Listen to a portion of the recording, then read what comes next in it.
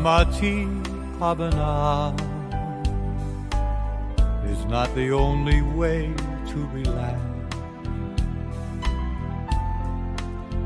but it is more, so much more than relaxation.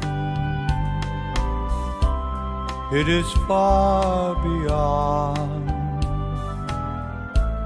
anyone's understanding, because it's a miracle more than we can ever know.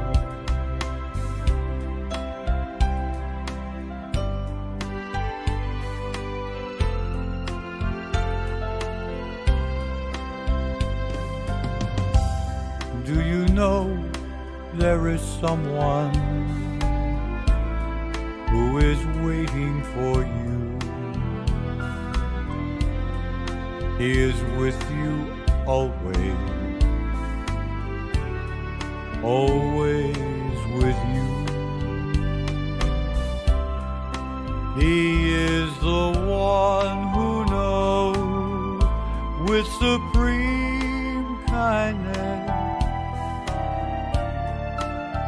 the most beautiful one in the universe.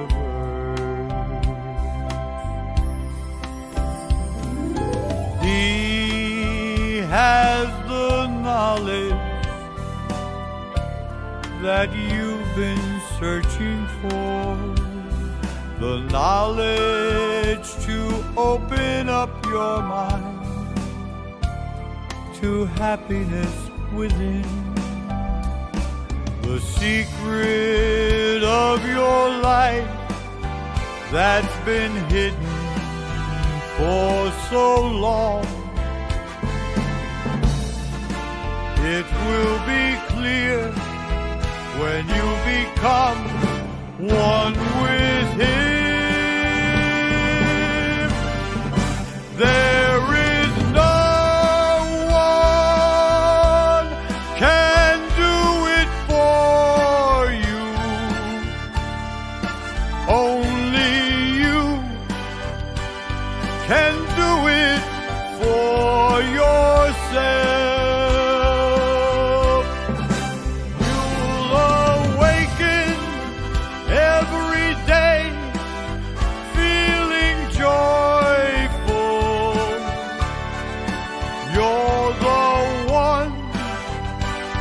That He is waiting for.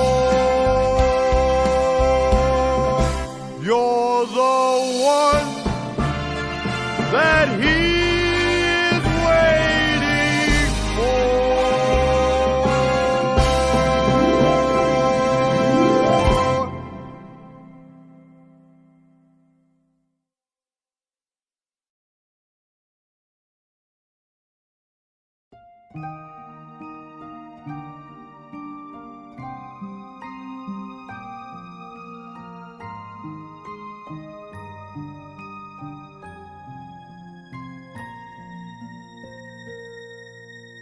I've been searching for the miracle all around the world. I used to look upon the moonlight and the shining stars as a wonder of miracle. One day I gave up on searching, so I closed my eyes and stilled my mind. I finally found the greatest miracle inside of me and everyone.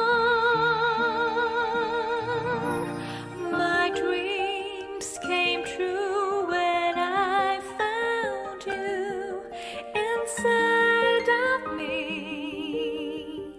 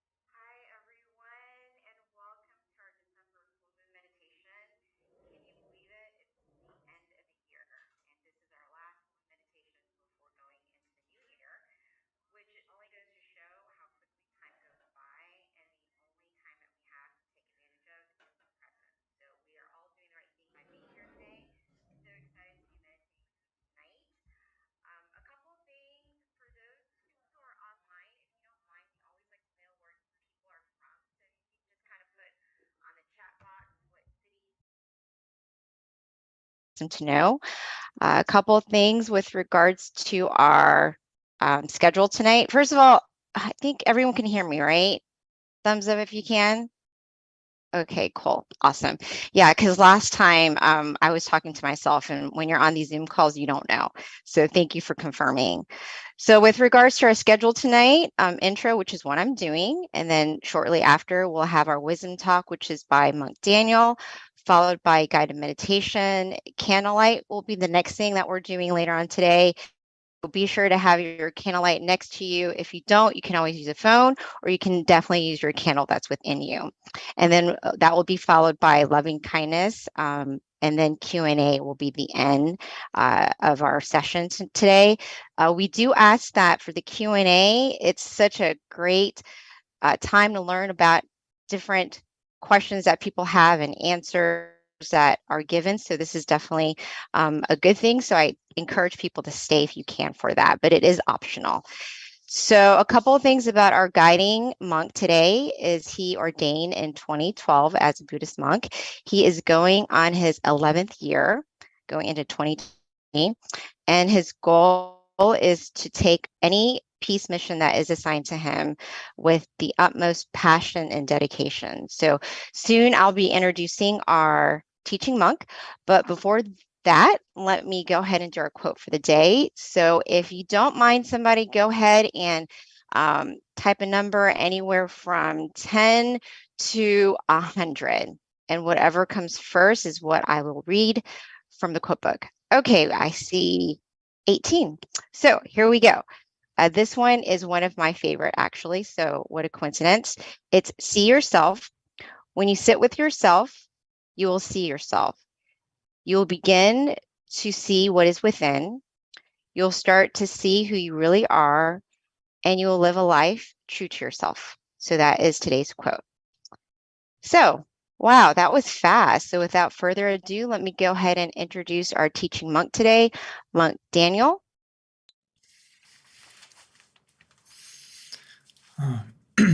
Good evening, everyone in America. It's wonderful to be back. As our lovely moderator, Miss B, mentioned, it's already the end of the year. And I feel like we just started together back in January. Myself and Monk Jackie feel like this year has flown by. I don't know if everyone else feels that way. Hopefully, you can continue the rest of this year by closing it out in a peaceful way and connecting to the full moon inside tonight, as well as keeping that full energy within you from this meditation to help throughout the month, and then going into the new year to welcome in the new year with a positive and bright mind. As we know, or learning or beginning to learn more and more, if we can stay with the present moment and stay calm and relaxed, you can access that positive energy within you. And that positive energy within you is the key catalyst that's going to help you to not only have happiness, but also feel fulfilled in everything you do. Because everything we say, everything we do, it comes from the mind first. So if we start from a point where your mind is clear, bright, at ease, everything else is going to fall into line easier and smoother. Most people in this world, we tend to try to settle everything around us, or have this goal that we want to make sure everything around us is in order, in balance. Kind of think of it as inner peace is going to come after everything around me is at peace. And then I can sit down and feel peaceful. But we should switch it around a little bit and try to find the peace within first. And when you have that peace within you, it's easier to help to make everything around you in order and peaceful as well. So switch it around. Start from yourself first. As Lumpal Tamachio would say, my master, my father, monk, he would say that world peace through inner peace. It's so true. And we have to first change our inner world and then expand out to our own small world around us this holiday, right? Our family, our friends, and our loved ones all around us. And then that will slowly expand out. So I'm so happy and honored to be here tonight, especially because as myself, I am also born and raised in America. It's good to see the New Jersey Center because I was in New Jersey for 14 years, and then I moved to Florida, and then I moved to Illinois. So it's great to come back to America on the holidays because unfortunately I don't really get the chance to go back home, but at least I can come here and welcome everyone this holiday season and give you the most important gift that you can give to yourself is meditation. Today, I would like to give you some tips to help you stay content and relaxed and access that present gift within you as we meditate.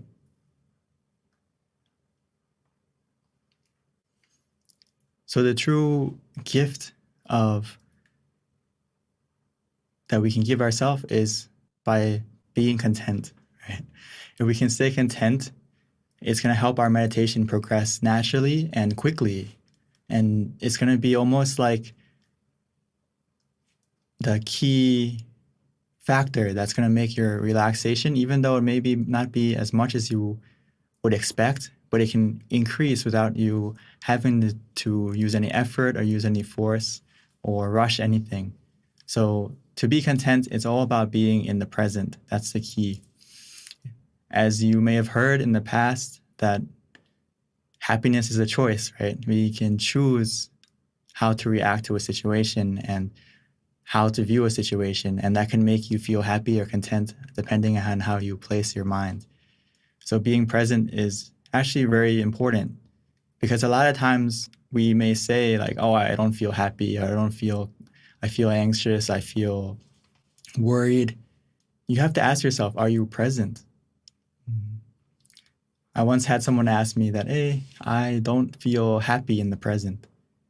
But if you sit down and reflect on yourself, the reason why you don't feel happy right now is because, yes, your body is in the present, but your mind is lingering in the past or it's in the future. And that thing in the future or that moment in the past is the thing that's making you feel unhappy or discontent. So if you can really bring your mind to the present and your body to the present, you're going to realize that right here, right now, you're okay, you're fine. And you can kind of slowly let go of that uncomfortable feeling that you may have lingering in your mind. So remind yourself that in the future. So especially in meditation, being content is really one of the key elements of having a successful meditation, because Paul would say that if we start with a mind that is content without boredom, from that absence of boredom, we are led to the feeling of comfort and even more comfort.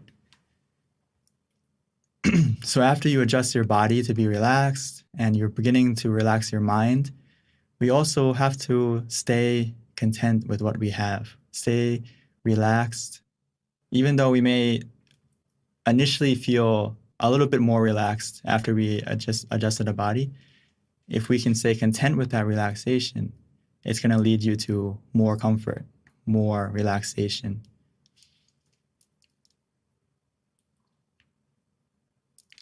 So I usually like to give this example because it's about placing your mind correctly or viewing a situation correctly. It's all about the perspective you put yourself in.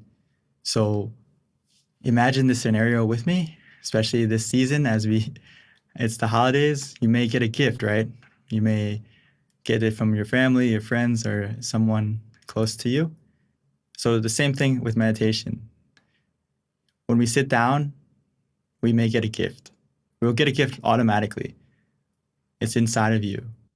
Every time you meditate, you are accessing a special gift, but it depends on how you view it, if you're going to open it or not. So you receive a gift. What happens if we aren't content with it? A lot of people fall into this trap when we meditate, is that we sit down and even though we already have a gift inside of us, we aren't content with it because we want more than what we have. So you can imagine yourself as a kid, or even now, you look under the Christmas tree and you see, oh, there's only 1 or 2 packages. Some of us may think, I want more, right? Or you think of last year or the year before, and you remember that year or in the past, there was more than there is now. And this happens a lot in meditation when we practice often, or even though it's your first time, we have this expectation, or whether it's coming from the past or the future, and it makes us want more or expect more. And that's when we don't feel content. Or we want something bigger. Like you sit down, you relax, and you expect the relaxation to be more than this. Oh, it doesn't feel like I'm sitting on the sofa at home. It doesn't feel like I'm laying down in my king-size bed or in a fluffy, comfortable spa, something like that. So we want more than what we have. And it takes our mind out of the present, and it takes our relaxation away, and it takes our contentment away. So again, our mind isn't in the present. Our mind is in the past or the future. And what we need to do is stop. Because if you do that, you're comparing. Your mind isn't accepting what you have right in front of you right now. So instead of being content with it, you are dissatisfied, and the relaxation will disappear, even though you have some relaxation. But we're not accepting it. We're not being with the present anymore. So the same situation is that the same scenario is next time this happens, or right now as we meditate in just a moment, is that feel like you're receiving a gift and just accept it without expectation and enjoy your gift. Because just having the opportunity to sit down and relax, as many of you may know, it's hard to find time to sit down and meditate. So right now, just having this opportunity is a gift in itself. And accept it rather than rejecting it right away. Like, oh, I expect something else. Accept it, enjoy it, and just be content with that present. Keep yourself relaxed of both body and mind, and allow yourself to open it rather than comparing to the past or expecting to the future. Allow yourself to be in the present. Allow yourself to slowly open it by calming your body, calming your mind. And every second that you stay calm, stay relaxed, it's slowly opening that package, opening that gift inside of you. And no matter how small it is, no matter how much relaxation you start with, even though it may be small, that's not the thing that's going to stop you. If you can stay content with that small package, with that small amount of relaxation, inside that present can be something precious. More precious than any diamond, and more precious than any gem, more precious than any treasure in the world, is that moment of fulfillment, that moment of happiness that can come from a still and tranquil mind.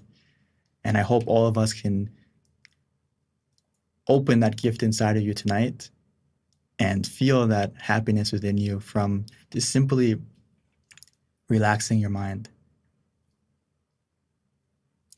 So we can realize that the best gift you can give yourself is the stillness of mind. The stillness of mind can become the miracle that you need in the end of this year, and to help you to progress into the new year coming around the corner. So we just need to look within tonight together. And you may be wondering, like, how do I stay present if I feel that my mind is wandering or I feel distracted? So of course we need something to help us. If you can't stay in the present and you realize that you're comparing or you're expecting, the key thing is, I'm sure we've all heard of many methods of meditation, but for now, we can just focus on, no matter the method we use to meditate, whichever way we practice, the principle is being conscious with comfort. These things must go together. So in our meditation practice, we usually give 3 methods, which kind of summarize all the methods in meditation, which there's the Buddha gave about 40 examples, but in our temple, we simplified it down to 3 methods because it's basically these 3 methods cover all the other methods. So as long as you practice these 3, where you feel conscious with comfort, it will take you to that present moment. That present moment, you can think of it like an island within you, an island of peace, an island where you feel safe, and almost like you go on vacation where you can rest your body and rest your mind. But in order to get there, we need to use a boat. So the image, the mantra, or being still is that boat to take you there. Whether you visualize something, whether you use the mantra, or if you feel ready to, you can just be still.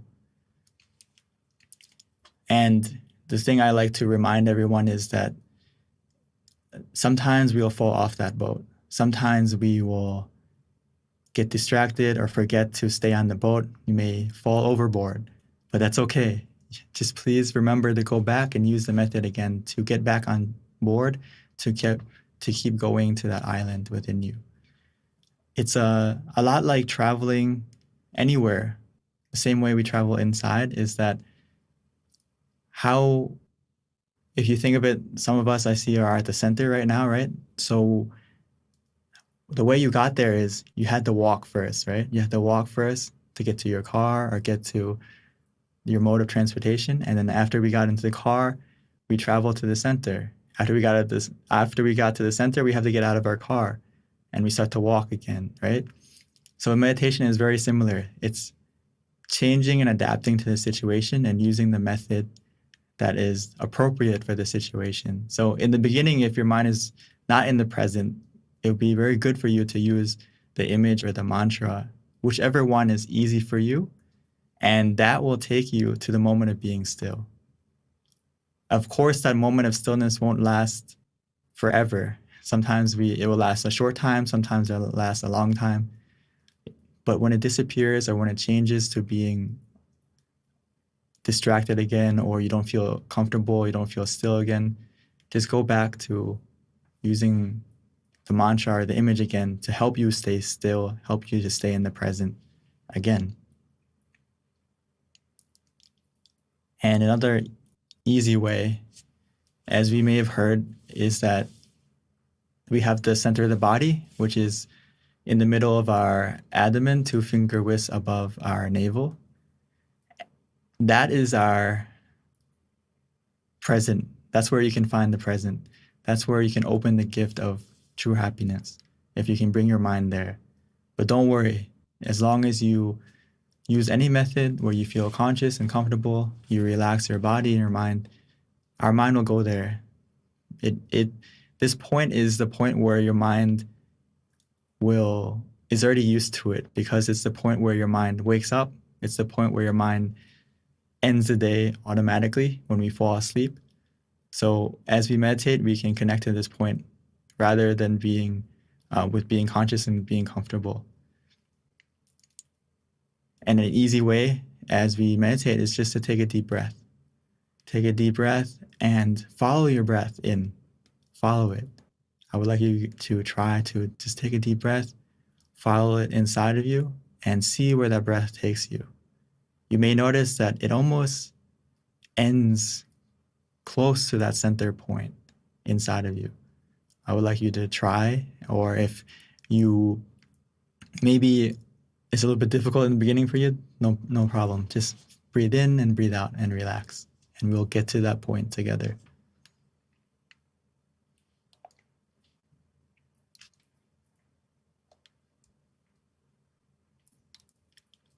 So before we meditate together, I would like us to adjust our body so we can prepare ourselves to open that present within you and stay conscious and calm together. And before you know it, the gift that's waiting for you inside will open. So before we start, please take your time to adjust your body, or if you need to stretch a little bit, please feel free to.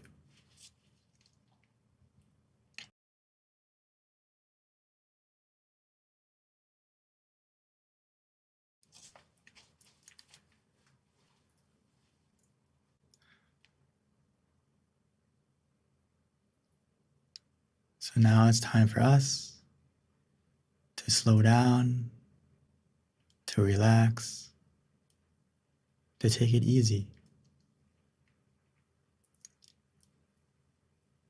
Don't rush into the meditation. Take your time to find a comfortable and relaxing position.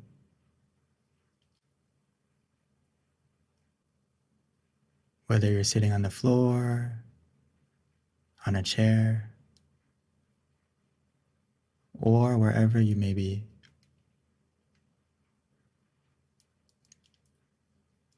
Find the position that feels comfortable for you as we slowly and gently, naturally close your eyes.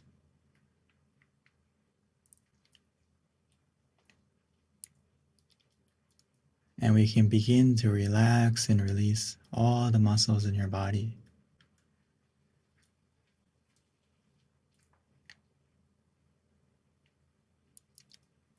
Because relaxation is the heart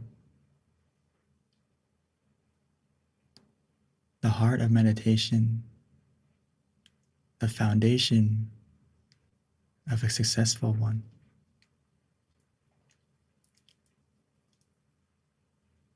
So from the moment we close our eyes and begin to relax our body, our meditation has already begun. The process of going inside to access that true happiness that can only come from the stillness of the mind has already begun.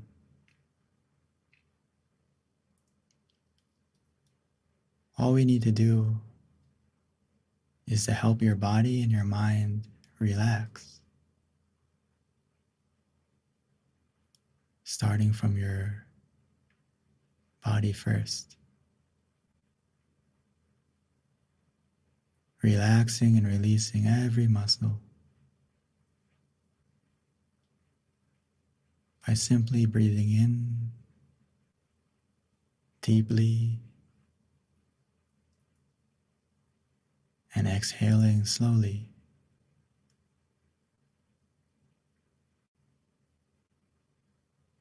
As we do this,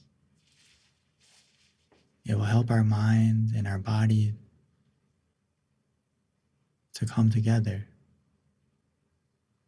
to be one in the present moment. So as you breathe in, try to feel your breath softly and gently.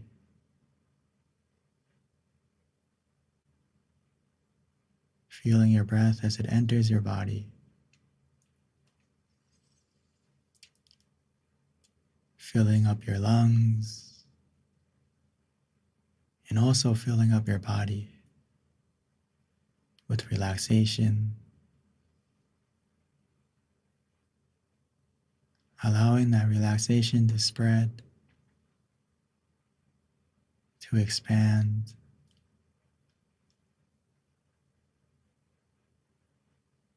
to every corner of your body.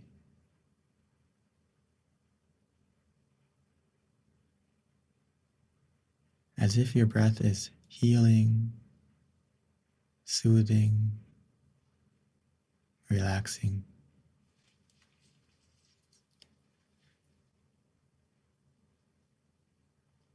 Even when you exhale, allow that relaxation, that soothing and healing energy to come out.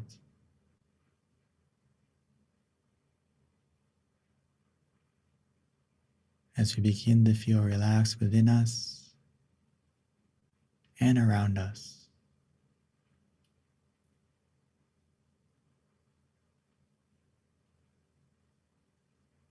The more we relax our body, the more that relaxation will help you to let go of your physical self first.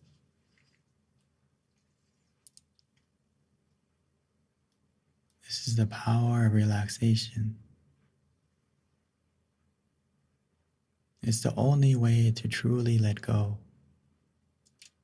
both physically and mentally.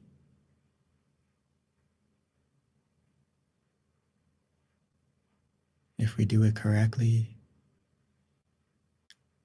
our body will begin to fade, begin to disappear, become lighter, as if it's not there anymore. As we begin to let go physically, we can continue to let go mentally.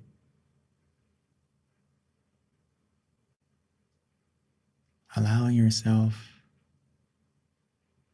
this golden opportunity to reconnect with the present moment, to open that gift, the special gift that's waiting for you inside,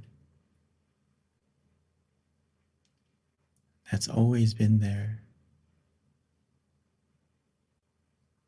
waiting for you to calm your body, calm your mind, and to look within.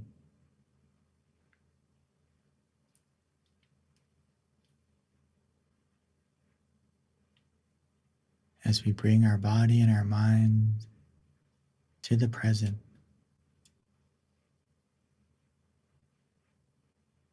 by simply relaxing, letting go of the past, letting go of the future. Bring your mind softly and gently back within you.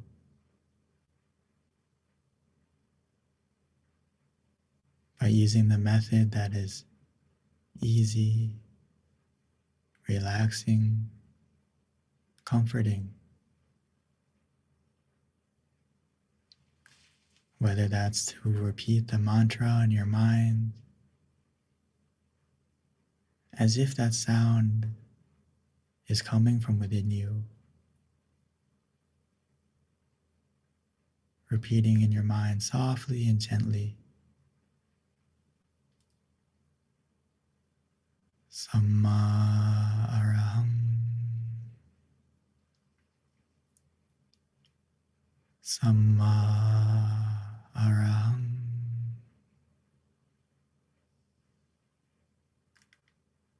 Samma Araham.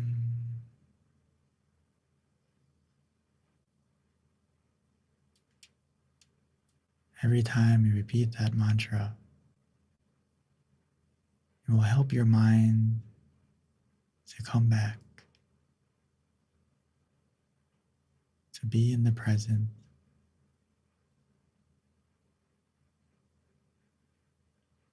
Or we can visualize an image, not with our eyes, but with our mind, using our feeling, not worrying about the clarity of the image. Because when we all imagine an image, in the beginning it's not clear, and that's okay. We can imagine the moon,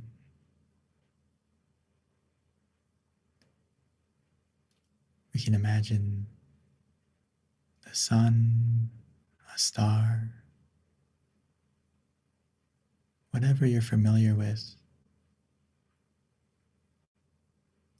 But try to feel the image as if it's in front of you, within you, covering you. Whatever feels natural for you. simple and easy.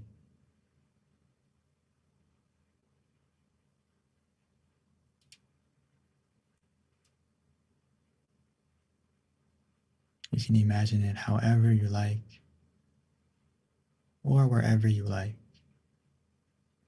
The key is it helps you to stay conscious and comfortable.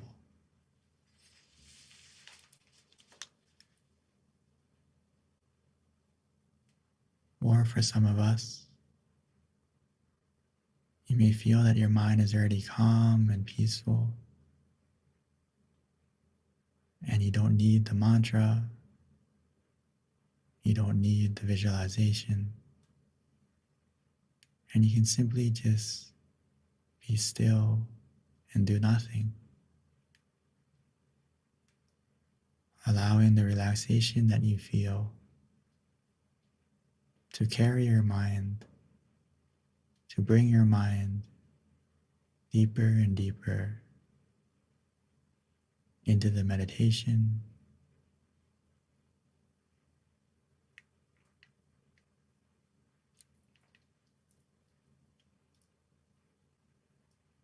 no matter the method you use, as long as it helps you to be conscious and comfortable together, and we stay content, patiently, relaxingly,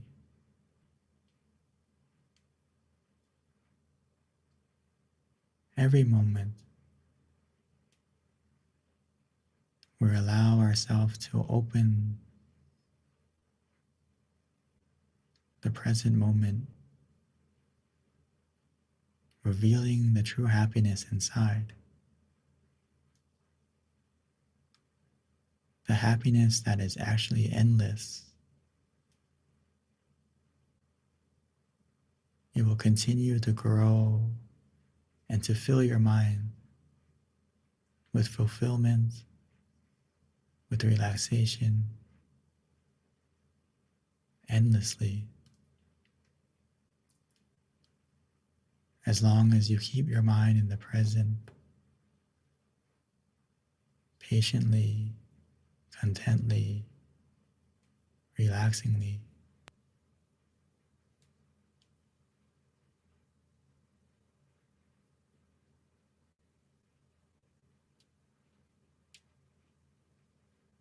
That feeling will continue to grow, to expand.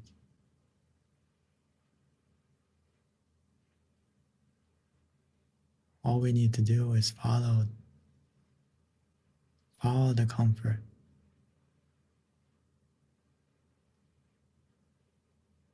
and we will naturally maintain it.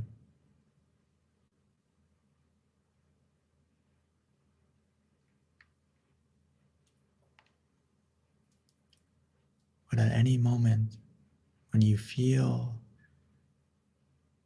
that comfort disappearing or changing, we can always adjust. Simply adjust to what makes you feel conscious and comfortable again.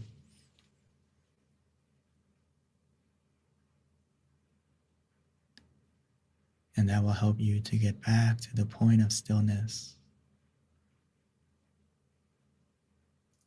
back to the center of the body within you,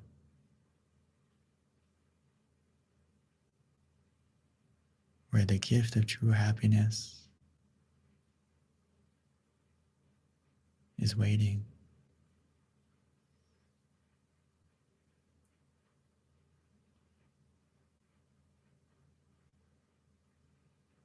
Just continue to relax, to release.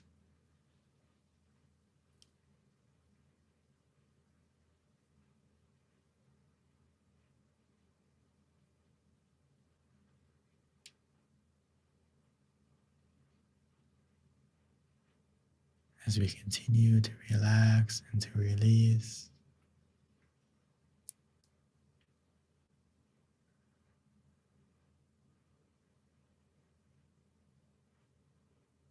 our mind will begin to settle,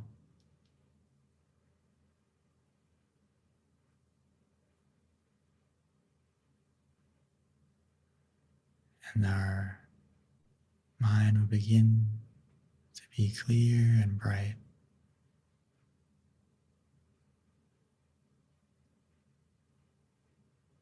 Where our mind is free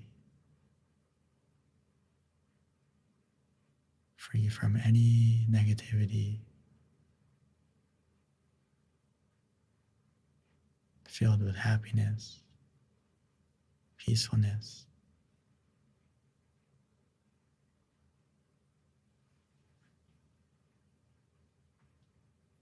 So let's continue to meditate together, allowing this feeling to grow and to enjoy this present moment together in silence.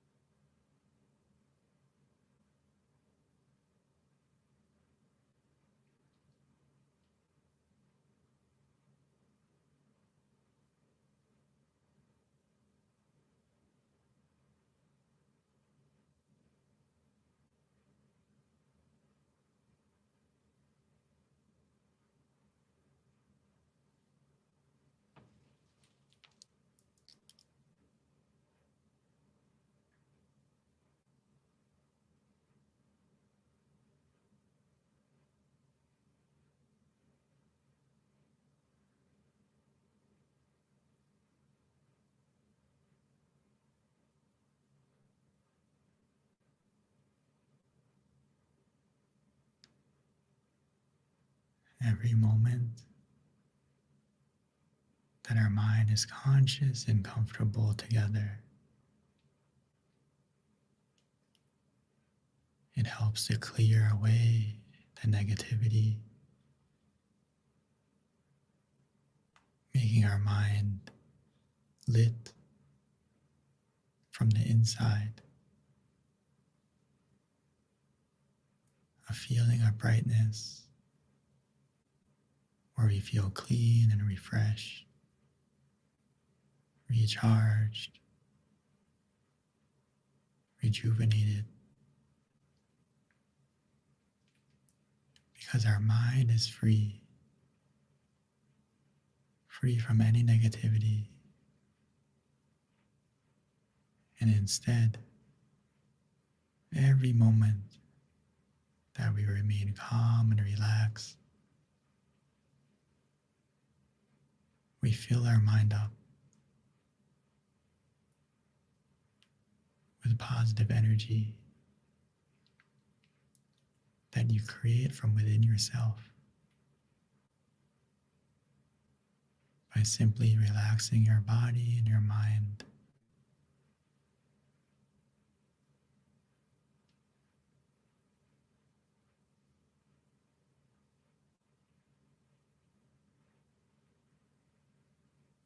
So now that we've taken the time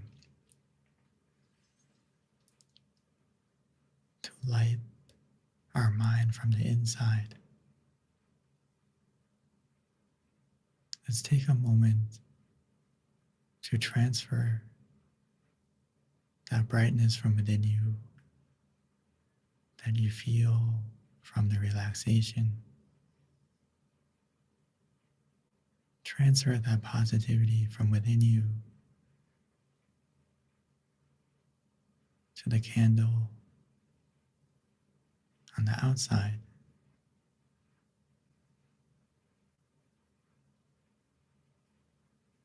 And once we've done that, we can continue to meditate together. But now I'd like to invite everyone to softly and gently open your eyes, maintaining that feeling of relaxation, and transfer it to the light, to the candle that you have.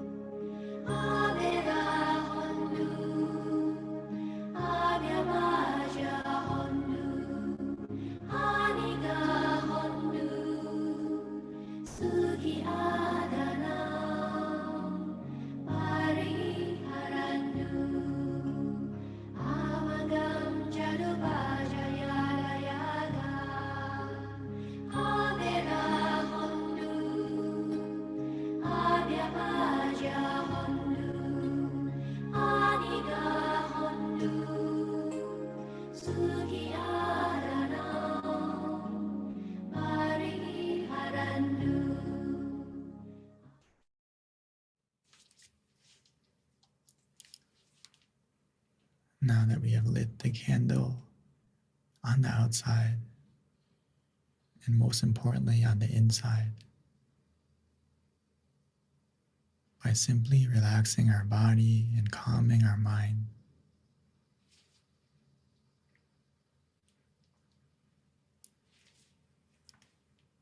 as we continue to relax, we can feel that positivity from within,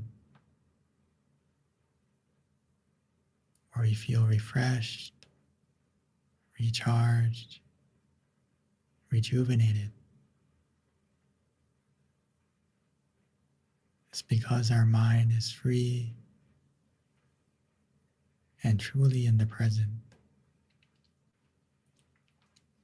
free from any greed, anger, delusion, or any negativity. Every second, every moment that we collect this relaxation, your mind becomes more clean, more pure, and positive.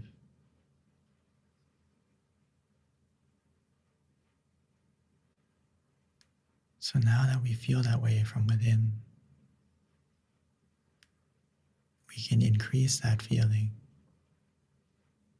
by sharing it, expanding it out, like the full moon that lights up the night sky, helping to illuminate the darkness for everyone and everything. We can be the same way.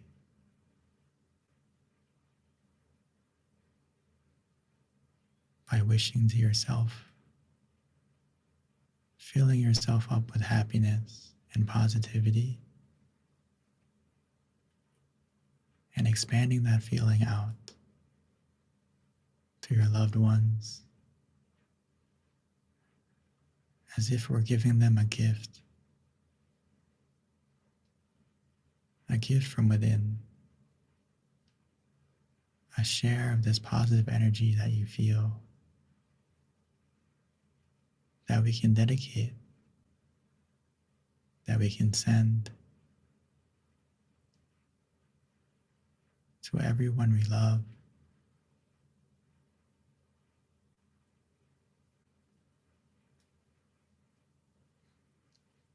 no matter where they may be, or even if they've passed on.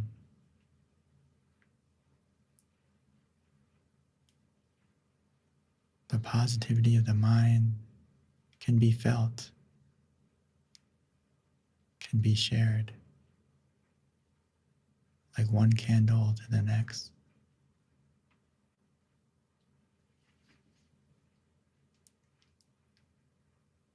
By simply visualizing them, their face, or their name,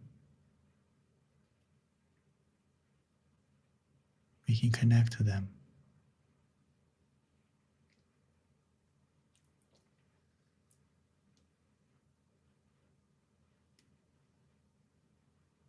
And we can expand out,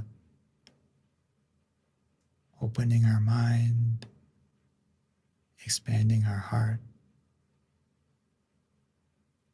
to our friends, to our community,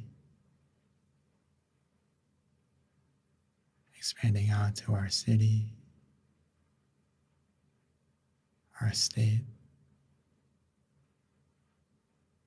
and even our country.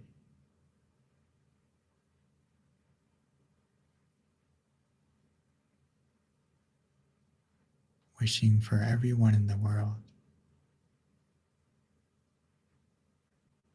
to have this energy,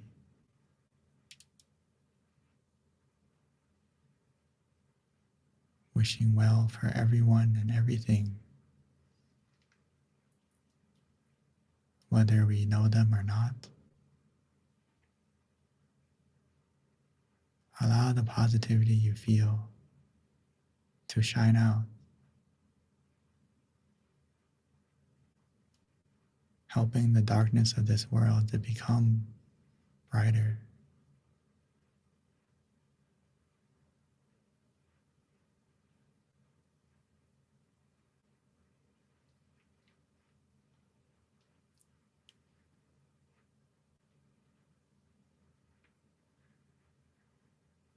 As we think in a positive way, share in a positive way, that positivity will come back to you.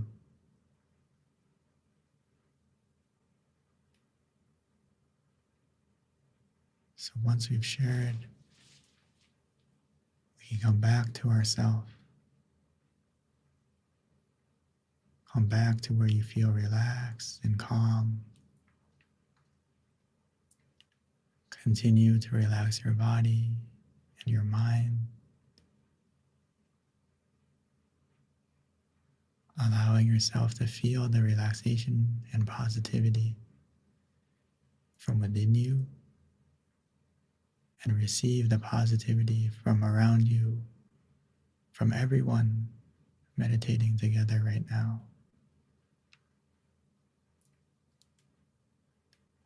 Because no matter the distance or the differences, when we close our eyes, we're all in the same place. All the differences disappear, and we're all connected by the point of peace within us.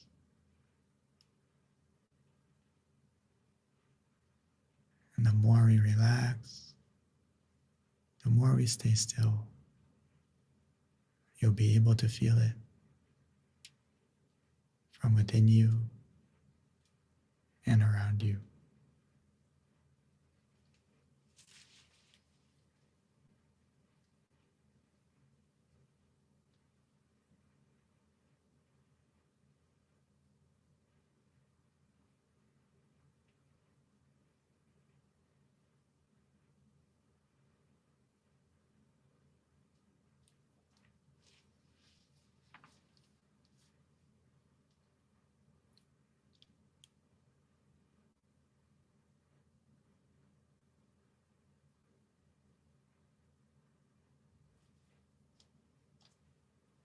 Sape Buddha Balapata Pache Kanang Chayang Palang Arahanta Nate Shirakang Pantami Sabaso Sabaputta Nupavena Sapathamma Nupavena Sapasangha Nupavena Satasoti Pawantu Te. By the positivity that you've generated from your meditation, may that positivity bless you in every way. And when you're ready, you may slowly and gently open your eyes.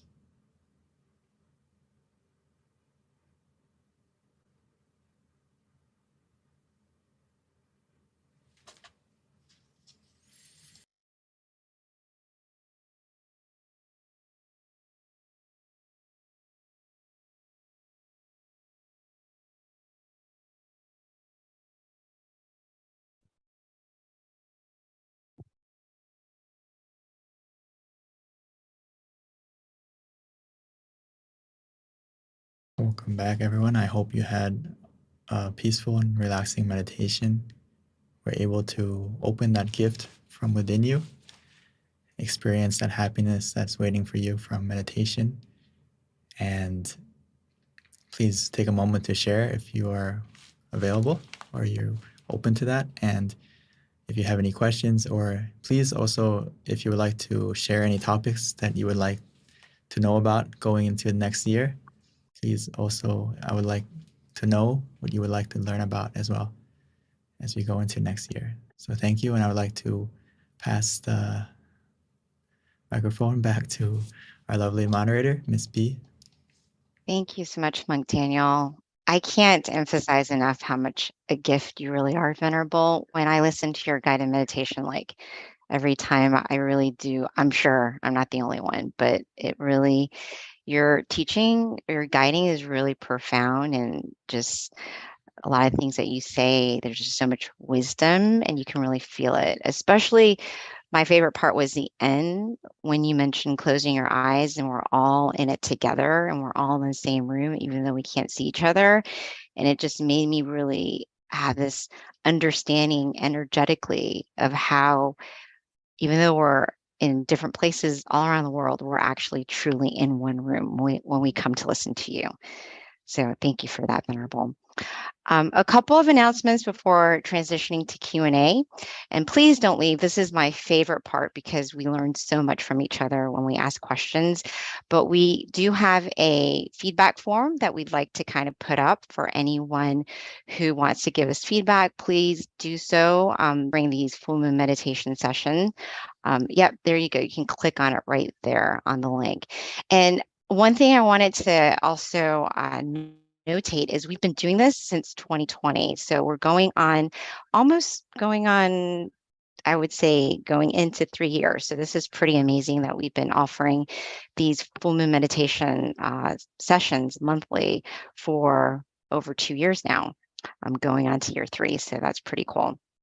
And with that, our next full moon meditation is going to be Friday, January 6th. So please mark that on your calendar and join us. And also, this is, there's no time easier to share what we do and just trying to help people find peace of mind than now. I mean, Venerable Monk Daniel is in Thailand, and he's able to guide us at the convenience of our home or at your meditation center. But this is such a great opportunity for people to share this to those that they love, who they know need meditation. All you have to do is pass on the link, pass on the flyer, invite them to join us. We do this monthly, and our next one's going to be Friday, January 6th. So please join us. Another thing, a couple more announcements before we transition to Q&A. If you haven't already, definitely check out our meditation, our website, tamagayameditation.org. This is a great website to go to learn about our different locations, to also learn about our upcoming virtual meditation, online meditation classes as well.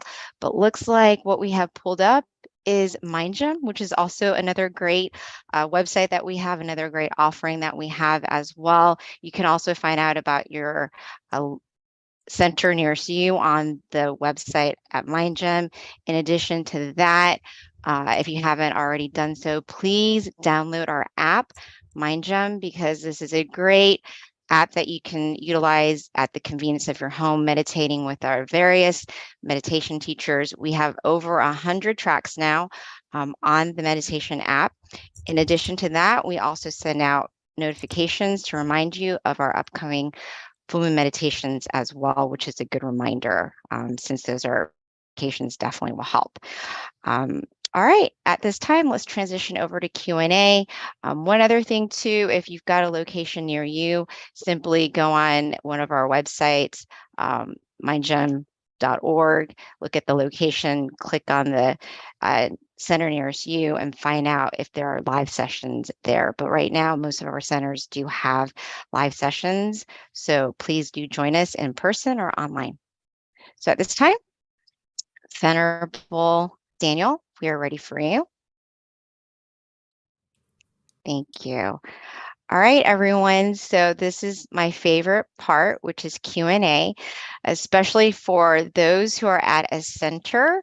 This is a great time to field questions for us so that we can learn from our teacher, Monk Daniel, and get some answers to some questions with regards to meditation, how to improve your meditation, the challenges you might have, how the Venerable's experience can help you. All right. So let me see. So Monk Daniel, I do have a question prepared for you. And I think it's definitely relevant for everyone who's listening to the call, which is when we have a guided meditation with you, it's very easy to meditate. But in our daily lives, what can we do to help kind of like extend that energy, that pure joy that you have when you're meditating into your next practice?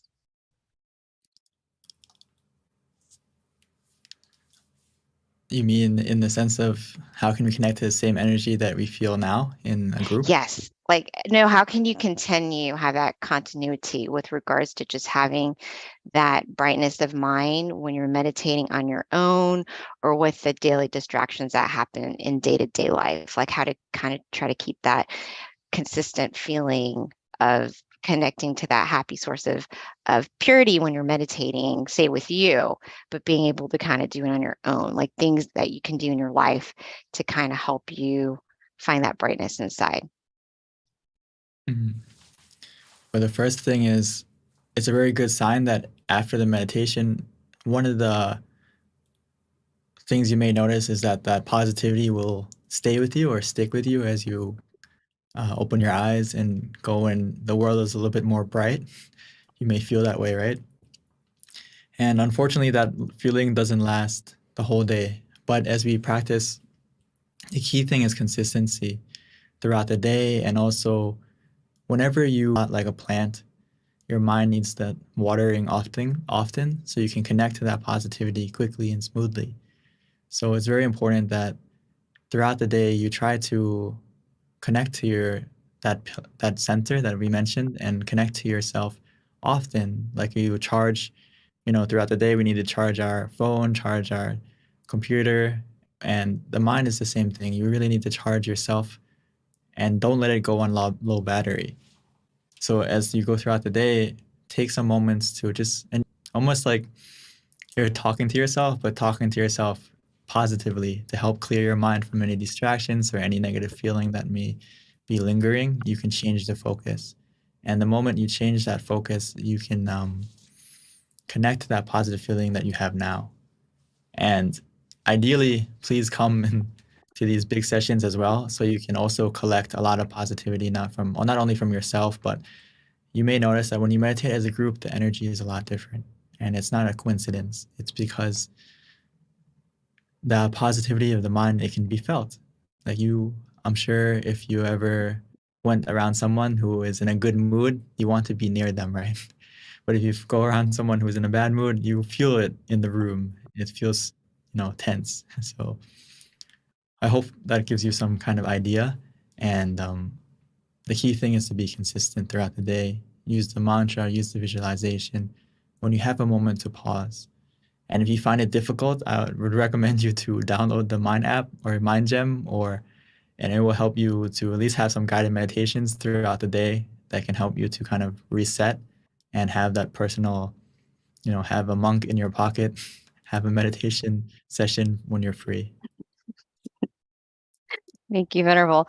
Venerable, that was such an interesting point, because I think you're right in terms of meditating as a group, even online. It definitely does feel differently for me. I can definitely feel the difference meditating with a group, even online, knowing how we have all these people from different places. Energetically, it does feel more powerful for sure. So that's a very good point. I never really thought about that. Thank you, Venerable. Now, we do have a lot of questions that have come from Georgia Meditation Center. Yay, Georgia Meditation Center. Thank you for some of these very good questions that we've got. So the first one is it good to put your mind to things of the present? However, there are issues from the past and the future that must be dealt with. How does one balance these considerations? Great question. The thing I realized that, of course, we have to heal from some things in the past that may make us feel upset, or it is some trauma that we have to get over to heal, and the future as well. But the thing is that I really like from our masters, Lumpao and Lumpu, he said that stop is the key to success. And the reason for that is when we deal with the things from the past or the future, if we don't take the time first to go into the present, to still your mind, to make it clear, to make it at ease, so you can get that clarity of mind to deal with those things as you mentioned. Most of the time we don't deal with those things with a clear mind, it's usually influenced by that trauma in the past, or it's influenced by some kind of negative emotion, whether it's greed, anger, misunderstanding, whatever it may be. So your mind is already like tainted. So when it's tainted by something like that, our reaction will be not as positive as it can be. So sometimes we overcomplicate it and we overthink things, but that happens because, again, your mind is influenced by something else. So if we can follow those words, stop is the key to success, meaning stop your mind, still your mind first, be in the present, and from that stillness, you will have an answer. You may notice that after you meditate, it's almost like the answer, or even during the meditation, the answer may pop up. Oh, that's what I need to do. Or you have a different feeling, a different calling to go have that answer after the meditation. So I can't recommend it enough that normally most people, we like to think out the situation or try to brainstorm the way to get over that incident. But we can change it now when we learn about meditation. And it's okay to brainstorm, it's okay to think. But sometimes if you can't think it out, you have to get out of thinking. Get out of that process for a moment and calm your mind first. Clear it, reset it, make sure there's nothing influencing your mind, and you have that clarity and purity of mind, and that will help you to decide and balance what you need to do next. It's kind of like you have 10,000 things that you want to clear, but if you take a moment to still your mind, relax your mind, you'll notice that out of those 10,000 things, there's only 1, 2, 3 things you need to do, and the rest will clear itself. And I really hope you put that into effort. The key to success is clear and bright mind, and keep your mind at ease. Everything else will be more simple. Venerable, it just made me realize that the key is kind of counterintuitive, but the key to your answers is actually not thinking. It's kind of interesting, but that's true, when it comes down to it.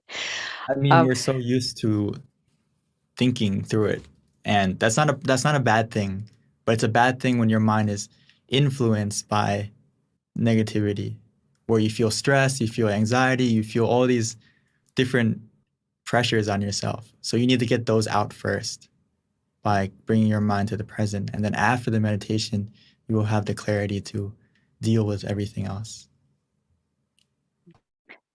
So Venerable, this is another question that was asked by someone at GNC, which is, how do you master an attachment? I think the key thing is to reflect on that there's nothing that you can really hold on to forever, whether it's yourself, right? Your own body. You want it to not age, you want it to not get sick, but unfortunately, everything has to change. I think you have to understand that change is a universal principle. So it helps us to not be over-attached to something, whether it's people.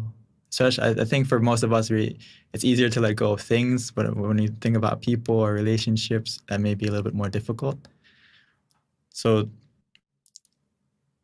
I realized from myself that the more I meditate and the more I find that true happiness from inside of you, rather than most people, we rely on happiness and fulfillment from the people around us, the things around us, the status we have, so and so. And when we put that happiness and focus on things that we can't control, that we can't maintain forever, right? We can't keep all those people with us forever. We can't keep all the things around us forever. We can't keep the status that we have forever.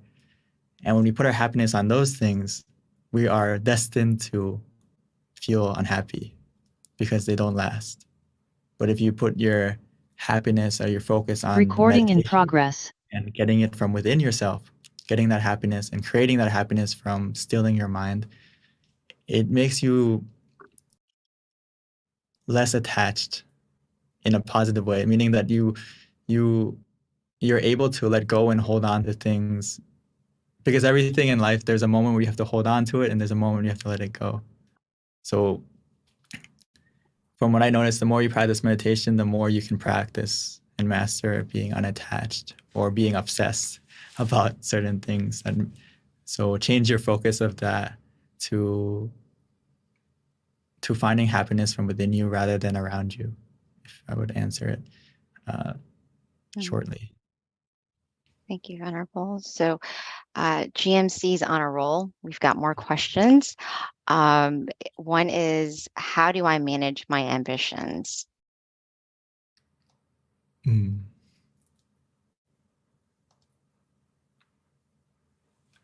I like it. I like this question a lot because it connects to meditation a lot, because we all have ambitions, or we have desire or expectation in our meditation for it to get better, or we've heard about all these maybe supernatural things that can happen from meditation, or these, enlightenment, whatever it may be. So we have these ambitions that, oh, when I meditate, I can get to that level, or will I be able to get to that level? And this also applies into life, where we have ambitions and goals, right? I like to take it's same thing to monk life. Sometimes we have this goal that I'm going to ordain for the rest of my life. That's a high ambition. Right. So Lone Paul would say, don't worry that far. Worry day by day and make every day the best. And say, I'm going to ordain day by day rather than ordain for life. And what that does is you change your focus to the method rather than the result. Change the focus on how you're going to get there rather than, am I there yet? Am I there yet? So I notice if you do it that way, you won't put too much pressure or anxiety or stress on yourself, and you will live a lot happier. So it's kind of similar to being in the present. It's actually the same thing. Live in the present moment and focus on what can you do day by day, and that will take you to your ambition or to your goal or to your desire, rather than focusing on the desire and the goal or the ambition. And that will only give you a lot of pressure and expectation and make you feel stressed. So instead of that, it's good to have it, but then focus on what am I going to do to get there rather than am I there yet? And this is the same applies to meditation as well.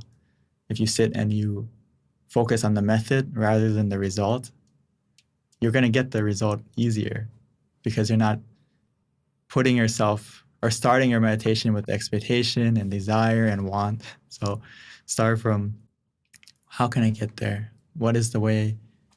What are the methods that I can use to get there? I hope I gave you an idea. I'm not sure if that or if you're talking. Yeah. Yeah, Venerable. I think that actually, to me, just, if I were asking that question, it does make a lot of sense. And there is a lot of correlation too with regards to just being a meditation practitioner and having ambitions as well, be it in meditation or your work life or your ambitions that you have in general, to whatever your desired outcome is. But because you're meditating, I would think you're aware of this ambition that you have, so that automatically helps you manage it. Correct, Venerable? That's to me, that's how it's really connected, is by meditating, you're seeing how ambitious you are, and then you're also being able to identify that, oh, this is actually like not making me happy, it's creating suffering. So let me try to like not be so attached to the outcome because I'm a meditator. Yes. Exactly. Thank you, Venerable. Yeah, that's kind of what I picked up as you were explaining that. So another question that we have from GMC, man, they are dominating. Come on, other centers. Okay. And by the way, I'm associated with the Georgia Meditation Center, so I'm very proud that they're asking all these questions. That's awesome. What if you feel like you can't stop thinking or being distracted by what's around you? And that's another question from GMC as well.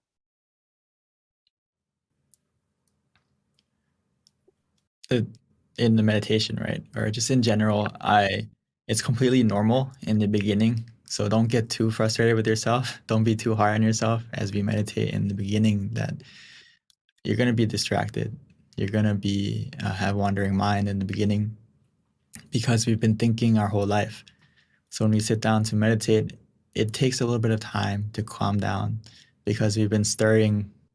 it's like a glass that we've been stirring all day, and not just all day, but many years. So when we take the time to put our mind down and just let it calm down, it takes a moment, it takes some time. So in that time, I can't emphasize enough that you need something to help anchor your mind in the present. Like if you think of it as a boat, you don't want it to drift too far away or drift into, get lost at sea. You need an anchor to keep you in the present. So that's why we use the mantra and the visualization, or even both at the same time, to help you stay here and now.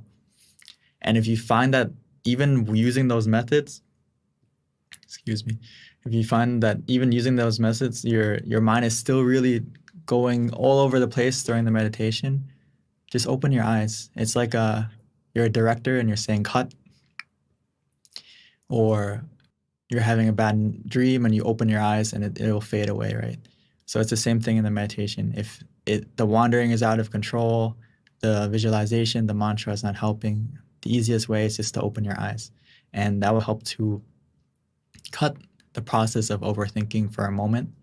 And once that thinking is gone, we can continue to close our eyes. And as you close your eyes this time, please use the mantra and visualization again from the beginning.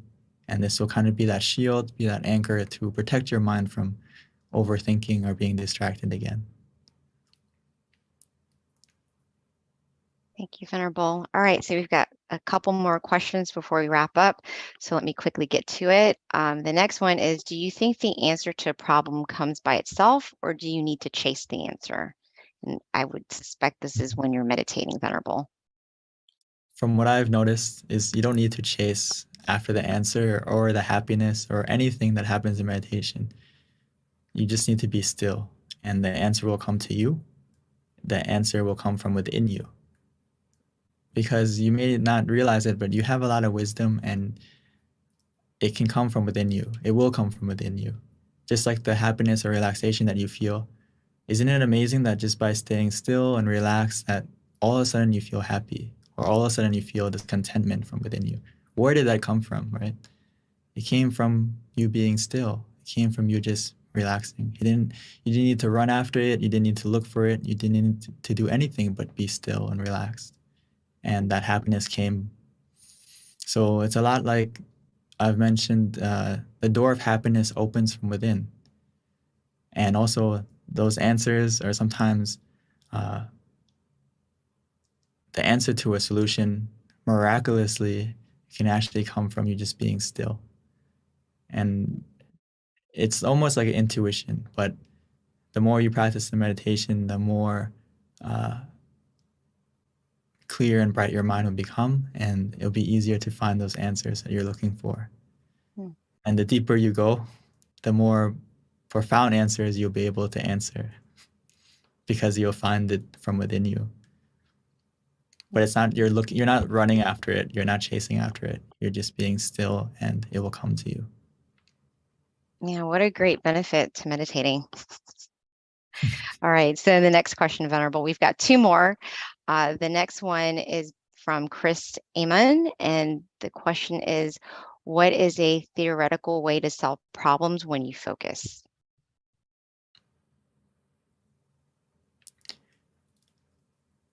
I think the way you can focus more clearly is when we practice meditation, as we mentioned with the ambitions or with everything, is you become more aware of how you're feeling, and you become more aware of how you are reacting to situations, how you are feeling throughout the meditation, and that will carry out into your daily life.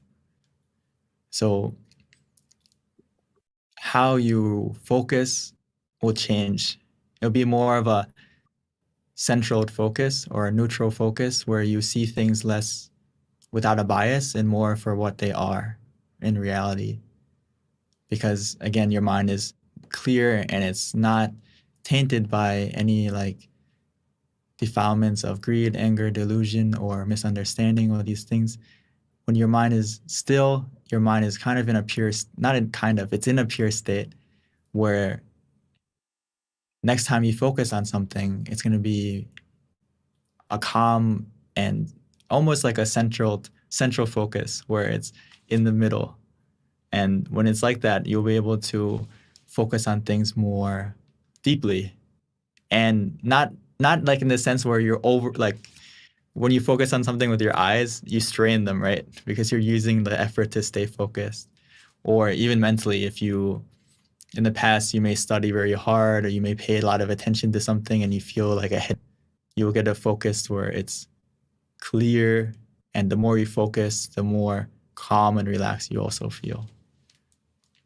Thank you, Venerable. So one last question before we wrap up. The question is, I have a hard time explaining Buddhism to people. Can you tell me how to explain it in a short, concise way, but an accurate way to people who aren't acquainted with Buddhism? I think the Buddha put it the best. He said that Buddhism is about stopping negative actions by thought, speech, and in physical action. So, and to stop doing good and cultivate purity, basically, to put it in like a short sentence, from your thought, speech, and action. So whatever harms others or harms yourself, we have to stop, and we have to start helping yourself and helping others. Be a positive influence on yourself and others. So to put it simply, to stop doing negative things and to start doing positive through your body, speech, and action. And that is the core of Buddhism. And to put it even simpler than that is stop is the key to success. This is from Luang Pu and Luang Pa. He said that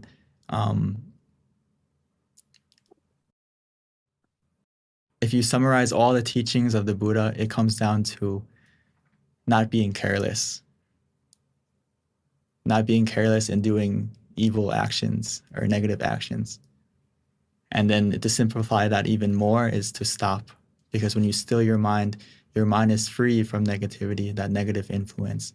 And that when your mind is free from that negative influence, when your mind is pure, your speech, your action is pure.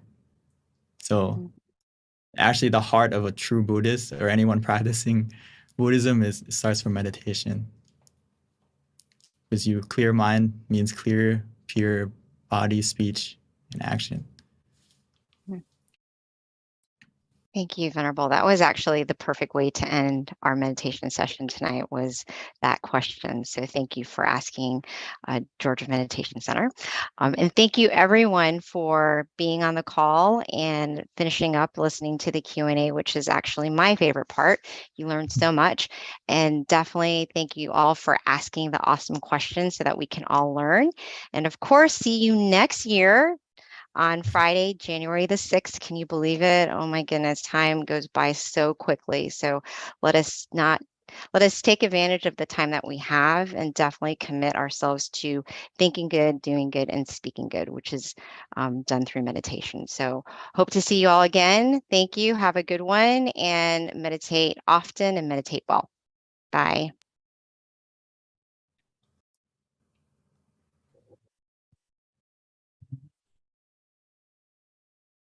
Recording stopped.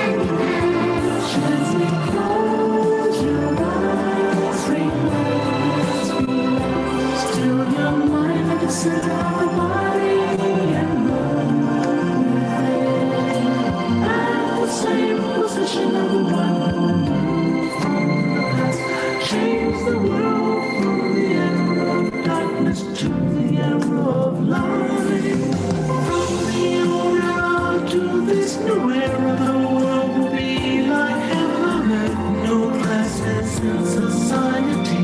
Everyone will be really happy. We'll speak the same heavenly language.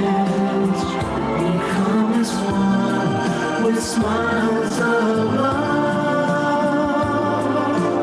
We'll be kind, the world will change. The world will change. Let's come together to change the world. Let's come together to change the world. Let's come together to change the world. Let's change the world. We have to do it the easy way and relax each other with childlike innocence. Everyone must join hand in hand. Chemicals will rise and relax. Still the mind at the center of the body, and good breathing. As the word will be from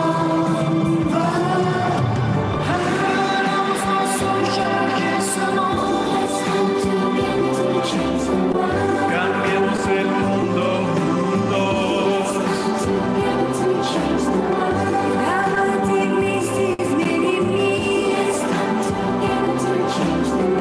هيا معا نغير العالم.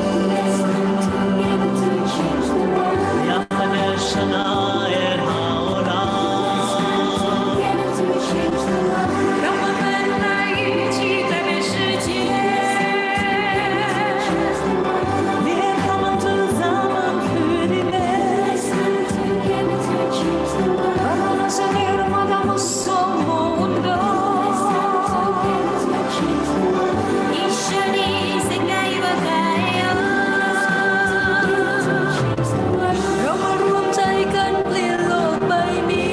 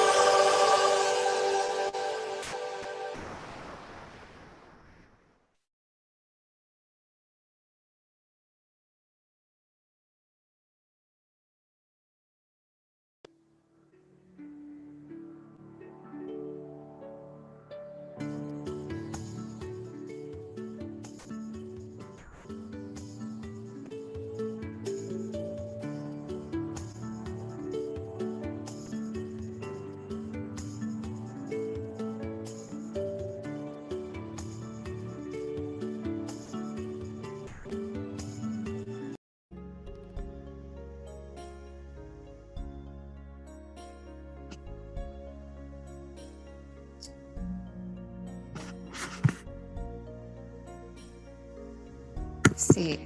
You might wanna.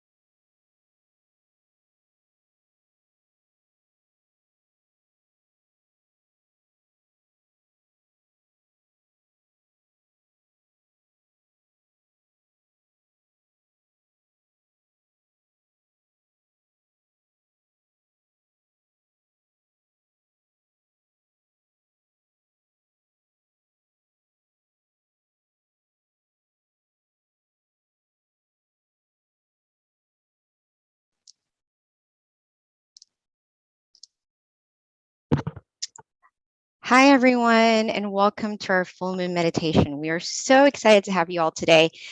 This is going to be a very good meditation experience. Our theme is going to be Ignite Your Inner Light, so be ready. And it is also Equality by Tranquility, which is actually a perfect theme considering today is MLK Day. So with that, I like to go ahead and start off with a quote. And this quote is actually pretty in line with the theme, I feel. So it does have to do with light and brightness. And it's from one of my favorite quote books. It's called Pipo. And this is the quote: "The happy sun. The internal sun will arise when our mind is at a standstill. It will be like a bright object shining day and night.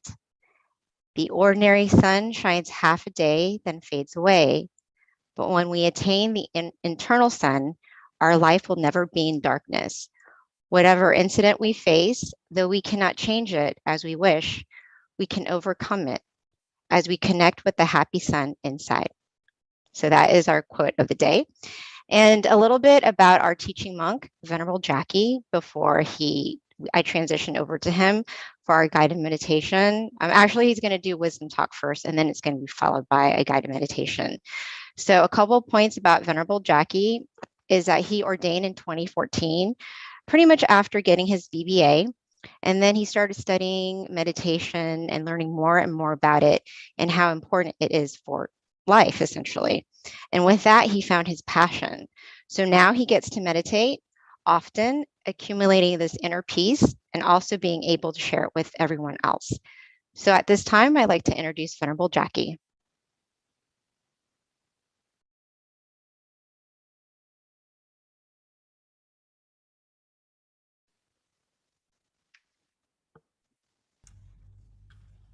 Namaste, Pete. Hello.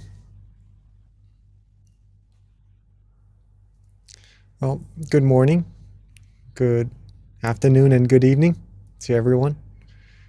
I see that you are here, not only from America, but from all over the world.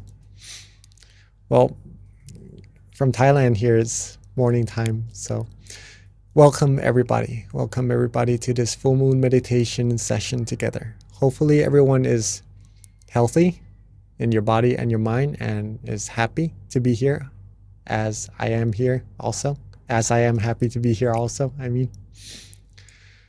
Okay. Today's topic is mainly, since today is Martin Luther King Jr. Day also, I believe a little bit on it, but in relation to meditation or the peace of mind, if that is interesting to everyone, before we start our meditation, just to see how important it is, meditation is, right? Okay. So first point I would like to make is that we know that we are different. From Canada also, welcome. Shanti. We know that we are different, right? We look different. We sometimes speak different languages, right? I speak Thai also as actually my first language. We like different things sometimes. We have different backgrounds. So differences are there. Like definitely, we can see them. But we do also have similarities, right? We breathe the same air, you know, we are in the same world. We breathe the same air. We have the same sun for light, for brightness. We are under the same moon right now, tonight, right? We all have our own problems as well to deal with in life. Also, as humans, as all beings, we all seek happiness, right? You may see sometimes people might want to suffer or hurt themselves, but it is because they seek happiness for that. In a way. So all in all beings seek happiness.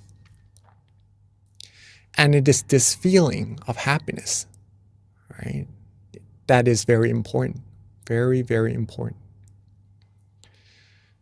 It is because even though we are different on the outside, right, the feelings we have inside, love, happiness, all the other feelings, are the same. Okay? More or less, they are the same feelings. Different interpretations, yes, for sure, in different languages also, right? But the same thing that we are talking about, universal, is universal.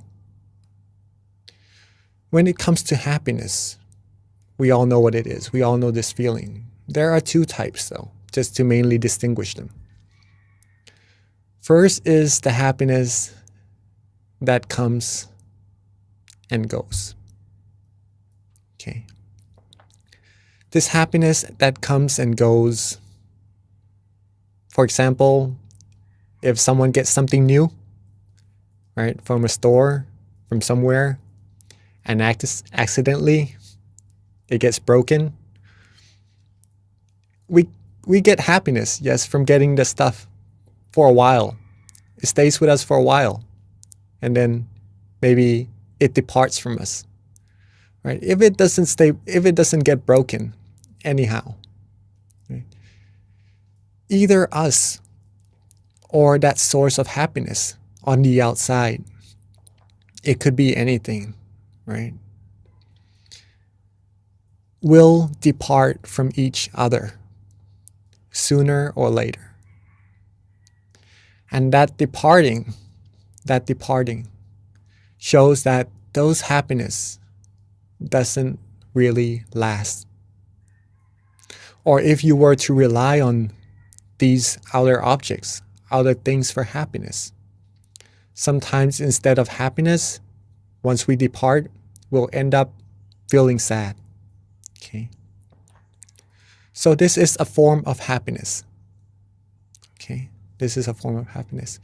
You could say that it's a come and go happiness. Let's put it that way. All right. The second type of happiness is the opposite. How could happiness becomes opposites, right? Well, it's the type of happiness that it is always there waiting for us. Always waiting, always there waiting for us to grab, right? It doesn't go away. It lasts, right? All we need to do is get to it. And that happiness is inside all of us already.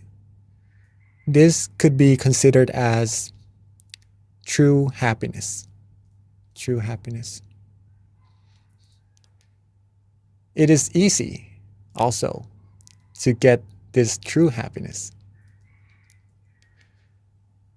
I will later on meditate with everyone here and actually do the practical part of how do we get there. But I'm assuming that everyone comes and meditate quite a lot already. You already know how to get there, right? But just to do it all with each other again also.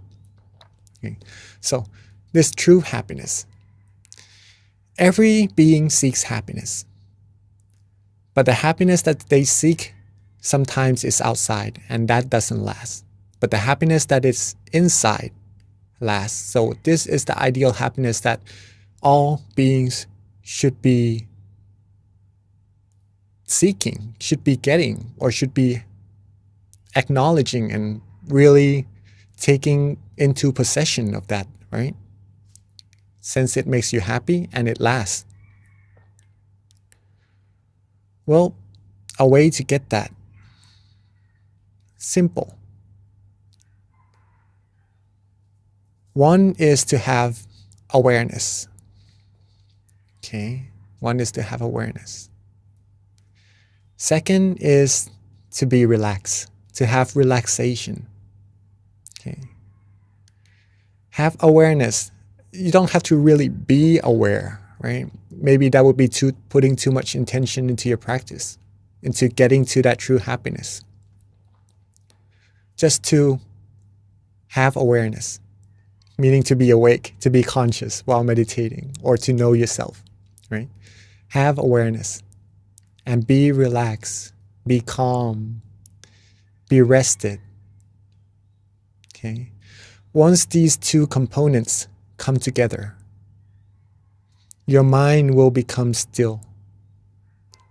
Your mind will become still automatically. There's no need to try to hold the mind still or to try to make it still at all. If you are aware and you are relaxed, your mind will automatically become still.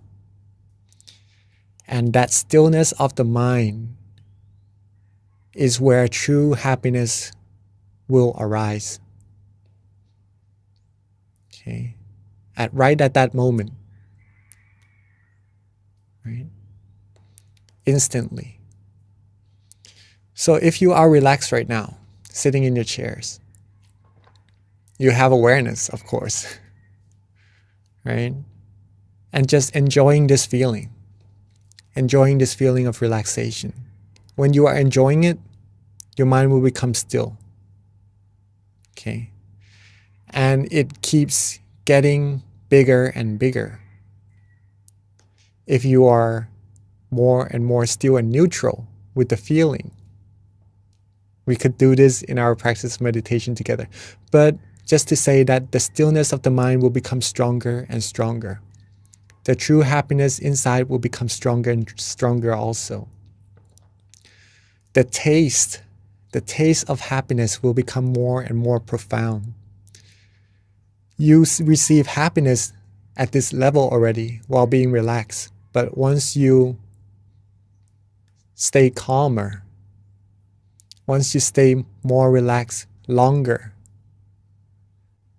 different types of happiness, more and more happiness, more tasteful happiness will arise, thus giving you more profound insights into your meditation as well. Okay, but that's for you to prove it to yourself, right? This shows, what does this show? Right? Everyone seeks happiness. There's already happiness inside of all of us. We all feel the same thing, just different interpretations. Okay, and there is a way for everyone in the world using these two things, awareness and relaxation, just to get there the same way. This could be said as equality of happiness, or the equality of humanity. The equality of humanity. Thus, equality by tranquility. Okay. If we choose to not really look so much at the differences of humankind, of humanity, but we choose to look at the similarities, peace will happen. And when we are happy inside, when we are fulfilled, when we are content, we will feel love for everyone. We will feel that everyone is equal in happiness. And we will know that this world is able to receive peace, and thus it is a way to world peace. Okay. There's a quote. Since today is Martin Luther King Jr. Day also, there's a quote by him related to the moon also, right? So today is actually one moon together as one, as our campaign as well. Darkness cannot drive out darkness. Only light can. Only light can. If we were to create world peace, but we were to put out negativities, war, maybe, into this world? How could world peace really be accomplished? But if that's the light within ourselves, within humankind, right? That's the light that can actually, if everyone comes together as one, like the moon, we will be able to eliminate the darkness in the sky, even at night, right? Even in the darkest night. When there's light, we can see. We will be able to bring light into this world and truly make world peace come true. Okay. That is pretty much our talk today. Hopefully everyone enjoyed it and acknowledge how important it is everyone is today. Not to just come here to the session, but actually to the whole world, to create world peace. Okay.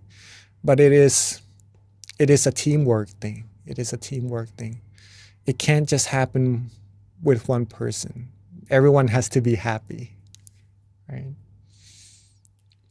Okay, so I'm guessing that everyone is ready to practice our stealing the mind together. First of all, we all have awareness already. Now the second one is relaxation, right? Make sure you are comfortable in your seats. Make sure you are sitting relaxingly, the way you like it, right? This is all you. It's up to you to make yourself happy. Okay. So once the body is relaxed, then we'll go to the mind. And then when the mind is relaxed, the mind will become still. And then we'll go from there further and further. Okay. So let's take a few minutes to get our body freshened. If you need to drink some water or do some movings, please do. And then once you're done, let's get into our meditation.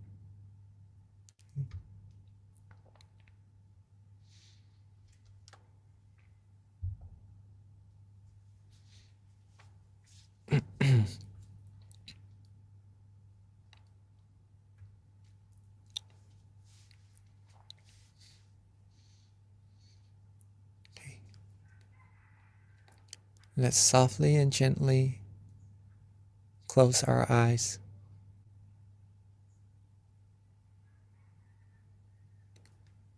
Softly and gently close our eyes. Just enough so that we feel relaxed. Just enough so that our eyelashes touch. It is to relax our eyes and not to worry too much about it. Relax our foreface. Relax our head. Relax our cheeks, our chin, our neck. Relax our shoulders, torso, waist, thighs, all the way down to the tips of our toes.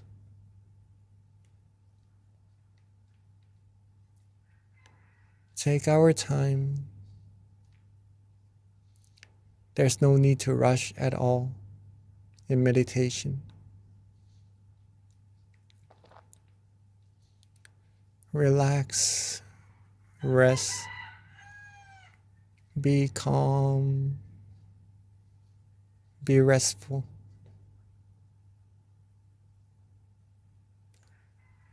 Rest and relax as if we are taking our vacation, taking our time to really take care of ourselves, and later on to take care of our mind as well. Take this time to make sure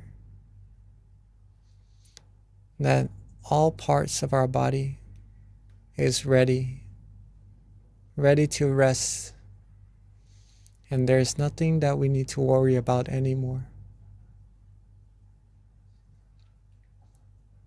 Now, let's let go of all our worries. let go of all our responsibilities just for now, so that our mind can be rested as well. Rest and let go. Be free. Be free from all worries. Be free from anything that would give you a burden or give you weight to your mind. Be completely free. Be completely rested. You may start to feel the mind actually moving, flowing. And that's just the mind being free. And when you're able to let go like this, you'll start to feel relaxation. You start to feel inner comfort, peace, happiness, calmness, or tranquility. Just relax and let go, and don't worry about any feelings to come at all. If you don't look for it, it will come to you. All we need to do is just rest. Rest and let go. You'll start to also feel that the mind wants to be at a certain place, maybe right there in front of you, right there around your chin, or maybe around your shoulder, or even at the center of your body. There is a place when you are relaxed, when you let go, when you have no worries, that the mind will rest at. And let the mind rest there. That is good. That means the mind has already come to a point of standstill automatically. Let it be, let it go, let it flow. Enjoy this relaxation. This feeling, this universal feeling that is very, very important. Let this feeling, acknowledge it to be the most precious feeling, the most precious possession we can ever have. In order to keep it going, keep feeling this peace, this relaxation, simply don't worry. Don't worry, be happy. Let go, relax. Be neutral, be as happy as you can be. Be as calm, as comfortable, as relaxing as you can be. It's our time to take care of ourselves and enjoy this feeling. The further we relax, the further we let go, the more happiness we will receive. And the further we keep going, the more tasteful, the more meditation experiences we will receive. So let's be neutral. Don't worry about what will happen. Stay calm, stay relaxed, and enjoy this moment. If you wish to use an object of visualization to be a company so that the mind doesn't wander off, then feel free to. If you like to use a mantra as your company along your journey, feeling relaxed and calm, also feel free to. If you just like to be still, don't worry about anything. Not use any visualization or mantra. Also feel free to. See what you like at that moment. Use what you like at that moment. Enjoy the meditation experience. Enjoy the inner brightness. Enjoy the flow of true happiness that is being generated from within all of us. Let go. Don't worry. Let the feelings flow. And let's stay still, stay calm. Enjoy this meditation together in silence for this time being.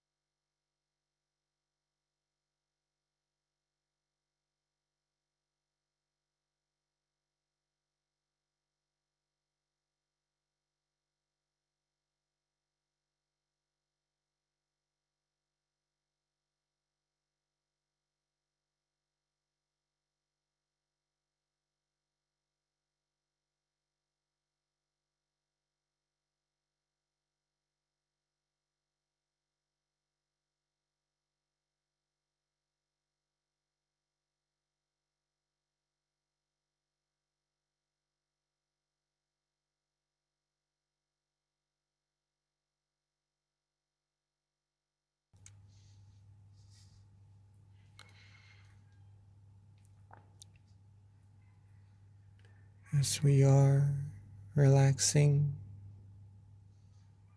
releasing, being calm, being still. At some point, we may start to have some wandering thoughts. Maybe we did not really pay attention to them, or they could be some worries we had from before. In this case, softly and gently let them go. Don't worry about them. It's perfectly normal. Let them go. Relax our body again. Let go again. Let our mind flow again. Come back to the point of balance. Be relaxed, be worry-free.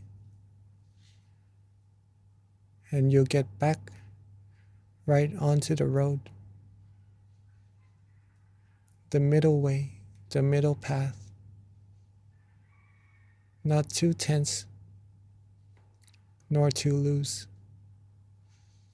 Just right. It feels right. It feels precious. It feels good, feels relaxing, feels fresh.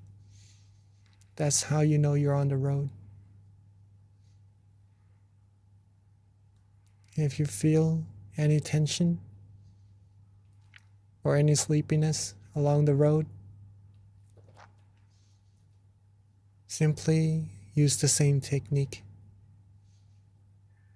We could lift our eyelids up just a little bit. Reset. Let go of all those feelings, tension, drowsiness, wandering thoughts. And when we are ready, when we are calm and fresh again, relax our body, relax our mind, come back onto the road, come back onto the point of balance, the point of tranquility.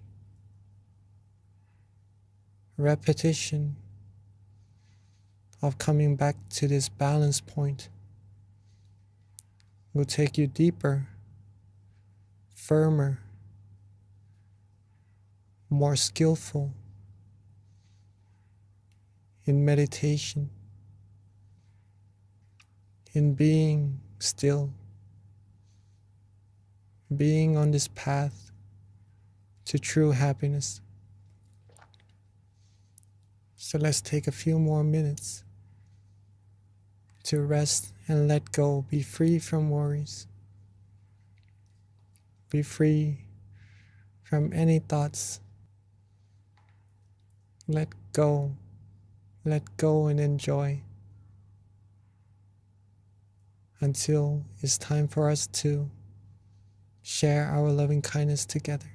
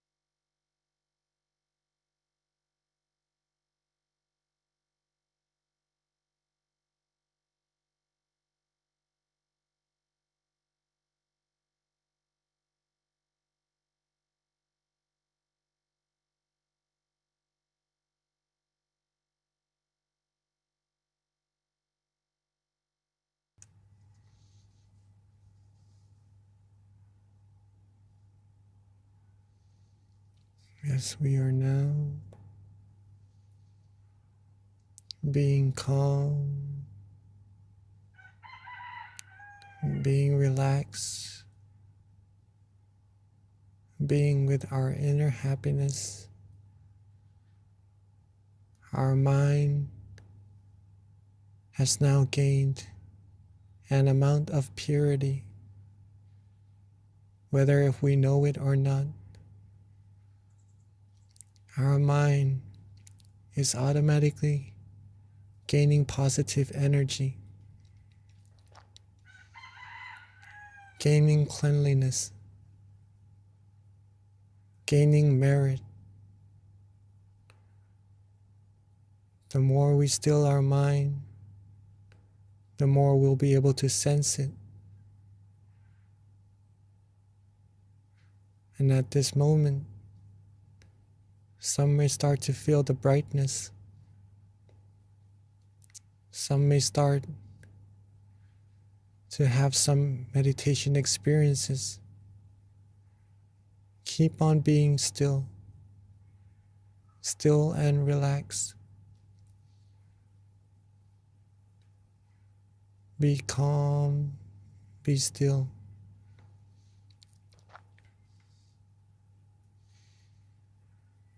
As we are about to share our loving kindness to all our human friends and to all beings all over the world,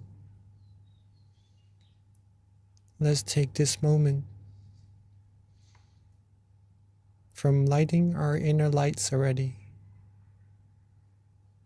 Let's open our eyes softly and gently,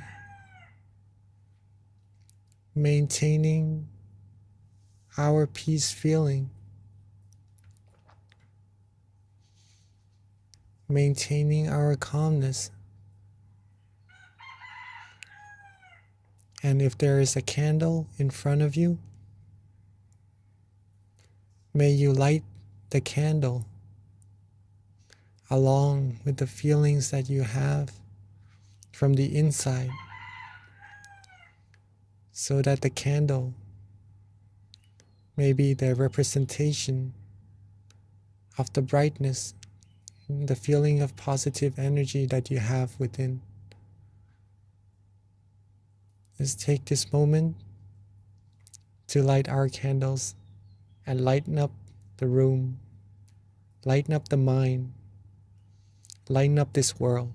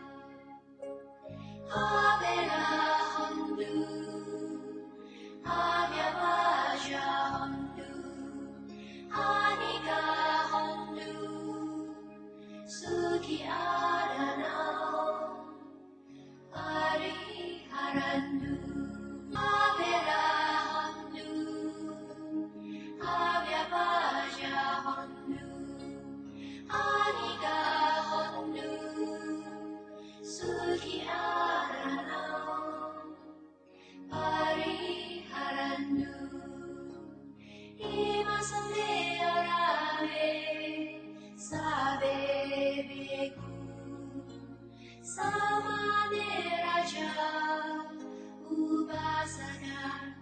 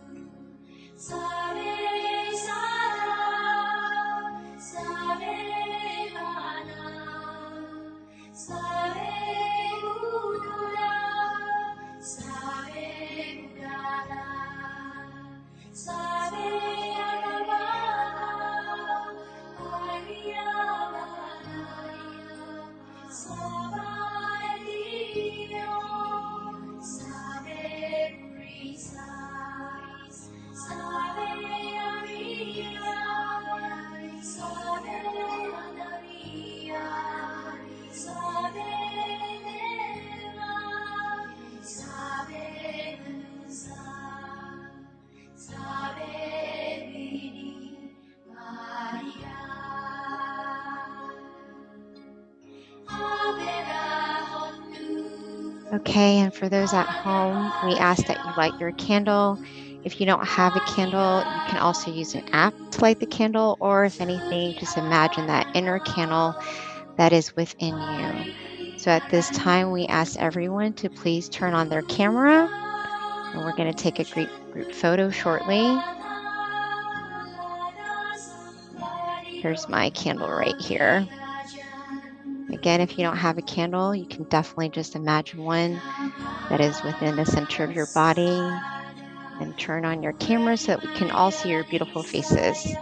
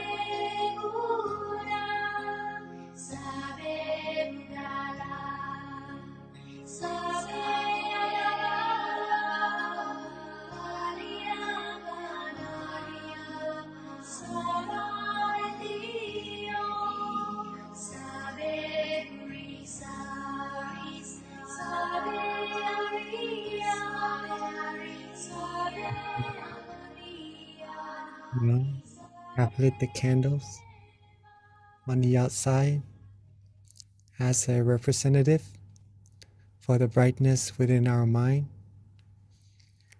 Let's get back to relaxing for a few minutes longer,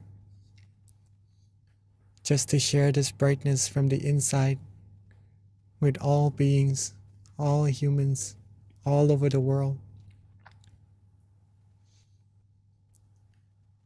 Let us relax ourselves back where we were.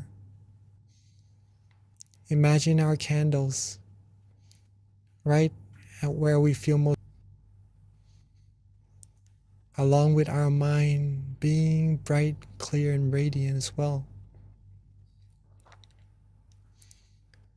Let's think of all our good deeds, our past practice of generosity, helping other people, giving smiles, giving endearing speeches, or coming together here, cleansing ourselves, cleansing our mind, coming together as a clean, clear crystal sphere, as bright as the sun could be, or even brighter, and share this positive energy, share this brightness with everyone around us sitting in this room, joining this Zoom session together. Have all of us have part in this positive energy. Have all of us be happy, healthy, strong, happy.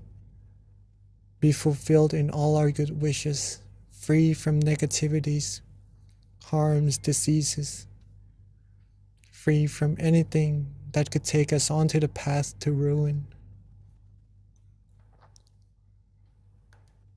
And let's share our love, our brightness, our purity,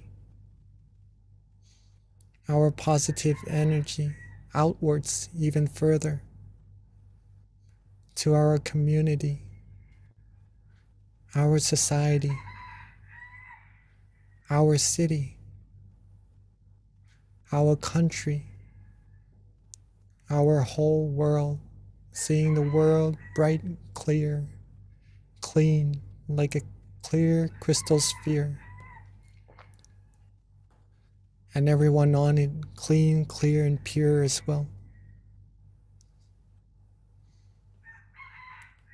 Let's make a wish for everyone with our positive energy, with this feeling, this peace that we all have from relaxing, from resting, from accumulating our good deeds. And wish for everyone to be happy, to be healthy, to be wealthy, to be successful, to be fulfilled in all their wonderful wishes. For there to be no war, for there to be no diseases, no hunger, no hatred, no anger, no negativities of any kinds at all.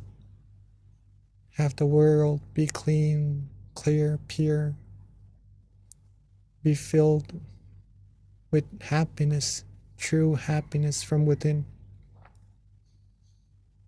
And wish for everyone to be able to still their mind easily and attain the utmost, the foremost of happiness as easily and as quickly as possible. Let's take a few minutes to share our loving kindness brighter and further out into space, into the universe, outwards infinitely, borderlessly, reaching all beings no matter where they are, having all beings, not missing a single one, have part in our kindness, our love, our positive energy as well. Let's take a few minutes to rest and share our loving kindness together.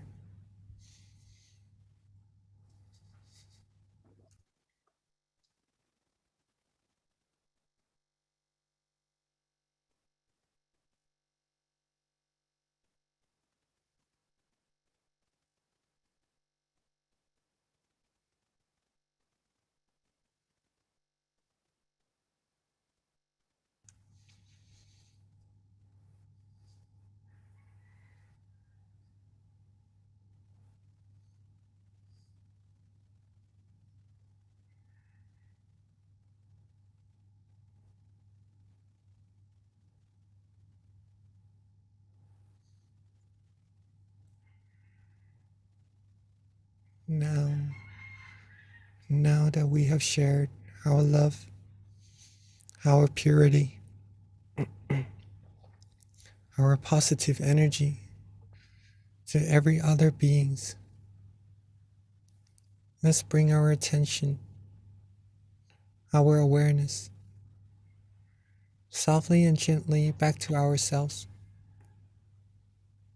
Softly and gently back to our presence. Wherever we feel most comfortable. Whether if it's our forehead, our chin, our cheek,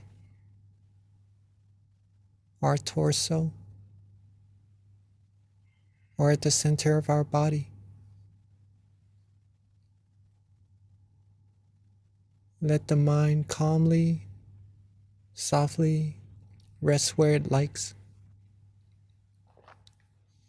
Let the brightness be there. And with the accumulation of all our merit, let's now wish for ourselves. Wish for the good things we need. Wish for ourselves to always be happy, healthy, wealthy, successful. Be wise in all our conducts. Be fulfilled in all our good wishes.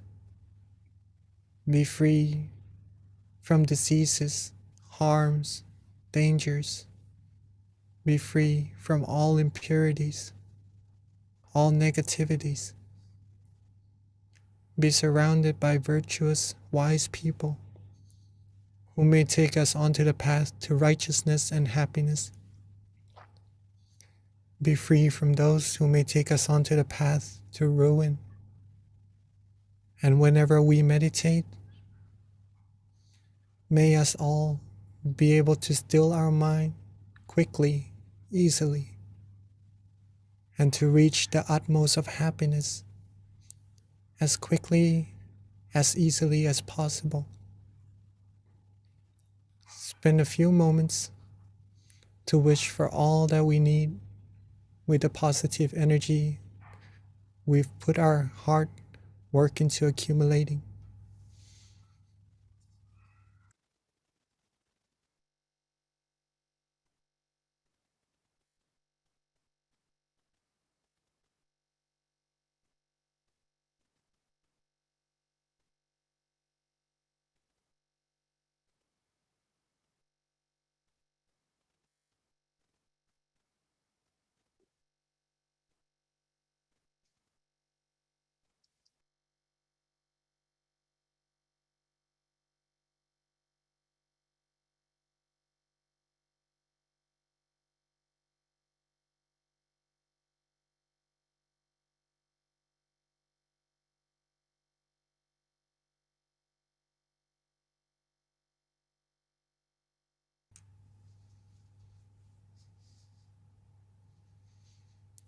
And now that we are reaching the end of our session together, let's recall our calmness.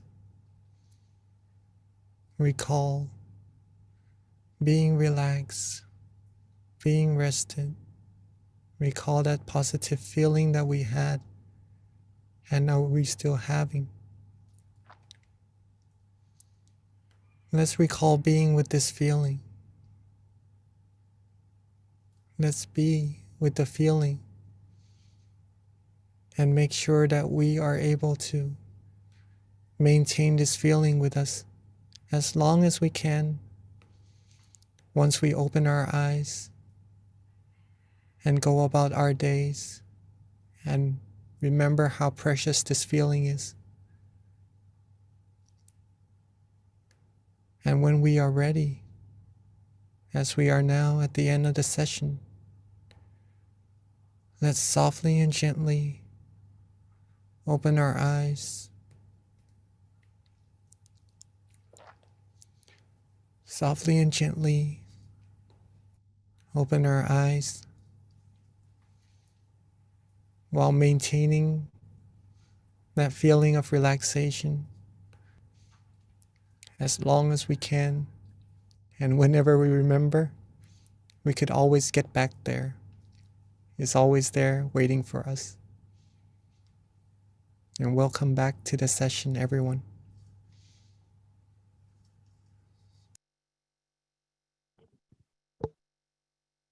Thank you, Venerable Jackie. That was so lovely, and the blessing was so powerful. So before we transition to the Q&A and back to Venerable Jackie, just a couple of announcements that we need to make. First of all, our next full moon meditation is going to be Wednesday, February 16th. So please mark that on your calendar, invite your friends and family. Let us all be the light together by sharing this light with other people, having people join our call. So please be sure to extend it out to your friends and your family. Join us on the 16th of next month, which is on a Wednesday. Again, that's February 16th. In addition to that, just another thing, the tamagaямeditation.org. This is a great website to learn more about our various centers around the US. That way you can find your local center. It's our centralized website, so please check it out, tamagaямeditation.org. Another website that's very important is MindGem. So if you haven't already, download our app. It's called MindGem. It's a great app. It's got many of our various meditation teachers. Also, another great way to stay on top of our full moon meditations. If you have the app, we do send out notifications through the app so that you can be a part of our full moon meditations and be reminded of the events when they're about to take place. So please download the app if you haven't already. And it's a great supplement in terms of a tool to meditate on your own when we don't have a session or you can't go to your local center. Another thing, we do have our various centers right now that are open and are welcoming people to come meditate with them. To find your local meditation center, you can find it at MindGem on locations. But right now we've got Chicago, which is having classes online and also in person, California as well, which is our Susa Meditation Center. New Jersey is also having meditation classes now, both online and live. Alabama as well. Georgia Meditation Center plans to open in March, so please stay tuned for that. So with that, wraps up all of our announcements. And at this time, I'd like to transition over to our teaching monk. This is the best part, so don't leave us. It's the Q&A. You can learn so much, and it really helps in terms of inspiring you to be committed to your meditation practice, learning more about meditation, and questions that other people might have that you might be thinking of as well. So at this time, we do welcome questions. You can easily just put it in the chat and then we'll read it and then have the teaching monk answer. So please, if you have any questions, let us know. Yes. Before, if anyone has to leave, right? Two things. One thing actually, but into two that I would like to share with everyone. Awareness and relaxation. These two things are really important to take away from these meditation sessions, right? It's been probably reiterated so many times. Please, yes, if you could take anything away, these two things would be very precious to have, since it helps you still your mind and it will take you to that refuge, that happiness inside all of us, inside all of yourselves that you already have, right? Awareness and relaxation. Practice that repeatedly, and then you'll be able to come across deeper and deeper happiness. Like Miss B just said right now, please feel free to ask or share your experiences. It will be very beneficial to everyone here as well. So Venerable Jin, in learning about the questions that other people have, and again, this should help inspire you. Please stay on. One of the questions it came through the chat, Venerable, and it just has to do with if you read about the Dharma or the wisdoms of the Buddha, does this generate good karma? Oh, of course it does. Of course it does. Am I okay? I'm on. All right. So pretty much the teaching of the Buddha is mainly to help us reach that inner happiness, right? So if you read it, if you study it, and then you take it into practice, that would give you a whole lot of benefits and good karma as well. Reading took so long. It took so long for the Lord Buddha to become the Lord Buddha. It took many lifetimes to accumulate merit perfections in order to be able to attain this wisdom that he attained right on that day of enlightenment. That wisdom is pure from a mind that is free from all defilements. If you are able to study it, read it, you'll get that knowledge as well. Thus, it is good karma, of course. So Venerable, another question that just came through, this has to do with if you have like childhood trauma, how do you overcome those scars and integrate the wisdom and meditation into your life? Childhood trauma. And this is How do you- from John Upshaw. Sorry, he asked this question. All right, that's all right. Okay. If we have childhood trauma, a good way, it may be easier said than done, right? But if you are able to let go, it may be a specific situation that happened. In that case, we actually might have to discuss it to see further details of how to actually look at it and overcome it in that certain situations, right? But all in all, whatever happens, if we could see that it is something that could happen to someone, it's something that comes and goes, right? This is what comes along with being human from the very first day that we are born. It is suffering, right? It is suffering. And it's because there are, like what Nong P. Daniel mentioned the other time in the full moon session also, it's like we are ill inside with the viruses, anger, greed, delusion, right? And these things cause negativities that project out of either a situation. I wouldn't like to say so much of someone or somewhat, right? But it happens. It happens. If we acknowledge this and we could see it as something being normal, right? It would be much easier to let go. Okay. It may take some time, or some event may be harder to let go, but eventually it is better to let go. It is better to let go. Okay. An example is called a dead dog story. I don't know if you've heard of that. We have some hands up here from May and Katik, right? Maybe we could have some questions from them later on also. But before we get into that, the dead dog story. Okay, I've heard of this story from a teaching monk of mine. There's this one guy who loved his dog really much. One day, his dog died. Okay. But he loved the dog so much that he carried the dog with him, even though it died already. Okay. And sooner or later, the dog it had bad odor coming out of it because it's dead, right? Pretty much. The more days he carried the dog with him, the stinkier it got.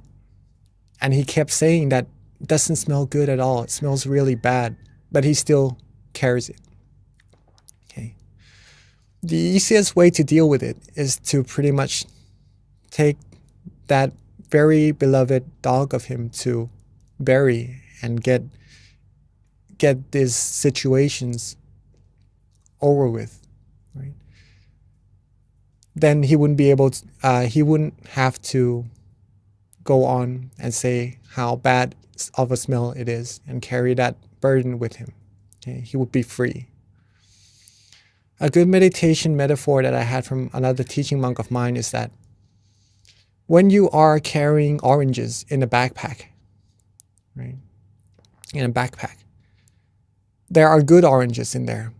But what happens if there is a bad orange? Would you want to take that and keep it with you? No, right? You would probably it would be easier to just throw them away, Just keep the good oranges with you. That is related to meditation, but it could be related to situations in our past also that may cause us some distress or some unwanted feelings. Okay. It is better to just let them go. Sometimes it is hard, but seeing it from a perspective that you're able to do so will help you so much. And that maybe needs some help or some friends who could actually comfort us into doing that.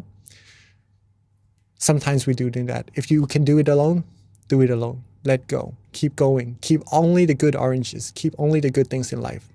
Go further. A good way to do it is also practice meditation. If you practice meditation, just what we did just now, if you can relax, be aware, your mind will come to that place of happiness, of purity. When the mind is there, the mind can only think of one thing at a time. If the mind is happy, all the negativities wouldn't be able to come in. Okay. If you think of the negative things, the negativities will come into the mind, thus making you feel sad and maybe sorrows also. Okay. Come back to that place of comfort, that refuge that you have from awareness and relaxation. Right? Come to the stillness of the mind. Be there. Be there. Then you will receive happiness. When the mind goes off again to think of other stuff that may be unpleasant, reset. Reset. Cut it off. Let it go again. Let go. If we're able to let go, even though it's hard, I can't emphasize on that too much, but if we practice, we'll be able to do it. Come back to that happiness. The more times you come back to being happy, the easier it will become. The more skillful you will become at coming to be happy. The more firm your mind will become at being happy. It will be like a magnet, drawing your mind to that happiness, and thus you will feel happy more than the mind going outside and clinging on to things that may be unpleasant. Okay. Hopefully that helps. Hopefully that helps. Wonderful.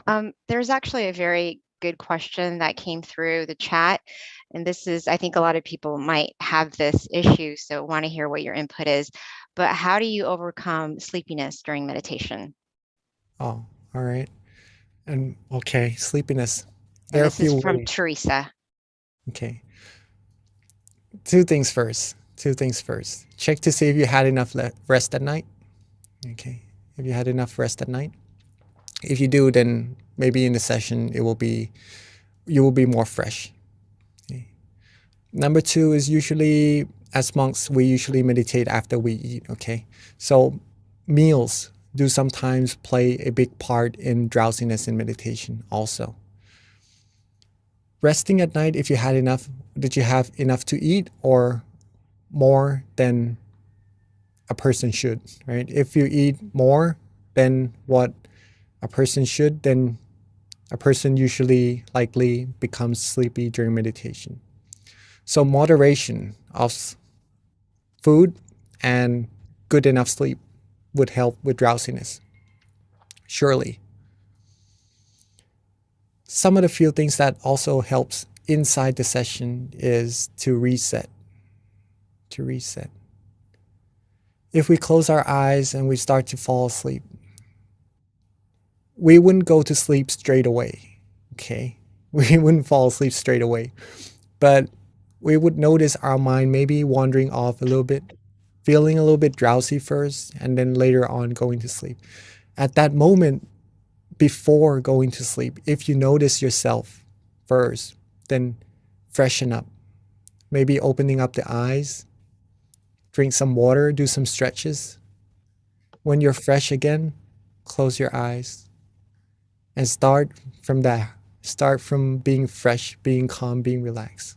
Okay, that would help with sleepiness during meditation. There are a few more things that could help also, right? Before the other things that could help, maybe we have a limited time over here. So one thing that my teaching monk gave me that really helped me, I tried a lot of methods to help me with sleeping during meditation, but one thing that really helped, one word, Be fresh. Be fresh. Okay. That's it. Anyhow that you would like to do it, be fresh before your meditation. Thank you, Venerable. And then here's a question from Chris Stevens. He would like to know, how is the full moon related to our meditation tonight? All right. Full moon is usually, it is very deep and very profound, but let's keep it at a point where we could relate to pretty much, right? In Buddhism, or in other religions as well, full moon tends to be an occasion of the happenings of some sort of somethings, right? In Buddhism, it usually relates to something very special also. So you could take it as a good occasion, right? That the moon is full and that we could come together and be whole, be one, like the moon, okay? Like the brightness in the sky that shines away all the darkness. When we meditate, we are actually shining away all the darkness, all the negativities that is there inside the mind also, and cleansing our mind, giving ourselves positive energy, right? That could be pretty much related to our meditation.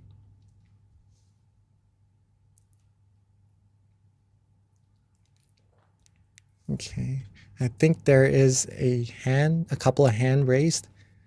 May we have some questions from May or Gretik? Yeah, can someone spotlight May, please? Thank you. Hello. Yes. Yes, we can Hello. hear you, May. Go ahead. Yes. Hi. I practice meditation for longer hour, like 5 hours, 6 hours. Then I have more concentration and I can practice deeper. But sometimes when I am in this situation, like I have a lot of changes are happening. Like I can see my sweat poles and all the sweat coming out from each pole, and I can then suddenly there are the blood flowing. I can see that movement, and so there is something like the pendulum here and moving backwards and front and backwards, and I feel all these happenings, and at the time I try to focus back on my tip of my nose, but I still see all these instant and continuous changes, and how can I focus, and where should I focus back to continue my meditation? Beautiful. Very nice question. In case someone else also has meditation experiences that they wonder what is there and what's happening and how to go further, right? As we mentioned in our meditation always, is that this feeling of relaxation, I'm not sure if you are able to sense it when you meditate, May? Yes, I do, but only sometimes I have this, I see all these instant and continuous changes, and then at the time I don't know or how to continue. I will put back on my focus point on my nose, but all these the pendulum things here and the moving front and back, and this is where should I focus at the time. Okay, yes. If you can remember the feeling of relaxation in your meditation, right? If Yes. it's at the tip of your nose, if you focus there and you feel relaxed, Yes. that should be where you should be focusing, okay? Let's put it this way. if I close my eyes and I feel that around this area, okay, is where I feel relaxed and comfortable. It could be my nose, it could be my ear, or it could be in front of me, anywhere. But I feel like right now, over here is relaxing. I would place my mind over here, but sometimes meditation experiences would happen around here. Maybe like what you said, the pendulum is going back and forth over here, or maybe some other things would happen, maybe in front of me, anywhere. Do not pay attention to them. Don't pay attention to them. That's what being neutral means, right? Like if the door opens behind you right now, maybe you would look at it, right? But in meditation, if the door opens right now, what you need to do is just don't bother with it, right? Don't really pay too much attention to it. Be where you feel comfortable. That is the switch. That is what makes the meditation experience happens. If you let go of it, the feelings will go away and the experience will go away also. But if you keep being still, being neutral, you'll be able to go further. Don't mind any meditation experiences. If you go further, you'll reach deeper and deeper experiences. Okay. So in this case, if you like the nose, if you like the area around here, if you feel good, then keep the mind there. Whatever happens, whatever is swinging, don't worry about it. Very nice. Yes. Thank you. Thank you for that question, May. Venerable, there's another question that came through the chat. And this one pertains to a full moon. And this question is just someone wanting to know if there are any special precepts to be taken for a full moon. So maybe you can kind of just go into a little information with it, with regards to what precepts are, because not everyone on the call probably knows. So just a very high level summary of that. I know it's going to be probably more, you're probably gonna need more than 3 minutes, but All right. Okay. So precepts. I'm very surprised that you are keen to know about some more about Buddhism as well. Usually when I go and share meditation with people, they usually would be interested in the meditation itself, but it's nice to have people interested in Buddhism as well, right? I'm trying to be as neutral as we can towards this feeling or happiness within all of us. Precepts are pretty much disciplines, right? Disciplines. They are disciplines basically to not harm ourselves or to harm other people, right? For example, not killing, not stealing, not saying false things, or not taking in intoxications. Okay. These are, and one more is to not have sexual misconducts, right? These are the basic 5 precepts that every human should have, right? It is said that if we lack some of them, we will be less like a human, if that makes any sense, right? It will, like a sane human being, right? I mean, if you take intoxications, if you drink and you become drunk, right? It would be harder to control your senses or to be sensible in some cases. That's pretty much what it means. So if you are able to hold 5 precepts, 5 things, that's pretty much being a good human being, right? Good, normal human being. Precepts, not to hurt ourselves or to hurt other people. Now, during the full moon, 3 precepts are usually held further, right? As a tradition, right? Actually, the third one, to not have sexual misconduct, is changed to not having anything to do with sexualities at all. Okay. And then the 3 more is to not be in good, thick bed, to not listen to music, to not engage in entertainments. And the other one, I would have to, sorry, I would have to check to see what it is. We have 227 precepts as monks, right? So that is what we go by. And monks do not go for extra precepts on full moon days because we already have the full precepts, right? It is up to the person. It is up to the person to whether or not take on the extra 3 precepts, right? I'll see if I could remember it as we go along, right? Okay. Yes, so that is pretty much it. Just to overall say what precepts are and what full moon days give you as extra precepts. Okay. Thank you, Venerable.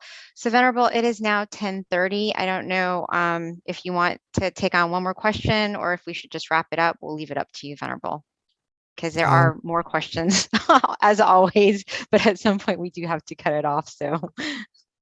All right, maybe just one more question before we end. All right. Okay, so with that, there is one more question. We've got Chancia who has her hand raised. So she's had it raised for a bit. So let's have her wrap up with the last question. Hi, Chancia. Thank you so much ค่ะนมัสการค่ะน้อง Jackie and คุณ V นะคะ My question is how can I overcome my highly imaginative mind because my mind is often get carried away with fun thoughts inside of me and also like the fun exciting maybe people or things in the outside world. So how can I overcome that? Do I have to look at like dead bodies or things like that too? Sorry. It's just my question. There's no need to actually look at dead bodies. To overcome, well, if you would like to, if it helps, then I guess it's okay to do so also. If you would like to overcome wandering thoughts or thoughts running around, right? Maybe thinking of other people, other things. A good way is to practice resetting, just like what you did in your meditation, okay? Resetting helps not only inside the sessions, but outside also. Whenever your mind goes wandering off, know yourself and reset. Come back to being in balance. If it helps, a good way to help with that is also visualization. You can visualize the Buddha image, the sun, the moon, a crystal sphere, anything that lifts your mind up. That would help with wandering thoughts for sure. Or a mantra, a recitation of any kind of phrase, any kind of words, samarahang, clear and bright, these things, right? It would help you be free from attachments from the outside, right? The mind usually goes wandering off. But it happens because the mind is familiar to doing that, right? If you could train the mind to be familiar with being still, then the mind would be more without going around, right? The mind would be more still automatically. Resetting is the key. If you reset, you train your mind to a new habit. The mind will become more used to being still and less likely to go outside. But dead bodies are one way to do it, right? It's just to let go. It's one of the techniques that sometimes people use.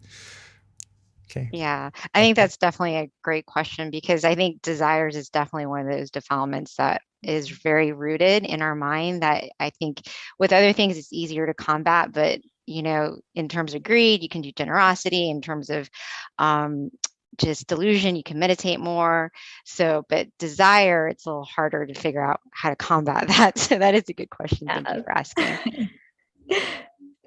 Thank you. All right. Before I guess this is the last one, right? Okay. Yeah, you want to ask one more question? You want to answer one more question, Pete? All right. We do have a hand raised. We actually had 3. I saw a couple coming, but I think people were probably not sure if they should hold it up considering, or, it's 10:30. All right. If anyone would like to leave, if they have something to do, then please, we're not holding anyone back, but I do have some time to answer more questions if you would like for me to answer them. But before that, the other precepts in the 8th precept is to not have meals after lunch, right? That's the same as what monks do. Right? Yes. So that's Okay. pretty much it. Good, you remembered before we wrapped up the call. All right, Venerable. Now, there were other questions that were also relevant to Buddhism, since, we are continuing to stay on. If you might want to answer, I read it had something to do with consciousness, but I think before that, I don't know if the person's still on, so if they're not, maybe it's moot to ask. But there is a Petra who has her hand raised, so if we can spotlight her or just unmute her so she can ask her question.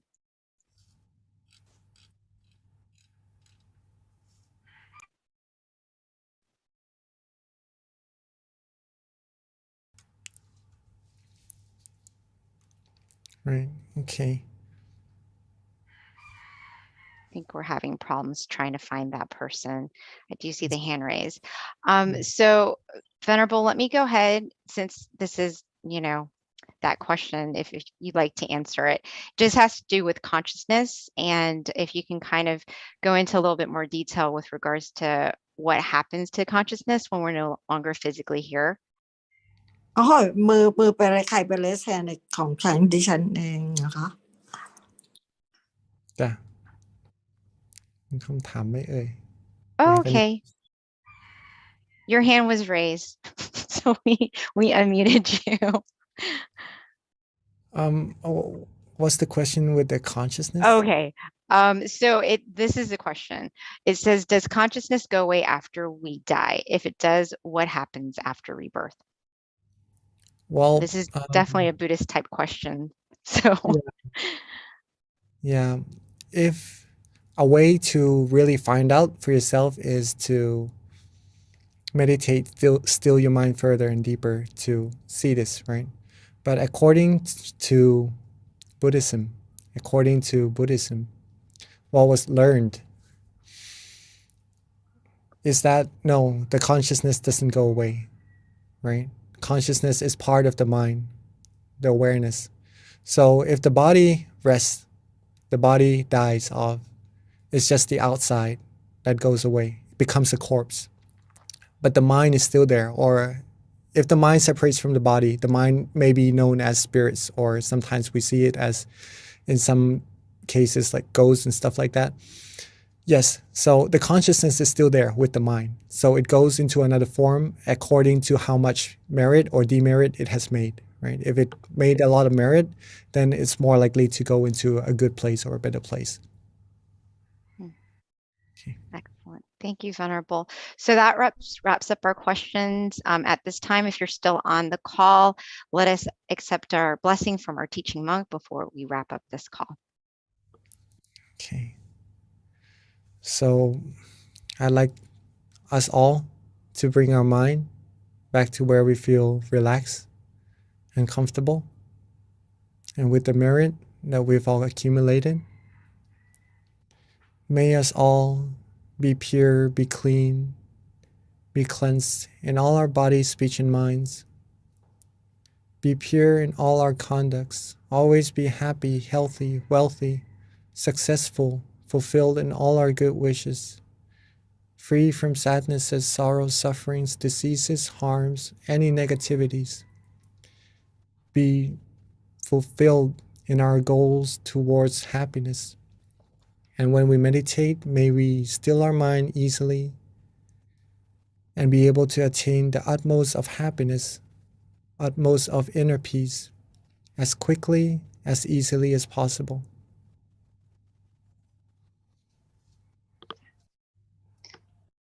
Thank you, Venerable, for that very lovely blessing.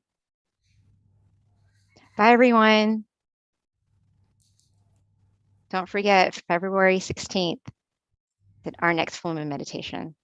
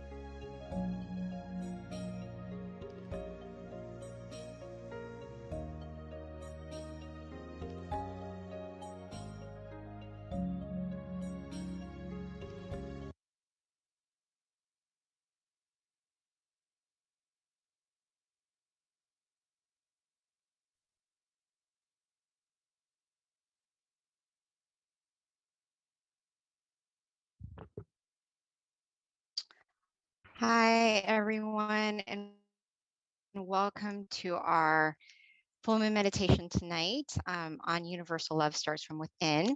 So we generally start with quotes because, quotes can definitely help inspire you and leave you with food for thought. And actually, I have two because they're so good, I couldn't choose between one. Both of them are going to be relevant with regards to our wisdom talk today. The first one I would like to share, this is actually a new book. I haven't used this yet, Inner Wisdom. And this one is so good. It's so good that I actually keep it close to heart. I actually have it written in a journal because I like to reflect on it. And it's called, the quote is, "Change your mind to change the world. The only definitive way to overcome aggression, selfishness, conflict, wrong view, and stubbornness is to uproot the very thoughts of all of these things from the mind by meditating until we can attain inner wisdom from within." So this is very good because if we're talking about trying to change the world, we have to start from ourselves, especially when it comes to universal love. The other one is love yourself, and this is also quite relevant to our topic today. To love yourself is different from being selfish. To love oneself means to purify oneself and to be happy at all times. All things that come to our mind and our five senses, sight, sound, smell, taste, or touch, both good and bad, we must choose to opt for the good and let all be at the seventh base, the center of the body. So both are pretty relevant to our topic today, which is going to be on universal love. And next, I just want to go over a little bit about our teaching monk. If you haven't meditated with Monk Daniel before, you're in for a treat. So Monk Daniel has ordained and he's dedicated to his life to meditation and practicing as a Buddhist monk since 2012. So he's been a monk for over 10 years now. He believes that positive life change begins from within and that everyone can change their outer world by first changing their inner world with regular meditation practice. Another thing about Monk Daniel is that he's been teaching meditation domestically and internationally to monks and novices and people all around the world. So he's very well trained with regards to teaching and definitely inspiring people to find themselves from within. So without further ado, let me introduce Monk Daniel.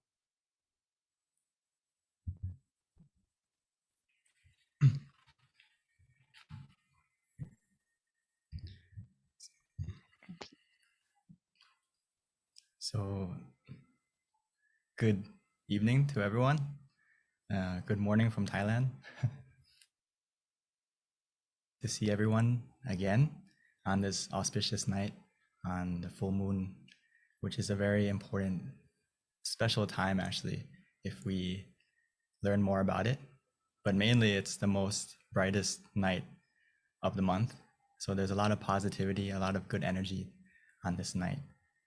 Today, I wanted to talk to you about universal love and how we can connect to it through meditation. Especially, we just passed, 2 days ago was Valentine's Day. So happy Valentine's Day to everyone. Hopefully you had a good time. And today we're going to learn the most important thing is to love yourself, to love yourself, as our wonderful host just mentioned with the quote from Lumpur, is one of the best ways is to love yourself.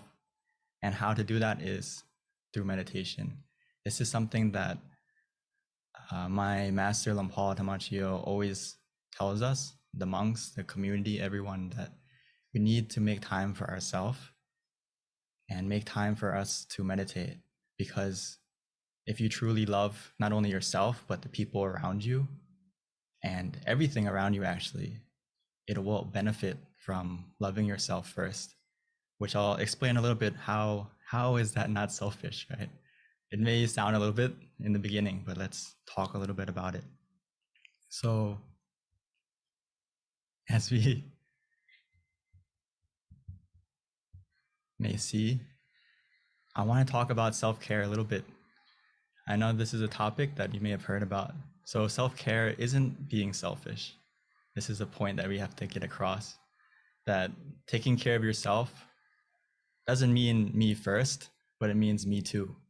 It means including yourself in your happiness and including yourself and loving yourself as well. Sometimes in life, our focus gets distracted, and out of our good intentions, we tend to put our passion and our love and dedication into everything around us. It's like we are, whether it's our job, our relationships, whatever it may be, we put our passion and love into everything around us. But sometimes we forget to give some of that. We forget to give some of that love to ourselves. And today I want us to remind ourselves that we need to make time for ourselves too, because a better you means a better world. And right now it may seem kind of, how can me being a better person change the world? It may seem kind of big, like a big picture, but if you think of it, if you're a better version of yourself, the first people who are going to impact are the people around you, right? Your family, the people you love, your friends, your community. So it directly impacts the world and the environment around you about if you look after yourself more. So when we talk about self-care ideas, I'm sure there's many ways that we've heard before, whether it's going to the spa, taking care of yourself, taking care of your body. But the most important self-care idea is to look after your mind, which in this day and age, many people are starting to realize that mental health is very important, as we are living in a day and age where we are connected to everything in the world easily, right? Through technology, through our phones, through everything. We are so connected with everything and everyone, but sometimes from that connection to everything and everyone, we forget to connect to something very important, which is we disconnect from ourselves and we forget to look after ourselves. So we're so connected to everything, but we're disconnected from our own happiness and how we are feeling, because we're distracted on the outside. We're so busy looking outside all the time that we forget to spend some time to look inside and look at ourselves. So the most important self-care idea, number one, is to look after your health, your mental health, your mind. How is your mind today? Because life can get pretty distracting, right? We have so many things we need to balance, whether it's looking after our physical health or by exercising, looking after our career, looking after our relationships, or whether it's social or any relationship. It's very hard to balance what's important in our life if we don't look after our mind first, because our mind is the root of everything. Sometimes we tend to forget that, and we don't balance things correctly because life is very hectic, right? So sometimes we focus a lot on exercise, or sometimes we forget to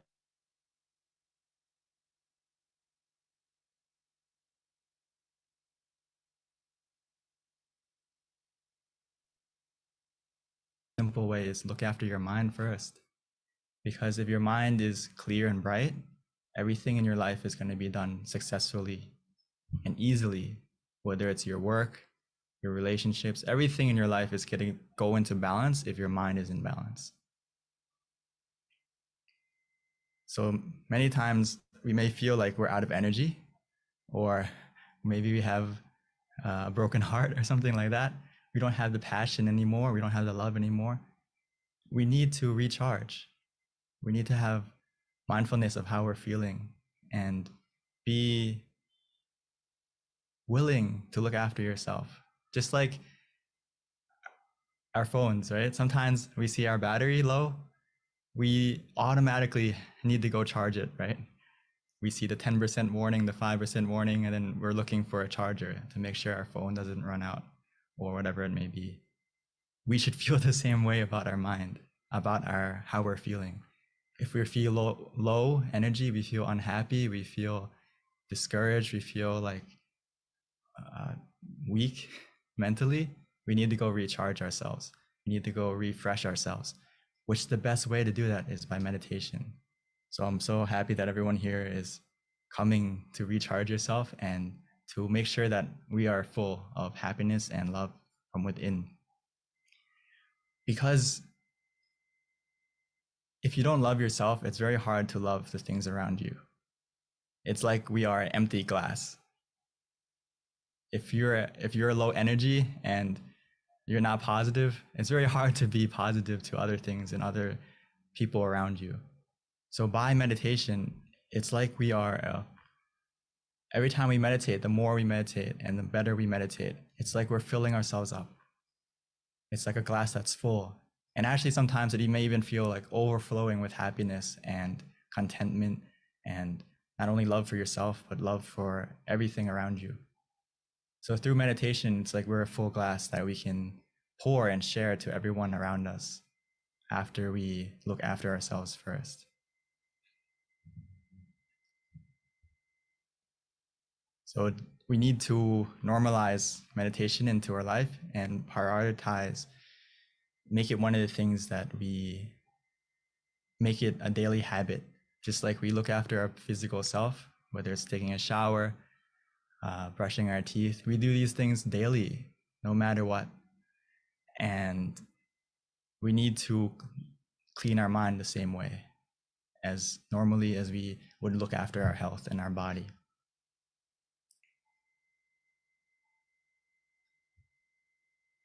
Because if we go back to self-care ideas, we don't have enough time in our schedule for everything.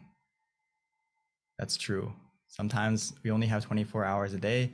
Our day is very busy, right? So if you remind yourself that and reflect on yourself that we may not have enough time for everything that we want to do, but we always have time for the things we love. So we need to make ourselves one of the things that we love as well. And meditation, one of those things that we love. If we make it something that we love, we're going to spend time on it.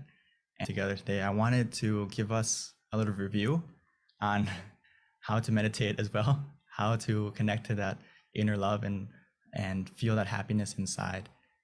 For those of you who are new, or for those of you who are been meditating many years, this is something that even myself, I have to remind myself, even though I've been meditating for 10 years as a monk, and ever since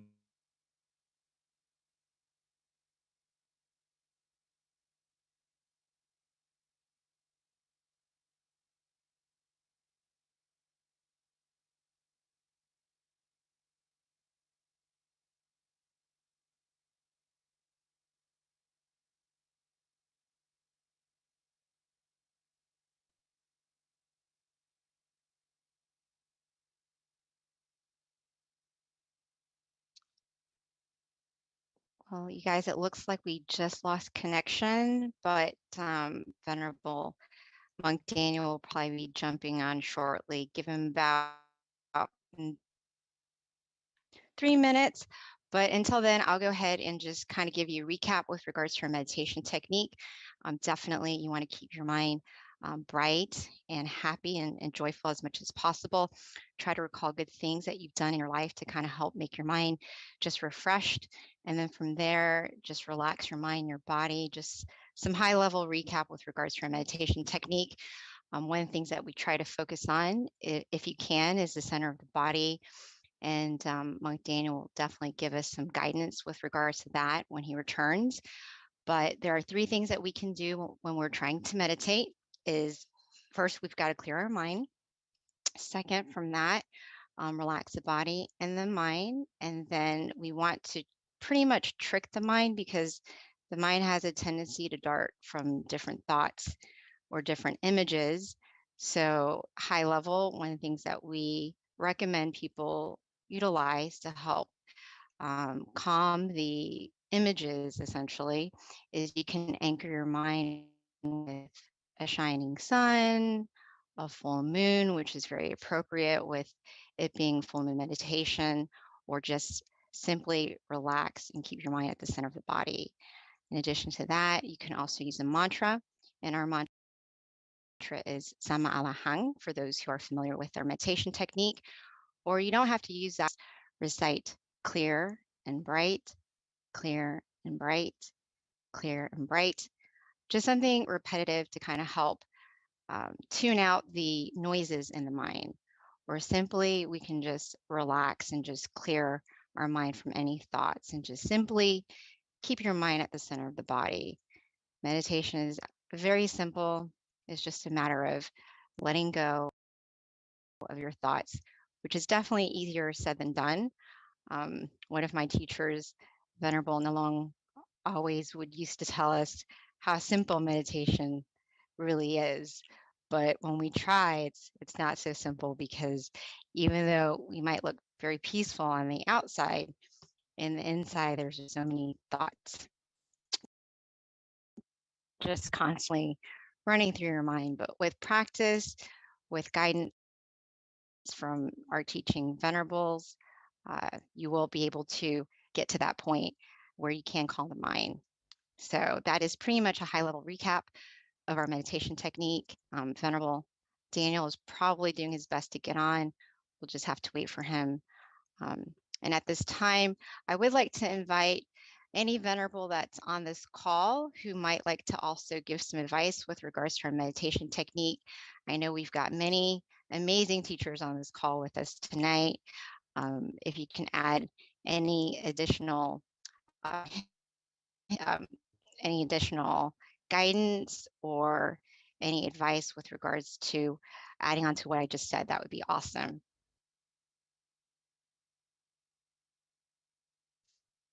Hopefully I'm not talking to myself, because I don't know at this point if I am or if I'm not. I don't think I am, because if I was, we'd probably have a lot of people leave the call, and we still don't. So yes, please hang in there with us as we take care of our technical difficulties. Oh, good. Thank you. Thank you for letting me know, because when you are on Zoom calls, you really don't know if you're talking to yourself or not unless you get some feedback. Okay, excellent. Thank you. So just a little bit about myself while we're waiting for Monk Daniel. I've actually been a volunteer since 2008. So almost as long as Venerable Daniel being a monk. It's been one of the most passionate things in my life with regards to just helping to spread meditation, example, being able to pioneer many different projects. So it's definitely an honor to be able to be on these calls with you. So at this point, I have learned a lot with regards to our meditation technique, because I have had many, many different teaching monks throughout the years, which has been such an inspiration, because no matter what, it's very easy that, if you aren't connected to a community, it's not always very easy to be connected to your practice. Even though you know how important meditation is, without a community of teachers or virtuous friends, or even meditating together like this, it gets really easy to get distracted. And before you know it, time goes by, life goes by, and you just don't have that same commitment to your meditation practice. But by all of us coming together once a month, or as many times as you can, say if you are connected to a local center, it really does help you commit to your practice, so that before you know it, as the days goes by, which becomes months and years, you can look back and be very proud of yourself that you have been able to commit to your practice, that you are doing something worthwhile, with your life, essentially, because in the end, the only thing that we can really take with us is our actions. And by meditating, we're definitely creating good actions for ourselves. So all of us on this call, be proud of yourself that you are in the right direction, that you found some of the best teachers in the entire world. I kid you not. We are so lucky. I see it all the time. We don't have to go anywhere else with regards to meditation. We've got it right at our fingertips. Or even better, if you've got a local center, you have to take advantage of the amazing wisdom that we get from our teaching monks. So, that's one of the things that I'm very grateful for, that I've got many, many teaching monks by being connected to this meditation community. Thank you. Yes. So, this might kind of interfere with our meditation just a little bit, since our schedule normally is to meditate from 9:20 to 9:50, which is about half an hour meditation. And Monk Daniel is not on the call yet. So we'll have to kind of kill time until he gets on. I don't know if anyone can, thank you. I don't know if anyone can connect with Monk Daniel while I'm trying to inspire our community, and that way we can know kind of what to do. If not, I am going to have to volunteer one of our teaching monks, which we've got many qualified ones on this call, to guide our meditation practice for us, because there's many that can do it, I promise you. Okay, so a little bit more about me, since we've got a little bit more time, is that one of the things that I'm most proud of is, and this is for anyone in Georgia, because, and this is something I would announce at the end, but I'm going to do it now. I'm really excited that one of our teaching monks from Thailand, he's actually a former member of Georgia. And I'm very proud to say that when I saw him in Thailand in 2019, pre-COVID, he gave me a gift, and I went to a meditation retreat where he was teaching. His name is Venerable Michael, and he was a former student at the Georgia Meditation Center, which is where I volunteer. And when I saw Venerable Michael just before I was about to leave, oh, wonderful. Okay, I don't have to say anything now. I can wait till the end, because we've got our teaching monk back on the call. And now we will start our meditation, and perfect timing, because we start meditation at 9:20. It's now 9:22, so we didn't lose very much time. So at this time, Venerable Daniel, are you there? Wonderful. He's coming on, so I can tell my story later. Thank you, everyone, for being patient with us. As we all know, technology, you just never know, it can be fickle sometimes.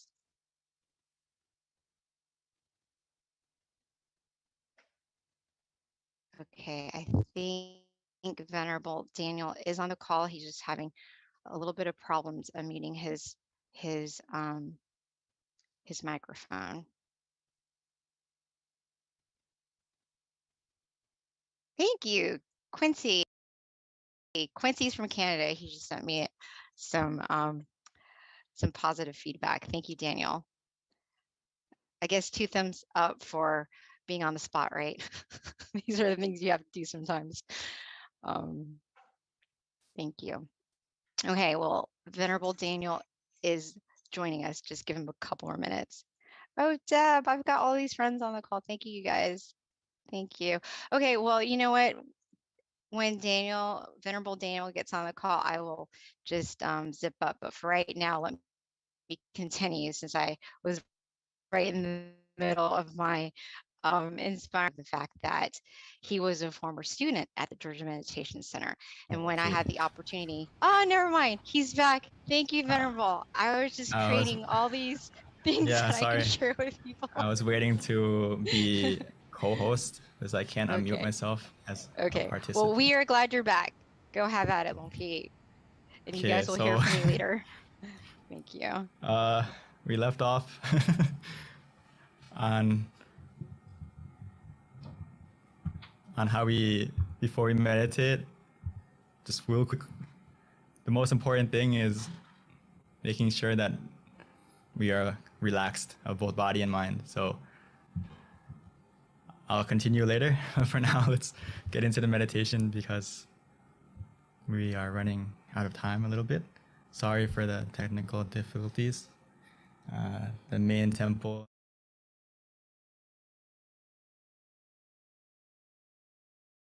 Take a moment to adjust ourselves to make sure we're in the correct position, so we don't start or run in the wrong direction like the crab and the shrimp in the picture.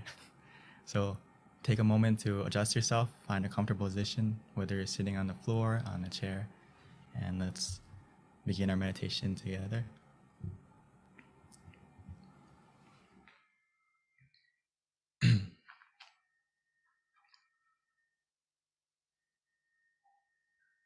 So we should treat every session like it's our first, taking the time to make sure that we are relaxed, that we are comfortable. Essential. The most important part is how we start, making sure that we are running or starting our journey in the right direction. So we need to take the time to make sure that our body is comfortable and relaxed. From the moment we close our eyes, softly and gently, naturally, as if we were about to go to sleep. Because now is the time to truly rest our mind and recharge ourselves, both physically and mentally.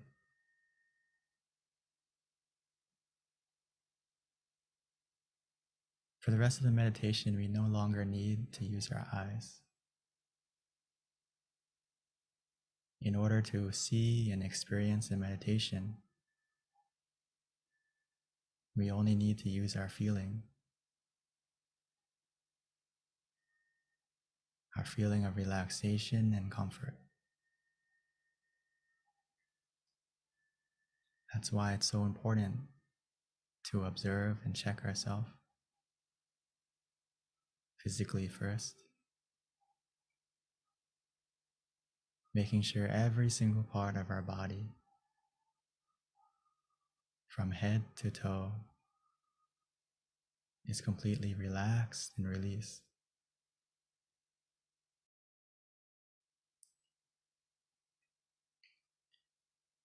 Sometimes the easiest way to do that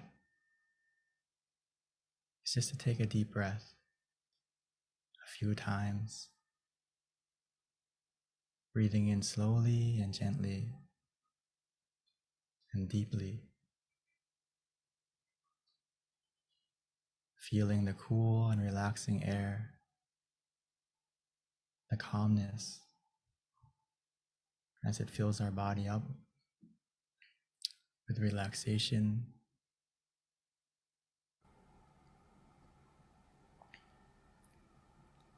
Even as we exhale, allowing that calm and comfort, that same relaxation to come out as all the tension and tightness in our body melts away. Within us, we feel relaxed, and all around us, we feel comfort, feel safe.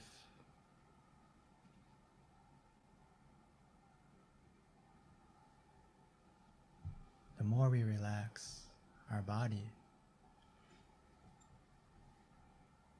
we may begin to feel that our body is becoming more light, more weightless.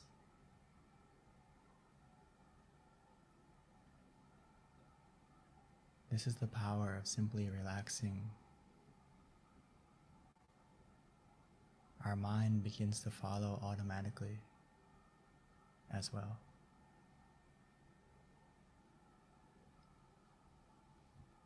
Our journey to find our inner happiness, the universal love inside, has already begun. Right now, all we need to do is to continue to relax. Now that our body is more relaxed, A mind that is relaxed is simply a mind that is free from any thoughts, any attachments. So we need to put everything aside, as if we were going on a trip, going on vacation.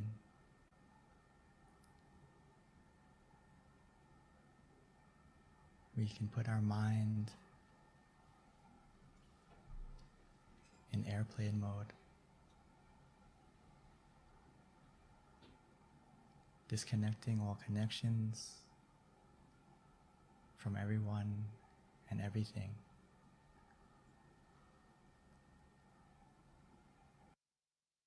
This journey inside, we don't need any baggage.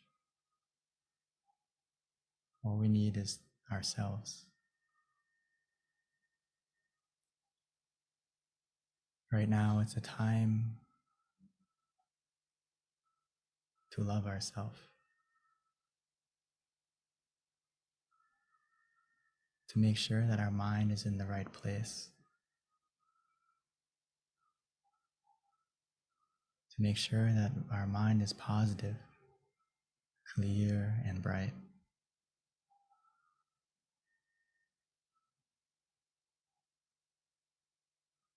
So let's take the time to help ourselves to calm down, to relax, by using whatever method that is easiest for us to use. Whether it's to repeat the mantra in our mind softly and gently, Samma Arahang, Samma Arahang, or clear and bright, clear and bright.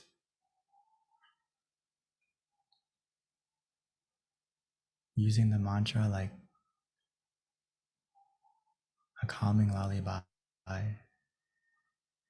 soothing and coaxing our mind to gently calm down, to relax,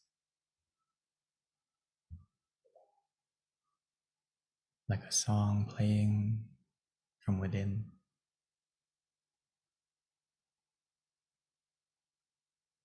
Or some of us night, we can imagine it however we like, wherever we like, shining inside us, in front of us, however big, however small, as long as we feel relaxed and comfortable.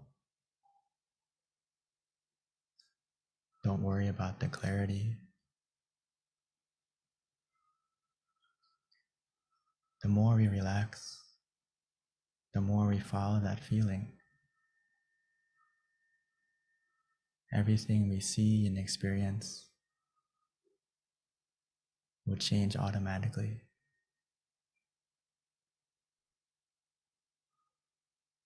The key to meditation is just to keep the balance, to be calm, to be conscious, to be mindful and relaxed together.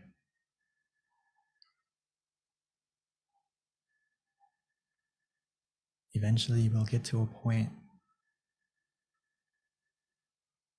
nothing. Let it be. Follow that feeling. Trust in yourself. You know what makes you feel relaxed. When we get to that point, just let go. Do nothing. And just be content. through that contentment, the relaxation will continue to grow,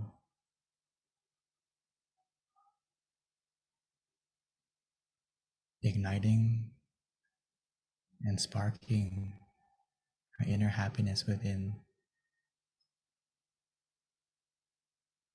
almost like a small star shining. Eventually, the more we relax, by simply remaining calm and patient, content with whatever happens,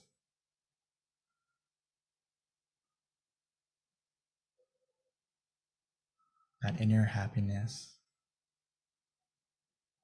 will begin to grow and expand, shining from within.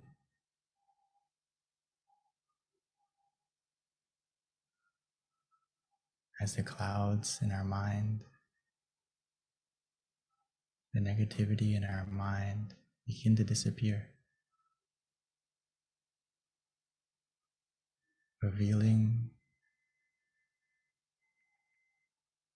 a happiness, a brightness, a love that has always been within us, waiting for us to look within.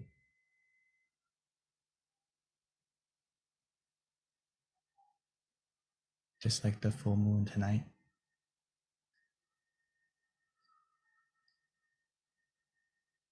sometimes we just need to wait and let the clouds pass by. Eventually,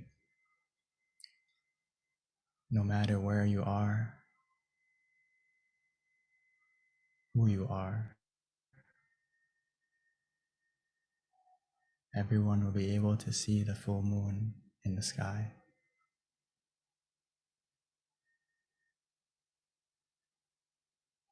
Within us, we have our own happiness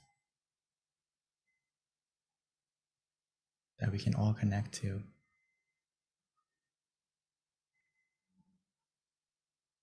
We all have a point of peace, a place that is filled with happiness, and most importantly, a universal love that is pure, that is positive.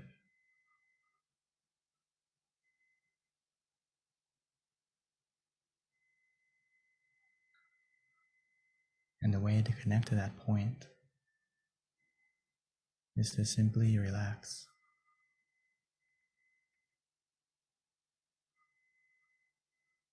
Allowing our mind gently and naturally to go to that place, which it will. All we need to do is guide it by staying relaxed, staying content.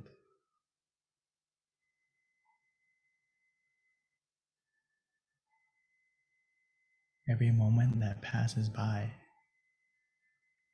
every second where we feel relaxed,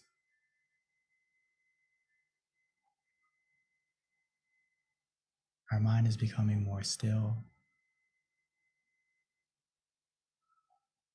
more clear, more bright,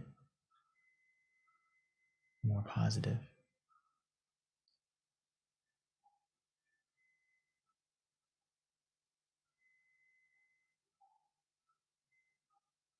Even though right now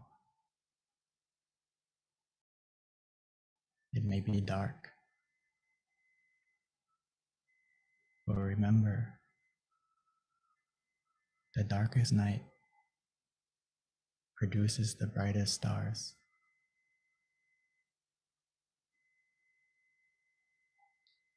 All we need to do is wait. Patiently, contently.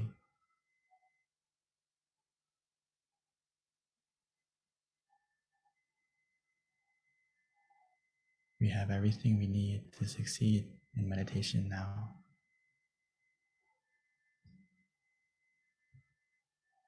The key is already in your hands, where we feel relaxed, feel comfortable.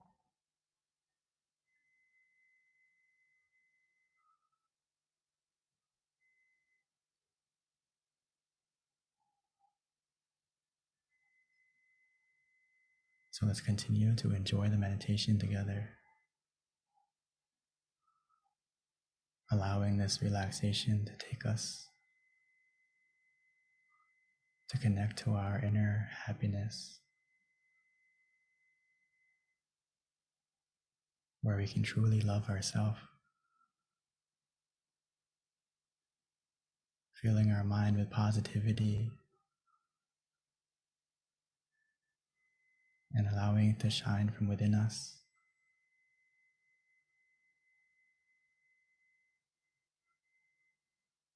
As if we found our inner smile, and that smile will begin to shine onto our face and spread out from within us automatically.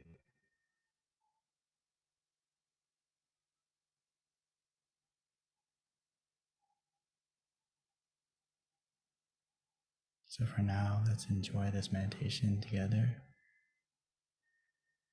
in silence.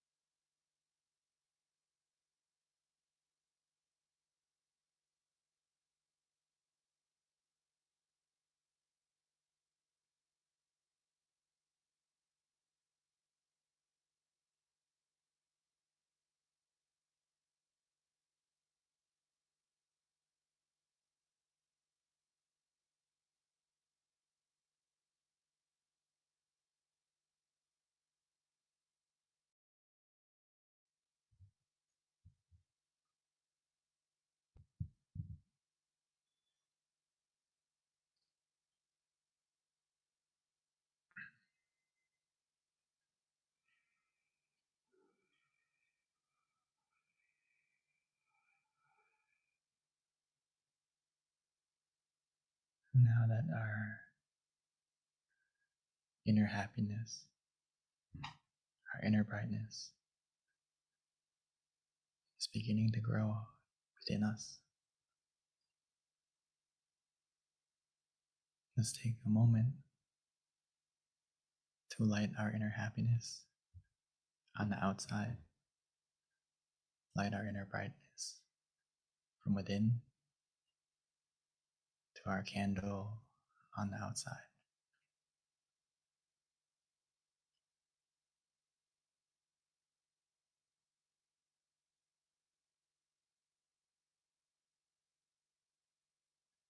Once you've lit the candle on the outside, we may continue to meditate,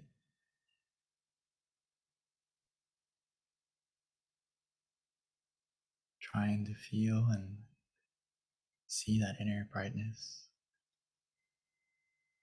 of the candle, or just simply relaxing, whatever is easiest for us.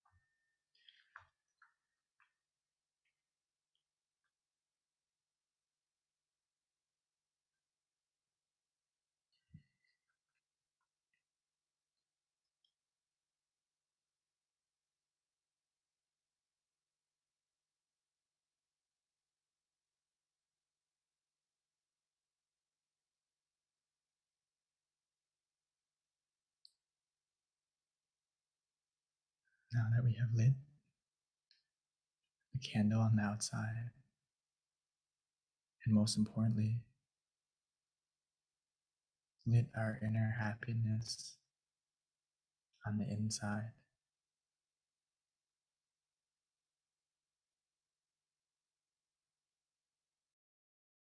now that our mind is full with more positivity,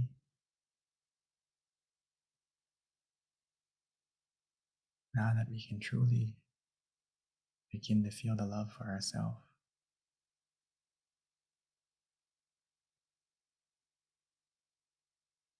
it's a good opportunity for us to now share that love, share our positivity, share that brightness and warmth that we feel from within, like the full moon shining on everyone,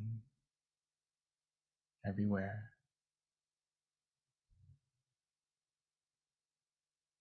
No matter the distance, no matter where they may be.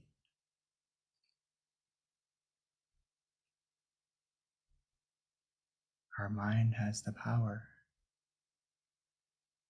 to spread our positivity the same.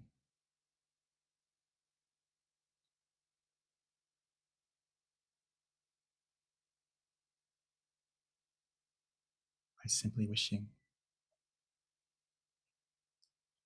Because what we think, we can become. Not only for ourselves, but for the people we love. So right now, let's take a moment to spread our love by simply imagining the person or imagining their name, whatever is easiest for us. And wishing for yourself and for them to be healthy,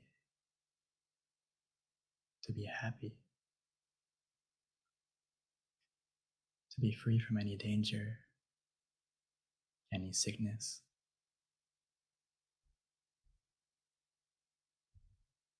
Or if they are suffering or in pain, may they be able to recover quickly.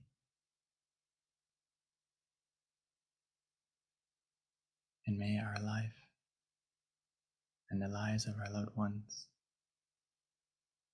be free from any obstacle,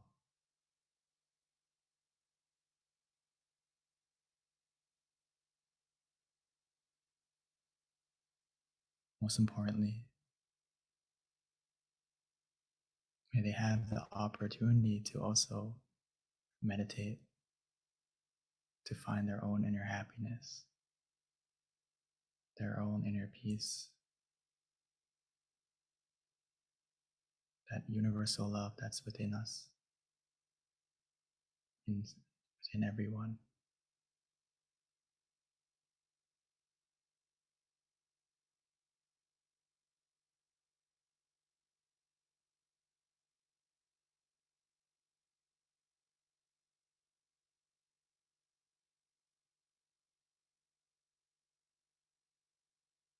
So just continue to wish for yourselves, your loved ones, and for everyone in the world.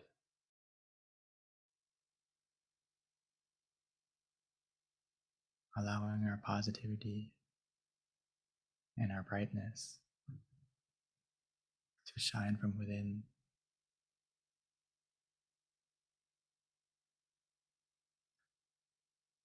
We may not be able to change the world right away. We can help to change the world for ourselves and for the people closest to us first. from one moment of peace, that one moment has the power. From one moment of peace can help to change a day. One day of peace can help to change a life. And one life of peace can help to change the world. It starts from within us and spreads out like a universal, pure love.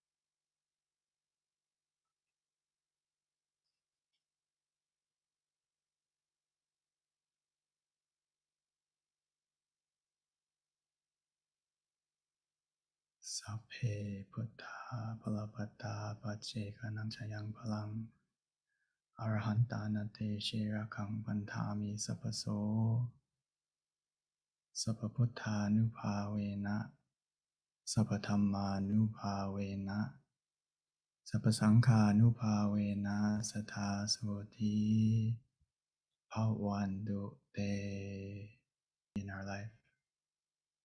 Bless our life with happiness and success. May this positivity and brightness overcome any darkness in our life. And may our life continue to be filled with happiness and positivity forevermore. When we are ready, we may slowly and gently open our eyes.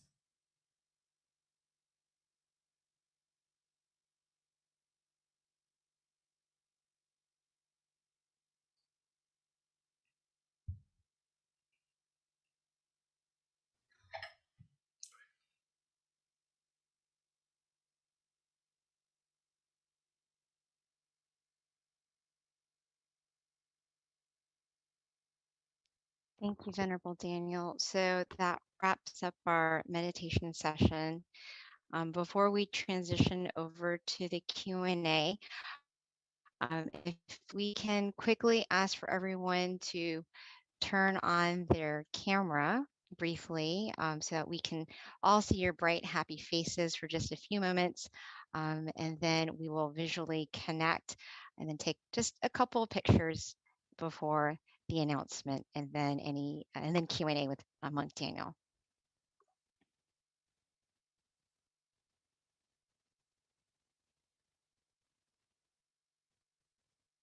All right. Happy faces. Again, if you can turn on your camera, bright, happy faces for just a few moments.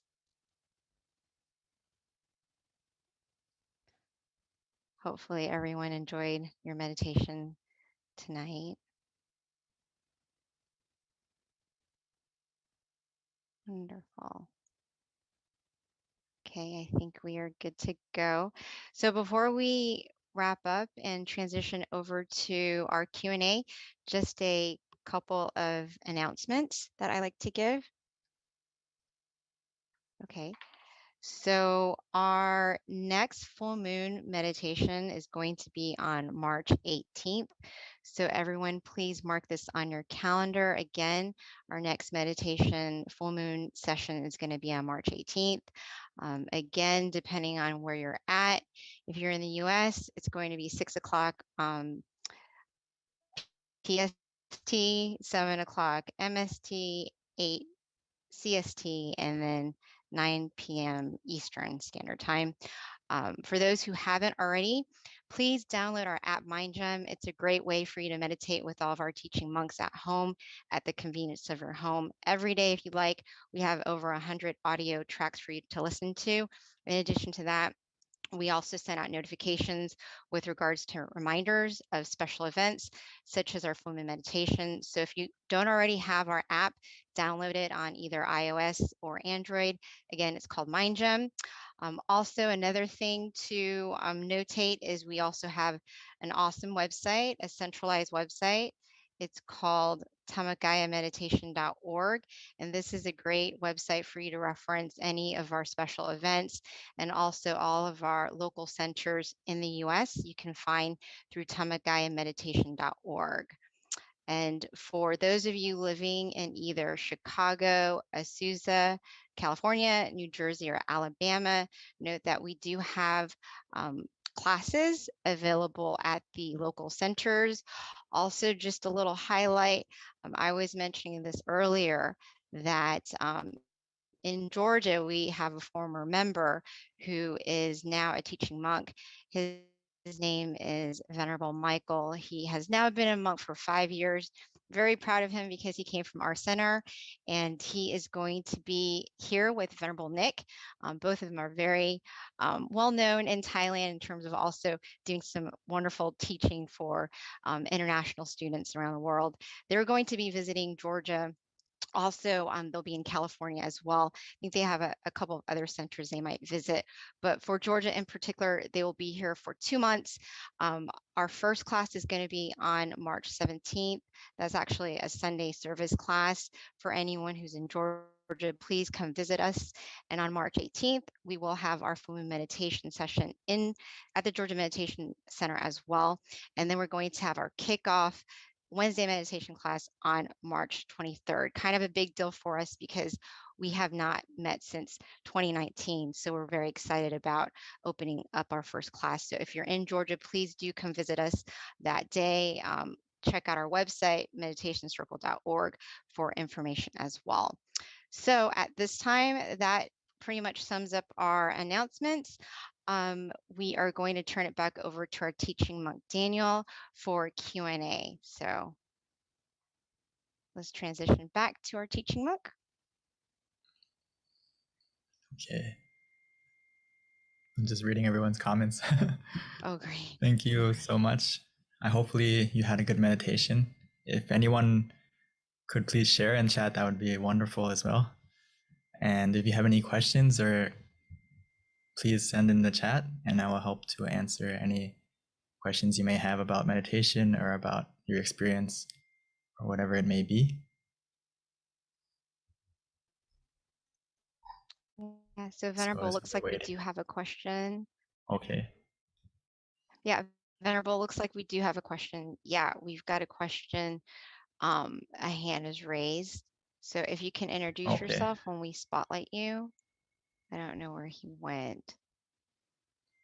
But yes, so you guys, this is a great time to ask any questions you might have to our teaching monk Daniel. You can either ask via chat or you can raise your hand and we can bring you onto spotlight so that you can ask your questions to our teaching monk tonight. So Venerable, while we are waiting for questions, can you not summarize, but can you repeat? This is like such a great, I like to collect quotes, obviously, but I really like the end of your guided meditation when you were talking about how a moment of peace and you kind of like progressed it to changing the world. I thought that was so beautiful. Could you repeat that? I'd like to write it down. Okay. So basically, sometimes before I talked about the quote, but I just want to emphasize that some people overlook that one moment of where our mind stops. And some people, especially people who meditated often, we tend to think that one moment where our mind stops or that one moment of peace is maybe not as amazing as it is. But actually, if we think about it, our whole life, we never stopped our mind. So just one moment of where your mind stops is amazing in itself. And that moment when your mind stops, that moment of peace, is a moment when your mind is free from any negativity, whether it's greed, anger, delusion, ignorance, whatever it may be. It stops and it's replaced by positivity and peace. So that's why I said that one moment of peace can help to change a day. One day of peace can help to change a life. One life of peace can help to change the world. And this idea basically comes from Luang Por. Actually, not basically, it comes from Luang Por. Because Luang Por said world peace through inner peace. And it's not just a pretty phrase, it's actually true. It can come true starting from within us. And just like, I remember he once gave us a wonderful mission. Actually, he gave us the mission to spread meditation to the world, right? And some monks asked him, how can we do that? It's such a big project. And he said, you start from one person and create an inner peace family, and the inner peace family will spread to the next family, next family, next family.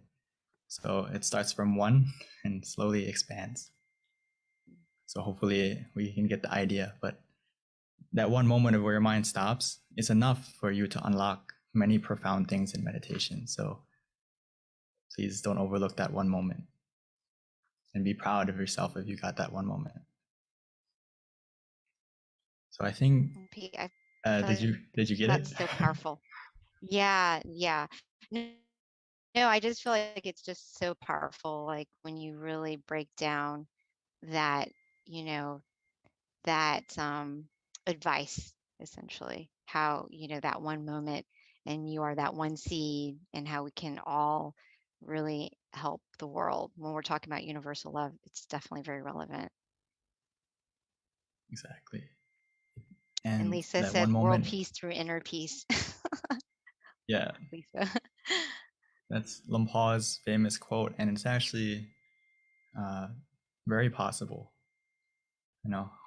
There's so many people who talk about peace, and I think that if more people focus on changing themselves first, that world peace that seems so impossible can happen.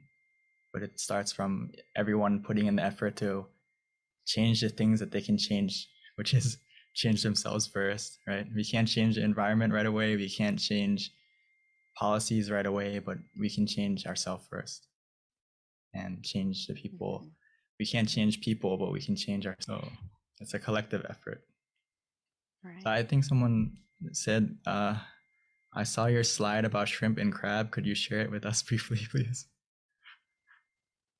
Okay, I'll go back to that, or just to explain it. Sometimes this is a funny thing that happens a lot in meditation, is that we try to rush to the peace. We want to race to get to the goal. And if we rush, sometimes we run in the wrong direction, just like the crab and the shrimp. So when we start meditation, we need to take our time to make sure we're going in the right direction. And for the crab and the shrimp, it needs to know for itself what position works for them. For the crab, it needs to put itself in the right position that's comfortable for it to go in the right direction, which is side to side. For the shrimp, it goes backwards when it runs. So it needs to face itself in the right direction, in the right position. So what I mean by that is, for every person who meditates, it's different. Every session is different. So we need to take the time to look at ourselves and make sure we're going in the right direction, and we're starting in a position that is comfortable for us. Keyword is for us, not for someone else, not from what you heard before, but for you, what works for you. That's something that we need to pay attention to a lot. It's not a race to the goal. And sometimes when you run in a race, if you're running in the wrong destination, but it depends on, are you running in the right way? Are you walking in the right direction? Running or walking the speed isn't important. The speed will change automatically. I know a lot of people like to ask, like, how can I quickly still my mind? How can I get to that point of peace quicker? You can't rush it. the less you do, the more you're going to get. The more you let go, the more you relax. That's the way you can go quicker. It's not like on the outside world when we want to get somewhere, we need to try more. We need to put more effort in. We need to run. In meditation, it's the opposite, completely opposite. So it's something we have to reflect on often. And I think Luang Pu gave the best example of that is stop is the key to success. Stop your thinking, stop your anticipation, stop your desire, and you're going to have success in your meditation for sure. So Venerable, before we continue with the next question, just for everyone who is on the call, if you have any questions, definitely please let us know. But also, we did wrap up meditation, so if you have to go, that's fine. But we'd love for you to stay on because you can learn a lot. So there is a question that came through, Venerable. It's from Deb, and her question is, what would be a good way to help someone who does not meditate but wants to have less anxiety and peace? Sorry, one more time. There was a little bit of lag on our. So this question is from Deb. Oh, that's fine. Her question is, what would be a good way to help someone who does not meditate but wants to have less anxiety and wants to also have peace, but they don't meditate? I think that's a very good question. Thank you, Deb. Great question. Ideally, trying to invite them to come and meditate. Because anxiety and a lot of these problems that we have in society now, it comes from we don't know how to take care of our minds. We don't know how to calm our minds down. So as a friend or as someone that you care for them, we need to try to invite them to come and meditate for themselves. That's the best way, because Luang Por would say, like, we can't, the only way for someone to be full, right, is for them to eat for themselves. You can't eat the burger for them or whatever it may be, right? You need them to sit down and meditate for themselves to cure their anxiety, which is extremely possible if they come and meditate. And I know some people maybe it may be hard to invite in the beginning, so that's why we need to be an example for them. If they see you meditating often and they see the change in you, they're gonna want to be influenced to want to come and meditate more. So myself included, before, my mom was one of those people who helped me to be interested in meditation, because she was an example for me. I always saw her meditating. I always saw her inviting me. And in the beginning, sometimes I resisted. I was like, I don't want to go. It doesn't seem fun or something like that. But when I saw how calm my mom was, how peaceful she was, how positive she was, it kind of made me question and want to try meditation for myself. So hopefully that gives you an idea. So please try to invite them to come next time, maybe next session, next full moon. Yeah, thank you, Venerable. So Venerable, here's another comment question, but it's from Ravint. And he says, sometimes when I meditate, I try to think about nothing, but it's really hard. He tries to clear his mind. So maybe, how can we help with, or any advice or guidance in terms of how to help clear his mind? I know we've got the tools, but it's not always, even with the tools, sometimes our minds are distracted. I think that's a wonderful question, and I'm sure everyone here deals with this, even myself. I'm sure everyone here in the call, in Zoom right now, has had a moment of where you meditate and it's hard to clear your mind. The first thing is, please don't be frustrated with yourself, because it's completely normal for it to be difficult in the beginning to clear your mind, especially if we don't meditate often, or even though we meditate often, but sometimes throughout the day, if we don't look after our mind, and many things come into our mind consciously and subconsciously. Everything we see, everything we feel, everything we experience, it all gets absorbed by our mind. So it may be hard to think nothing in the beginning. So a key concept I want everyone to start to understand more is meditation is a balance between doing nothing and doing something. So again, it's a balance between doing nothing and doing something. What I mean by that is to get to the nothing and doing nothing, to stop thinking. In the beginning, we need to do something. And what I mean by that is we need to use the tools that we have in our toolbox, whether it's visualization or using the mantra. Don't skip to doing nothing right away, or don't, even though we feel like sometimes I enjoy just to do nothing and relax. But if I know that my day was very busy, my life is very filled with many things in the past, I need something to anchor my mind. I need something to be a companion. I need something to be a shield to help protect my mind from wandering, from not thinking, or for to help to clear. So to get to the nothing part, we need to do something. So I recommend that you don't try to do nothing right away. Try to use the visualization, try to use the mantra first. And eventually you're going to get to that point where you don't want to do nothing automatically. So hopefully that answers your question a little bit. But another thing is, it takes time. It takes time. Remind yourself that it takes time. The way to clear your mind, it doesn't happen right away. We need to be a little bit patient. And just like in our computer, or we delete a file, right? Some files that are big, it takes a while to delete, right? It's not right away. The same thing is in our mind. Some things are deleted quickly and easily, and some things take a little bit of time. But it doesn't mean it's not getting deleted. It just means we need to wait a little bit longer and just be calm, be patient, and it's going to get to that point bit by bit. Wow, Venerable. I've never heard anyone put it like that. That is so profound. Like doing nothing and doing something. I actually really, that makes a lot of sense. Thank you for that knowledge. Just to reiterate that everyone throughout your meditation session has to switch between these two things. That's what makes you a good meditator, is knowing when to do nothing and when to do something. Meaning that when you're off balance, when you're in balance, you don't need to do anything. When you have mindfulness and relaxation together, you feel calm, you feel relaxed, you don't need to do anything at that point. But whenever you start to feel that balance is shifting or off, that's when we need to do something, adapt to the situation by using the mantra, by using visualization, whatever it may be, to get you back in balance. Thank you, Venerable. I love that.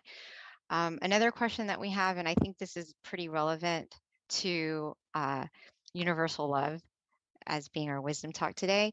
And this question is, why do we hurt those we love? So I just want to expand on that a little bit more, which is true if we're talking about universal love and kind of expanding that out there. But, it's so everyone's hurting everyone, and we've got all these situations, even right now, Ukraine and Russia, things like that.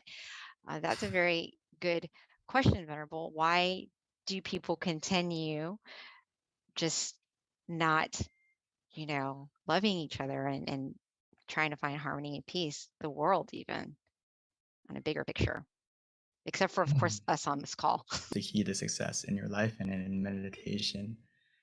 And the problem is we hurt the people we love because our mind gets influenced by the negativity that inherently everyone has what we call defilements. So we have anger, we have greed, we have delusion, we have ignorance, we have all these negative emotions, or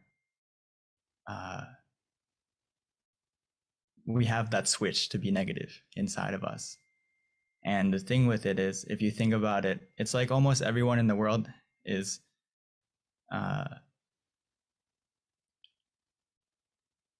would say sick with those things, and we need to keep them in check and keep that negativity in our mind that is always there, possibly able to switch. We need to make sure that we keep those negative emotions at bay, which is why we need to stop our mind often. We need to recharge our mind often to connect to those moments of peace more often. Because every time we connect to those moments of peace within, it's gonna lower the negativity in our mind and not allow it to infect our mind, infect our thoughts, infect our our words infect our actions. So that's why we hurt people, is because we aren't mindful of our mental health, and that negativity takes over what we think, what we say, what we do to them. So the more often we stop and still our mind, the more easily it's going to be for us to not hurt anyone.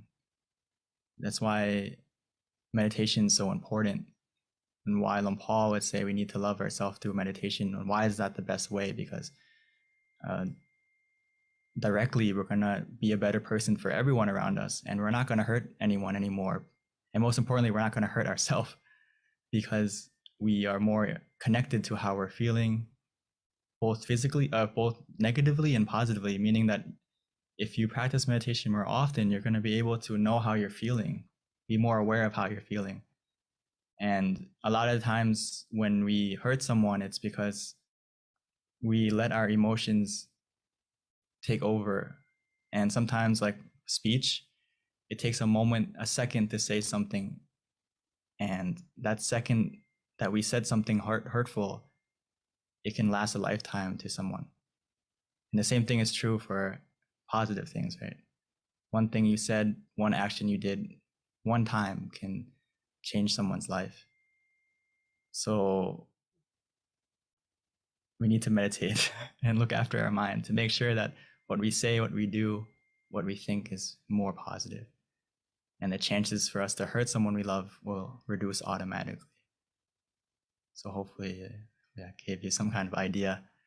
Well, that was so inspiring. Oh my goodness. I wish everyone could hear what you just said, because I feel like it would motivate. I don't see how it can't motivate anybody who's not interested in meditation to meditate. That question that Deb had, Deb, I think you need to write down what the Venerable just said and share it with your loved one who isn't interested in meditation, because I think it's just a matter of being educated. And, you know, when it's broken down with such wisdom, I think it's very clear, and anybody who hears it would be curious to see what you're talking about. That was very, very a great explanation, Venerable. Thank you. So Venerable, last question before we wrap up, since it is 10:27, gives you enough time to answer this question. Statement slash question, but you know, there is some relevancy in this. And Ravin says that we love 10, we hurt 10. We love 100, we hurt 100. What is your thought on that comment?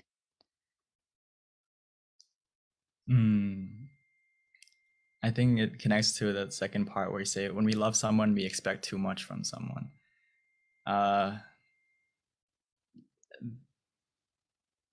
It's a different kind of love. I think if you meditate the thing is, when we meditate, we connect to a more pure love. Sometimes our love is actually kind of mixed with other emotions, whether it's attachment, over attachment,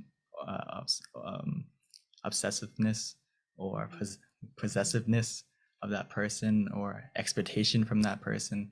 So that's why it's so important to have inner happiness for yourself and an inner love for yourself, because you're not going to expect from others more, because you have that happiness for yourself, that love for yourself already. And a lot of times why we expect so much, or we expect something in return, because we feel like we're missing something from others, which in reality, if we meditate and we have that happiness for ourselves already, we don't really need anything in return from anyone. We don't need anyone to make us happy, or anything to make us happy, if you meditate more, because you can access that happiness, that true happiness for yourself, anytime, anywhere, every time you meditate. So it's about connecting to that. It's like a whole love, like you have enough love for yourself, essentially. Yeah, so you're not expecting your friend to give you back something, or help love you back, or someone to love you back, because you already have love for yourself within. And it's similar to giving without expecting anything in return, if that makes sense. When we talk about giving or being generous, the gift of giving is the act of giving in itself. And if you've practiced that in Buddhism, you will understand it more, that the joy in, when you help someone, even though maybe they don't give you anything back in return, or they don't return your kindness in the end, but you already benefited from it. You already got something good out of that. So don't expect to get anything back, but we did something good to them. That's enough. I think that's also very wise too, right, Venerable? Because then you're not being disappointed either. It's like it's only creating happiness for yourself, because then you don't have any thoughts that might be negative. I think from my experience and from my understanding, is a lot of people suffer because of expectations. Right. Meaning that your mind isn't in the present, your mind is in the future. You're expecting something that hasn't happened yet. So you're disappointed because you feel like something is missing. Instead of that, focus on what you have. Be in the present. And you're going to be way happier. Which meditation teaches you how to do that? That's why being in the present is so important, because it really can impact your mental being. And eventually you're going to get what you expect automatically without you realizing it. Because if you're in the present moment, you have the power and the decision to make your life better. When you're in the present, you're able to walk towards your goal. It's not bad to have goal or expectations necessarily, but if you focus on the expectation and on the goal rather than the method, you're gonna suffer. But if you focus on the method and how to get to that goal, you're not gonna suffer. Because it really is so inspiring, Venerable. And you've got so many great comments that I didn't get a chance to read out loud, but they're there in terms of the wisdom that you've taught us today and how many people have enjoyed it. And thank you for sharing it with us tonight. So at this time, everyone, it is 10:30, and this wraps up our meditation session tonight. The Venerable is going to give us a blessing, and we can accept it by putting our palms together. So by the positivity of all the positive deeds you have done in your life that you can remember or that you can remember, may all that positivity, all that pure energy come together within us to cover us, to protect us, to guide us, to be surrounded by positive people, positive situations. May that inner brightness, that inner positivity make our life more clear, more bright, more successful in every way. May all the darkness, all the obstacles in our life disappear and be replaced with opportunities to succeed, to become more happy, both physically and mentally. Most importantly, must we be able to meditate, connect to that inner peace, inner happiness easily and quickly, be healthy and strong of both body and mind forevermore. Sadhu. Thank you for that beautiful blessing, Venerable. Namaste, Venerable. Until we meet again next time. Bye, everyone. Please mark your calendar, March 18th, for our next full moon meditation. Sorry for the technical difficulty problems. Okay, Venerable. It happens. That's why technology is unpredictable. We're just glad that you're able to come back and we didn't lose you again. So thank you, Venerable. Okay. That was an awesome session. See you next time. Namaste, Pika.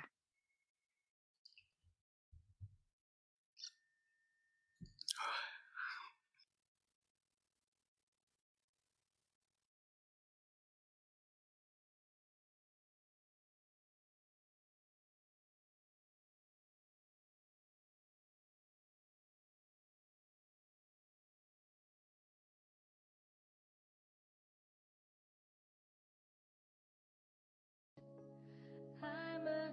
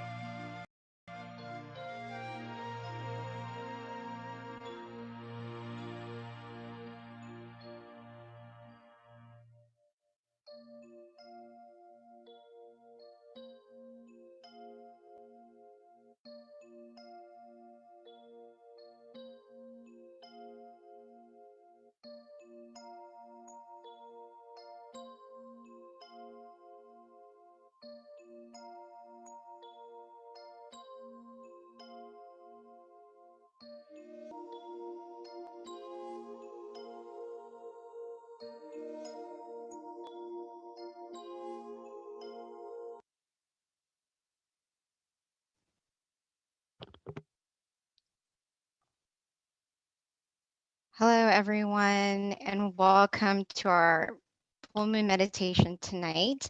We have a great lineup for you. Our theme is brighten the mind, brighten the world. And with that, I wanted to share a quote because that's normally how we start our full moon meditations. So for those of you who don't know, I normally read out of Paipo, and Paipo stands for peace and peace out. And these are quotes from our abbot, Longpa Tamai Chayo. They're very profound, every single meditation practice. So I picked a quote that I felt that would be appropriate for our theme, which is brighten the mind, brighten the world. And it's called Happy Sun. So the internal sun will arise when our mind is at a standstill. It will be like a bright object shining day and night. The ordinary sun shines half a day, then fades away. But when we attain the internal sun, our life will never be in darkness. Whatever incident we face, though we cannot change it as we wish, we can overcome it as we connect with the happy sun inside. So that is a little inspiration with regards to starting our meditation tonight. So with that, just wanted to introduce our teaching monk. This is going to be Monk Jackie's turn. A little bit about Monk Jackie is he has been a Buddhist monk since 2014. He ordained in Thailand, and with that, he learned the value of meditation, and he became very passionate about meditation. One of the reasons why he decided to stay in robes. So now he's able to study his meditation practice in even more depth, in addition to sharing it with those of us around the world. So with that, I would like to introduce Venerable Jackie.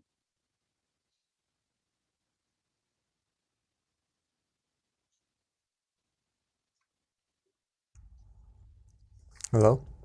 Hi, Venerable. Good evening, everyone. And good morning to all of us as well. Since we are all here from all over the world, hopefully everyone is healthy, happy in both their body and their mind, right? Staying well amidst what's been going on around the world. Okay? It's very nice for us all to take this chance, take this good opportunity to come together, to meditate, to pure our mind, to find true happiness, right? To find that inner sun that PB just talked about from our Longpa's quote, our Longpa's teaching, or in other words, our master's teaching. Right? This inner sun, this inner brightness that shines all the time, I would really much like for everyone to experience this. It is something phenomenal. Even though they're covered. Because I'm sure it's all covering a smile. As now Venerable Jackie is already here. We'll get more time to talk after. So let's see what is going on. All right. Yes. So, in order to see the sun, meditation, our journey, we'll soon find that there are more things inside of ourselves, inside of our mind, than just true happiness. What Longpa Tamashiyo has just talked about just now in his teaching about the inner sun, and more also to come. That's for us to witness for ourselves, right?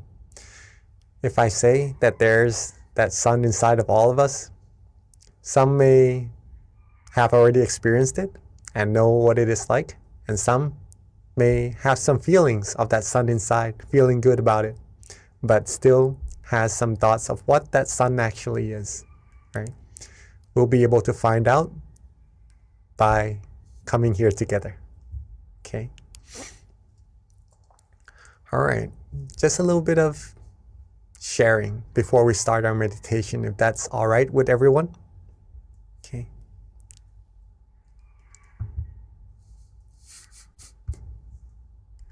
All right. So, war, chaos, disputes, all these things that somehow creates sorrows, sadnesses in our mind, all derives from one same source, right? All derives from one same source. And do we all know what that source is? Weapons? Money? Power? Authority? What is that source that creates conflicts all over the world? Right? Not to be specific or anything, right? Just in general. Well, the source of all these conflicts or these disputes, these commotions, is the mind, right? The mind. The mind of human beings that are involved with pretty much the viruses, not on the outside, but on the inside. The viruses that can't really be seen unless we still our mind correctly and go deeper, having that sun and further on. But that's another topic, all right? But just to show you first that these things, these disputes comes from the mind that is involved with some viruses that's already there inside of our mind, right? To name them: anger, right? Delusion, greed. Greed, anger, delusion. The three musketeers that usually creates problems and it's already there inside of our mind. But there is a way to deal with them. We'll go into that later on, all right? So these are the causes. These are the causes. And these things usually bring about the feeling of sadness, right? As a result, sorrows as a result, negative feelings to be in general, right? Not what we actually want as humans, or I believe any beings, because all humans seek what all humans seek, what all beings seek is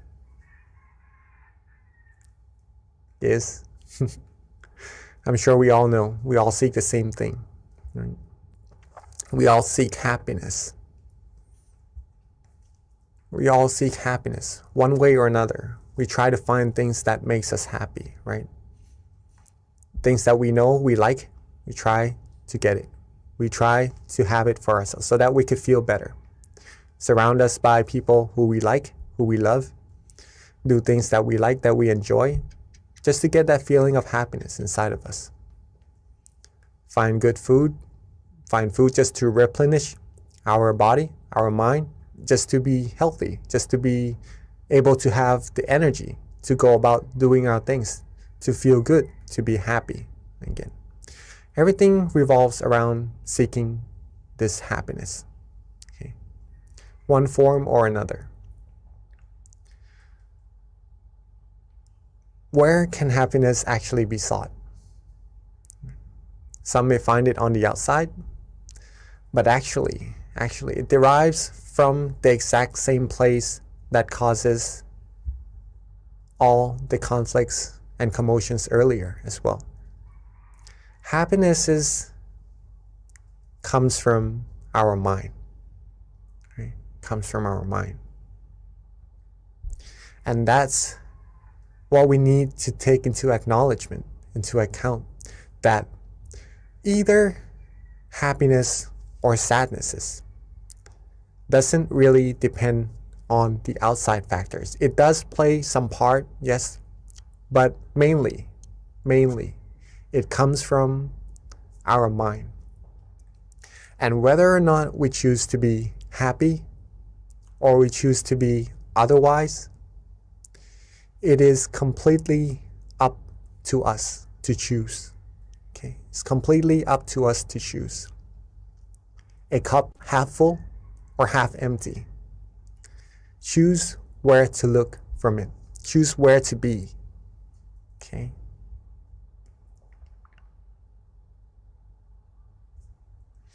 Now, let's go back a bit first. Now that we know that happiness or sadnesses, sorrows, originates from the same place, which is our mind, what can we do to always be happy, right? Because we like that feeling. I'm not sure if anyone likes to be sad, likes to have negativities, but I'm sure no one would, right? I'm sure no one would. What we all seek is positivities in our lives, happiness, good things, right? They all arrive from the mind. Can we control it? Can we control these feelings? Yes, we can. Yes, we can. If we train our mind well, it needs training, right? A mind that is untrained would be more likely to be affected by the outside factors. Thus, these outside factors may sometimes bring positivities into our mind, but sometimes it would take out the happiness from our mind as well. Okay, so training the mind, okay, we can all do it. We can all do it. Right? If we always wanted to be happy, there's a way to do so. That's what I'm implying on this, right? Hopefully this all makes sense and everyone is catching up. How then? How then do we always have happiness? The answer is to practice these two. Okay. Whatever we do in life, wherever we are, whatever state we're in at that moment, right? Our physical body, our mind. If we have these two things together, awareness and relaxation, we will instantly find happiness. Awareness and relaxation. If we have awareness right now, and also if you take a look in the middle of the word awareness and relaxation, I don't know if you could all see, but there is a plus sign, right? So that means that if we are aware and we have relaxation, we simply put our awareness with that relaxation. Have them two go together, hand in hand. And that's when we will receive happiness. An unlimited amount of happiness. Infinite amount of happiness. The happiness that you could always access at any time, anywhere. Whether you're here on Earth or maybe you have the chance to go out in space, if you have these two things together, awareness and relaxation in your mind, in your body and your mind, right? You see? Relaxation in your body and your mind. You will find happiness. Always. Always. No matter if we are healthy or if we maybe in times of sicknesses. Right? We always have that point in our mind to be happy, for sure, 100% all the time, right? This is why training the mind or meditation would give us the opportunity or the knowledge or the skills to take us through that source, to that source which is the source of true happiness. Okay? Just to keep that in mind, that what we're doing may be simple, just relaxing and having awareness. But the more we practice, the more we'll see how profound it actually is. This is a teaching from our abbot, our master, Long Po Thamashiyo. When the body is relaxed and the mind is relaxed, it will be very easy. This it means meditation, or finding true happiness, or stilling our mind. It will be very, very easy if you are able to relax your body and relax your mind. That's it. Okay? As simple as that.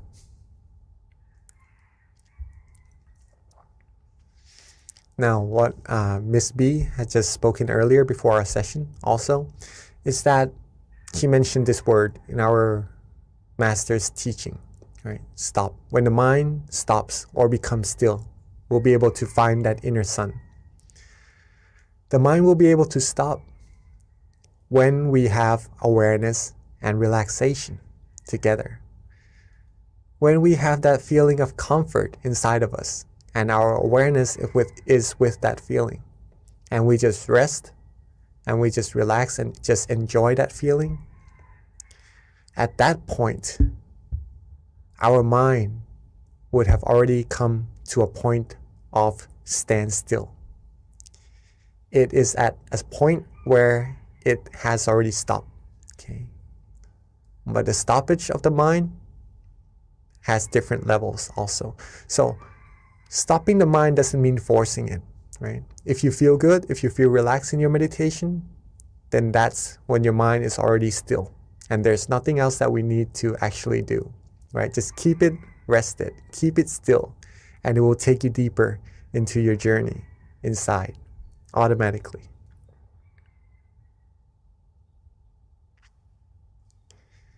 This is a very important sentence from our great master, the one who rediscovered this meditation technique, or rediscovered the middle way, the way to true happiness.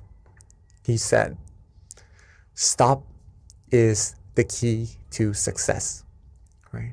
Success in our meditation and success in everything, right? If you want to know what that means, if we have more time, I would be more than happy to explain what it is, right?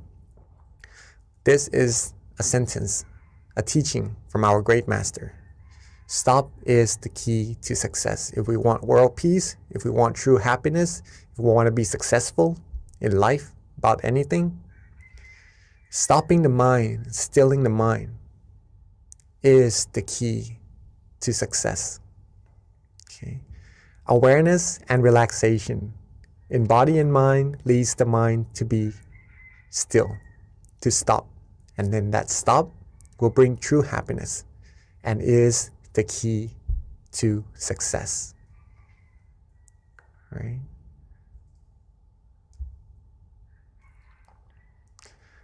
When we train our mind and we're able to reach that source of happiness more and more, we'll be able to control ourselves, to control our mind, whether to feel good or otherwise. Right? We'll be able to be more in control of what we can, right? Because we can't really control the factors on the outside of what's going to happen. Even our own body, we can't really control it to age or not, to be sick or not, right? We just have to be as caretaking of it as possible, okay? But to be able to control it, whether or not to age or to whatever happens, sometimes it is beyond our control. What we can train, what we can control though, is our mind. And since we all want to be happy, being aware and relaxed together will lead us to this true source of happiness. The more we practice, the more happiness we will receive as well. Not just one level of happiness, it goes deeper and deeper and you receive more and more. Until, like the cup half full, half empty, right? We'll be able to fill the cup all the way up to the top, the happiness all the way up to the top, and it will overflow outside until we would feel the true happiness inside flowing out of our mind, wanting to share it with everyone around us, just wanting people to be happy as well, feeling good for other people around us, feeling care, feeling compassion automatically, just from being happy ourselves, right? What we have, we can share. What we do not have, it is hard to share. So if we want to have other people around us happy, have the world be a world of peace, it is very important to keep ourselves happy or to make ourselves happy. Then we can make others happy as well, help others be happy as well. Like the sun, having so much brightness in it that it shares its golden lights with everyone on earth. Right? Like the moon that shines, especially this full moon meditation, right? Shines, illuminating the darkness in the sky and sharing its wonderful, brilliant light with everyone on earth as well. We will be able to be like this sun, like this source of light for everyone on earth, right? And together, it's not a one-man job, right? If we can all find that sun, that happiness, that brightness inside of our mind, overflow ourselves with happiness, the more we can do, the more people who comes together and are able to find this true happiness. This is a way that we can attain true world peace, right? True world peace. World peace through inner peace. World peace, there's a teaching from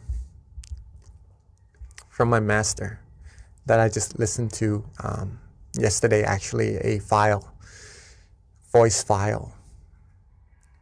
He says that, okay, we have a little bit more time. Not a lot more time, sorry. But world peace cannot be attained with fights, with wars, with disputes, right, around the world. The true war is not actually outside, it's actually within us, right? Whether we are happy or not, with that viruses inside of the mind, whether we clear it out or not, the true war is actually inside. If we can win the war inside, we'll always be happy. And if everyone can win that war inside, that's when true world peace will happen, okay? So it's amazing to get to see everyone here come together to practice meditation so we can brighten our mind and brighten the world as well. Hopefully that all makes sense to all of us, and that we all know how important we are to having world peace.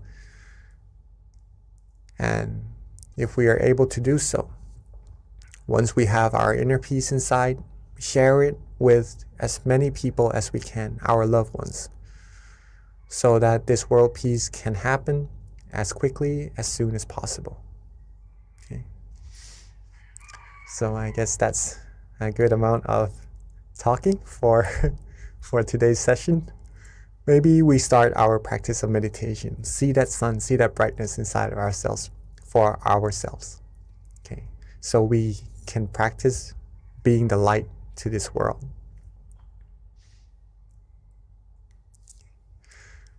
So again, awareness and relaxation, right? Very important. So get yourselves comfortable first in your chair, on the floor, on a cushion, anywhere you're sitting. Be as comfortable as you like. That's very important in meditation. Maybe drink some water, adjust your body. Freshen up a little bit first. Take our time.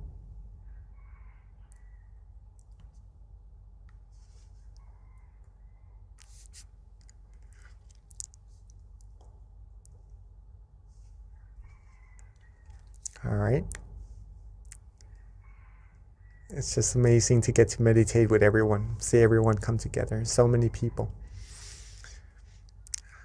I'd like to actually thank all of us here also.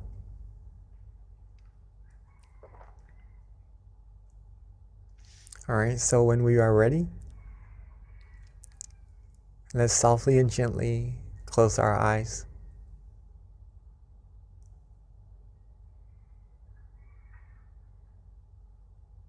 So when we are ready, let's softly and gently close our eyes. Rest our face, rest our forehead, our ears, our cheeks.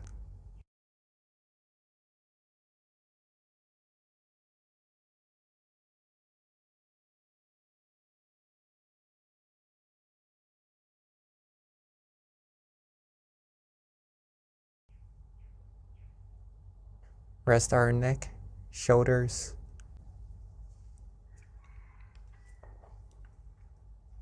Take our time. There's no need to rush at all. It is simply the time for us to rest and relax. And that's all that it is. Just resting and relaxing, along with being aware.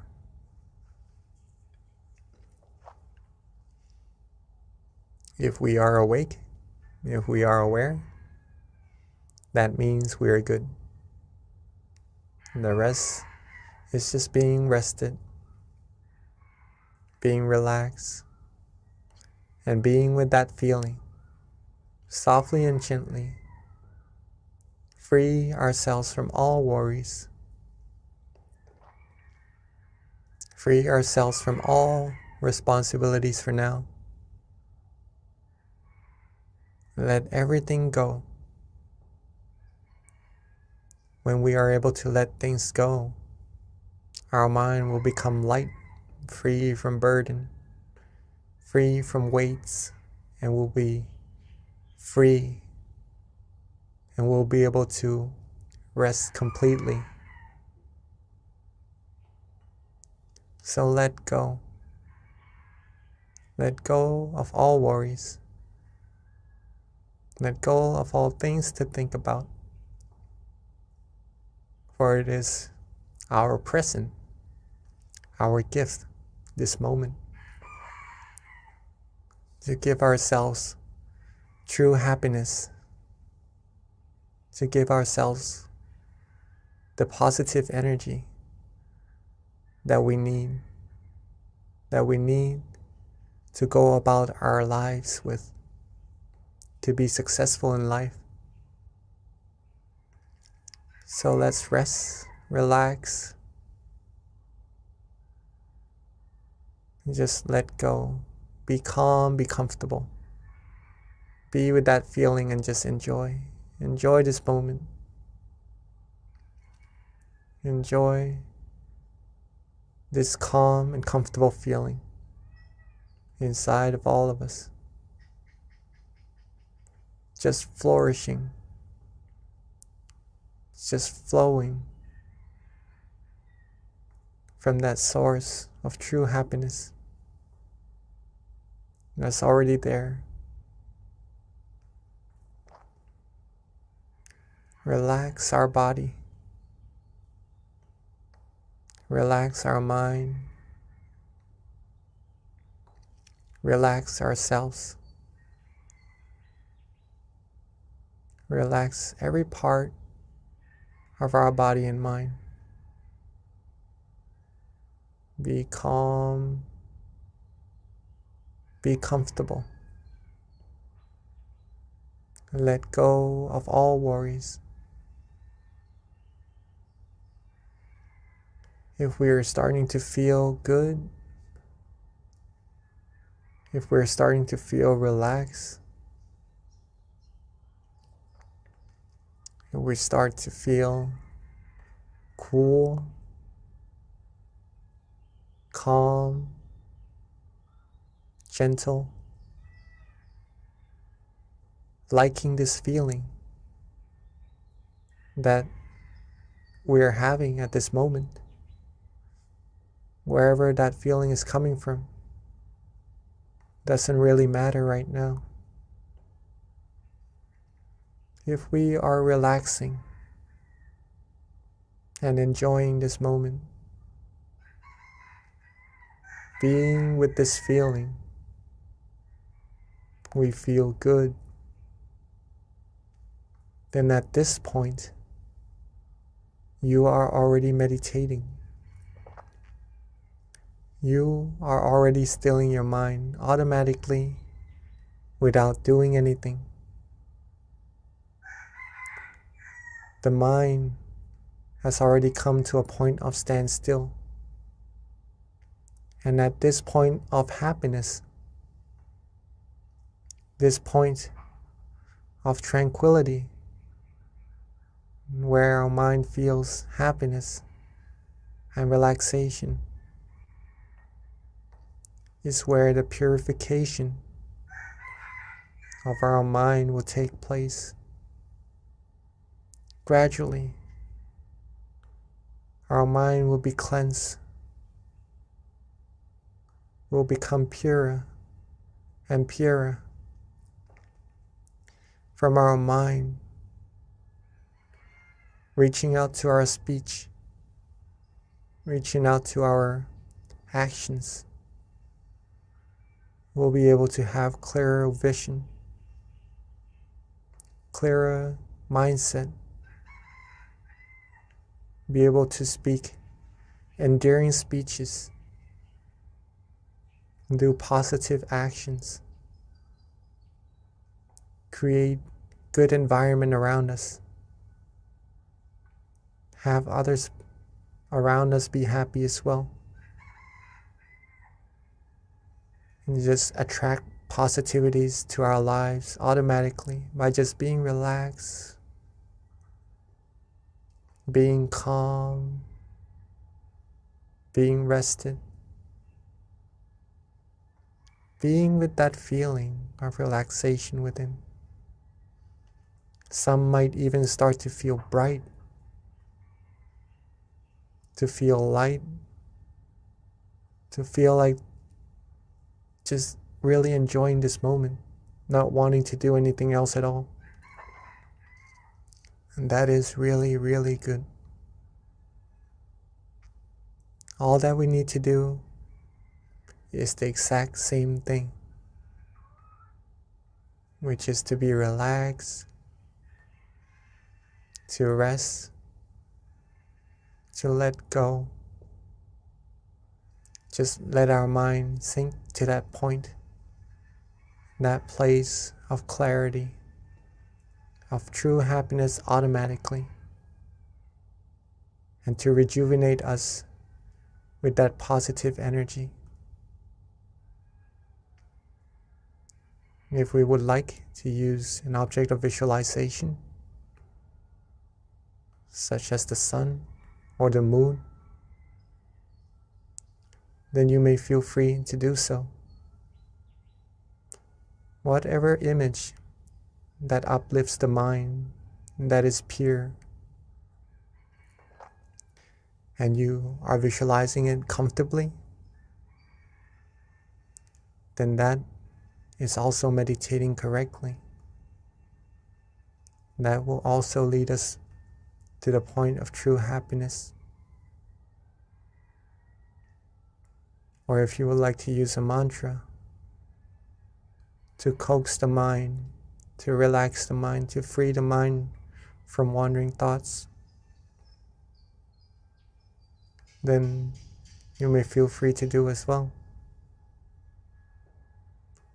Recite the mantra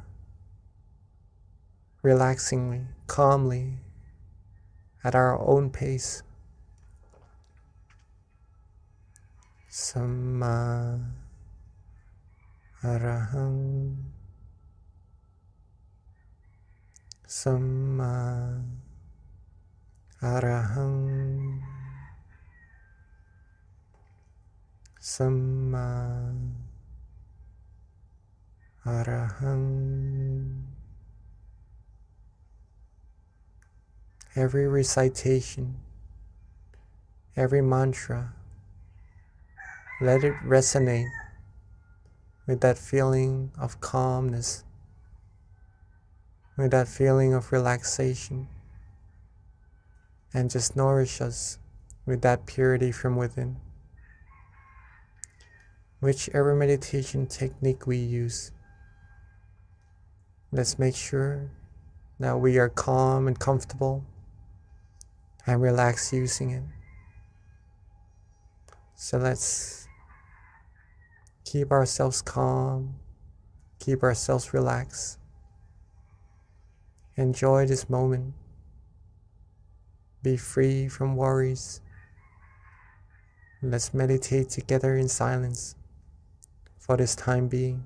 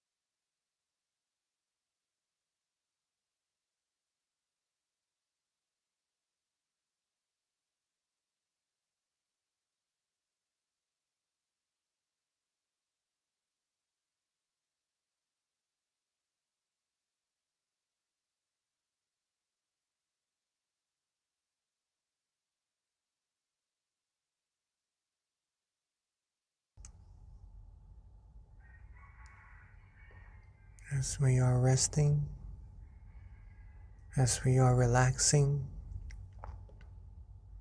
as we are letting go, sometimes we may start to have some wandering thoughts come inside our mind in our meditation, distracting us just a little bit from that feeling of happiness, that feeling of relaxation inside of our mind. In that case, there's no need to worry at all. Don't worry, be happy.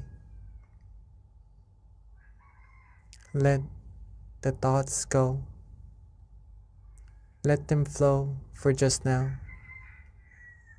And simply relax, rest, and let our mind come to that point of standstill again, automatically.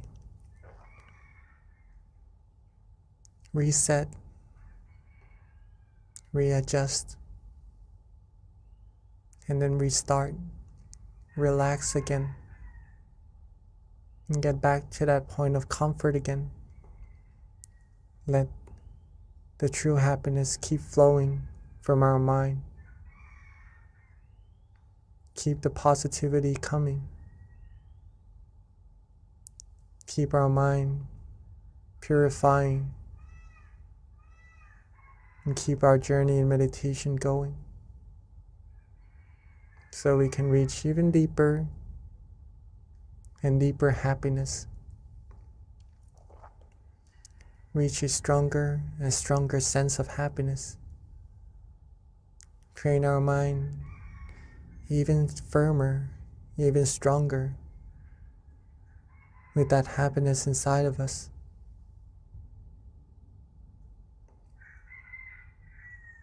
At some point,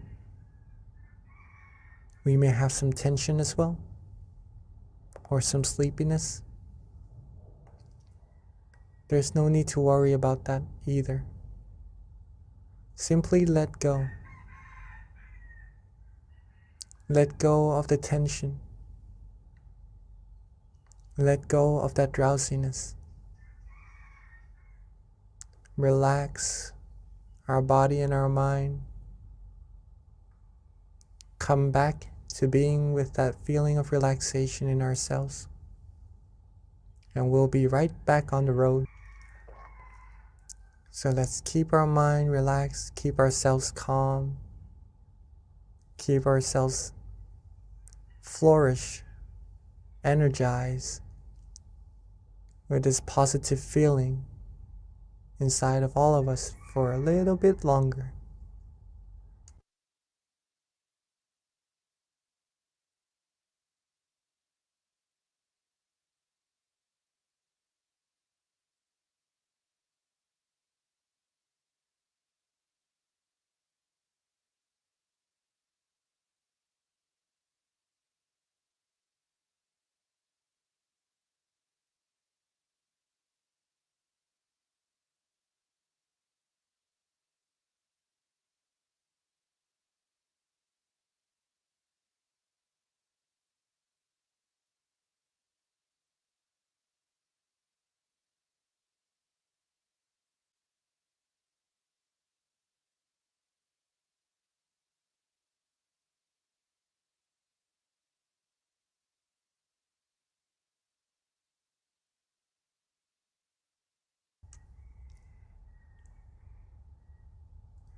Now that our mind is bright, that our mind is filled with the inner light, the inner happiness, from relaxing, from stilling our mind, let us all come together and light the candle to represent our brightness from the inside, shown to the outside, to brighten this world, shine away all the darkness. So while keeping ourselves relaxed, keeping ourselves calm, let's softly and gently open our eyes Let's softly and gently open our eyes and let's together be the brightness and light the brightness to this world. And at this time, we'd like to invite everyone to please turn on their camera. Let us see your bright, happy faces with your candlelight right before you so that we can all connect visually and energetically under one moon and under one Zoom room.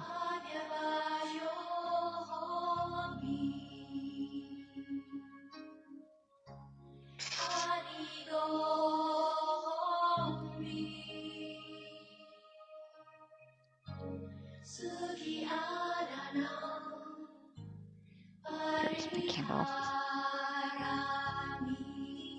Again, we'd like to invite everyone to please turn on their camera so that we can see your bright, happy faces, connecting visually and energetically,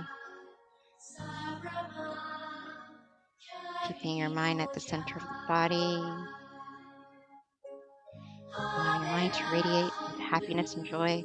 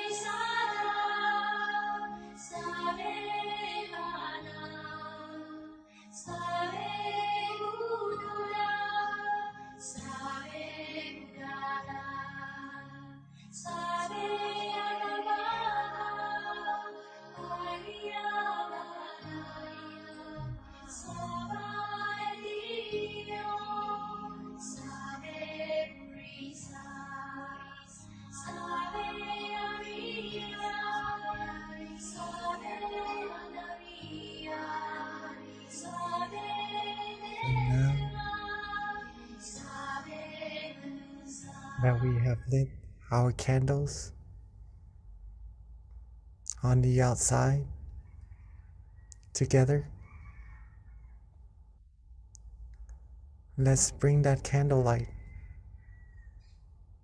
closing our eyes softly and gently, back to being relaxed and comfortable in our meditation again. Let's softly and gently close our eyes rest ourselves, come back to being relaxed and comfortable in our meditation once again. Feel that brightness. And let's bring our candle inside of our mind, at the center of that feeling, shining bright together with the happiness of our mind. And let that brightness be the representative of our true happiness, of our positive energy. Let all of our merit, all of our good deeds, the positive energy from all our good actions come together into this brightness, and let it shine bright outwards to everyone in this room. Shine bright outwards, reaching everyone in our community. Shine outwards even more while being relaxed, reaching everyone in this country, and shine brighter outwards even more, reaching everyone in this world. Shine bright, shine out this peaceful light, this light of purity, cleansing everyone, everything in this world, seeing the world clean, clear, bright, calm, seeing everyone on earth clean and clear, bright and calm as well.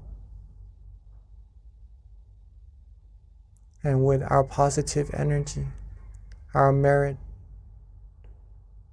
our accumulation of the purity, with this brightness, let this energy be shared to everyone, be shared to everything, wishing for everyone to always be happy, to be able to find true peace, true happiness quickly, be able to be free from all the viruses of the mind, all commotions, all disputes, be free from any kinds of sorrows, sadnesses, be free from any form of negativities. May everyone on earth live a happy life. May everyone on earth be free from dangers, free from harms, free from diseases, free from anything that could try to harm them. May everyone on earth be happy, be healthy, be fulfilled in their good, wholesome wishes, be able to find true peace, true happiness easily, still their mind easily, be able to find that inner peace, inner light easily, and to ultimately be able to reach the utmost of purity, the utmost of happiness, as quickly and as easily as possible. Let's take a few moments to share with the world, share with everyone our positive energy, our good thoughts, goodwill, our loving kindness.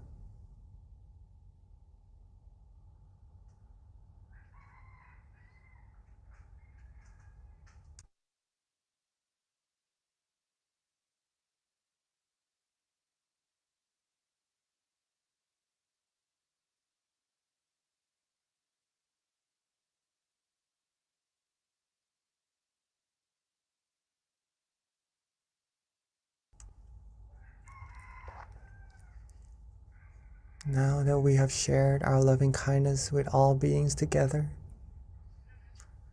Let's softly and gently relax ourselves. Bring our awareness, bring our attention softly and gently back to ourselves.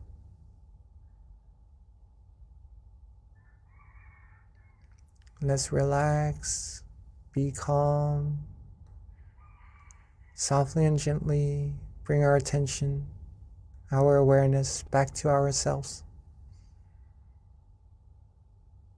where we feel it is easiest, it is most comfortable.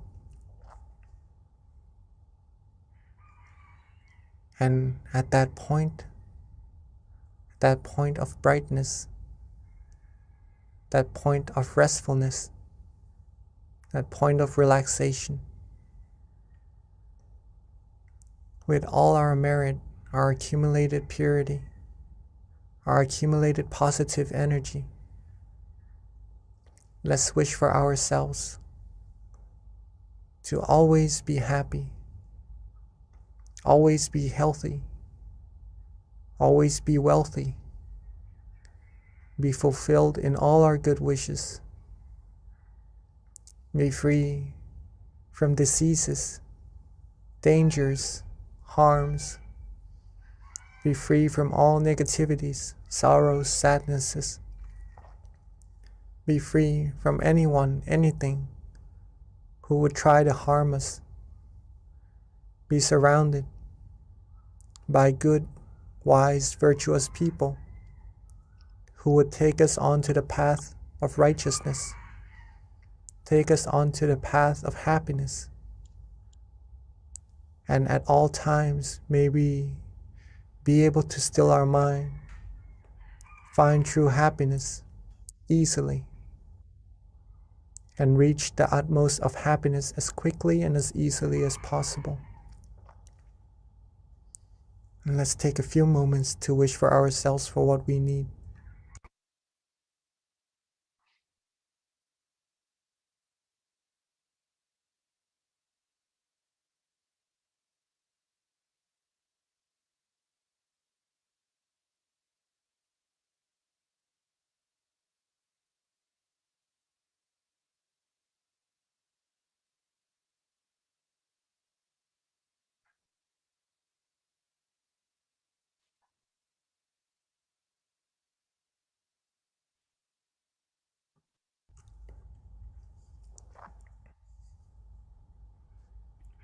Sapphe buddha phalapata paccekanan jayang phalang arahantanan jate shena rakhang pantami sapaso sapabuddha nupavena sapathamma nupavena sapasangha nupavena satha soti bhavantu te.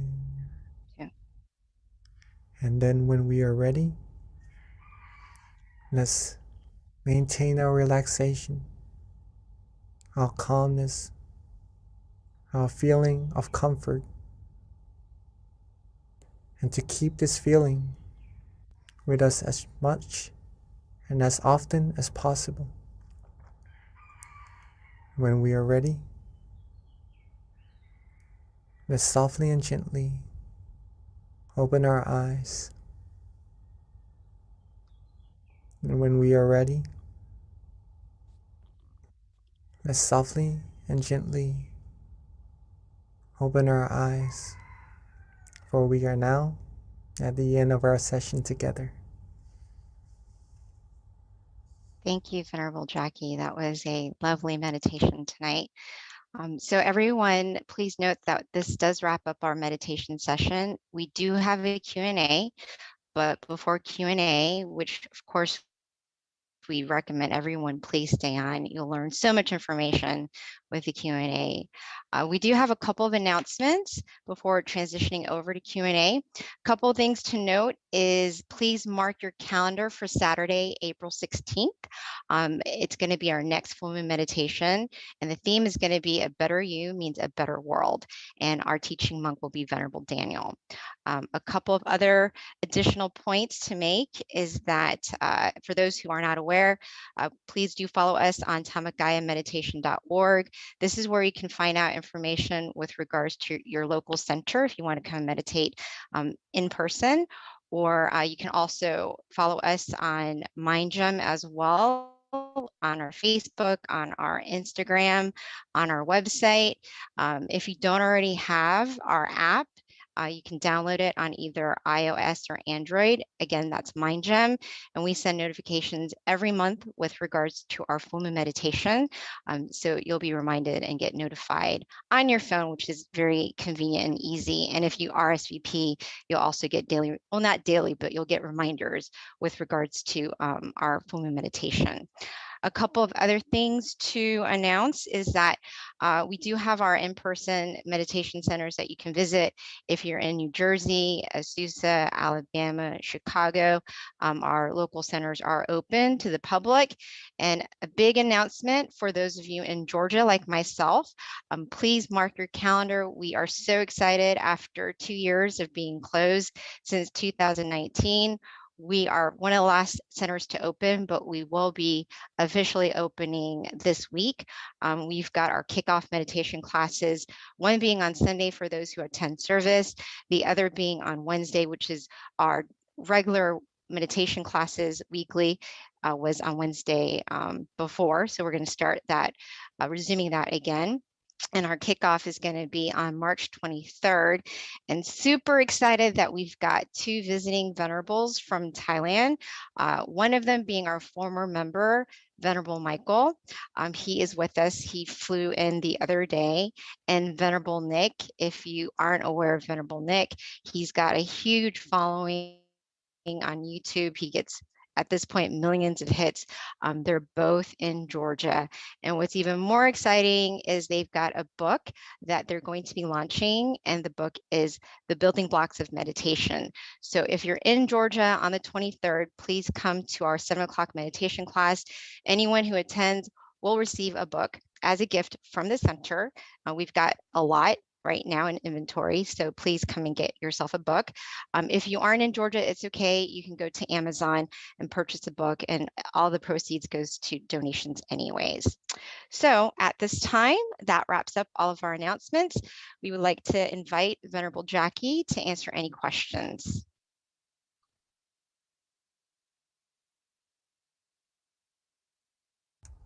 Hello. So Hi, Venerable rejoice. Jackie. Hi.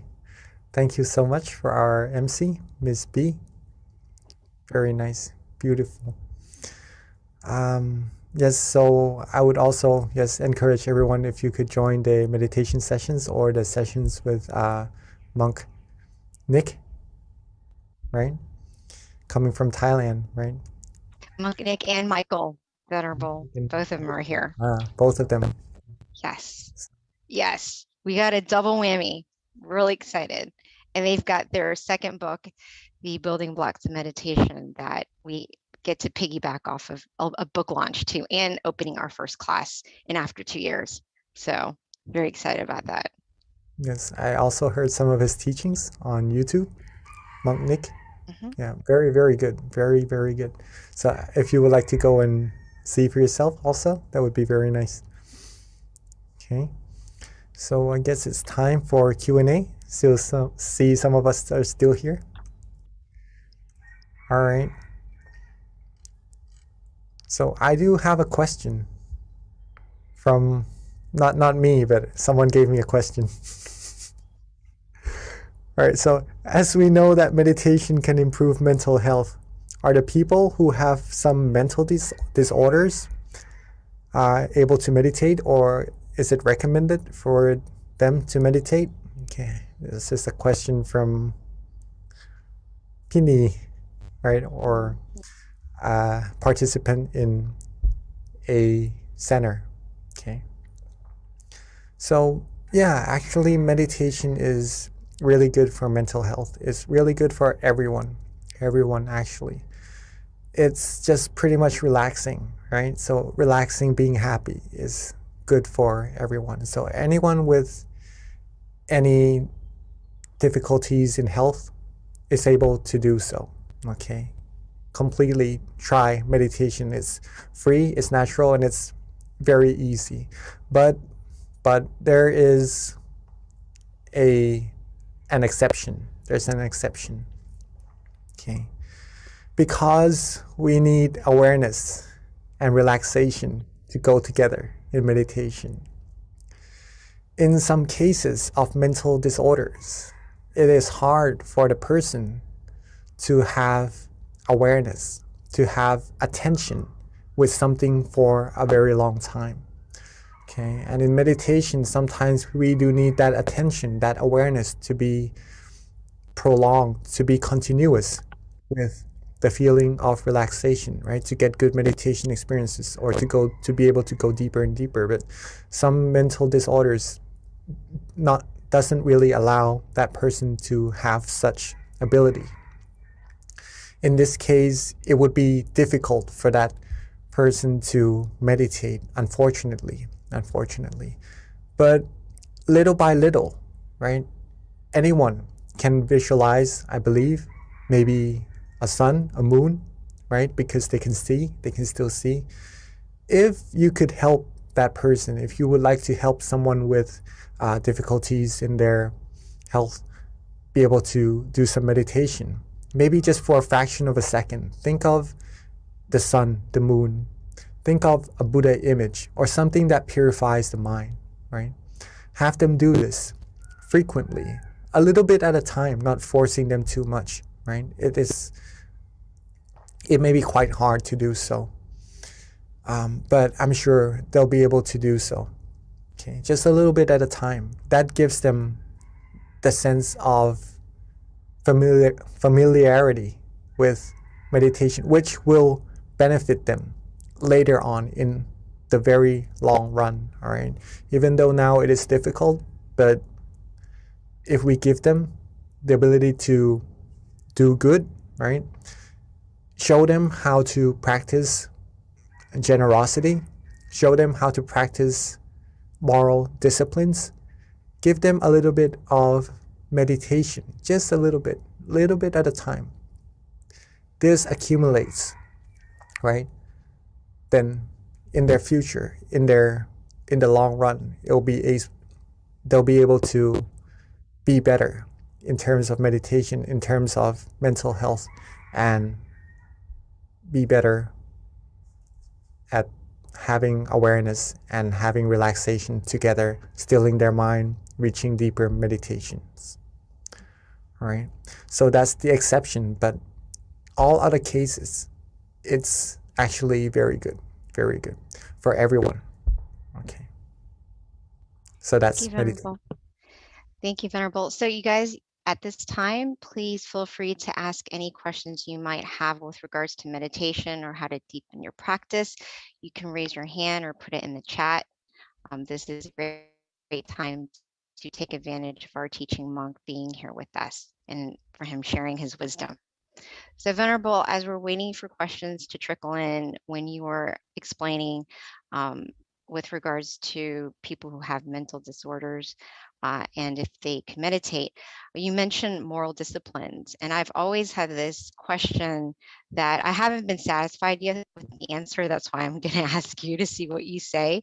But how does moral discipline help with your meditation practice? So I understand, especially like the basic ones, but when you start kind of like adding on to the basic moralities, how does that actually help purify your mind even more? Like, to me, just the basic ones that we know of should be enough, right? Does it really do anything when you start tacking on more? In other words, maybe too, you might have to share what they are for people who don't know what they are. All right, so maybe the basic ones are the 5s, right? Mm-hmm. And then the more ones that you mean is the 8? Correct. Yep. Is that correct? Yeah. All right. the basic 5 precepts, or moral disciplines, pretty much you could put it that way, is that they refrain ourselves. They help us control ourselves, right? To not hurt ourselves and to not hurt other people, right? No killing, no stealing, no sexual misconduct, no lying, and no intoxication, right? That's pretty much helping ourselves be harmless to ourselves and to be harmless to other people. In this sense, we are able to control our actions more to be towards goodness, control our speech more to be towards goodness, and with a good mind, with a clear mind, that gives a sense of no harm to ourselves, right? No danger to come to ourselves, no worries, in other words, no anxiety. Our mind will be able to be more still easily. We'll be able to meditate better easily, right? And the 3, to add even more, is to uplift the mind even further, to be pure, right? The extra 3, no having dinner, no having meals after lunch, pretty much that. No engaging in entertainments, no lying on big beds or very comfortable ones, right? It's just an incentive. It's just disciplines to help us free ourselves from desires. Let's just put it that way, from desires.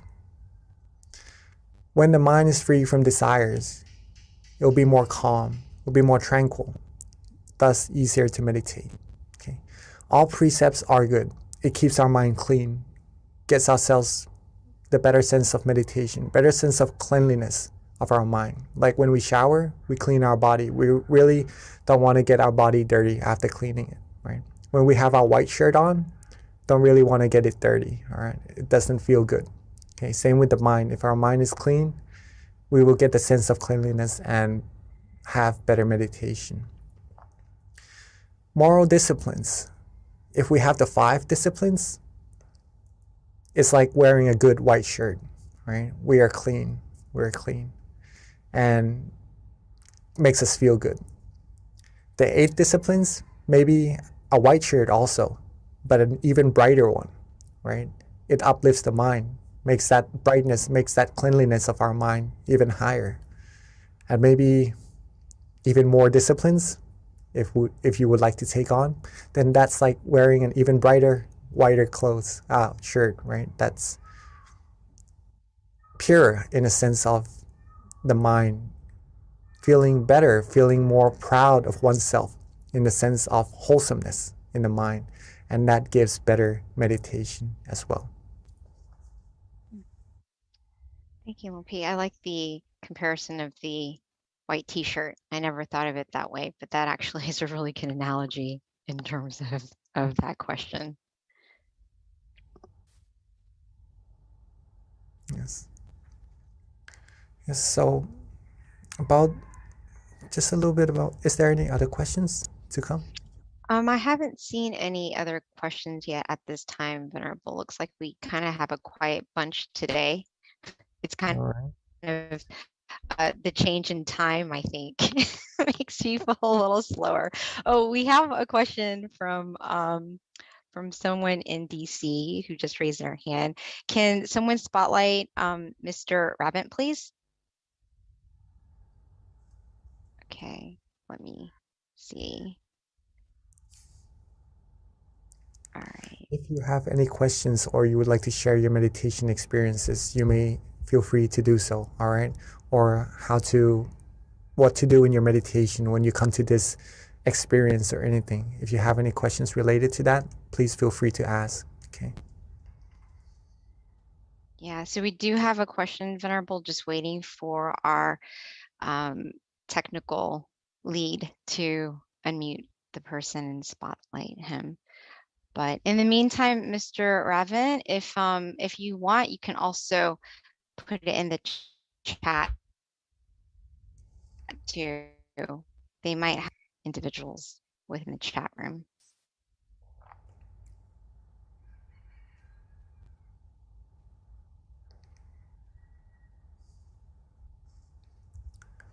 moral disciplines, it also gives us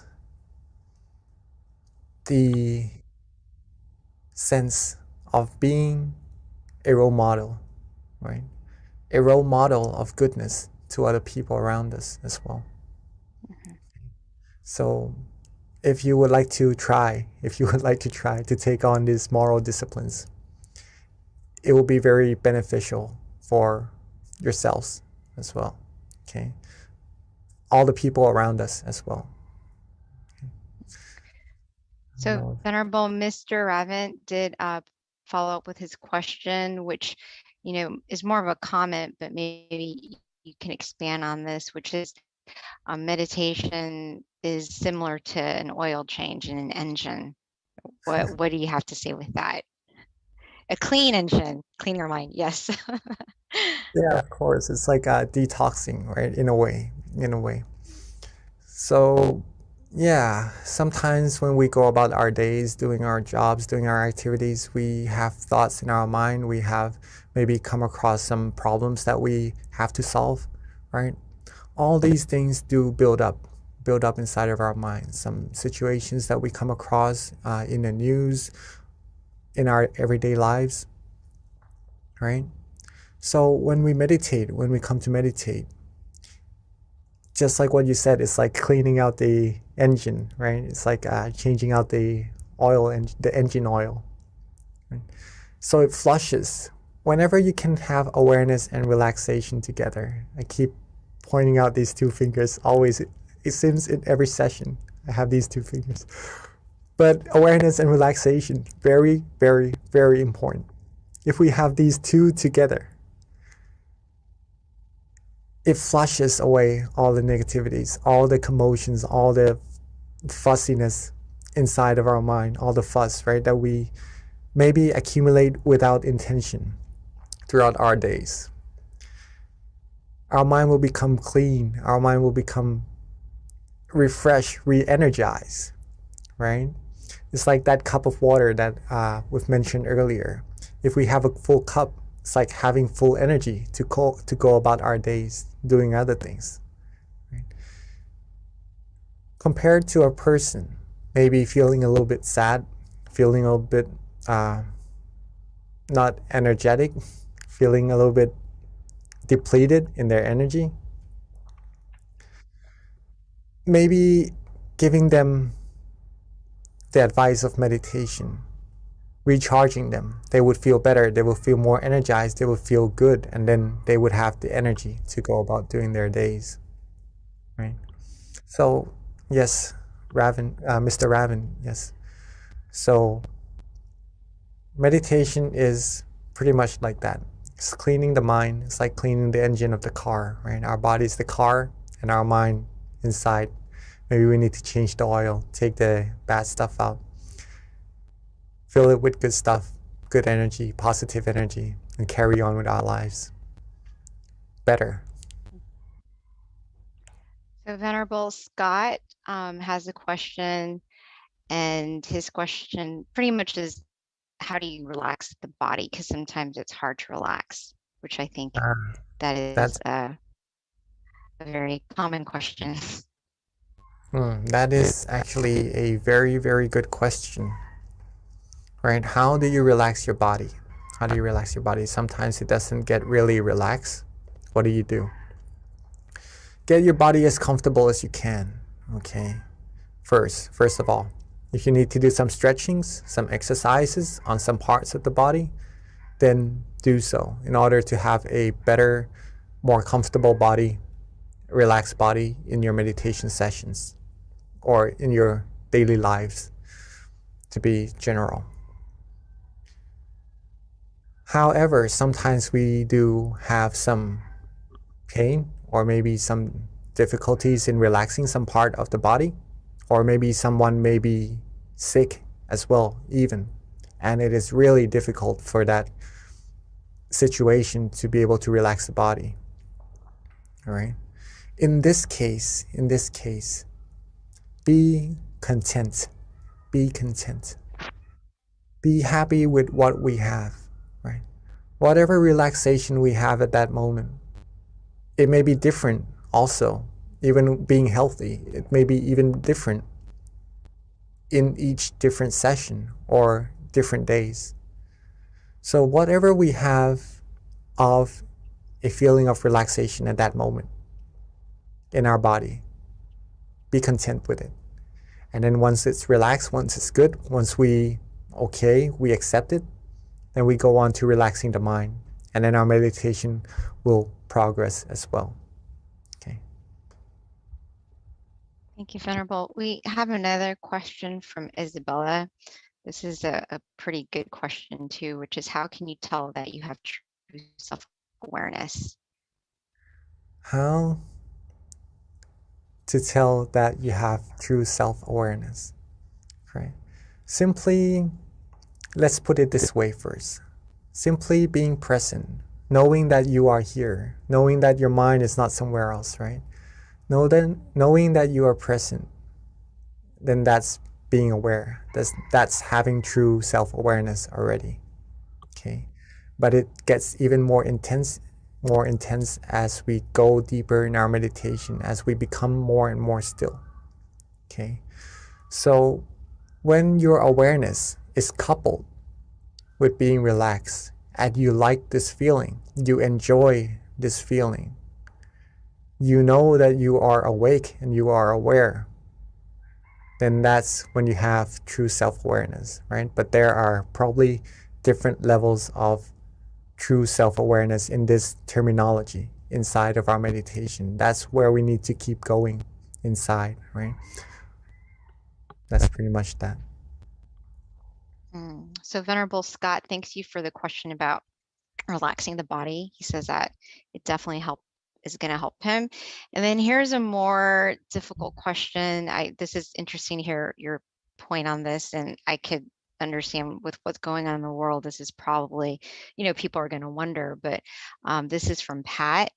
And her question is, how does karma work when someone orders others to kill or do harm for that person? That's an interesting question, but yeah, it does happen too. So when it comes to karma, what does that do? Really good. Not really good for the person, I would have to say. Okay. Usually the person doing the initiation would receive worse karma, right? The person the top person doing the initiation of whatever is done later on would receive the worst karma. If someone sells alcohol, right, the producer would receive the worst karma rather than the people selling them, or because it does bad to the people who are receiving them, right? So the top person is the worst to receive the karma. Not saying that everyone wants to be a good person, everyone wants to be happy, right? But the karma just means action, right? It's just a general explanation for it, terminology for it. There's no meaning of bad or good. But if a person does something not really wholesome and it's the top person doing it, ordering it downwards, then he receives the worst karma. On the other hand, if the top person initiates good actions, wholesome actions, that person will receive good karma as the most as well, right? So if we are practicing meditation right here together, okay, we have the brightness and we share this brightness with people around us, and they go to share with more people around them. They go to share with more people around them until we have world peace. All the brightnesses that you share to that first person and share to the others, the good karma you share to all of them will be unto you. You'll receive all of those good karmas. It's like lighting one candle for yourself. But when you light other candles, all the candles that's lit after that, you'll receive that brightness back to yourself as well. Thank you, Venerable. A very simple answer, but it makes a lot of sense.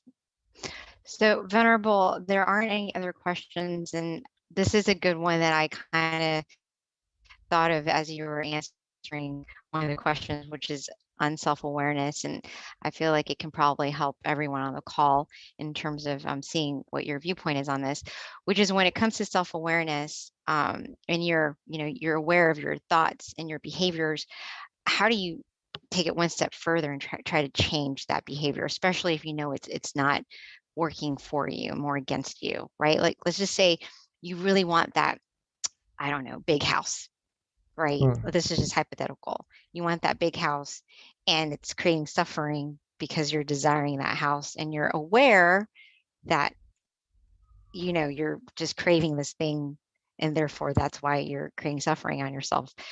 So you're aware of that, but like it's still there, you know? So how do you take it one step further to really penetrate that and try to like detach? All right. Does So my if you want question to, make sense? I guess I'm trying to get a little deeper in terms of how to eradicate some of your bad behaviors and habits, essentially. pretty much is desires, right? To get things maybe sometimes we need, then it's okay if we are looking forward to get that. It's just good passion, good intention to receive that, and we need it. But sometimes we need to work hard for it, all right? But sometimes just again, if it's something on the outside that hurts us, let's just put it that way, right? Because some things we need, some things maybe would hurt us and be less beneficial. Not the house in this case, right? Maybe sometimes we do need a house and we do need to work for it. In that case, we could work for it from a mind that is happy, and that would reach us that success more easily as well. Okay, but maybe let's just some other example of something that we may desire that sometimes hurts our mind. Okay, how do we get our mind to be happy and to be free from actually feeling any negativity from what we desire? The answer is to practice meditation. To practice meditation. How do we go deeper? Practice resetting. Resetting. Okay. Once we know, our awareness goes out, right, to other things around us. Because if we receive it, if we have it, it makes us feel good. But if we cannot have it, if we depart from it, then it doesn't really make us feel that well, unless we are able to control our mind. If we reset our mind, get our mind away from these thoughts, these desires, right? Come back to being relaxed and aware, okay? Relaxed and aware. Come back to that point of tranquility, that point of brightness inside of our mind. All the bad oil, the engine oil, all the other feelings other than happiness, the viruses, won't be able to penetrate, to come in at that moment. Okay, we will be free from those thoughts that may feel like it hurts us, or maybe isn't really as healthy as happiness inside of our mind at that moment. Does that make sense? Does that make Yes, sense? that's great. Thank you, Pete. That makes a lot of sense. So Venerable, we actually have a couple more questions that have trickled through. All right. Okay, let's go on first. All right. So it's, what do you envision when you say world peace, Venerable? A world where everyone has inner peace. Yes. And everyone loves and cares and have good feelings, good thoughts, do good actions to each other. Pretty much that. Right. Thank you, That, Venerable. And that then the comes last, that comes automatically when we have true inner peace as well. That's why meditation is very, very important. so essentially it is when everyone finds inner peace, then you have world peace because no one's hurting or harming each other and we're all trying to elevate our minds. Right, Venerable? Yes. All right, thank you. All right, so here is I guess it's a comment from Josh and also a question in addition. So he says, during mindfulness meditation, we are told to be aware as if from the third person point of view. During my normal day to day, I find myself being aware from the third person as well, but more as if through the judge's eye of another, which brings me anxiety. What can be done to help this? Is this normal or is this my ego and the solution that comes from within? That's a good question. All right, so mindfulness meditation pretty much helps us observe ourselves on what we're doing actually, and just to try to let go of all things that doesn't really still. All right, again, what can be done to help with this? Let go, reset. In mindfulness practice, in any meditation practices, two things must go together. Again, awareness and relaxation, right? If you are having thoughts, if you are having anxiety, maybe the mind is not feeling as relaxed as it should. Okay. In this case, maybe focusing on relaxing the mind would help the mind come into balance. And relaxing the mind in this case is just resetting. Resetting means letting all the commotions, letting all the other feelings besides happiness go. Okay. In this case, it may be anxiety, worries. Let them go. Let go. Let it be. Let it go. Let the mind rest. When we reset like that, the mind gets to rest. We'll be in balance. And at that point, you'll find true happiness again. Oops. All right. Josh? With that. Okay, I think Miss B just got disconnected. All right. So maybe through the judge's eye, we may see ourselves being a little bit anxious, right? If the mind is on the outside, being with other people, being with judgments, being with anxiety, right? Then usually this would happen, right? Feeling a little bit worried. But if the mind is inside of our body, being with that source of happiness, then all the worries would go away. We would have no anxiety. We would have only happiness, and we would be confident of ourselves. We would be calm and go about our days with being confident with this feeling, being able to share this feeling with everyone around us as well. So hopefully that answers your question, Mr. Josh. I'm from Kitty. I think we are in the habit of trying to do so many things when in fact we only need to do nothing. Allow ourselves to just be. We are a little bit worried about what's going to happen, what's going on, and our mind usually goes about on the outside. But in fact, we should just sometimes let the mind rest, let it go, let these things go.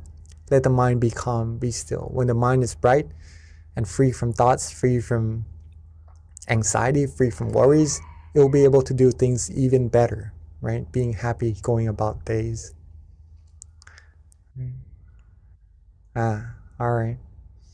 I guess it's already 9:30. Yes, thank you, Venerable. Sorry, I lost my connection, but I'm on my phone. So right towards the end, I'm glad I was able to join in. But yeah, it is 10:35. So at this time, let us pay respect to our teaching monk as he gives us a blessing, and we sign off until next month, April 16th. See you then. And at this time, let us bring our palm together and accept the blessing from our teaching Venerable.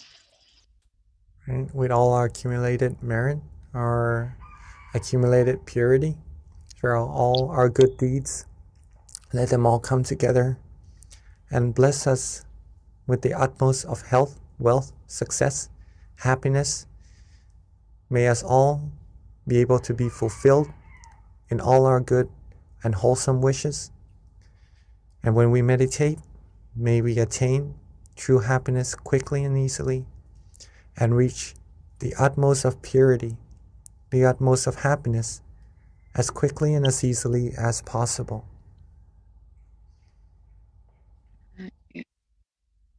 Thank you so much for your great questions and for your guided meditation.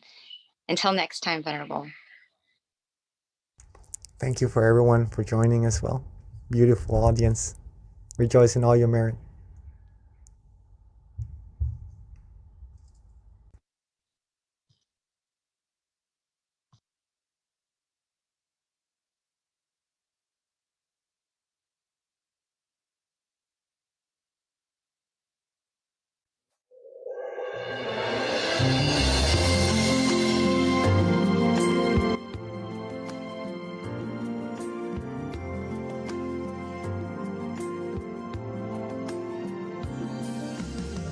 Let's come together to open a new whatever to eliminate all conflicts and differences. It's time for everyone to join hand in hand.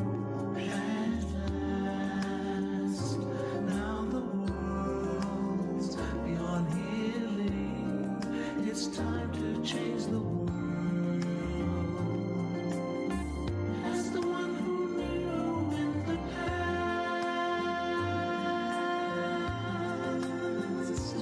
in this period of our time, we will see before we depart this world. Everyone must join hand in hand to change the world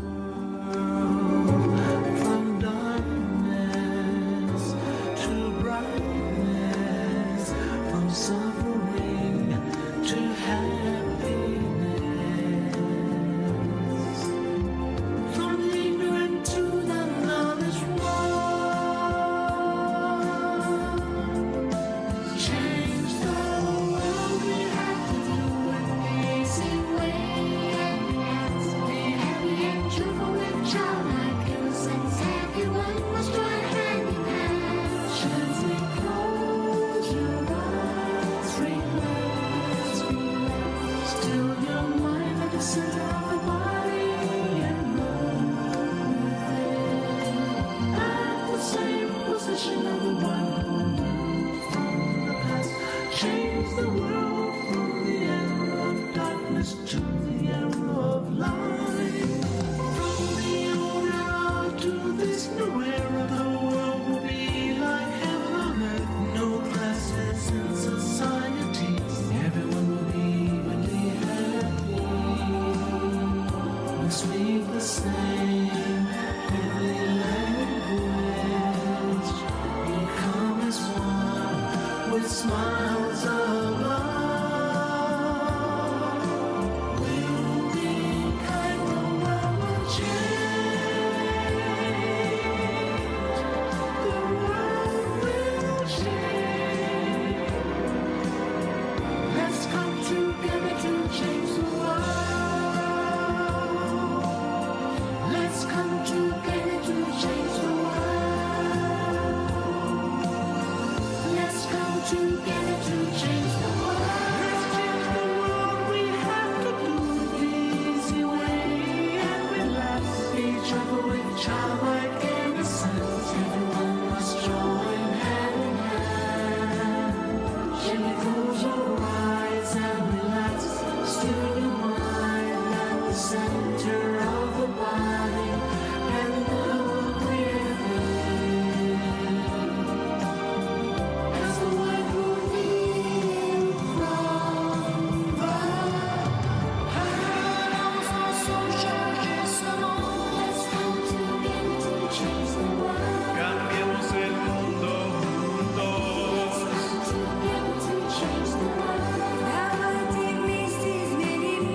Let's come together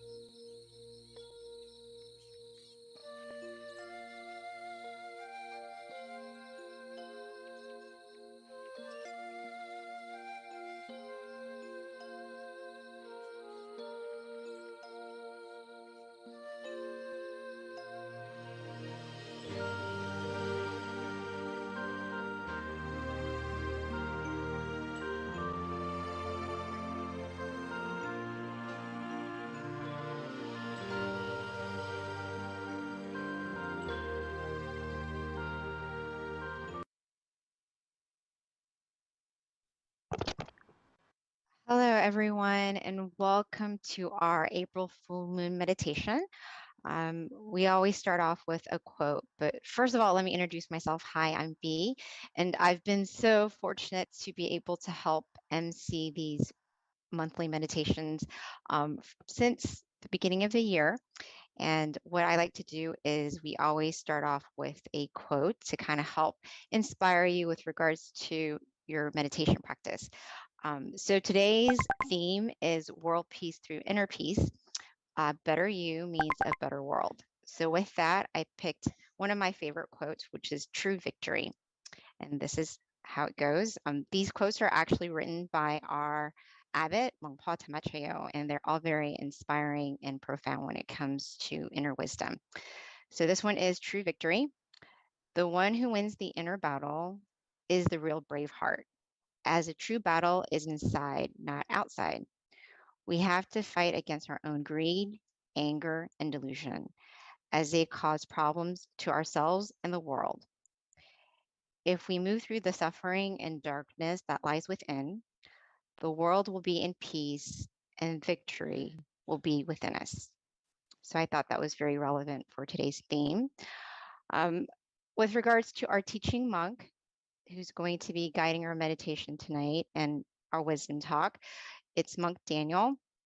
A couple of things about Monk Daniel is he actually, at the age of 16, he promised his mother that he was going to ordain. He kept that promise at the age of 20, which when he did ordain, he made a dedication to study, practice, and develop his meditation technique. He's been a monk since 2012 until present, and he's dedicated his life to meditation practice and also sharing this inner wisdom with everyone so they can find inner light within. So with that, today we're going to have a wisdom talk, which Monk Daniel will be giving to us, in addition to a guided meditation. Afterwards, we'll have the candlelight as well, a candlelight offering in addition to loving kindness, and then Q&A at the end. So Q&A starts at 10 o'clock. We normally do about half an hour, ideally. Hopefully you'll be able to have really good questions that will help you with regards to your meditation practice, anything that you're wondering about meditation. And I promise you, there is no bad question because everyone benefits, because if you're thinking it, someone else probably is as well. So with that, I'm going to be welcoming Monk Daniel. He is in Thailand. So let's just fingers crossed everything goes well. We don't have any connection issues. We generally do not, but every now and again we do. So if we do, please be patient with us. But we should be okay today. So with that, Monk Daniel, we are ready for you.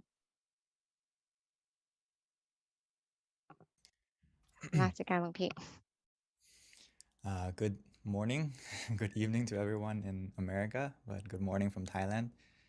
It's wonderful to have the opportunity to see everyone.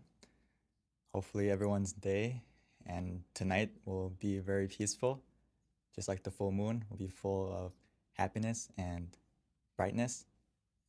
So yes, I love the quote that our wonderful moderator, Miss B, just gave to us about conquering our mind, which is the true victory, where we can find our inner happiness, our inner brightness. This is the most important thing that we need to put into our life, which will connect to today. A lot of people don't realize that when we take care of our mind and take care of ourselves from within, it's actually going to help the world. And sometimes we may see or feel like, how can I have an impact on the world? Or how can just one person make the world a better place?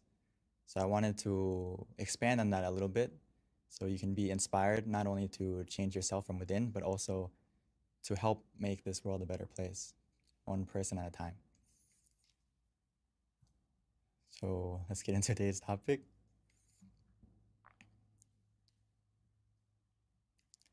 So a better you creates a better world. Why is that?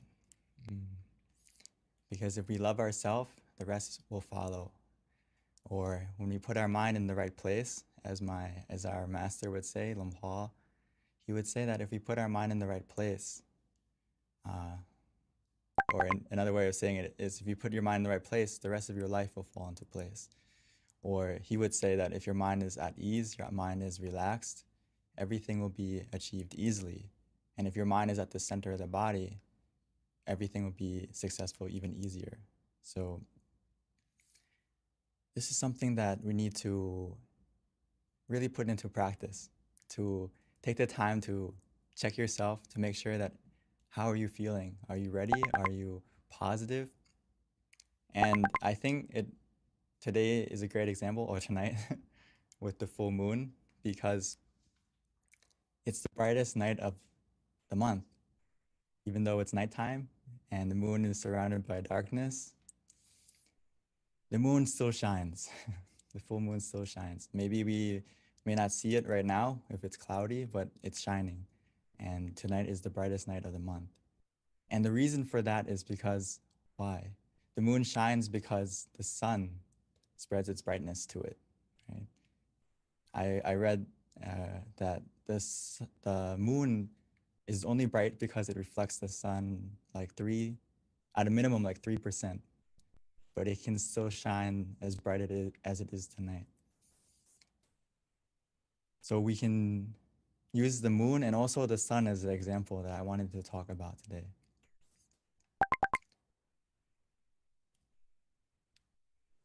So the sun and the moon have a good relationship. And it also spreads that brightness to the world, making the sun helps to make the day bright and the moon helps to make the night bright. So I want to start from the sun first before we come back to the moon. The sun is great because it creates its brightness from within, right? It gets its source of brightness from within. And once it has that source of brightness, it has the power to warm our planet, give it growth, make things grow. Like as we go into spring now, right, with the new season, creating growth, creating warmth for everyone and everything in the world. Not just our world, the whole universe and all the galaxies, the brightness of the sun spreads out.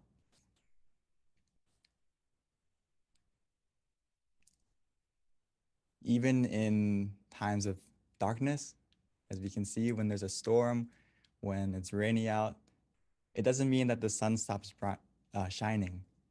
The clouds may be covering it, making us not be able to see its brightness, but it's still shining, no matter the situation, no matter the storm.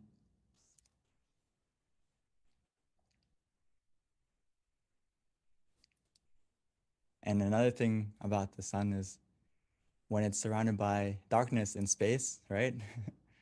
It's surrounded completely by a vast darkness, but that darkness can't overcome its brightness. Actually, its brightness overcomes the darkness and it gives life to our planet and spreads its light throughout the universe. So you may see a pattern here that when you find your own source of brightness or happiness from within, like the sun does, whenever we have obstacles in our life, whenever we have dark moments, which we will all have, when your mind is clear and bright, it can overcome all that darkness. It can overcome all the obstacles that we encounter as long as we maintain our source of happiness, our source of brightness from within. We can be just like the sun, giving warmth, growth to not only yourself, but also to everyone around you, everyone around you. So just a tip that I would like us to practice also is that throughout your day or throughout your life, we all encounter negative situations, people, whatever it may be, and that impacts our mind a lot. So what we have to practice after we learn about meditation is to escape from the black clouds and experience your inner sun, meaning that we don't linger in the darkness too long. When you have a negative emotion, which we will all have, and the benefit from meditation is you will develop the habit of letting go and getting out of that bad emotion quicker, being able to be aware and mindful of that and be able to switch modes quicker so we don't linger in the darkness. And just like the sun, even though it may be dark, we can still stay shining. And eventually those black clouds will disappear and we can stay with our inner sun, our inner brightness, our inner happiness that's from within us. So just a tip is don't linger in the negativity. The longer we linger in it, the longer we linger in the darkness, it's gonna impact our mind more and more. So we need to learn how to switch modes as quickly as possible. So the way we do that is we need to harness the energy from within, find our inner sun from within, find that source of happiness and maintain that brightness for yourself and for not only for yourself, but also for everyone around you.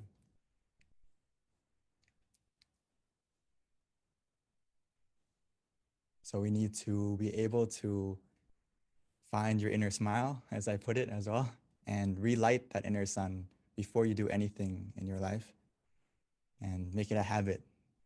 A lot of times, the reason why I call it the inner smile, and sometimes our brightness within our inner sun that we all have actually, it may have went out and we don't have the opportunity to relight it. So before you do anything, we need to practice ourselves to make sure that, can you smile to yourself? Can you smile to others? Sometimes we can't, I know. And this is a good homework to practice, to check yourself. How is your mind? Did you lose your smile? Did you lose your brightness from within? If so, that's a red flag for yourself to go and meditate, to find that smile from within again, and also to relight that inner happiness, that inner brightness, that inner sun before you do anything. So just like a simple tip is when we wake up in the morning or before we start our day or throughout the day when we need to take a moment to pause to find your smile and relight that sun within before you do anything. And then you're going to be automatically want to smile not only to yourself, but to the people around you.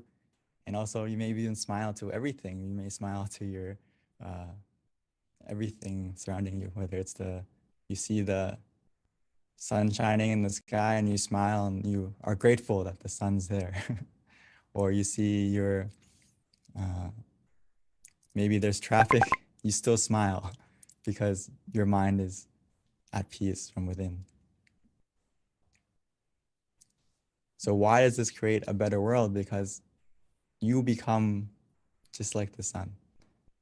If you have that happiness within yourself, that brightness within yourself, it's going to shine out of you. Whether or not you want to keep it within, it's going to happen automatically. You're going to want to smile automatically, and you're going to be positive to the people around you automatically and naturally. And actually in Buddhism, we talk about there's like 6 directions that we have a sphere of influence around us, whether it's our parents, our friends, our associates. Everyone impacts at least 6 people or more in your life.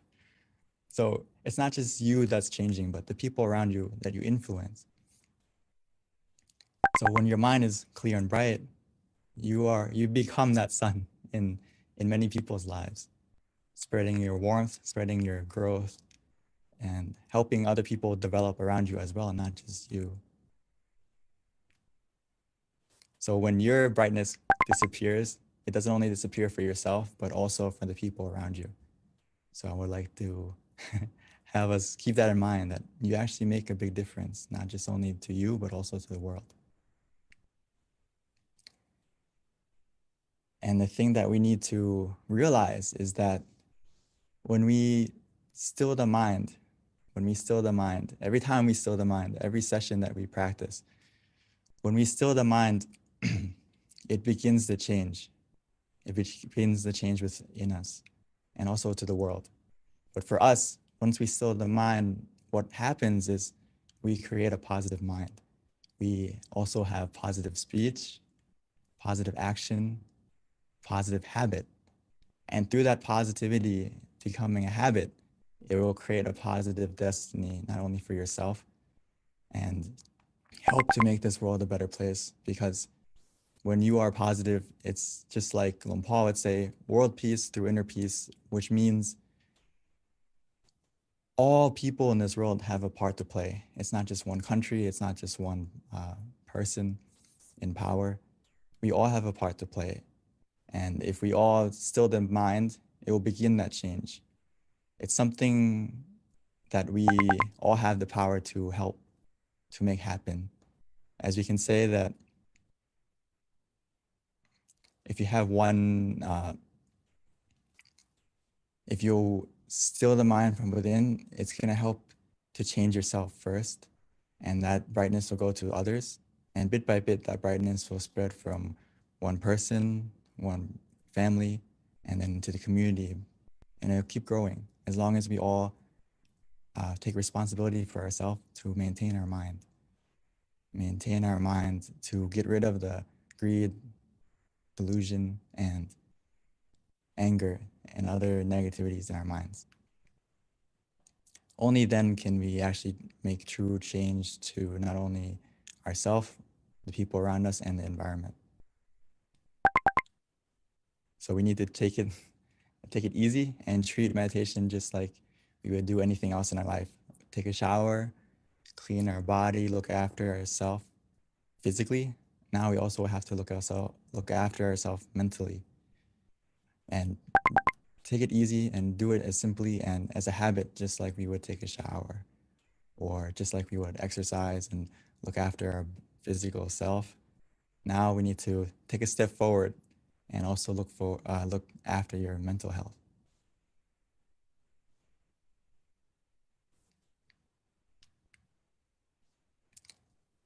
And just to remind ourselves that the door of happiness opens from within. So all we have to do now is to close our eyes, relax your body and your mind. And by relaxing your body and your mind, our mind will calm down, it'll be still, and we will have the key to open the door from within, which is simply just to relax. And when we are relaxed with both body and mind, we're going to understand this, that the door of happiness opens from within. A lot of us have been searching for it from around us, but hopefully tonight we can get a glimpse of that happiness from within by closing your eyes and just relaxing your body and calming your mind.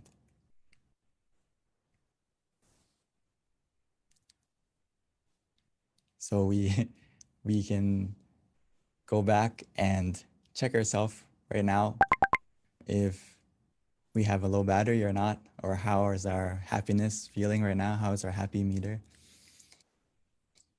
If it's not full, that's no problem. We can fill it together in just a moment. And also just to keep in mind for yourself going forward that try to be aware of how you're feeling throughout the day and make sure that you are a full battery. Just like our life, we don't really like to let our phone run out of battery or our technology run out of battery. But why do we allow ourselves, our mental health, our physical health to run out of battery? So right now, more than ever, we need to be more aware of our mental health, our inner brightness, our inner happiness, and keep it charged. And for right now, if we haven't kept it charged, no problem. Let's charge it together.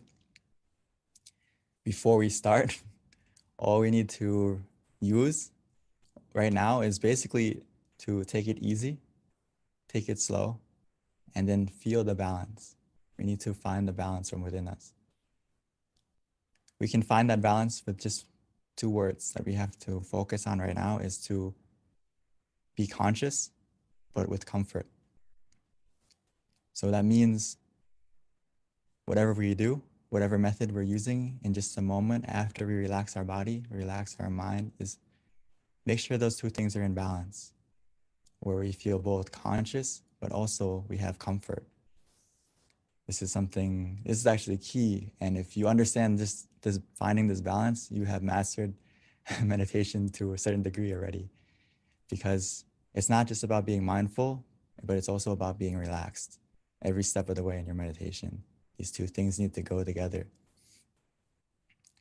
So hopefully together we can practice just a moment now, and we have a chance to be both like the sun and also like the full moon, meaning that the sun creates its brightness from within, making the day bright. The moon receives that brightness and it shares it to the world, making the night bright as well. So we should be both like the moon and the sun, finding our brightness from within. And once we find that brightness, that happiness from within, we need to spread it not only to ourselves, but also to the people around us. So I'd like to invite all of us to meditate together so we can be both like the moon and the sun and find our source of happiness, our inner brightness from within together.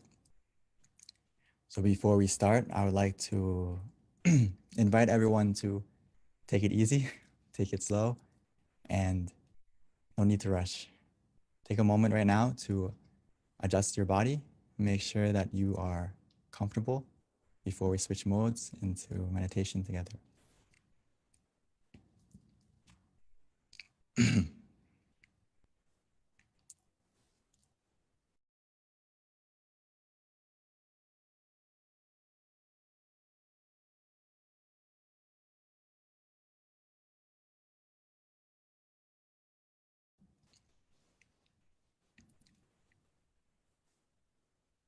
So let's take it easy. There's no need to rush.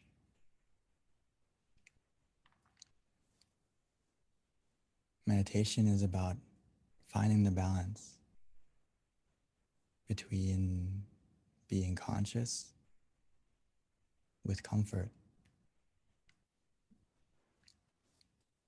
So that starts from the moment we adjust the body right now. Being nice and gentle, taking the time to adjust our body first,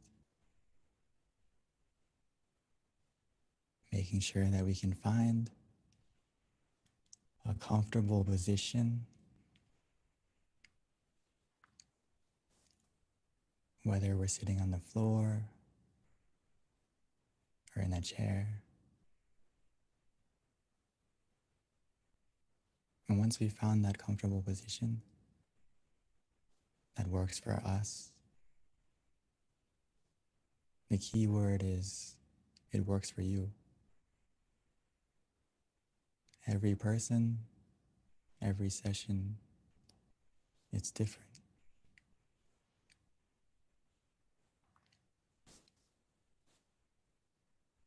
Once you feel comfortable, you can slowly and gently close your eyes, naturally, as if you're about to go to sleep.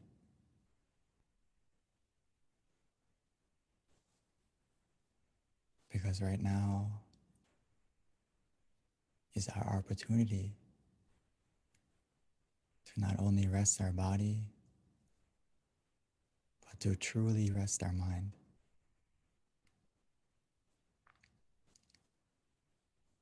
And that process has already begun. The moment we take the time to relax our body and calm our mind, the process of meditation has already begun.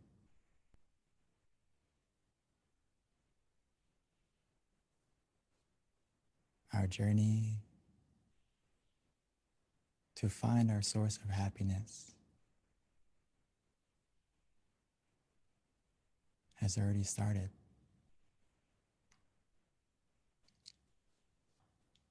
All we need to do now is to relax our body, making sure every single part, from our eyes, our face,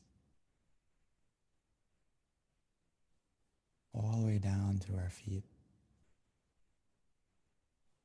making sure every single part of our body is relaxed, is loose.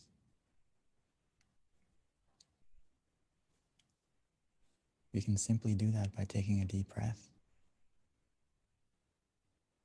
breathing in deeply and exhaling slowly.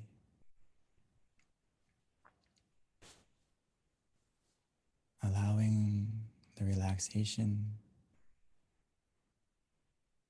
to fill up our whole body. Flowing down from our head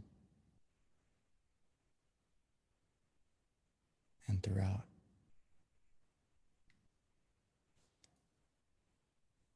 Breathing in deeply, exhaling slowly,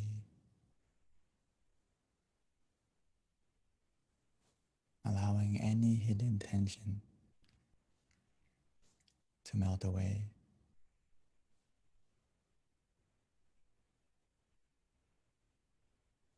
Allowing the relaxation to cover us as we feel more relaxed within us.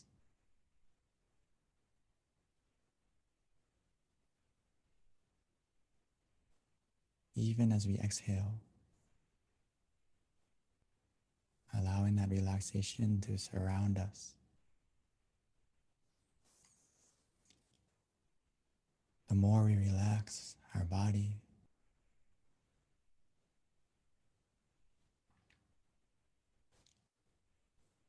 the more weightless our body will become. As our body begins to melt away, gradually, bit by bit.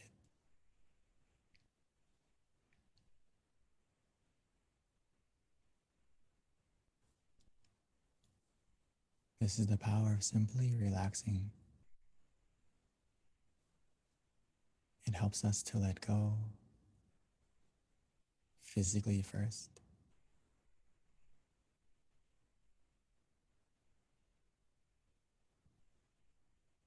as we continue with that feeling of relaxation, our mind will begin to let go as well.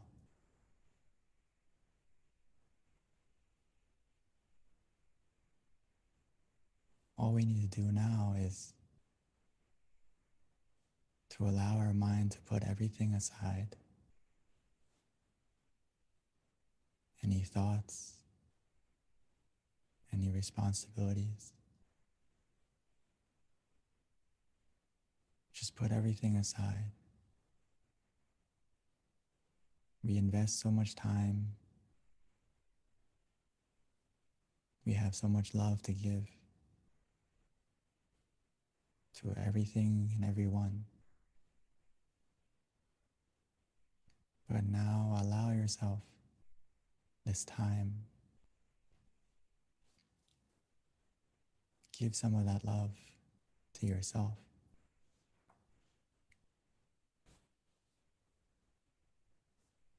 So we can have the opportunity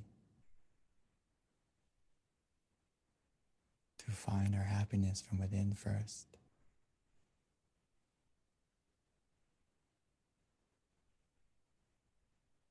Everything that we are planning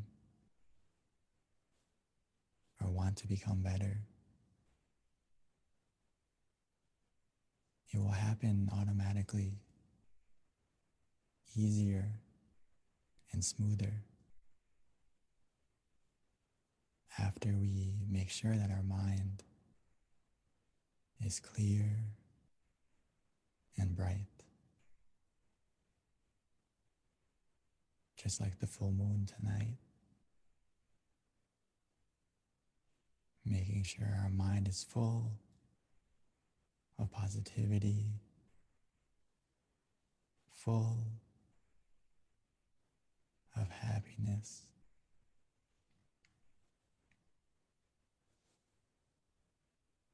But to help us get to that source, we can start by using any method we like.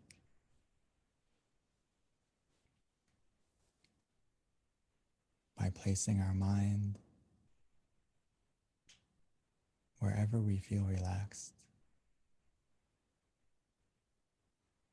whether it's inside of us, at the center, or anywhere you like. As well as using a method that is easy for you to use.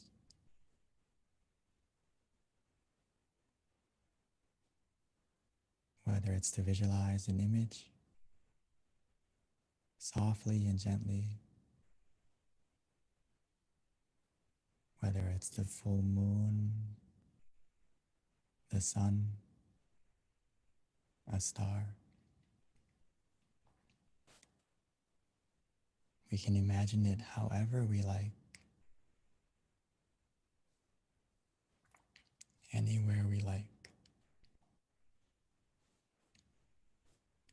as long as it helps us to feel conscious as well as comfortable.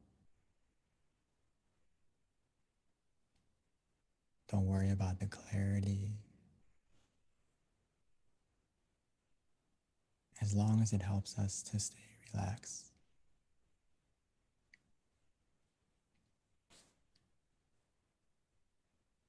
Some of us may find it easy to use the mantra instead, repeating softly and gently in their mind. Samma araham. Samma araham. Samma araham.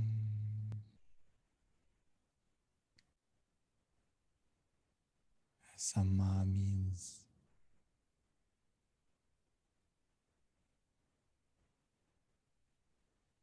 purity. Araham means freedom. So almost every time we can imagine, every time we repeat the mantra in our mind, it's helping our mind to become more pure, more clear, and free from any negativity, any darkness that may be lingering in our mind.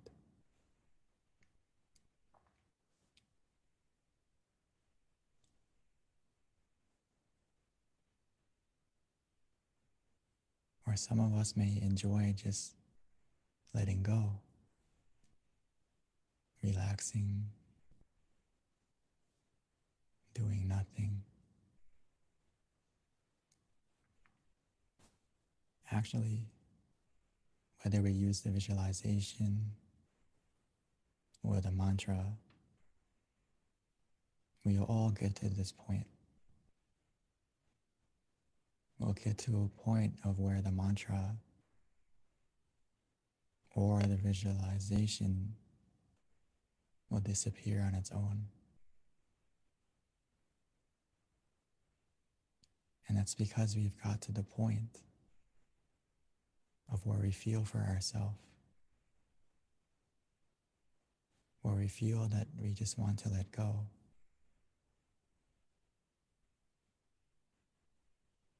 We are free to just be still, to let it be.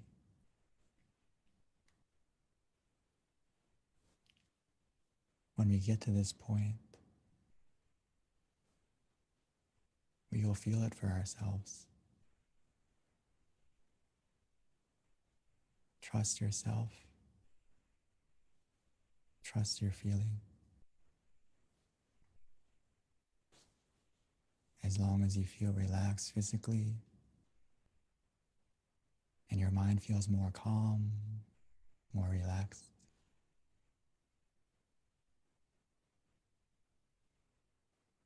we are on the right path.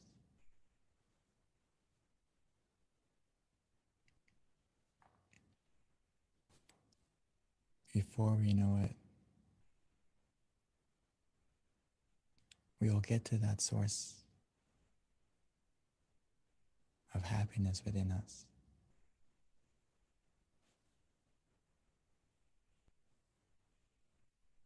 That door of happiness that opens from within.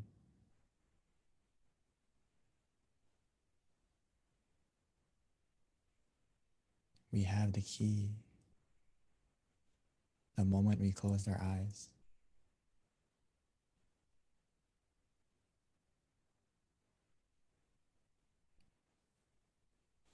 The more we relax our body,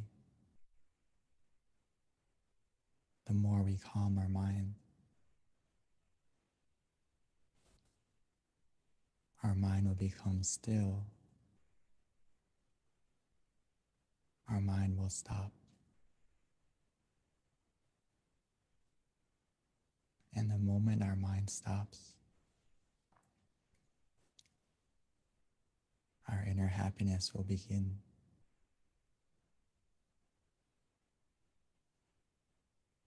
First, as a feeling,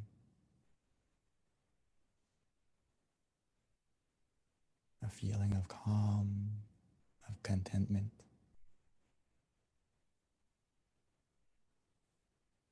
Almost like a spark, like a star.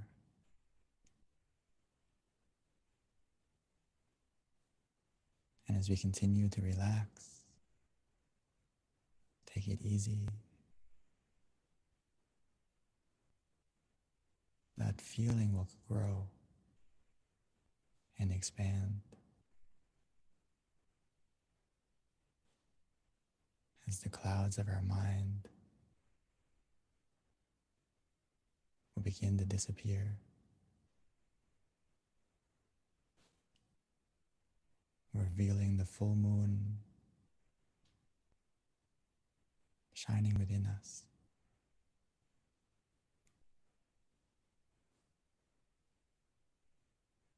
It starts from a feeling. And before we know it, not only will we feel it,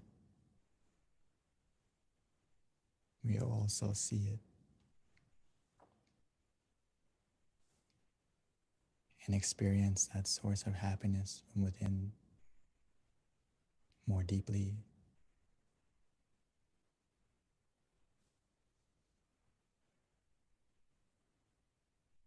But for now, as long as you feel relaxed, we feel conscious and calm together.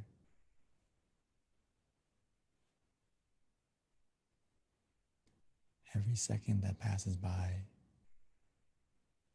every moment matters.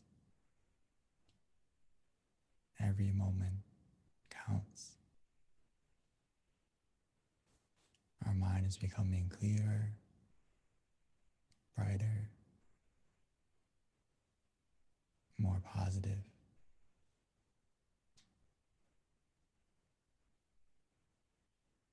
We have everything we need to succeed in our meditation.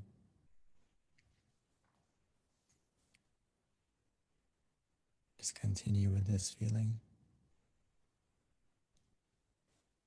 allowing it to grow.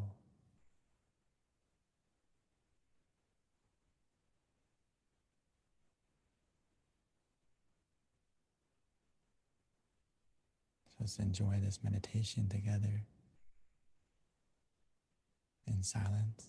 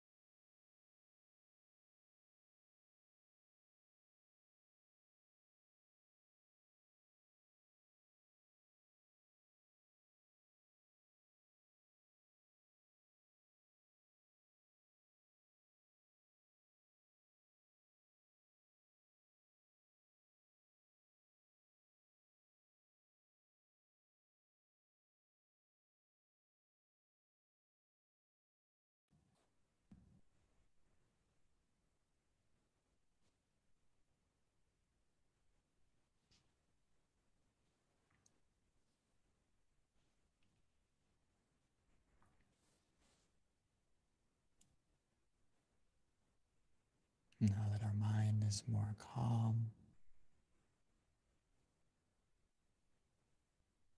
now that our mind is more clear and bright,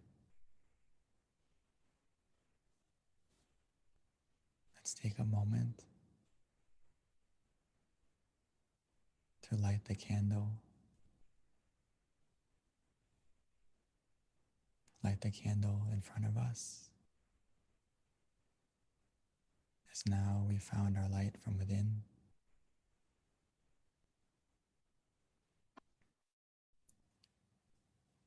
We can slowly and gently light our candle.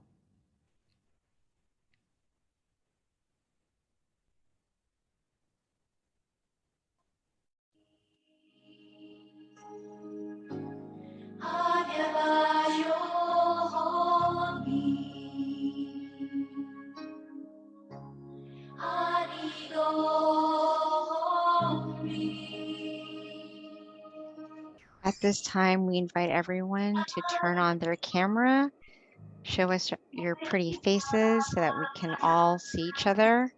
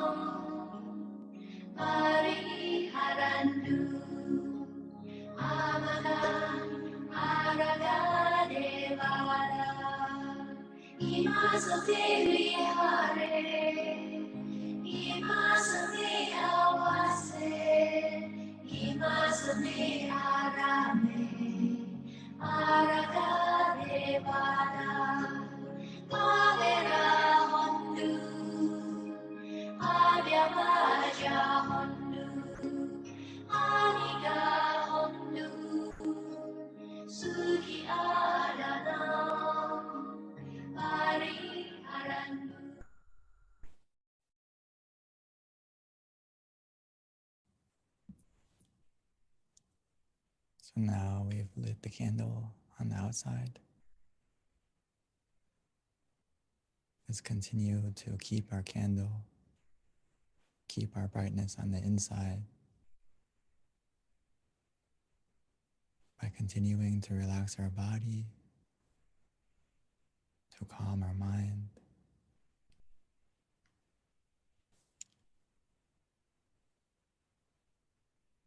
Now that we have found our source of brightness from within,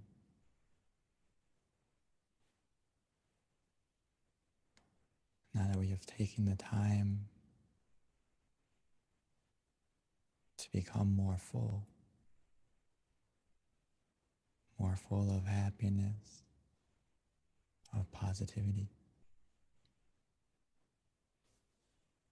Let's take a moment to spread our love and kindness, our forgiveness.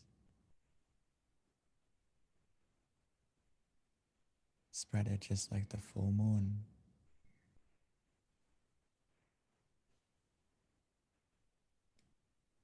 Allowing the darkness to disappear, lighting up the night.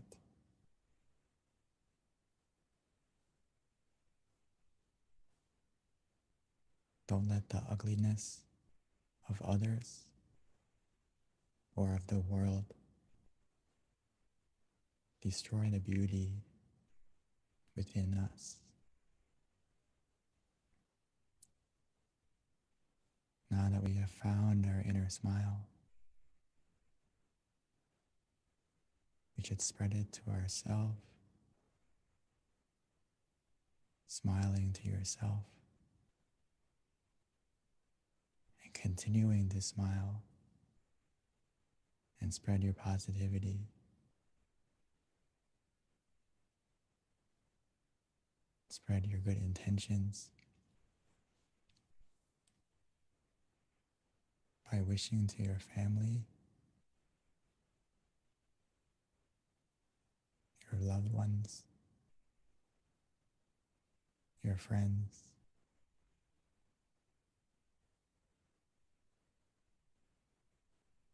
wishing for everyone to be healthy, to be happy,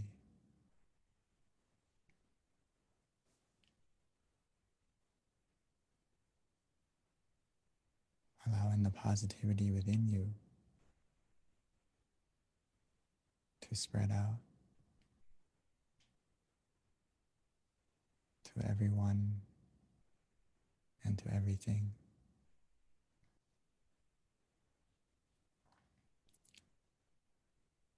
We all have a part to play, just like all the stars in the sky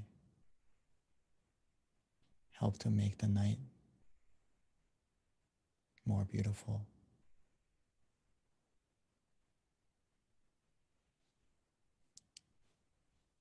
Every moment of peace within you right now, every moment that you share it, will help to light up and brighten this world, both in times of darkness and in times of brightness, to become even more and more bright.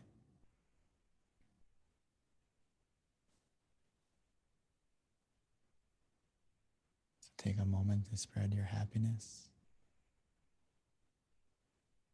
your love and kindness to everything, to everyone.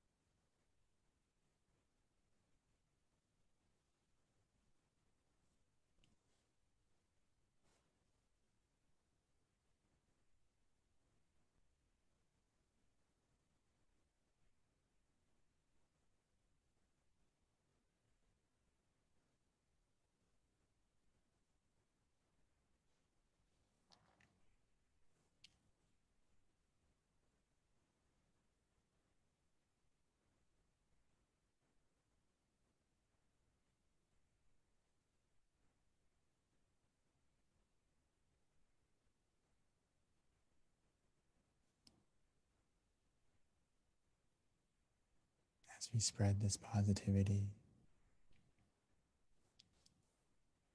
we may not see the change right away, but we'll feel it within us first.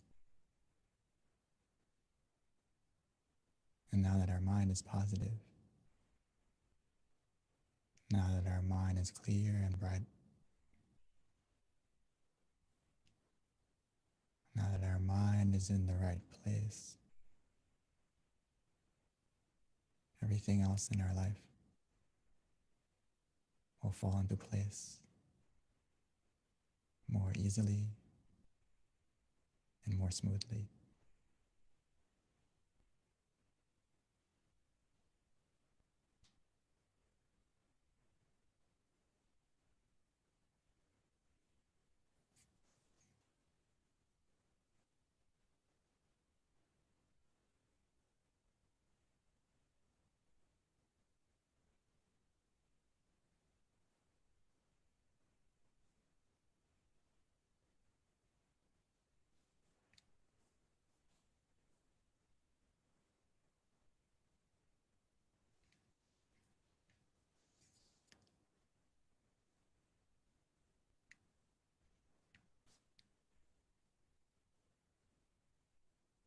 Sapphe Patta Palapatta Pache Kanang Jayang Palang Arahantana Te Sherakang Pantami Sapaso Sapaputta Nupavena Sapatama Nupavena Sapasangha Nupavena Satasoti Pawantu Te. By the power of our clear and bright mind and the positivity generated within us in this meditation, bless our life to be more happy, more peaceful. And when we are ready, we may slowly and gently open our eyes, opening our eyes to a more better version of ourselves and a more better world.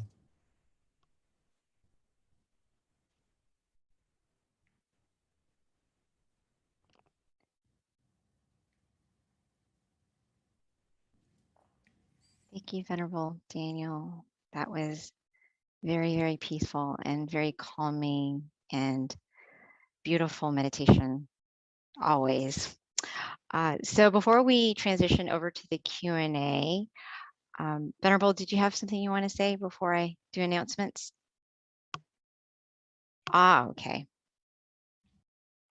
Yeah, just before we continue, as you're also announcing, but as well as I would also like to check everyone, if you are at home or if you're available to, if you can check yourself, how do you feel? And please share it not only as a word form, but as an easy form, maybe 1 to 5 on a scale for yourself. How do you feel from the meditation? And please share it into the chat, as well as if you have any initial or any further comments or experiences, please also share. Thank you so much. And I would like to pass the mic back to Ms. B. Thank you, Venerable. Yeah, that's a very cute slide. I like that. Okay, so yeah, if you can share your experience for Monk Daniel there, and also we'll transition to Q&A shortly as well, if you want to talk about your experience or if you have any questions. So a couple of announcements, everyone, please mark your calendar. We've got a big announcement coming. April 22nd is Earth Day, and it is actually a recognized day around the world. It's also our Master Abbot Longpa Tamachayo's birthday, which falls on the same day, amazingly enough. So there are no such thing as coincidences. There you go, April 22nd. Please join us, as it is a very special day for all of us, not only appreciating the earth, but also for our community. It's a great way to give back to the world in our own way, or the earth, and also a way to show gratitude for our teacher who's given us this meditation practice. So we are hoping to have as many people on the call as possible, because, you know, it's really world peace through inner peace, and with all of us coming together in different parts of the world, it's even more power, and it's a great way of just thanking the earth. So please join us on April 22nd. And 2, you can always download our app as well, MindGem, which you can get on iOS or iPhone, and we send out notifications and reminders so that you're definitely up to date on all of our activities and our meditation events. So with that, another event that I want to go ahead and just share with everyone so that you have it way in advance is our next full moon meditation in May. I know that's a long time away, but time goes by so quickly. That's one thing that's for sure. And so we'll quickly be getting to May 16th. Right around the corner. So that's going to be Monday, May 16th, again for Earth Day meditation and the May full moon meditation as well. It's the same time zone. We don't change it. So if you're in Pacific, it's going to be 6 o'clock. If you're in Mountain Time, it's 7, Central is 8, and Eastern is 9. So that's an easy way. We keep things consistent. Also, we do have an awesome meditation website for everyone to visit, and this will help you be connected to your closest center. It's tamagayameditation.org. In addition with just learning more about our meditation technique and meditating with your closest center, you can find out that information with regards to location from that website as well. All right, a couple of other things. Yeah, there you go. All of the centers are there.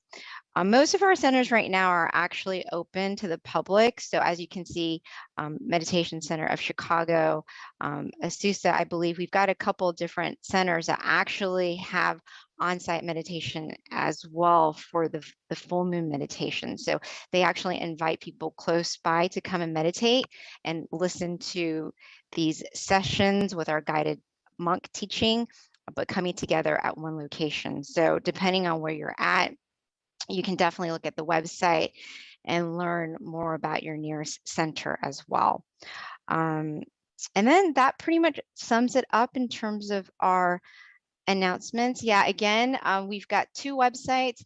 One is tamagayameditation.org, and that will help you locate your nearest center in addition to just learning more about our meditation technique. And then MindGem, there's a website for that, or you can easily just download it as well onto your phone to stay connected to our meditation teachers, notifications, and events. So yeah. And then in addition to our upcoming events, everything can be found on our website and our app. All right, so with that, let's transition over to Q&A with Monk Daniels. We're going to ask him to come back on. And it looks like we might already have a question, which is awesome.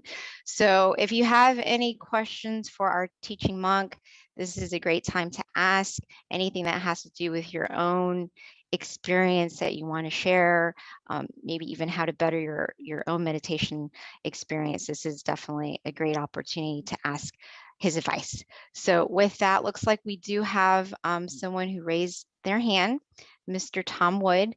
So if we can spotlight Mr. Wood so that he can ask his question, or you can also, oh yeah, can the admin please type out the link for one of our users asking Tamagaya Meditation I think it's .org and then mindgem.org. Okay, so is he still there? I think he disappeared. Ah, there we go. Thank you, Kunsit. Excellent. So yeah, feel free to either raise your hand and we'll spotlight you, or you can ask your question via chat as well. This is a great time to take advantage of our teaching monk who has a lot of inner experience and guidance for any question you might have.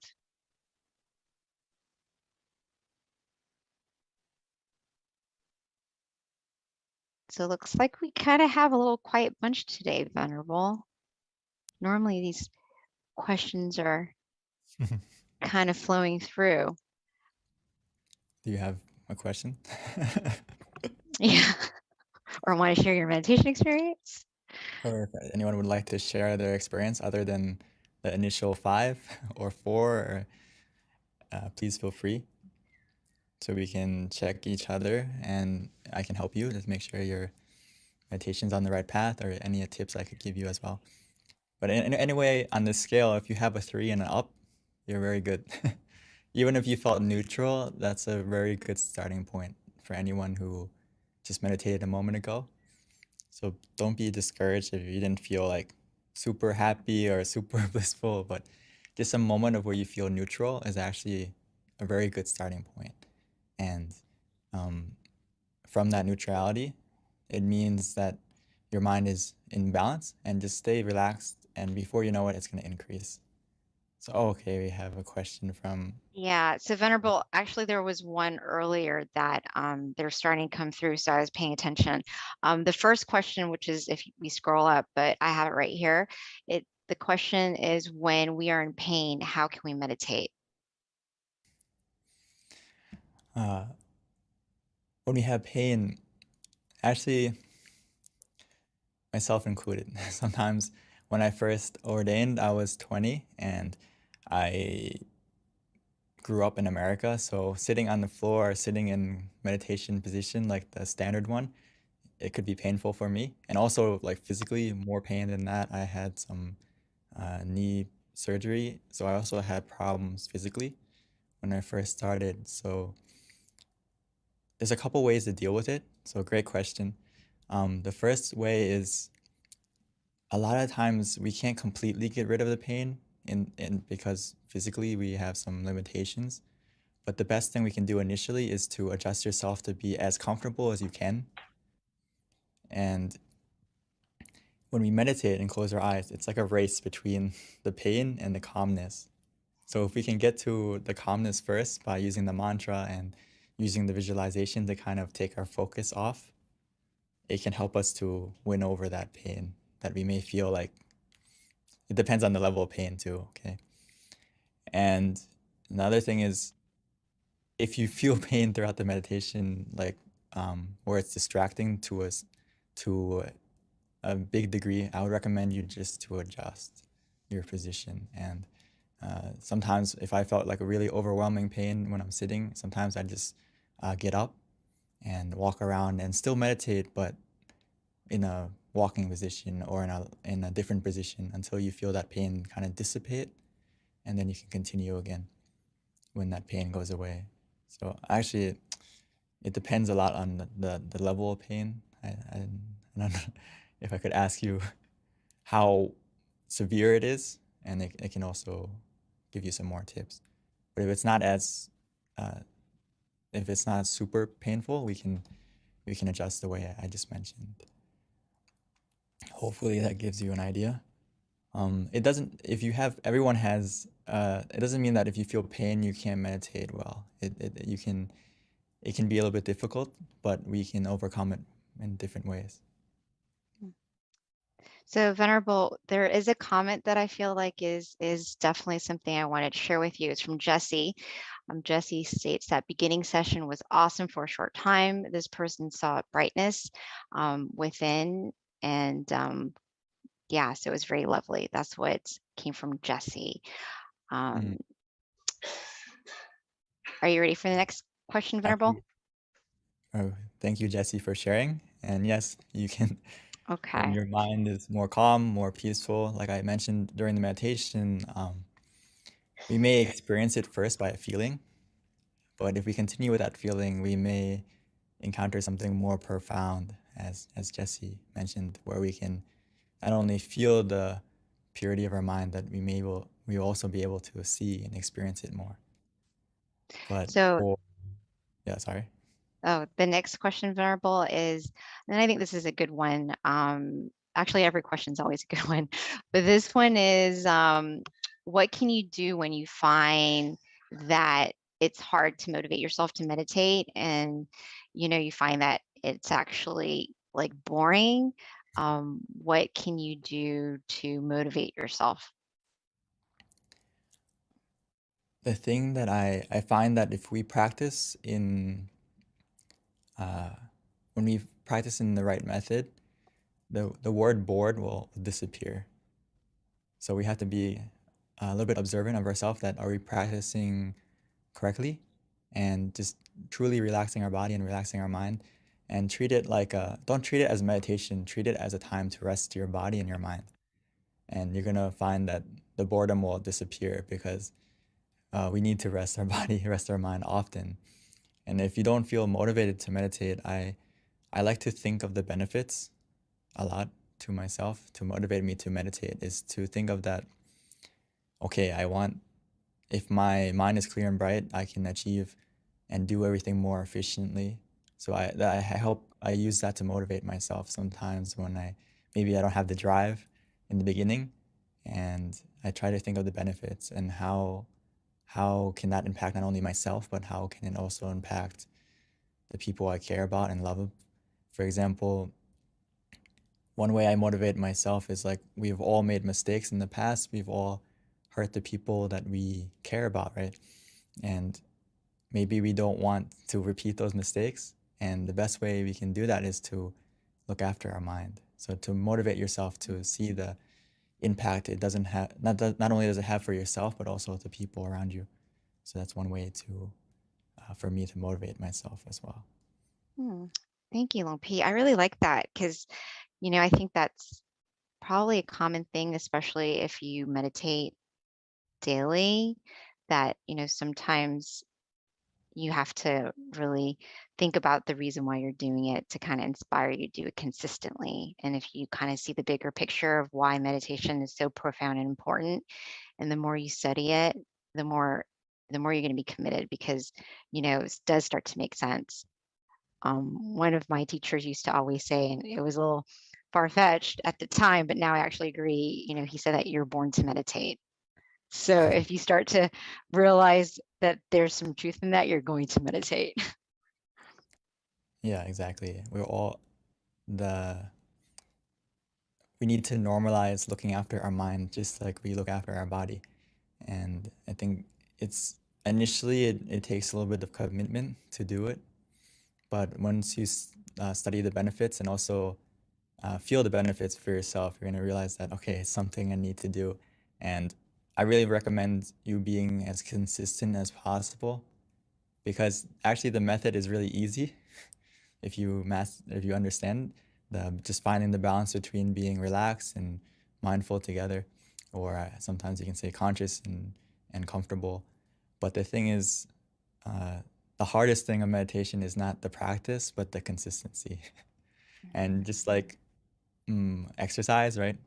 Sometimes the first step is to get yourself to the gym or start to work out, and then it kind of gets easier as it becomes a habit and becomes almost like you can't miss it and you want to do it. And this is even more so with meditation, because you're going to feel that happiness, and you're going to have you're going to not only see the happiness within yourself, but the impact of yourself around other people. So. Thank you, Venerable. All right. And then the next question is, why do I always feel sleepy when I meditate? So maybe like how, this can be what this person can do to prevent the sleepiness. Great question. I'm sure everyone here has felt sleepy sometimes during meditation, myself included. So it's not something to be annoyed about. It's just you practice correctly, and one of the side effects is you feel really relaxed. So it's very easy for us to fall asleep sometimes in meditation. So there's a couple of things that generally cause you to feel sleepy in meditation, and a lot of it is physical, meaning that how did you prepare yourself to come to the meditation? Physically, as we go throughout our day, a lot of things that we've measured it down to is basically how late you sleep, how much physical activity you do can have a huge impact on when you come and meditate, are you going to feel sleepy? Also, as maybe not tonight, or maybe some of us, if you had a heavy dinner and you come to meditate, it's very easy to fall asleep as well.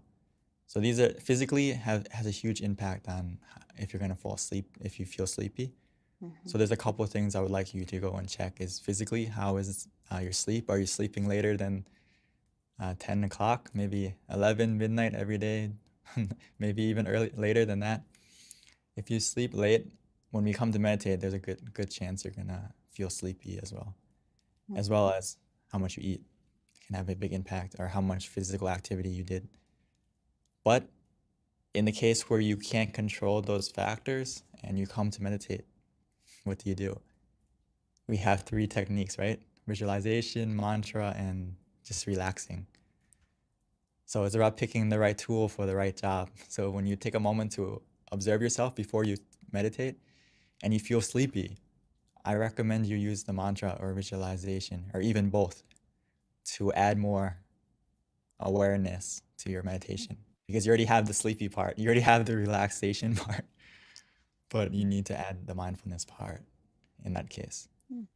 So hopefully you got the idea. Yeah, thank you, Pete. That actually makes good recommendation. So this next question is from Charity Sills, and the question is it okay to lie down while meditating? And especially this person, considering there's injuries, or is it more powerful to sit up? Oh, to a lot. I think in this case, in general, I wouldn't recommend you to lay down to meditate in a sleeping position. Only if, unless in this case, like you said, is if you have injuries or you're physically like unable to sit up, or to sit up. Because in this case, yes, it's okay to lie down, but if we in a normal situation, I recommend you to sit up, just because it helps you to find that balance between being conscious with comfort and being mindful and relaxed together. It's easier when you're sitting in a position or not necessarily lying down, because when you're lying down, just like the question before this, it's very easy to fall asleep. So it depends. It depends on your physical condition. But in this case, please feel free if you are if you have an injury like this. So it is still possible, though, correct, Venerable, Yeah. to meditate lying down. You just have to be more aware, because if you're not, you're going to fall asleep. Exactly. Okay. This is an interesting question, Lone P. It's a question/experience. So this person felt very cold, like chills on the arms, but it was very blissful in meditation, and wondering if this is a cleansing of energy or just relaxation, like the temperature dropped. This has happened a few times during meditation. Very good example and question. I would like, for those of us in Thailand right now, it's very hot. So if you can get that experience, that's great. You can feel cool and have your own personal air conditioning. Right now it's very hot. But anyway, it's a very good experience, okay? If you feel, the key thing is not only with any sensation, whether it's a cold feeling, some people feel warm, some people even feel hot. But the key thing I would like to ask you back is, other than that sensation, is how did you feel? Which in this case, if you felt, in this case where you said that you feel blissful, you feel, and you have relaxation, that is the key, that to check yourself, that is it a good experience or is it a positive experience? So you can say it's similar to what's actually cleansing you is not necessarily just the sensation, but also the feeling of relaxation, and that you have the blissfulness too. So I would say that it's a result that you're practicing in the right method, and just keep going with that sensation and see where it's going to take you. It's definitely the feeling of relaxation, the feeling of blissfulness, as well as the product of being cool and feeling more cool. It's all in the right direction. So please keep going and spread your coolness and your your coolness to not only yourself, but the people around you. Maybe the people next to you can get closer to feel some of that coolness too. So Venerable, here is a more of a comment, I think. So maybe you can give more insight if this is kind of what happens when you meditate, but it's from Scott. And he says that he finds that when he meditates and he's at work, he's more in tune with himself and his surroundings. He also feels like things click easier when he meditates daily. Yes, it's actually, I'm glad that you mentioned it, so it's not just me saying it, but as we meditate more, we develop mindfulness. Not only that, but not mindfulness just of what you're doing, but it's a focus where you feel also relaxed. So it's not like another focus where we're dialed in on what we're doing and we feel stressed. So when we meditate, we get that we develop the skill to observe things relaxingly, but also be in you can call it like neutral observation, where you observe something, but you can be in the right position to observe it correctly with a good perspective, with a clear perspective.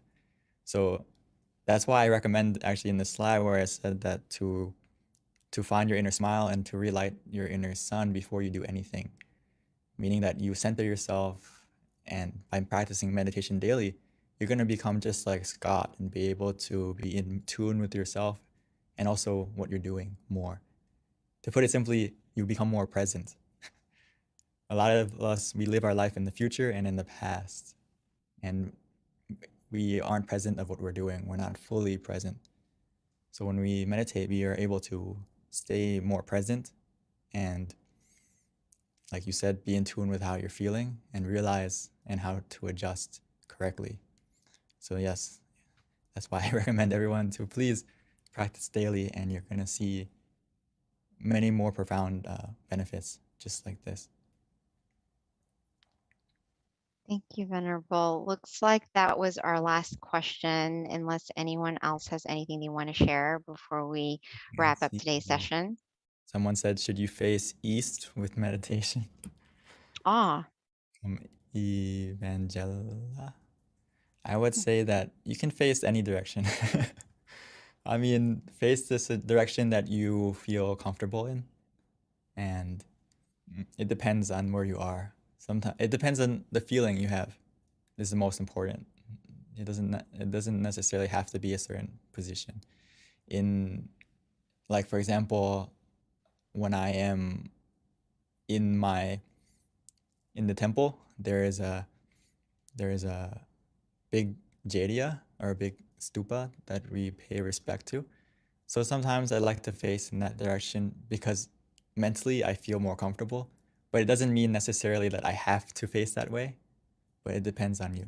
And you can face the direction. but Venerable, isn't there some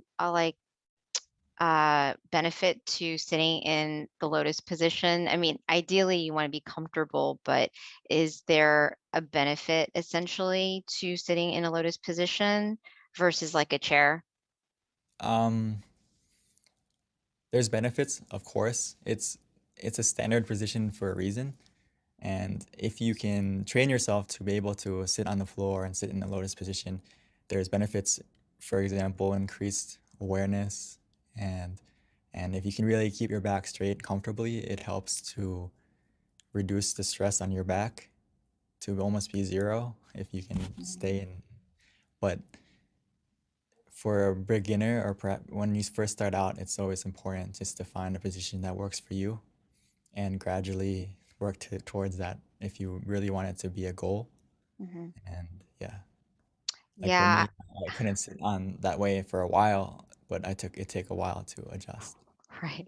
I'm always very stubborn. Like I like to kind of test things that I'm told. And I did try the chair, and I'm like, yeah, I could sit in a chair just as well as sitting on the ground in a lotus position. And then I tried it, and then I learned why. You have to try it for yourself for you to figure out what works for you. Because after 40 minutes, my head kind of like went down and I almost fell off the chair. So I was like, oh, that's why I should sit on the floor. Okay, so Venerable, another question that just came through.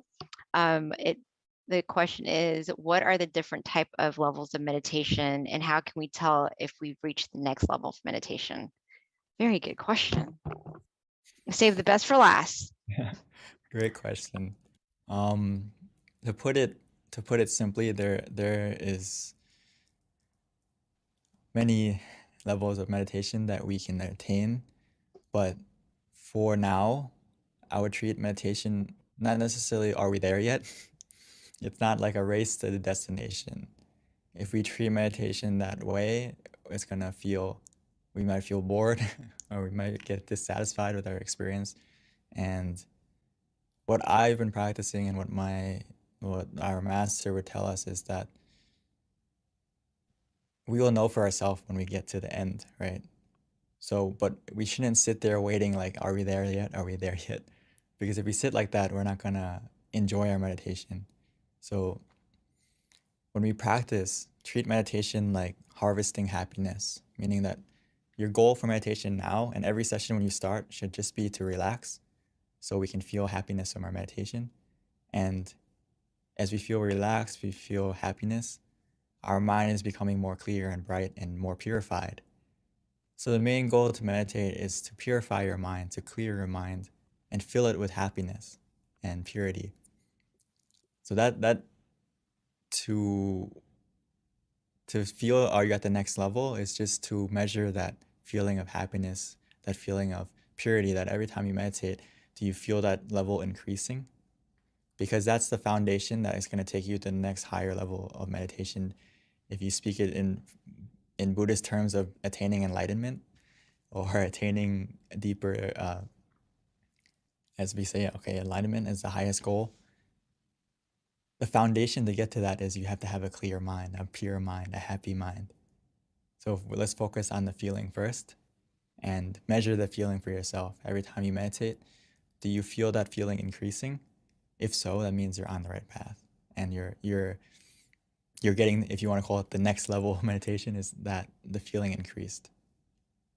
And as the feeling increases, that purity increases, you're going to see and experience the levels of meditation for yourself. As I think Jessie mentioned earlier, she said she can feel and see the brightness within herself. So that's something that we have to experience for ourselves. And it's something that I also put to, like, I think like Bea just said, like, you're stubborn, right? And you want to test it for yourself. So that's the key of meditation, or of anything actually, is to test it for yourself. And you're gonna, if you just follow that feeling of relaxation and purity of happiness, you're gonna be able to test it for yourself and experience it for yourself. And that's the thing, Venerable, is it's great because you have the guidance, and because our teachers tell us all the same things. And then if you test it, then you're like, oh, that's why they say that. It just makes it more efficient when you have the proper guidance, but still people are stubborn. They want to see for themselves. I would say just for now, your best guide is you can feel for yourself if you're on the right path. Listen to your body, listen to your feeling. If you're meditating correctly, your body is going to react a certain way. And how you feel, you're going to feel a certain way. So if you're meditating wrong, your body is going to tell you first, right? You're going to feel tension, you're going to feel stress, and also mentally you're going to feel that way too. So just pay more attention to yourself, and that can also be a guide, actually one of the best guides, Right. to Definitely. to be aware of how you're feeling. And if you feel that balance between being mindful and relaxed or being conscious with comfort, that means you're okay. Everything's okay. But again, one of the obstacles is doubt. Yeah. So that's why it's always good to come and meditate together. And if you have any questions, don't be scared to ask, because sometimes we have that doubt. Are we practicing correctly? And my job is to reassure you, and also the monks that practice, to reassure you that, okay, you're on the right path. Right.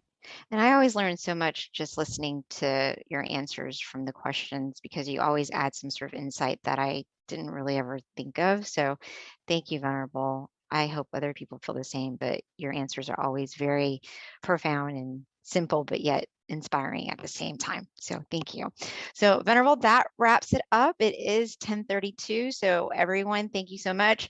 As my teachers like to say, sleep in a sea of merit. We'll see you next Friday for Earth Day meditation. Please join us. It's going to be super special. And then, of course, the following full moon next month on May 16th. Thank you, everyone. Namaskaran, Venerable Daniel. Thank you, everyone, and hope to see everyone in the next full moon, and also on the 22nd. Yes. Namaskaran, Pete. Atu.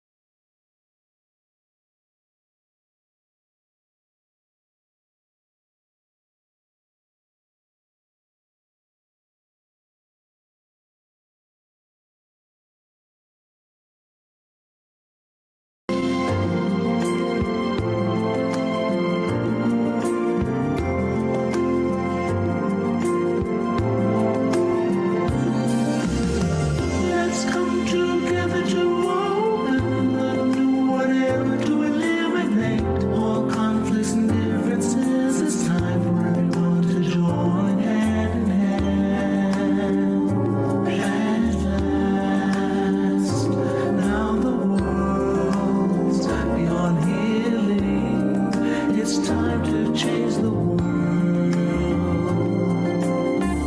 As the one who knew in the past, in this period of our time, we will see before we depart this world, and one must join hand in hand to change the world from darkness to brightness, from suffering to happiness,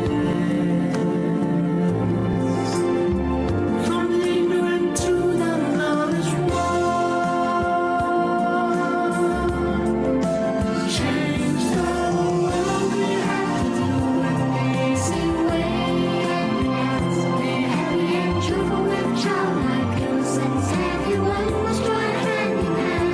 Gently close your eyes, relax, relax.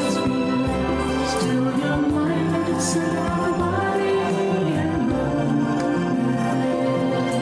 at the same position of the one who knew from the past. Change the world from the era of darkness to the era of light. From the old era to this new era, the world will be like heaven on earth. No classes in society. Everyone will be really happy. And speak the same heavenly language. Become as one with smiles of love. We will be kind, the world will change. The world will change. Let's come together to change the world. Let's come together to change the world. Let's come together to change the world. Let's change the world. We have to do it the easy way and relax each other with childlike innocence. Everyone must join hand in hand. Gently close your eyes and relax. Still your mind at the center of the body, and look within. As the white room in from the heaven of our social kiss alone. Let's come together to change the world. Cambiemos el mundo juntos. Let's come together to change the world. Let's come together to change the world. هيا معا نغير العالم. Let's come together to change the world. يا خلي الشناير هؤلاء Together to change the world. 让我们来一起改变世界。别他们知咱们去的美。 Let's come together to change the world. Vamos a seguir mandamos mundo. Let's come together to change the world. 一緒に世界を変えよう。 Change the world. เรามารวมใจกันเปลี่ยนโลกใบนี้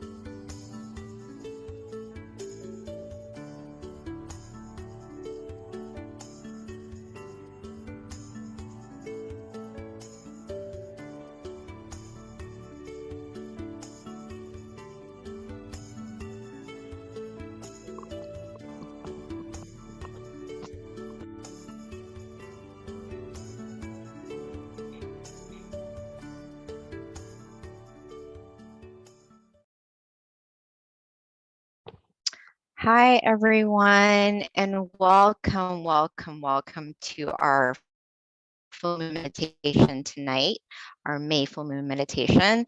The theme today is Wesak Day, which is a day of inner peace. So I found a quote that I felt was very appropriate, not only to honor the Buddha being our ultimate teacher, but all of our teachers, because this definitely is a representation of all good teachers.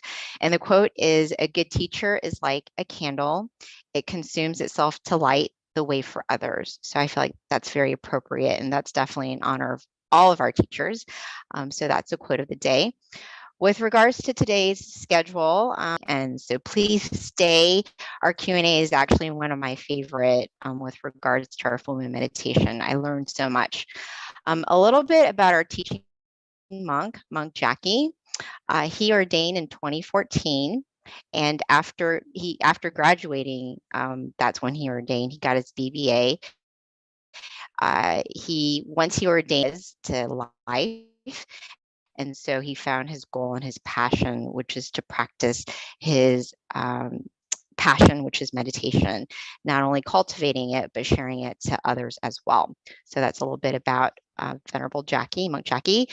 Before we start, we would like to ask everyone to please share on the chat, just so that we know where people are from, the state that they're at, their city, and their country, because we do have people from all around the world. So it's definitely very interesting to know where you're from. So if you can put that in the chat, that would be very helpful. Thank you, everyone. All right, so at this time, I would like to invite Monk Jackie to start our session for us. Good morning. Good evening. Good evening to everyone. It's morning time here, so. Depending on where you are in the world. Yes. So I'm thinking maybe other people from other places around the world are joining also. So good morning, good afternoon, and good evening to everyone, right?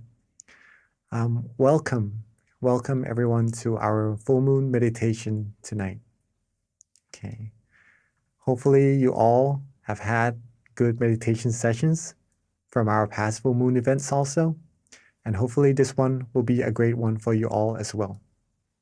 Okay. It is Vesak Day tonight, right? And we would have a little information to share to you about that. But before we go into that and to our meditation, there's something I'd like to share. Okay.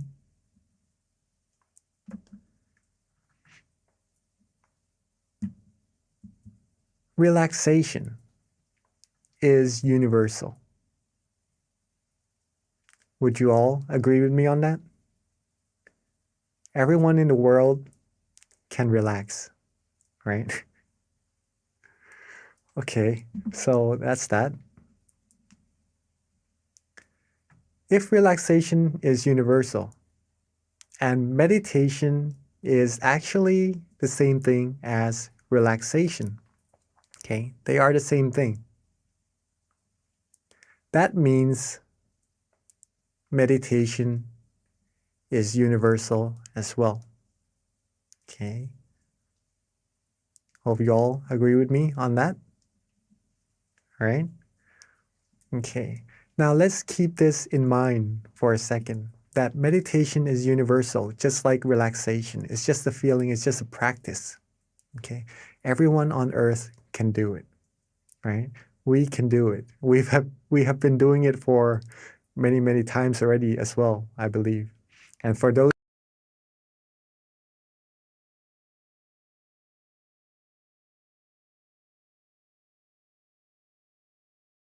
already as well, I believe. And for those who are new, meditation is relaxation. It is very easy to do. But the result is more and more profound once you practice it more and more. Okay? Now, meditation is universal, right? Meditation also leads us to happiness. Okay? Not just any happiness, though. it leads us to true happiness. What is true happiness? True happiness is a type of happiness where you could always have. It doesn't go away. It doesn't depart from you. You don't depart from it, unlike the other happinesses we find on the outside. Okay? When you want this happiness, you could always access it. You'll be able to rely on yourself for happiness and to be able to help others be happy as well. This is what true happiness is. Okay. Meditation is universal, and meditation brings true happiness. Let's put it this way first, so that we understand this phrase. Everyone can have true happiness. If you can relax, then you can have true happiness. Okay. So, in other words, everyone here today is able to find true peace, true happiness for sure. Okay. Now, we know this already. How do we do it? How do we meditate?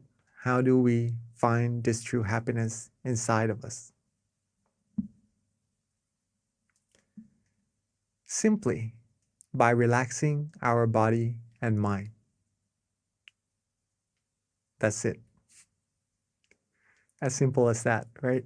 If you can relax, you can meditate. You can relax your body, you can relax your mind. That is already meditation. Thus, this word, relaxation, or feeling comfortable, feeling good, feeling calm, is very, very important in meditation and for everyone as well. We may feel relaxed from time to time.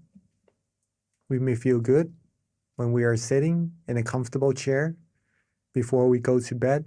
After coming out of the shower, we feel good, we feel relaxed. But sometimes we are used to it, that we overlook it, of how important it actually is, this feeling of relaxation. This is the feeling that will bring you deeper and deeper into more and more happiness inside of yourself. Okay, so let's take a look at how it does that a little bit more. So if you're able to relax your body, relax your mind. Okay. I don't know if you can see this, but there's a little word, relaxation, on the bottom right here, right? On the left of the screen. We might start off with a good amount of relaxation, right? That we feel, okay, this is our relaxation right now. I'm feeling good. I'm feeling calm. That's good. If we keep that feeling going, if we keep being relaxed more and more, be with that relaxation, it will grow. It will become a little bit bigger. Okay. And then when we keep being more and more relaxed, more and more calm, keep going, it becomes a little bit bigger. Okay. And I guess you all know what's going to happen next. If we keep being more and more relaxed, be with that relaxation,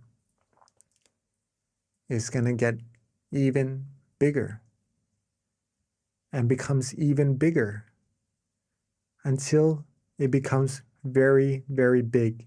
I literally expanded the word relaxation so that the white part is all that we can see right now. So it eliminates all the other undesirable feelings away. And all there is left inside of our mind would be the feeling of relaxation. Okay? It becomes so big that this relaxation becomes peace. It becomes serenity in our mind. Nothing else can come in. No negative feelings, no negative energy could penetrate. it becomes true happiness. Okay. This is the power of relaxation. This is the power of meditation. Okay. Now we know how to meditate, right? Not that difficult. And if we practice together more and more, we would find true peace little by little until reaching the very utmost of it. Nothing can penetrate, and that's the ultimate goal of meditation. Okay. Now, this was discovered. This technique was discovered a long, long time ago. It doesn't just happen. It didn't just happen recently. Okay. It was discovered actually on a full moon day. The same type of day, the same type of night that we are meditating together right now.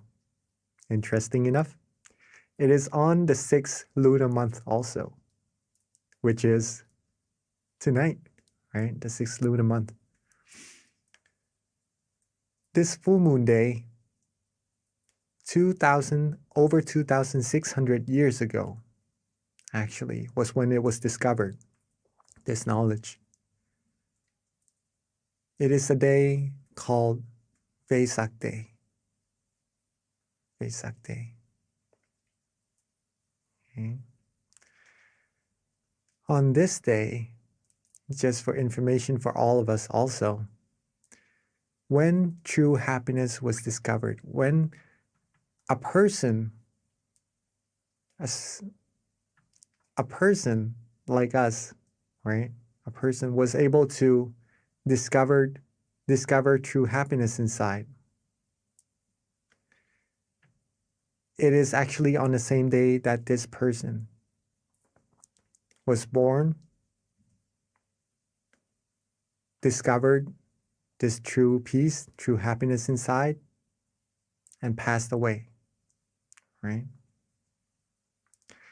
It's on the same day, but on a different year. This person, we all know who this person is already, actually, from seeing the picture, right? Is the Lord Buddha. On this Vesak Day, over 2,600 years ago, he sat down and vowed that if he doesn't attain true happiness or the knowledge to eliminate all negativities from the mind, right? If his flesh or blood were to vanish, if his flesh and blood were to vanish and all there's left is his skin, his tendons, and his bones, he would not quit until he reaches true happiness, until he was able to eliminate all negativities from the mind. And so he did. So he did. And he passed the knowledge down to many, many people, and so they did also. Okay. Until generations after generations, reaching us here in the present day, we too can find this true happiness by just relaxing, by just meditating. Now, along his years of teaching, there is this one phrase that he said, Nati Santi Parang Sukham. It is in Bali, right? An old language. It means there is no happiness greater than the peace of mind. So for everyone here, if you are seeking happiness, are you all looking for happiness? Do you all want to be happy? All beings do seek happiness, and that's pretty much what we aim for, what our goals in life will bring us.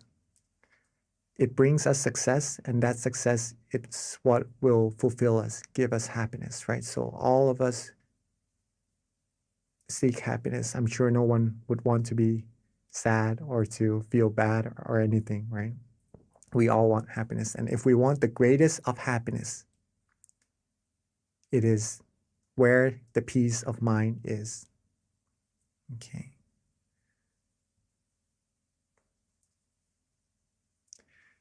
If true happiness is what you seek, if you like to rely on yourself for happiness, you want to help yourself and help other people around you become happy, now you have the roadmap.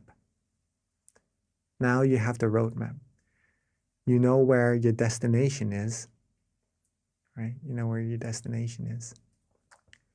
You have the compass, you have the tools, which is meditation. And how to get there is just to be relaxed.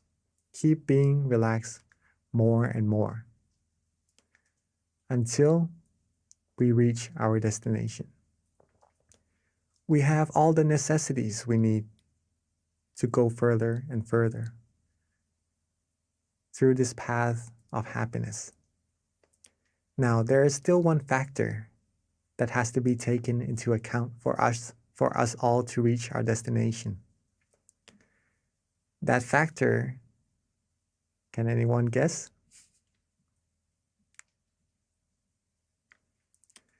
That factor is you. It is all of us. Meditation is not something one person can do for another. It is like eating. If I eat, then I will be full. If you eat, you will be full. Okay?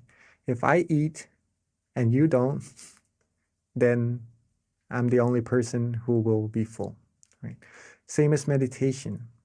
If you meditate, you're going to be the person who finds true happiness. If you have the knowledge, if you know how to do it, you have the destination, the roadmap, and everything. Well, if we take into account, right, if we take that into practice, we will sure reach our destination. And I'm sure all of us would be keen, right, to reach that destination altogether. If we can be truly happy inside, if we can find that true happiness inside of all of us, then we could be the role model to other people around us. Remember, at that point of true happiness, no negativities will be able to penetrate. If we could get to that point, more and more of us, no negativities will be able to come in, okay? Not just into our mind, but into our community, to our society. The more we expand this true happiness to the outside, the more we would be closer to world peace, okay? We are simply just being relaxed and just being still, meditating. But the result that arises from this is really profound. Okay. If we can do it first, we could be happy first, then we can share the light with all the other people around us, having everyone be happy and having this world be a world of true peace together.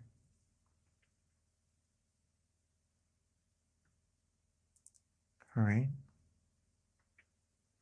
Hopefully that was interesting enough of how meditation just being something that is maybe a little bit overlooked, right? Just being relaxed. But by being relaxed more and more, it becomes something very big and profound. So I think it is a good time for us to actually take this into practice together. Okay. So when we are all ready, before we meditate, make sure you're comfortable. Make sure your body is relaxed as well, right? Because that's what we need for our meditation. So let's get ourselves adjusted, our body adjusted, so that we feel good in our meditation together for a few moments.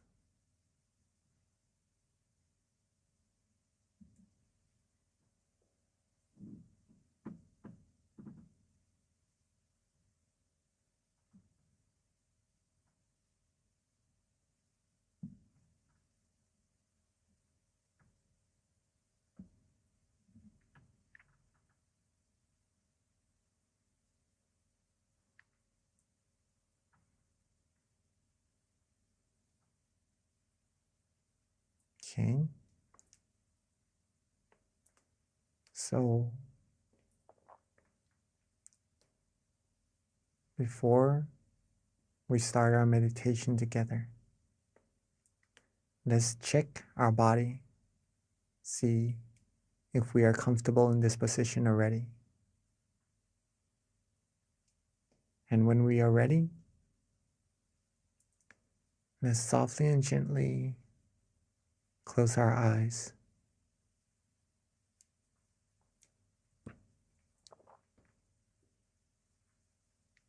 When we are ready, let's softly and gently close our eyes.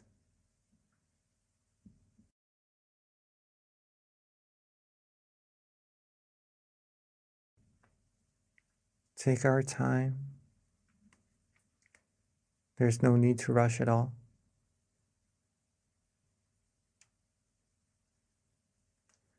Relax our foreface. Relax our eyebrows,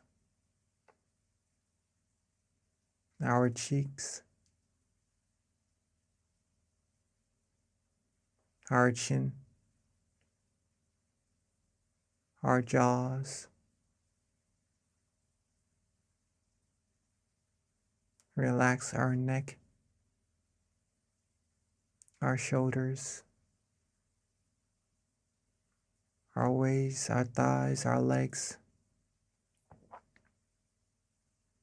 all the way down to the tips of our toes.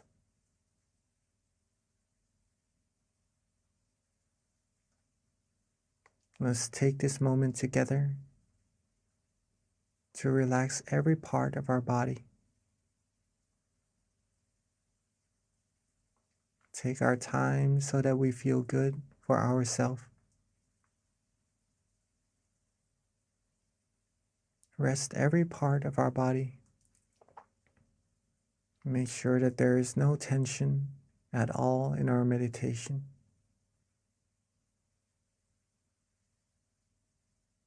If we feel good, if we feel relaxed, then we are on the right path.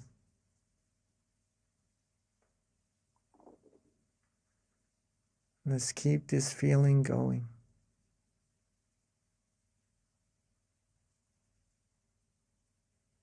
Keep ourselves calm. Keep ourselves relaxed. And let's let everything go. Let all our worries go. Let all our responsibilities rest just for now, so that we can have time to find true peace and true happiness all together.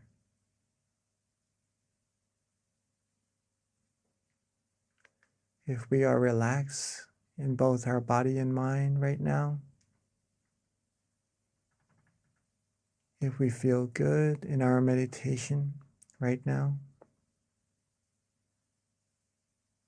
keep that feeling.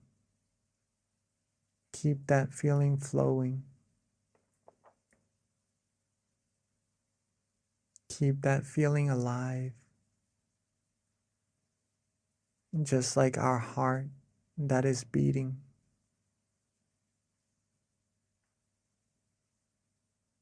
This feeling of relaxation is the heart of meditation.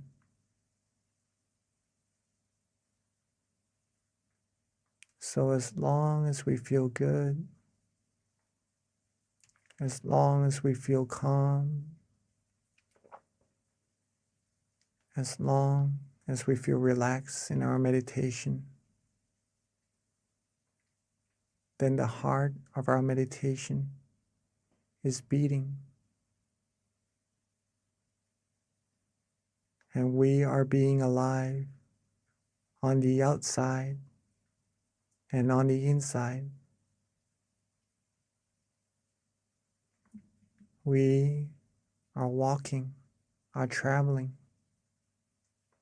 down the path, the righteous path, the path of purity,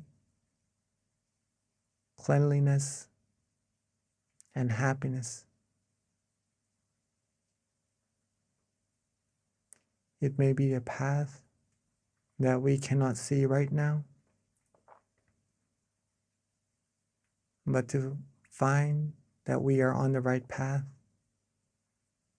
there's a way to travel, which is to feel.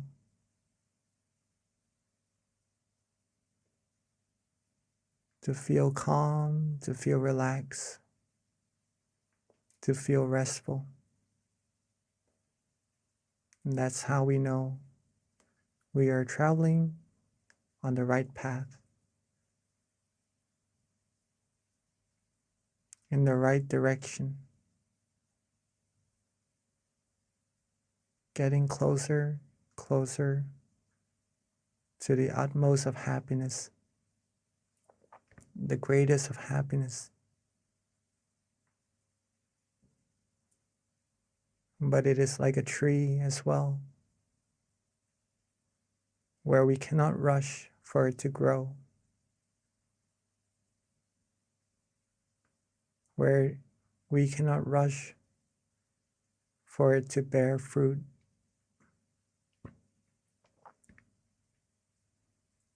So being calm, being patient, being relaxed along this road, enjoy every second of this journey is what will take us to our destination.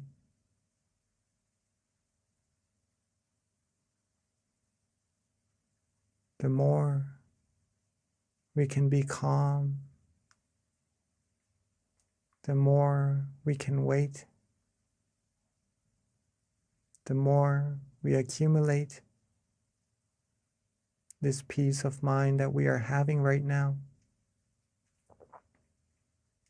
the closer, the faster we will be to reaching that destination of ours.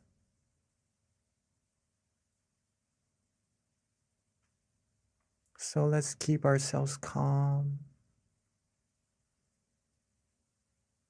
Let's keep our body relaxed. Let's keep our mind relaxed.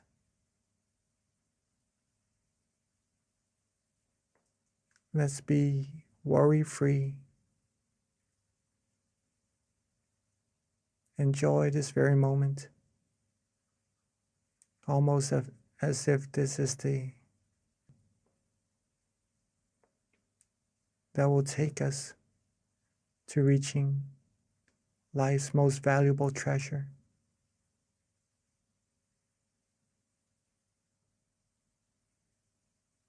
Keep our body relaxed.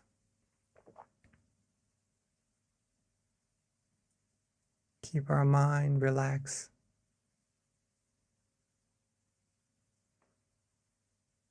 Soon the brightness, the feeling of brightness will shine. We will find that from closing our eyes and all that we can see is darkness, it will start to slowly dissipate, and gradually we will feel lighter, brighter.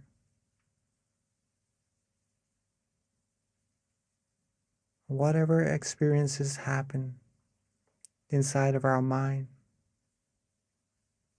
let's just let it be. Let's not pay too much attention to them, so that we lose our relaxation. The more we're able to relax, the deeper our meditation becomes automatically.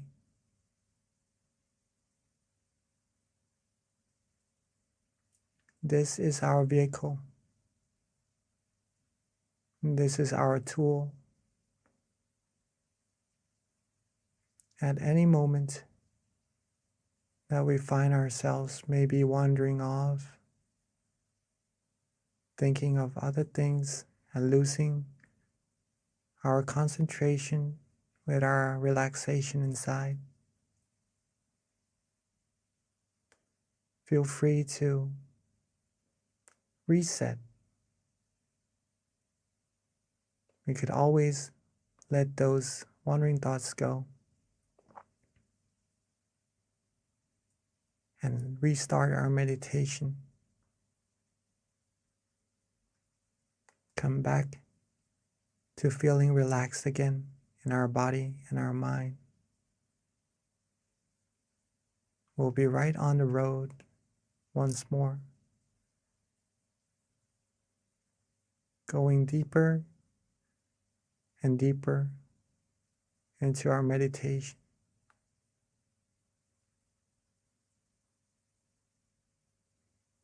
And if we start to feel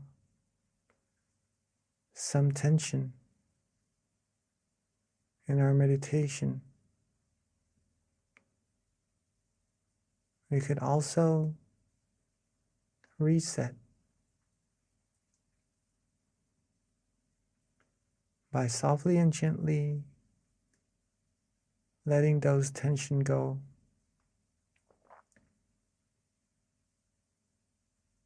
Relax our body. Relax our mind once again, so that we could come back right onto the road that leads us to further and further relaxation.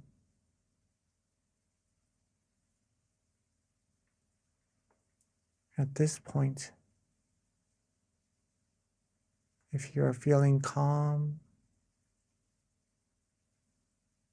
you're feeling relaxed, then you are already accumulating a good amount of positive energy inside of your minds. All there's left to do is just to be neutral. Let these positive energy keep accumulating more and more automatically.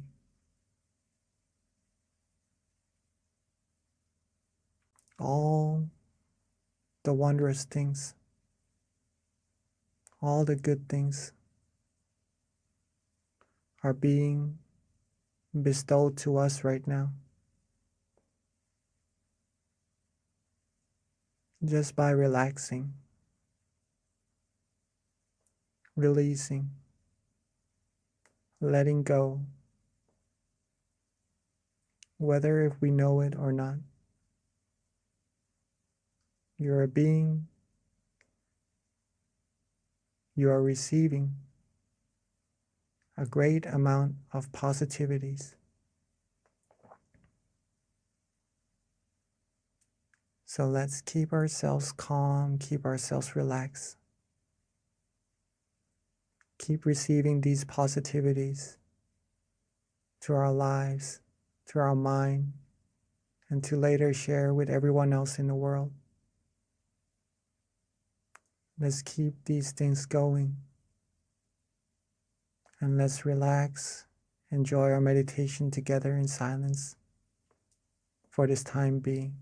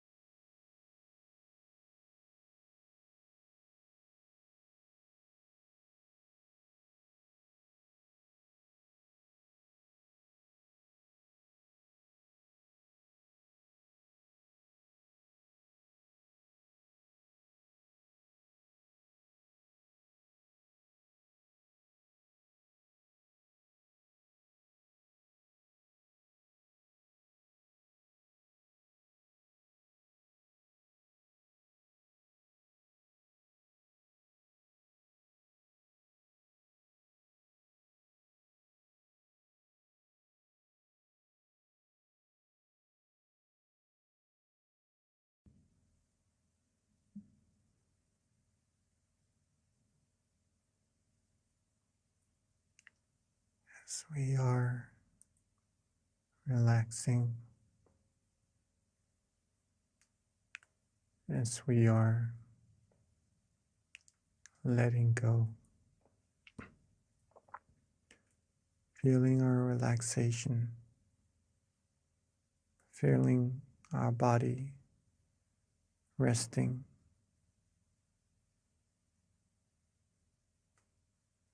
letting everything go, feeling calm, feeling restful. We may start to feel the flow of energy inside of ourselves. Some may start to have different meditation experiences. Some may feel calm, relaxed, bright, light. All there is to be done right now is to just be neutral.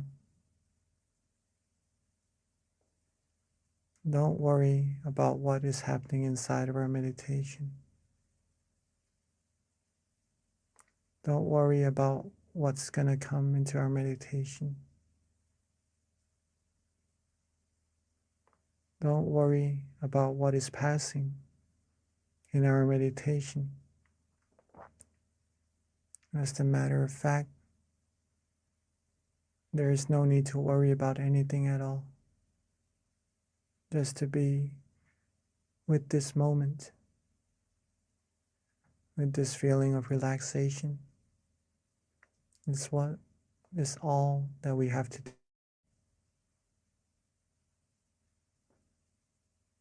And now that our mind is well abundance of brightness, of happiness, of purity, while being bright and shining on the inside,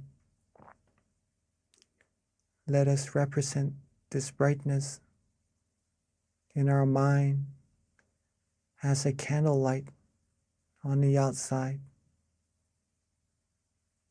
by lighting our candles all together. So at this moment, while being calm, being light, being bright, let's maintain that feeling and let's all together light our candles at this moment.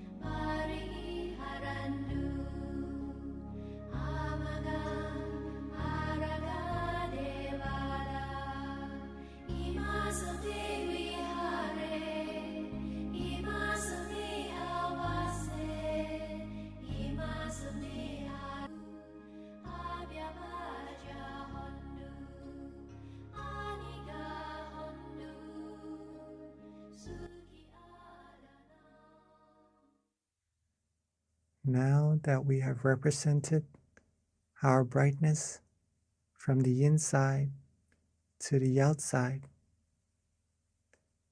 let's together come back to our seats and close our eyes softly and gently once more.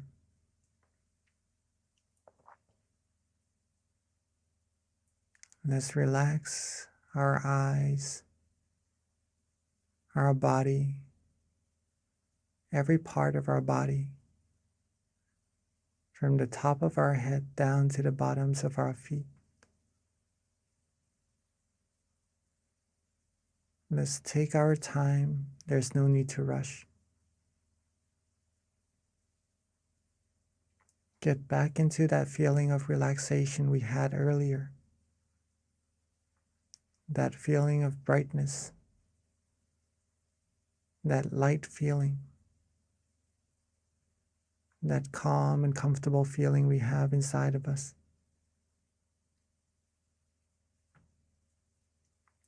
And let's softly and gently bring our candle lights inside of our mind.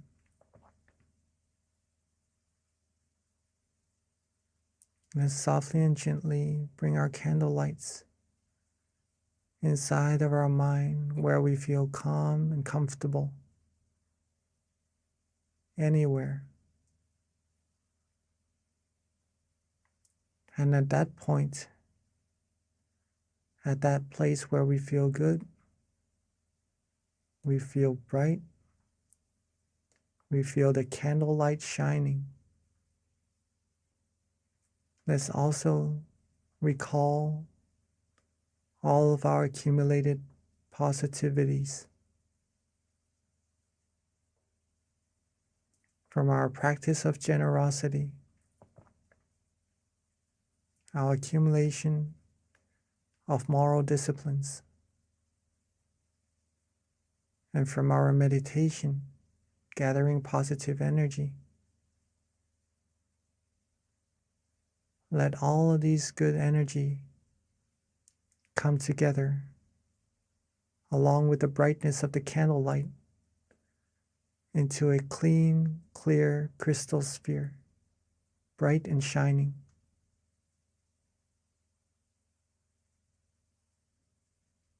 Let's think of our family and friends. Let's recall our loved ones.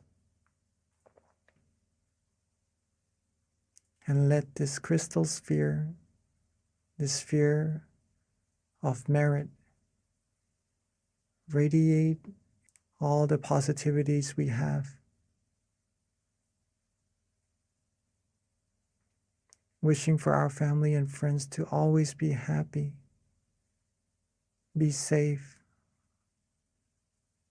be successful in all their wholesome goals, be protected from all dangers, harms, diseases, be free from all negativities, be able to find true happiness, true peace quickly and easily, and reach the utmost of happiness as quickly and as easily as possible.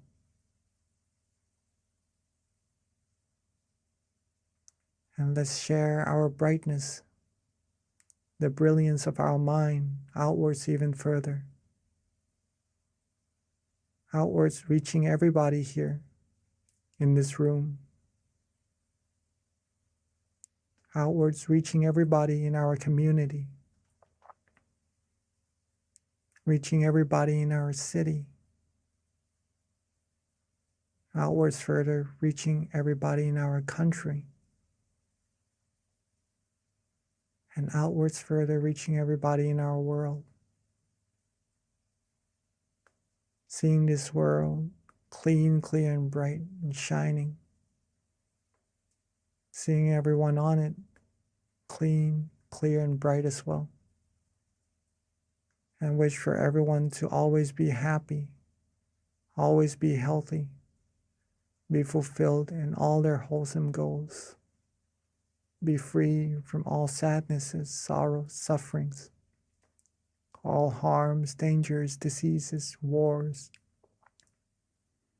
Be free from any form of negativity. And may everyone on earth be able to find true peace quickly and easily. And may this world be a world of true happiness, true peace quickly and easily. And may we all reach the utmost of happiness as quickly and as easily as possible. And let's share our loving kindness outwards even further into space, into the universe. Outwards infinitely. Outwards unlimitedly, reaching all beings no matter where they are. Wishing all the good things for all beings as well. And let's take a few moments to share our loving together, our loving kindness together in silence.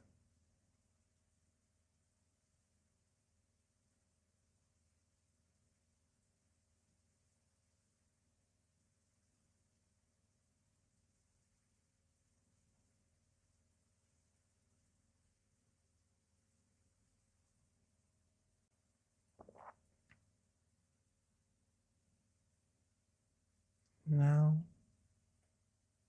that we have shared our peace, our love,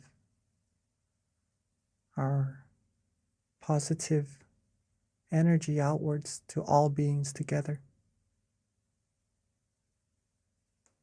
let's softly and gently bring our attention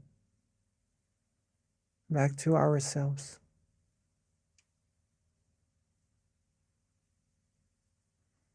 Let's softly and gently bring our attention back to ourselves, to where we feel calm, to where we feel good, feel comfortable.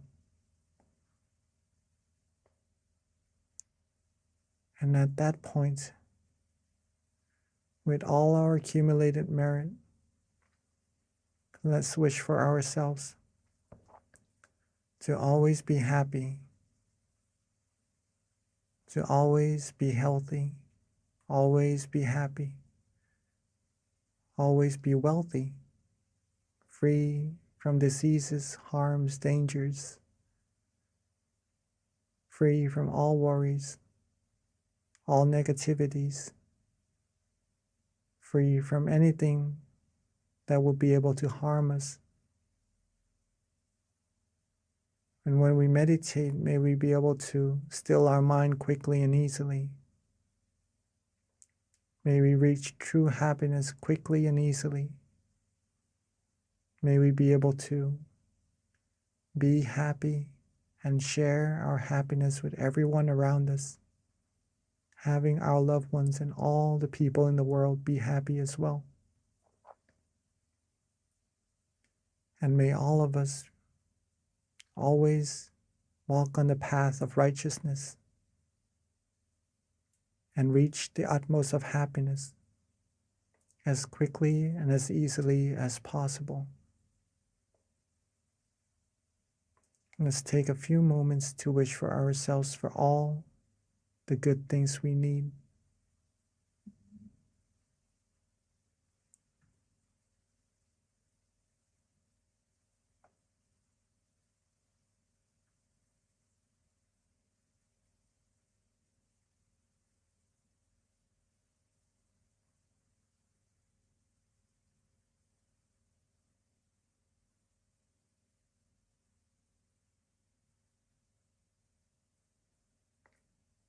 Now that we are coming towards the end of our meditation together, let's recall ourselves being calm, being relaxed. Let's recall that feeling of relaxation we have in our meditation. And let's recall how important this feeling actually is, and that it will grow into a big tree bearing us the fruit of true happiness one day. Let's keep this feeling together with us as much as possible, as often as possible. And then when we are ready,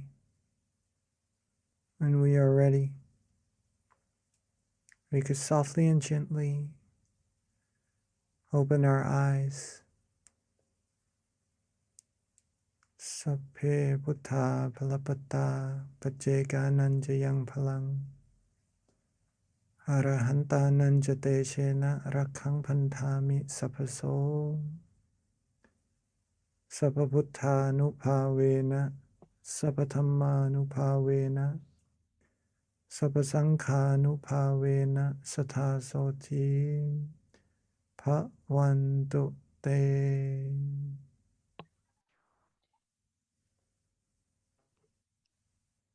Thank you, Venerable Jackie, for that lovely guided meditation. So before we transition over to Q&A, a couple of announcements. First of all, if you didn't join us earlier in the beginning when we started, if you can share your country and your city, we just like to know where everyone's coming from as we have people meditating with us from all around the world. It's just very interesting to know what city, country, state you're from. Okay, with regards to a couple of announcements that we have, please jot down the next full moon meditation is going to be on Tuesday, June 14th, next month. A couple of other announcements. If you haven't already visited this website, please be sure to check it out, tamagayameditation.org. This is where you can learn of the various centers that we have in the US, the closest center to you that you can go and visit even. We do have guided meditation open right now at our various city centers, such as Boston, Chicago, Azusa, Georgia as well.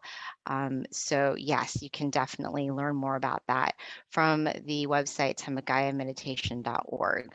And those are our various locations with those marks in the States. So yep, and all you have to do is click on the location closest to you and you'll be linked to the website, and that you can learn more information about their local offerings as well. And then the next website is, if you don't already have our app, please definitely download it. It has a wealth of information, guided meditations. It's mindgem.org.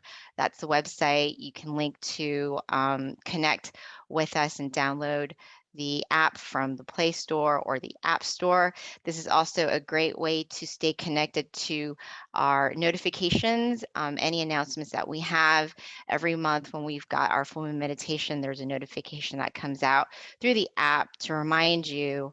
So it's definitely a great way to stay in touch with us and keep up to date on our announcements. And then lastly, we've got something interesting going on. It is, first of all, we want to invite everyone to upload a picture of themselves in meditation. It's going to be part of the Guinness World Record, where we're going to try to have as many different entries as possible. And then it's open until August 6th. So there's a QR code right there. All you need to do is just upload a picture of yourself in meditation. We're trying to make the most people meditating online, which we have actually broken many different Guinness World Records before. So this is just another cool one that we've got going on. So everyone on this call, please be sure to send a picture of yourself in meditation on the QR code right there. All right, and that wraps it up for our announcements. So at this time, we're going to transition back over to Monk Jackie and then have our Q&A session. So please, if you've got time, stay with us. But we do understand for those who need to hop off. But this is definitely a great time to have your questions answered, further understanding about meditation, or any questions you might have with regards to your practice, how to improve it. Looks like we have a question right now, Mung Jackie, from Shrirat. Yep. So if we can get the spotlight on Shrirat, please. And then anybody else, if you've got a question, you can either raise your hand or just put it on chat as well. Yes, I think Shirat can open your microphone, and all right. Or you can always put it on chat too, whichever is Yes. easiest.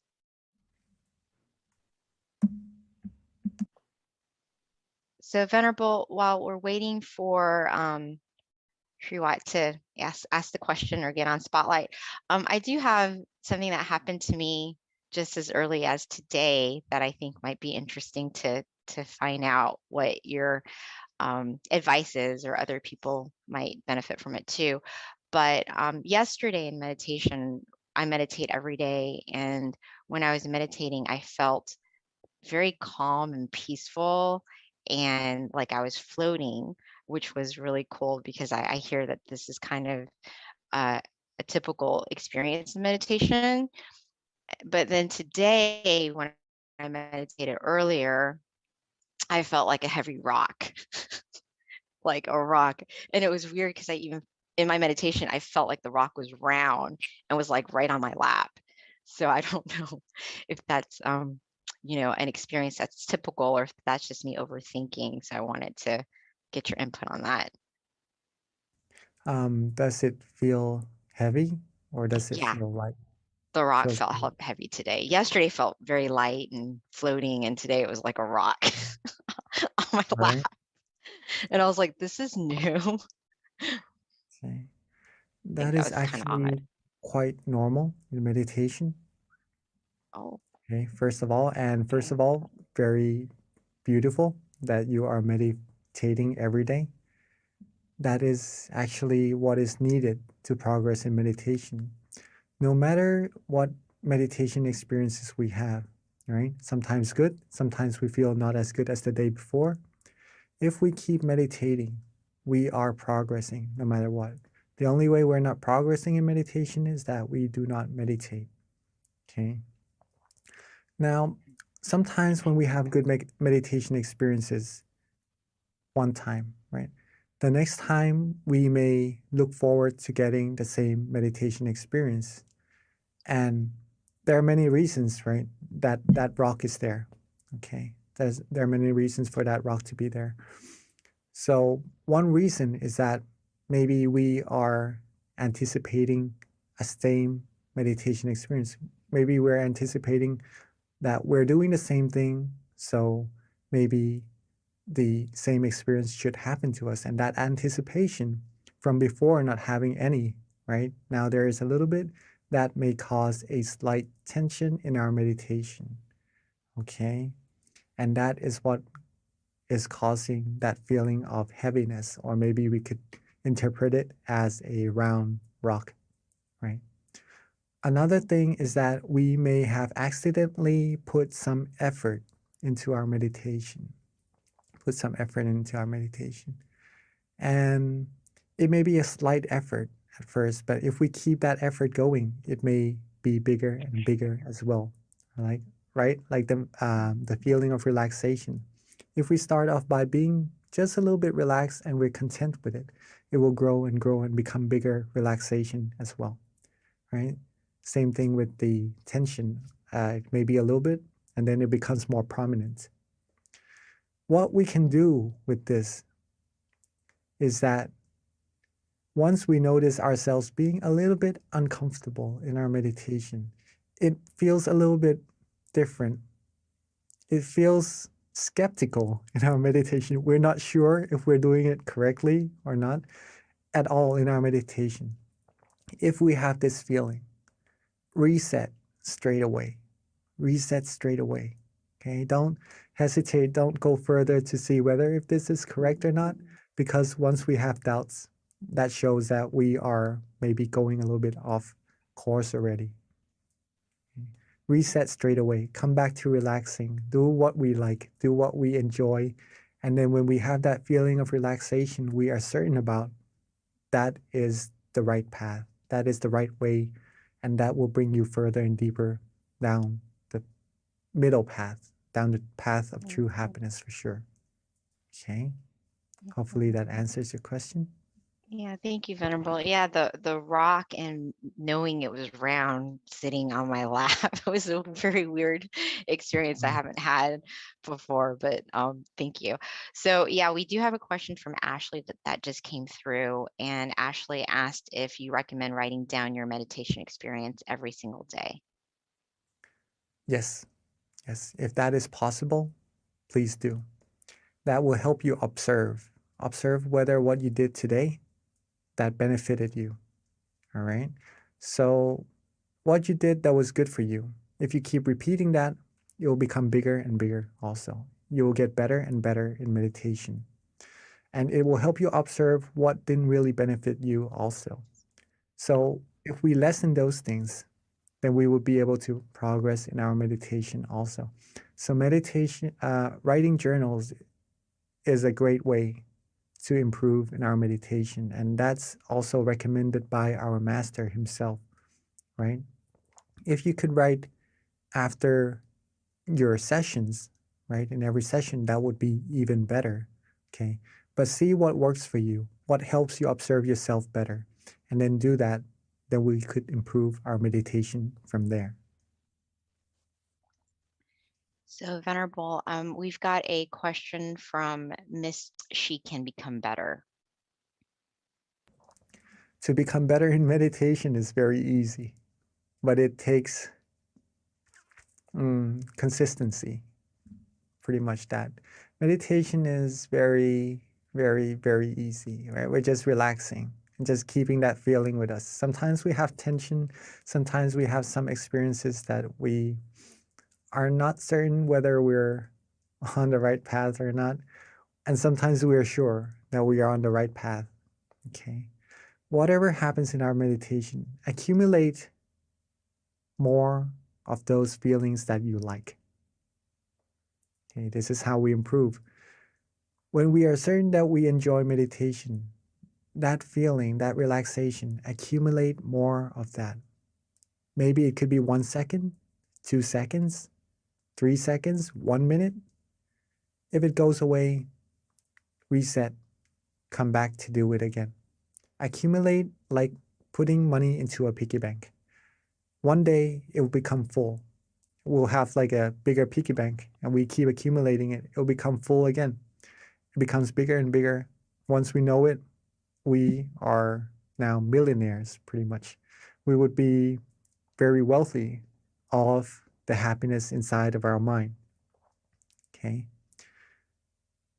Consistency, repetition, be relaxed often. That's how you're gonna improve in your meditation. Thank you, Venerable. So we've got a question from Deb, and her question is, first of all, she had a beautiful meditation experience and it felt very peaceful, but she wants to know how she can do this as a daily activity where she's able to keep calm and have that peaceful feeling consistently. I actually have something that I can share with you about this. Let me just try to find it. All right, so to be able to have this feeling with you more often until it becomes part of you.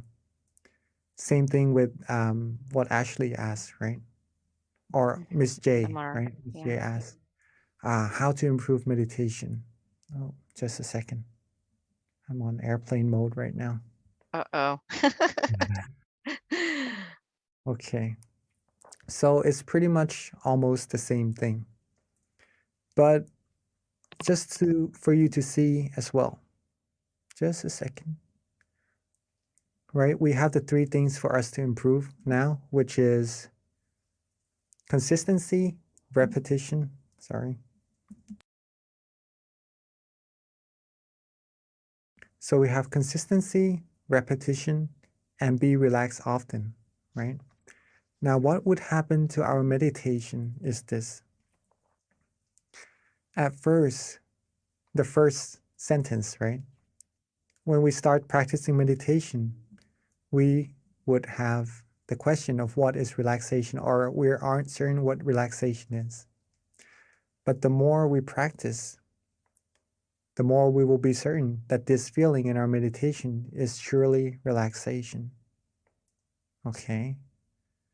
And the more we practice, the more repetition we put into meditation, the more times we become relaxed. Then we become familiar with that feeling of relaxation inside of us, right? It keeps growing and growing.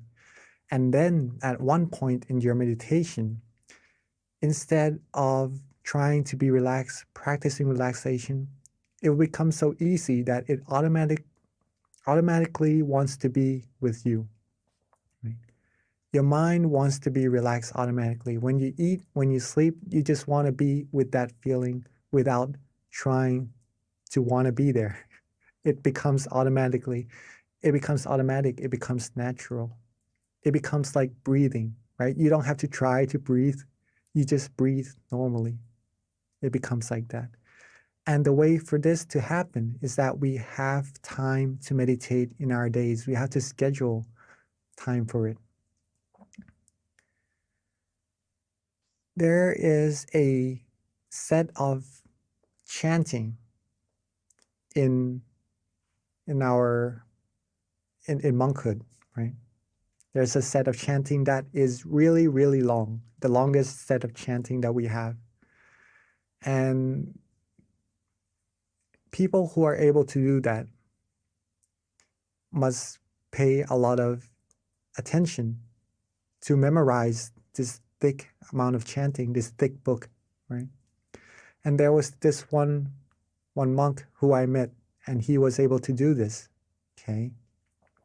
He told me, I still remember it, it's a really good saying from him. He told me that if you have passion, then you will have time. Okay, if you have passion for something, you'll make time for it for sure. Okay. So if you like meditation, if you want to improve on meditation, you will definitely have time for it.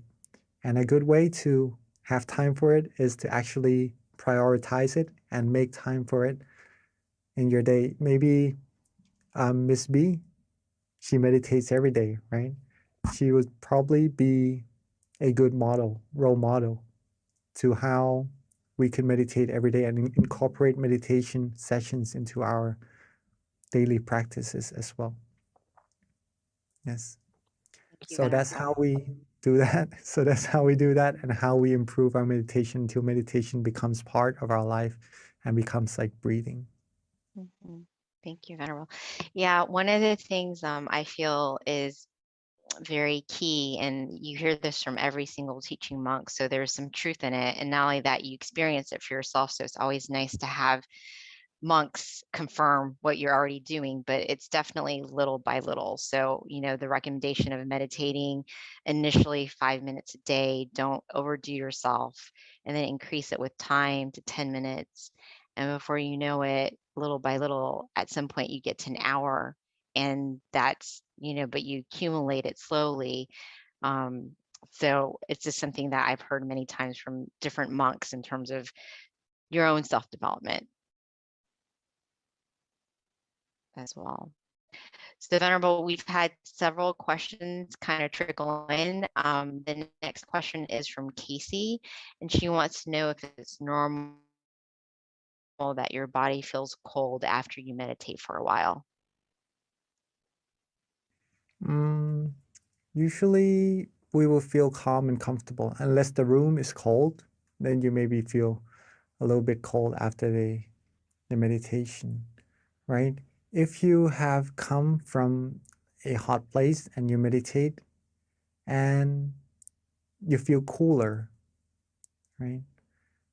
Then that The physical part of meditation pretty much deals with the outside factors, right? But if you feel cool in your meditation from inside, that is part of the meditation experiences that we would have when we are able to relax ourselves, right?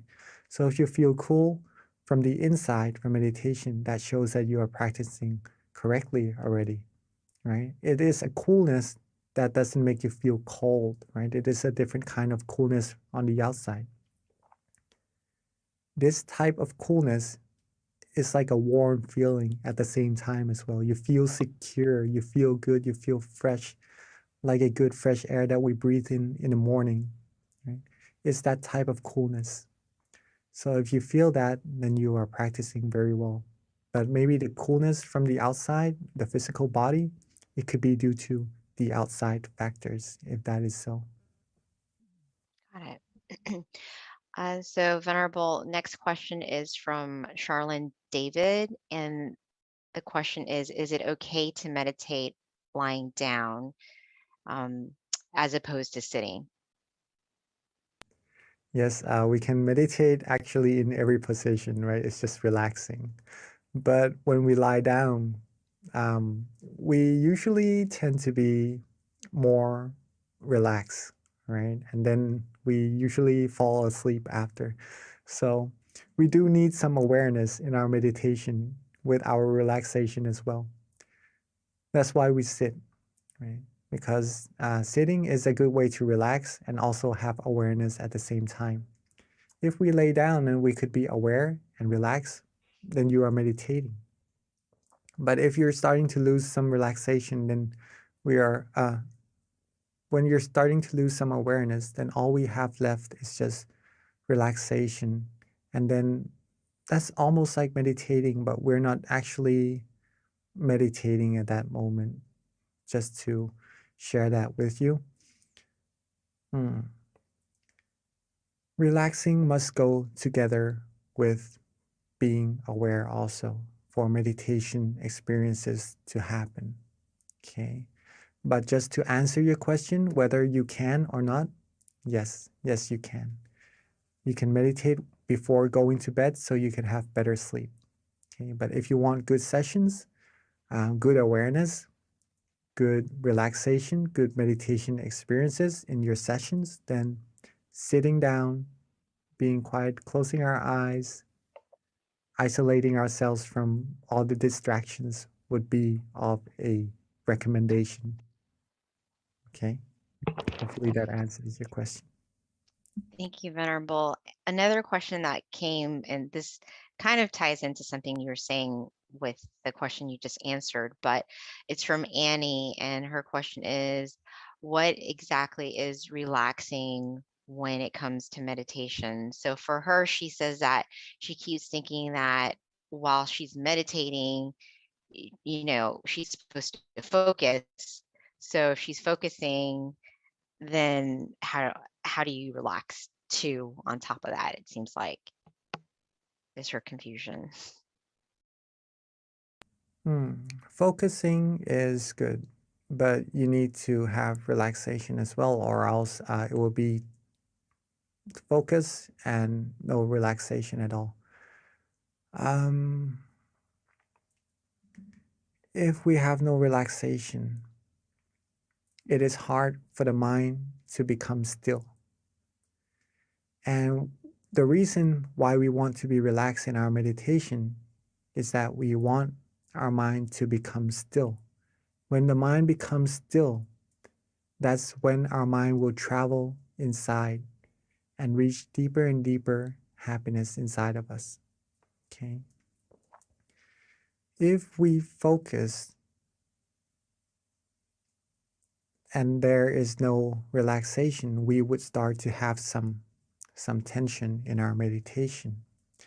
And that tension doesn't let us meditate for a very long time. Sometimes it would give some people some aches around the eyes or maybe some headaches even, and it halts those from progressing further in their meditation, pretty much that.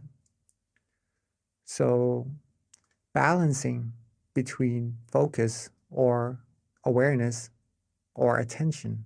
Okay, same thing, pretty much. With relaxation is what we need to do in our meditation. This is also known as the middle way. The middle way. Not to focus, not too tense, right? And not to be too relaxed, not to be too loose. Not too tense, not too loose. That's the middle path. That's the path that leads you to true happiness. Thank you, Venerable. So last question is from Kitty. And I guess her question is along the lines of the same thing with regards to being more familiar with relaxation until your body becomes like the body of relaxation. Yes, I think I understand this.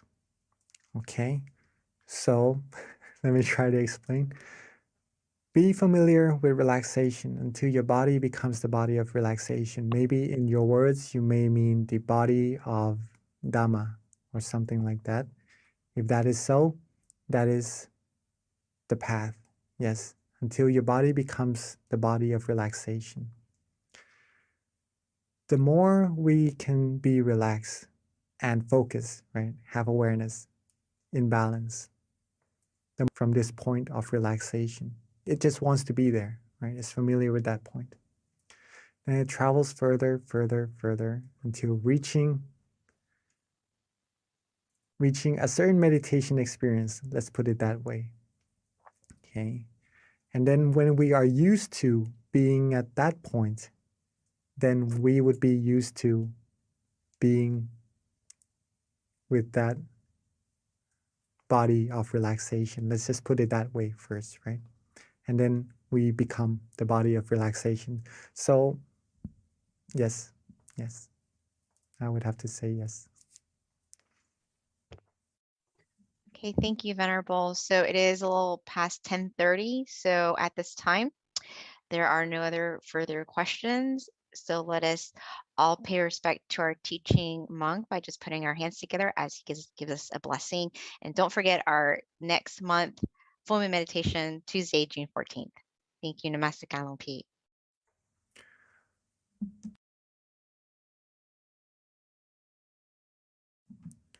So with all our accumulated merit, our accumulated positive energy, let all these merit come together into a clean, clear crystal sphere. And let this merit bestow to us, bless us with the utmost of happiness, the utmost of health, wealth, success. And may we all be fulfilled with all our wholesome wishes. When we meditate, may we all be able to attain true happiness quickly and easily, and reach the utmost of happiness as quickly and as easily as possible.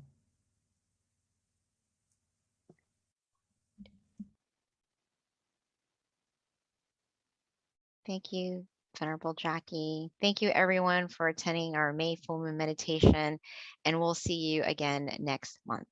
Until then, meditate well, meditate peacefully, and meditate every day. Thank you.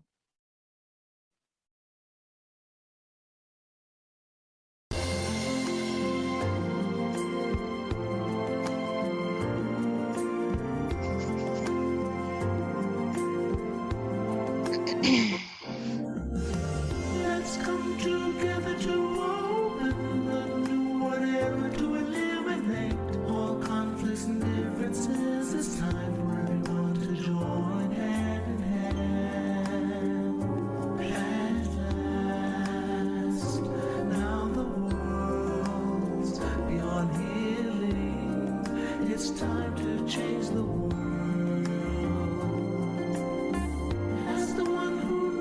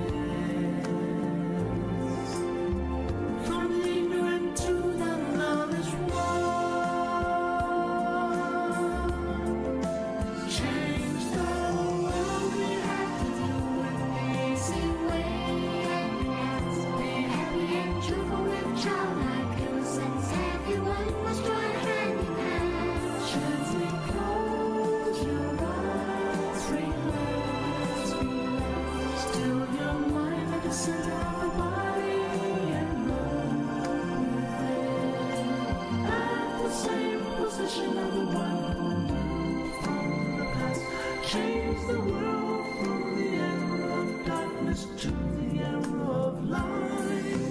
From the old era to this new era, the world will be like heaven on earth. No classes in society.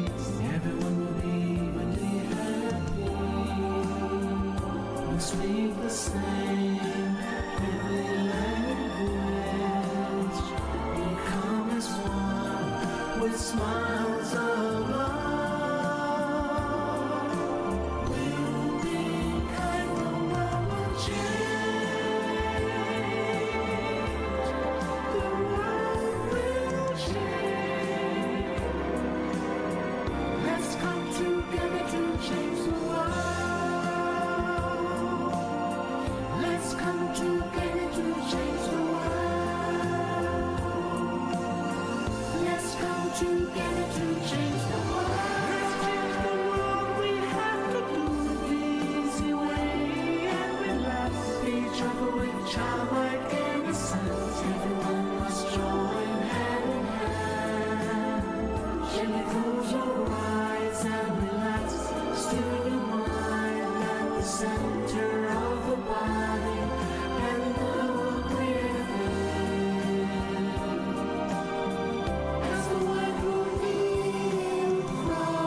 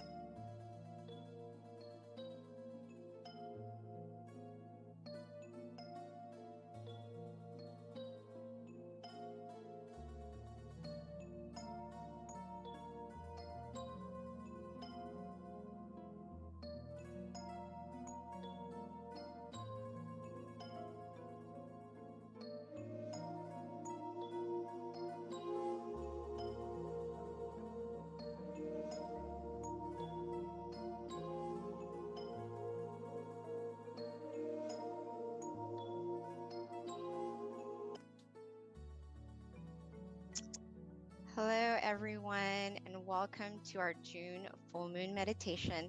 So excited to be here today and to have you join us. So, first of all, can everyone hear me okay? Before we start? Yes? Okay, excellent. Thank you. All right, so before we begin, we always start off with a quote and then an intro with regards to our teaching monk, which is Monk Daniel. So I'm going to read one of my favorite quotes for you. It's just such a profound quote. It's very simple. It comes from this book, Paipo, which is actually Peace In, Peace Out. So this is one of my favorites. It's called See Yourself. And I think it goes with our theme, which is gratitude. Because, you know, the most important person really to have gratitude for is essentially for yourself, because we have to be kind with ourselves. We have to love ourselves and nurture ourselves. So seeing yourself is very important. So with that, when you sit with yourself, within yourself, you'll begin to see yourself within yourself. You will start to see who you really are, and you will live a life true to yourself.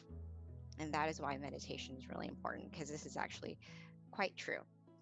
And with that, let me tell you a little bit about our teaching monk today. So Monk Daniel, for those who haven't meditated with him before, he is simply amazing. One of my favorites. Actually, in all honesty, all of the monks are my favorites because we've got such amazing monks here at Tamagaya in general.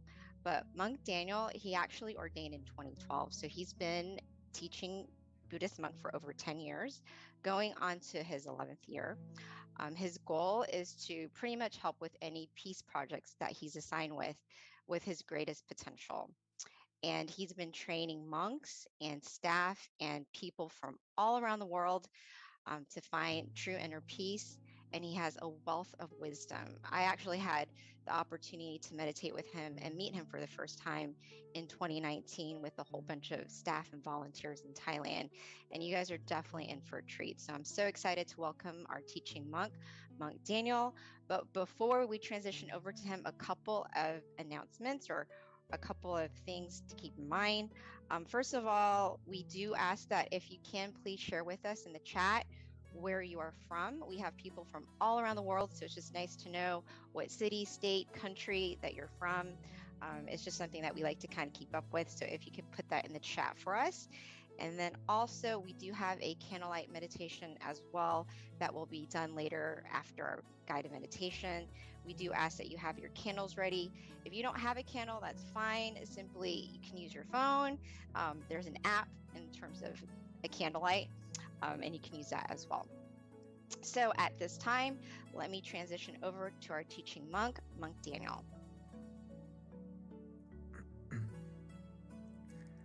Okay, good evening, everyone. Welcome, Venerable. Good morning from Thailand. Nice to be back on the full moon of June as we go into, the halfway mark of the year. Before we know it, it's already the 6th month of the year. So time really flies by, right? So true. So it's a very good time to reflect as we're halfway through the year. How's it going, right? As today's theme is about gratitude, and also in June, there's a special day that we have, right? In June, we have Father's Day in America, right? So not only should we have gratitude for our parents and especially our father in this month, but we should have gratitude for something very important that they gave us, our parents, our father, and we got the most important gift the moment we were born, which is life. So this is why which connects to the quote just a moment ago from our lovely moderator, from Ms. B, about having gratitude for yourself, having gratitude that you have life. This is the most precious thing we have, right? Time, and we have life. So we still have an opportunity to make things better. We still have opportunity, as my master would say, Lom Paul, is have opportunity to train your mind, to get to know yourself, understand yourself truly, and acquire this true happiness that's waiting for you within you. So this is something that is so precious, even though not everything is perfect, but we still have life to make things better. So this is something that we should be so grateful for, that even though then it's something that we practice as a homework from Lampal, is like when you wake up in the morning, the first thing you should do is reflect and meditate for a moment and just appreciate that I have another day, I have another morning. You know, every morning we're born again, we have another chance to keep doing good and another chance to cultivate our mind, to unlock that hidden potential within you. So I'm very happy that everyone's here tonight on full moon, because we can be just like the full moon and shine. Even though we're surrounded by darkness, we can be the full moon and shine to illuminate that night, make it, you know, such a beautiful and auspicious time. We can be just like the full moon. And today I just wanted to go over some basics about meditation for those of us who are new, and also for those of us who aren't as new. But we always have to remind ourselves, because, you know, the foundation is easy, but sometimes it's so easy that we overlook it and we forget to do it. So, but first, like I said,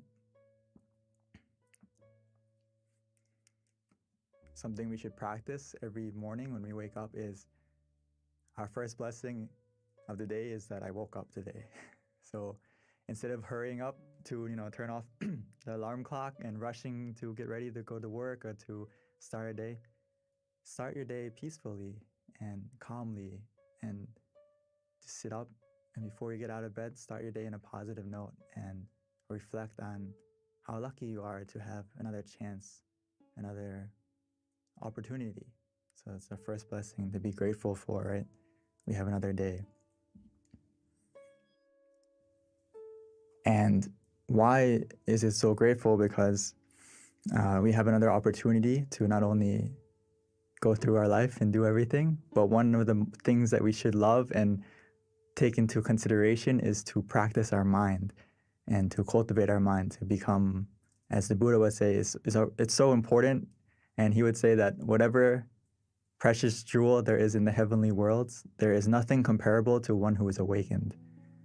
So we have this precious jewel within us that we can attain, and it's not just a physical jewel. It's a happiness and something that's so precious that we can attain within ourselves. So every day that we have another chance to train ourselves and meditate, we can get to this precious treasure that's waiting for you inside, which is just being able to control your mind, be able to be in control and understand yourself. This is something that we need to focus more on in life, because the stillness of mind can become our miracle. We just need to look within. And a lot of times in life, we are always searching for something on the outside to help us, to be our miracle, or depending on something or someone to come along to make our life better. But actually, if we practice the stillness of mind, we can become the miracle we need for ourselves and also for the people around us. We just need to look in the right place. So for all of us here, all almost 300, 400 of us, you are looking in the right place. You are starting in the right place to meditate and to still your mind, so you can find that unlimited potential that's waiting for you inside. So just like today, it's the full moon, right? The full moon is a good example, because when we meditate, it's very important to do something, which is what? To adjust your body and adjust your mind. That is this foundation that we have to always do, and sometimes we kind of rush through it.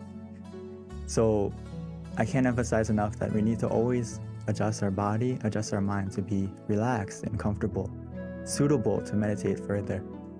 So just like the full moon tonight, if you want to see it clearly, we can't focus on the moon and move it to get it clearer to us, right? We can't get the moon close to us so we can grab it and try to get close to it to see it clearly. We need to use the right tool and we need to adjust the telescope correctly so we can see the moon clearly. If you want to, look at the details and see it more clearly than we can see with our eyes. So the same thing is true in meditation, is we don't adjust the picture or we don't adjust the experience that we see.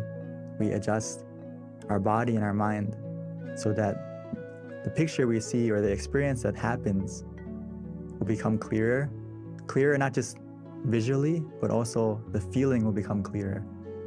Does that make sense? So don't try to skip the steps. If you want to see the full moon, we need to use the right tool. Use the telescope to see it clearly and adjust the telescope to see it clearly.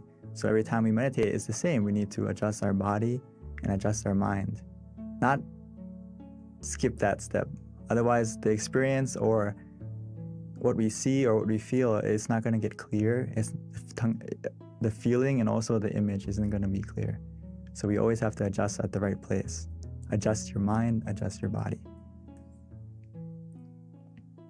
So Paul would always say this, and I can't, if you understand this quote, you basically master meditation because this is the heart of it. Is Paul says that meditation practice is about finding the point where one feels just right, where one feels comfortable, where one feels content. This is something I use all the time in meditation, and that we have to remind ourselves is that where is that point for you? It doesn't necessarily have to be just a point, but also what is the method that works for you that helps you to feel comfortable and that you feel content with? So that's the key. When you adjust your body, you adjust your mind, and then what method are you going to use? What technique are you going to use that helps you to stay comfortable as well as being content with that feeling?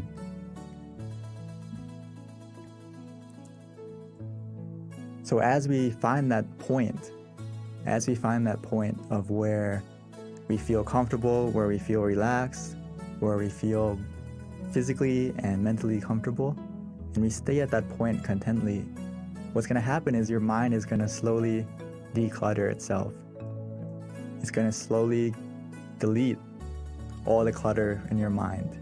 And it's going to take some time, but as long as we stay there contently, calmly, patiently, and just enjoying the feeling of relaxation, every second that passes by, it's deleting the bad files. It's deleting the negative emotions in our mind, bit by bit. So just stay at that point calmly and contently, and your mind is actually healing itself every second that you stay at that point. It's actually doing two things at once. It's deleting the bad, removing the clutter, and also it's uninstalling all the bad emotions, all the negativity within us, the greed, the anger, the delusion, and also everything that is negative. It's going to slowly get deleted, as well as at the same time it's downloading a happiness within you and making your mind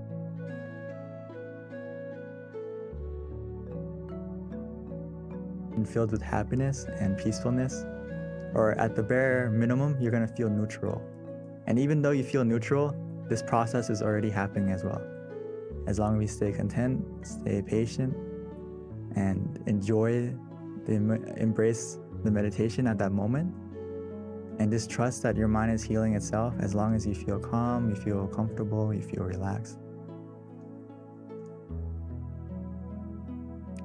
So like I said, we always need to check. We always need to check our body and our mind. What makes us ready to meditate? Always have to check every time you meditate.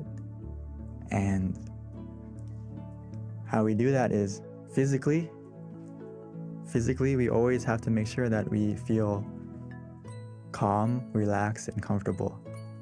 As you can see in the picture, she's sitting very nicely with the back straight, but this is the standard position. But if you don't feel comfortable in that position, it's okay.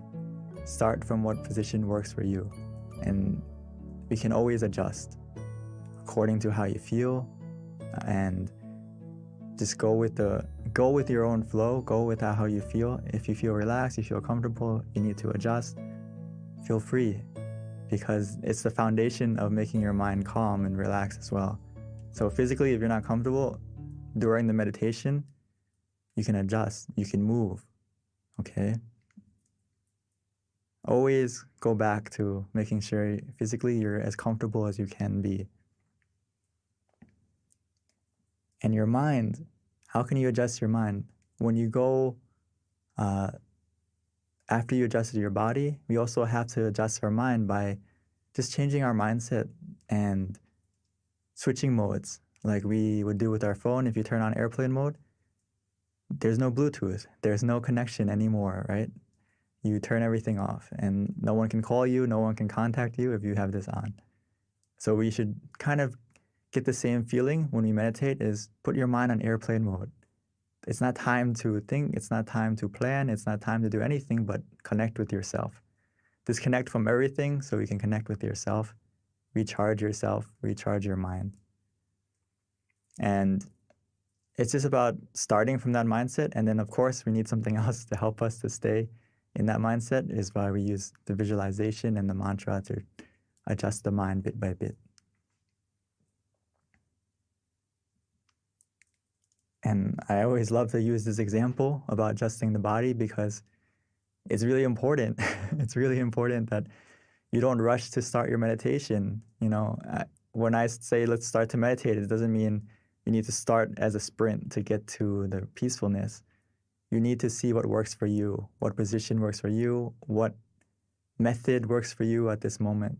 So the crab and the shrimp, they have their own specialty. You know, the crab runs side to side, the shrimp goes backwards. So it needs to adjust itself in the right position so it can go in the right direction.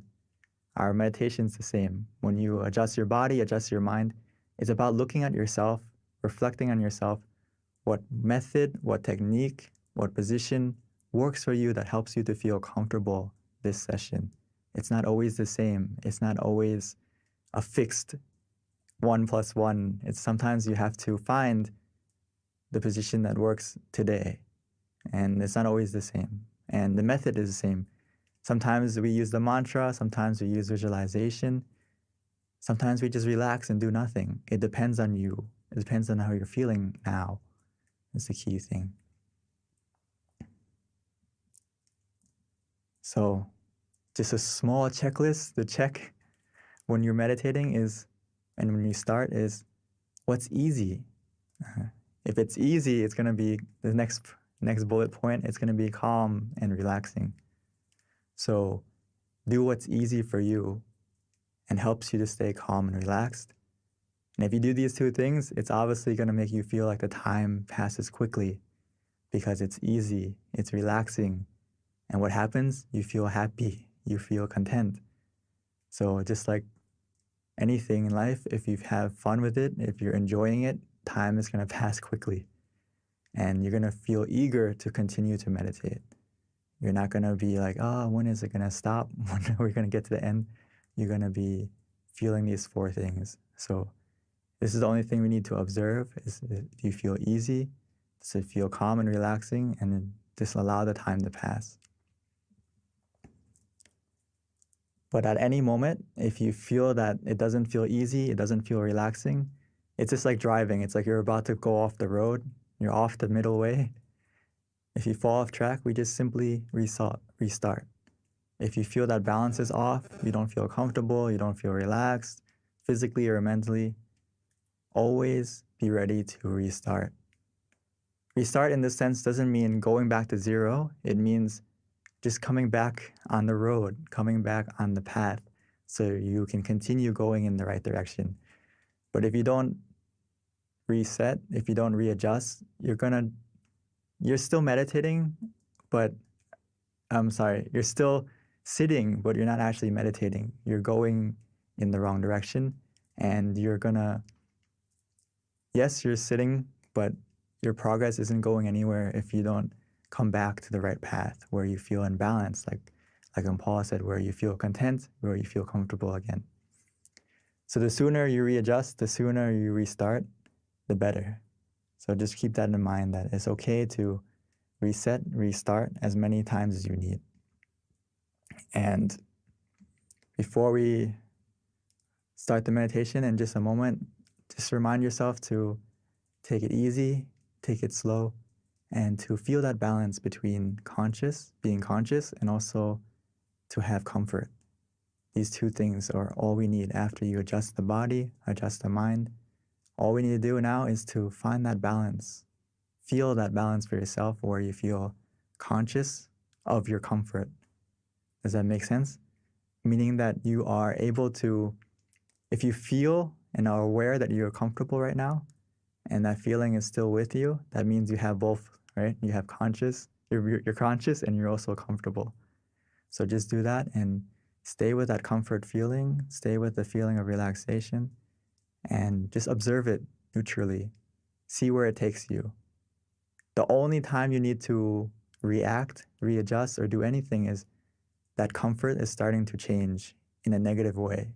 It's decreasing, or you feel not as relaxed as before, then okay, that's something we have to interact and adjust by whether adjusting the body again to be comfortable, or mentally, maybe we need to use the mantra again or use the visualization again to help you to get back on track. So hopefully we got some sort of picture of how to meditate.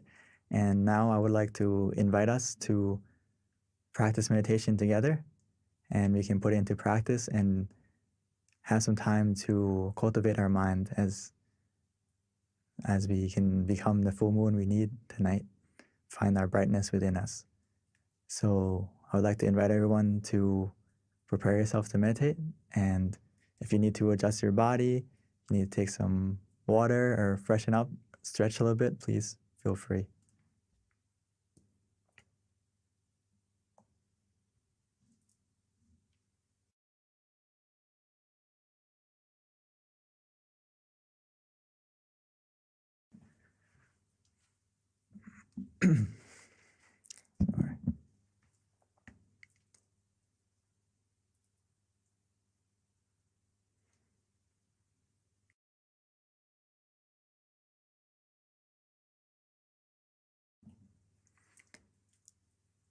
So let's take some time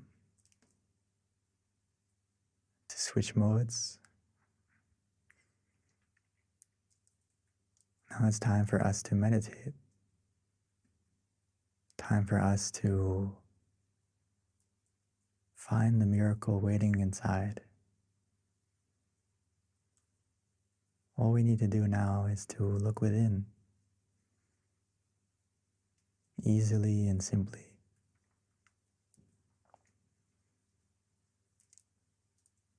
So let's take our time, take it easy.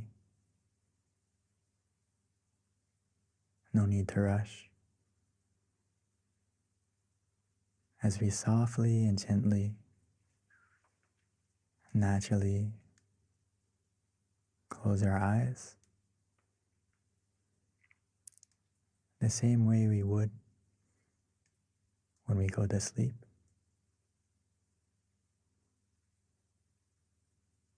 Because now is the time for us to rest, to reconnect,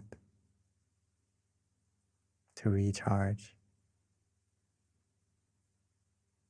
to rest our body, and to truly rest our mind.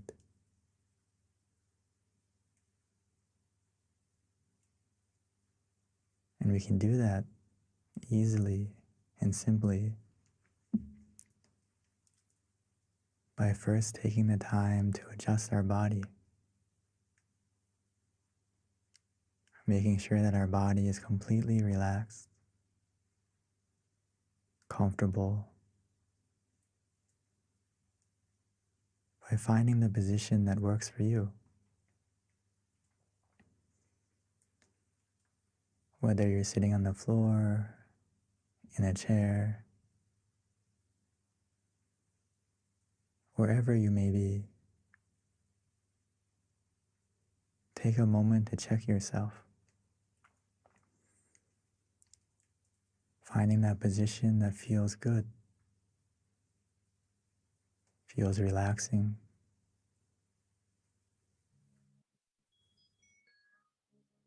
As you continue to relax and release every single part of your body,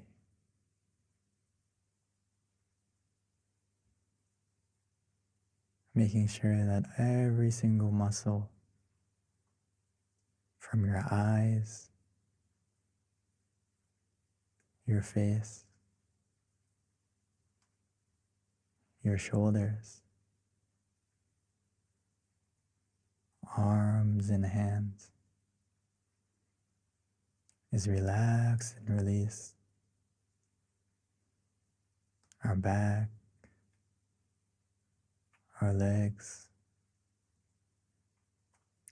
all the way down to your toes.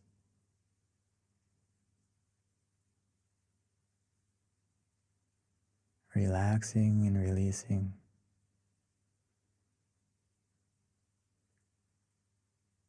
Sometimes it's easy to relax and to let go by taking a deep breath, breathing in deeply, exhaling slowly, bringing your mind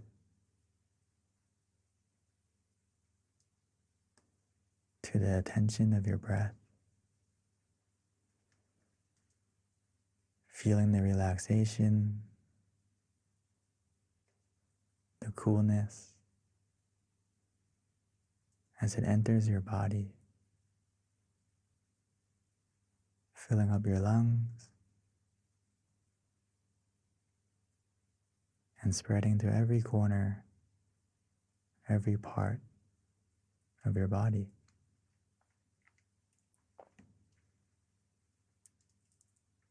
Even as we exhale, allow all the tension, all the tightness to leave, to melt away, to fade, leaving only relaxation and comfort within you, around you, as if we're embraced, surrounded in a cloud of comfort where we feel safe, where we feel free.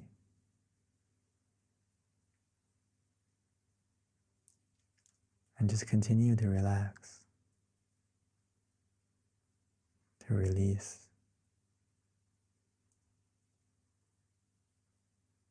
And gradually our body will begin to fade away, almost as if it's not there.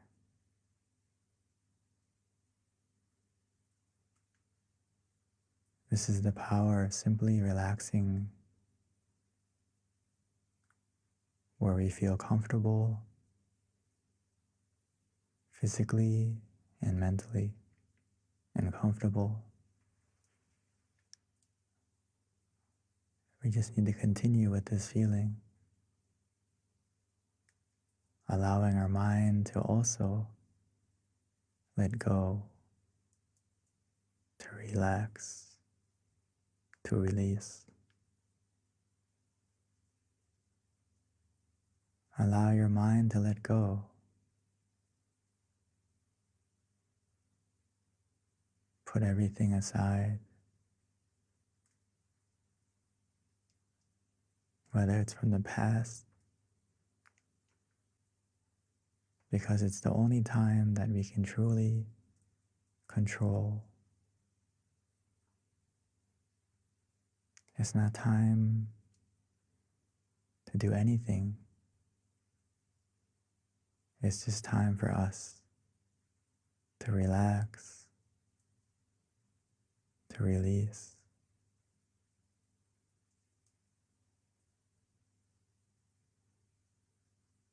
Allow your mind to be free. Be free and to slowly let go, to stay in the present. We can use any method that feels easy, that we are familiar with, that helps us to stay comfortable as well as conscious. But the key is to use the method that helps you to be relaxed,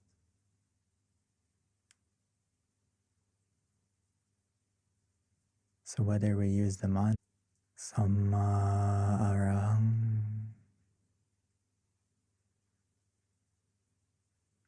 Samma Arahang, Samma meaning purity, Arahang meaning freedom. So every time we repeat that mantra, allow it to resonate, allow it to help our mind to become more clear, more free from any distractions, as it helps our mind to be calm, comfortable, present.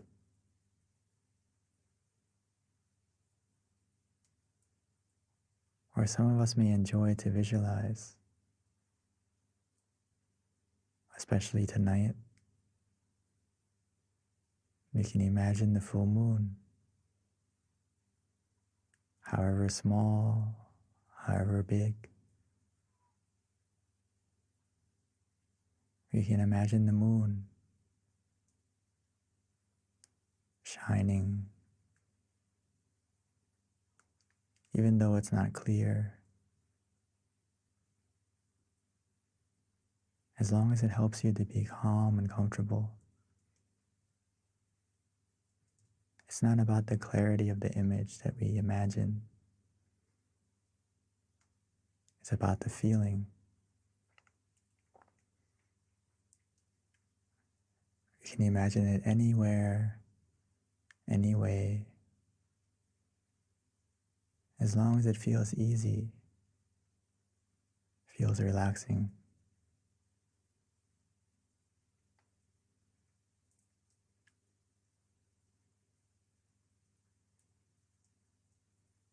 Or for some of us, we feel ready to just do nothing, just to relax, allowing that relaxation to take us inside, as if the relaxation and comfort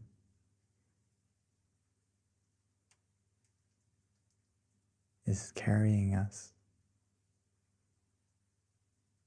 like a wave, like a current, pulling us softly and gently to the point of peace within us.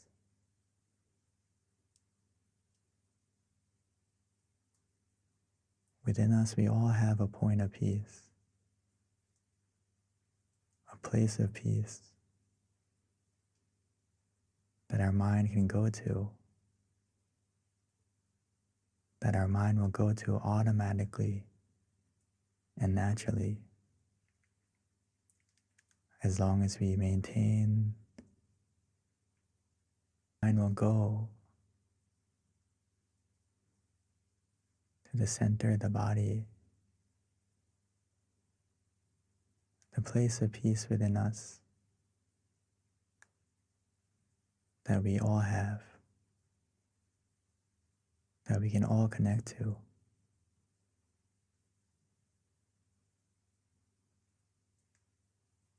It's located within us,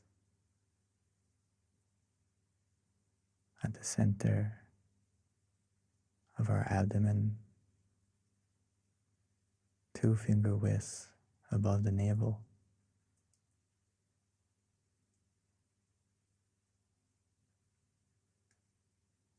But we can connect to that point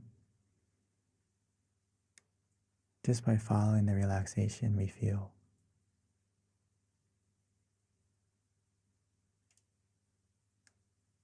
The relaxation of both body and mind will be our guide.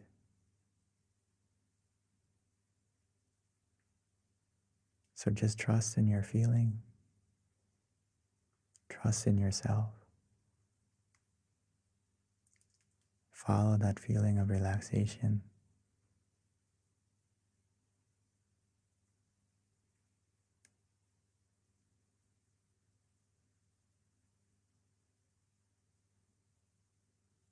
As long as we stay in balance, where we feel calm and content, comfortable and relaxed, our mind is becoming clearer. Our mind is becoming brighter.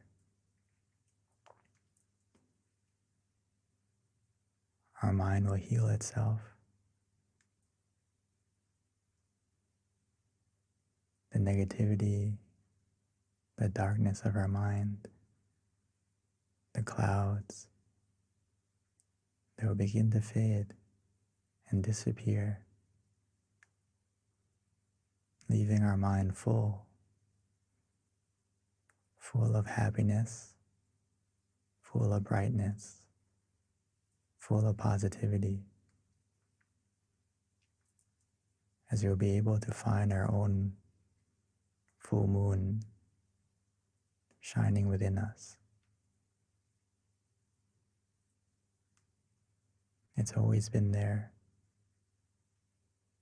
waiting for you to look within, calmly, comfortably, relaxingly.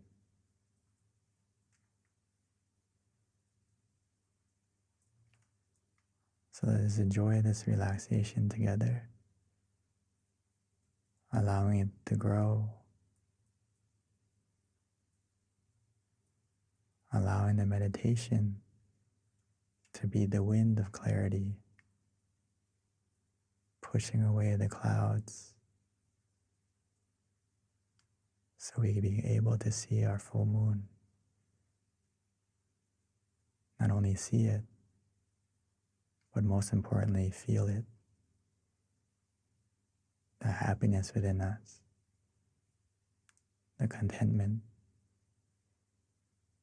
that can only come from a mind that is still.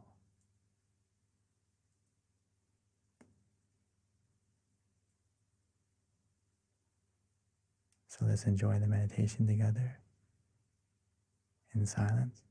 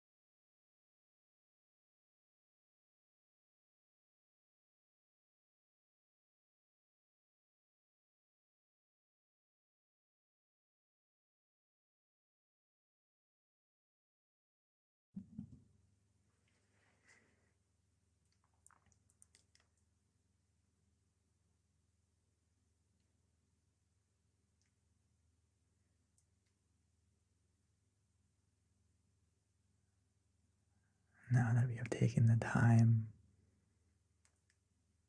to illuminate our mind, to brighten our mind with relaxation, with comfort. Now that our mind is bright, clear, let's take a moment to light our candle.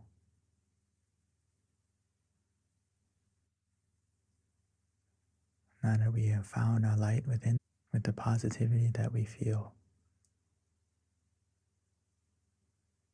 And once we've lit it, we can slowly and gently close our eyes and continue to meditate.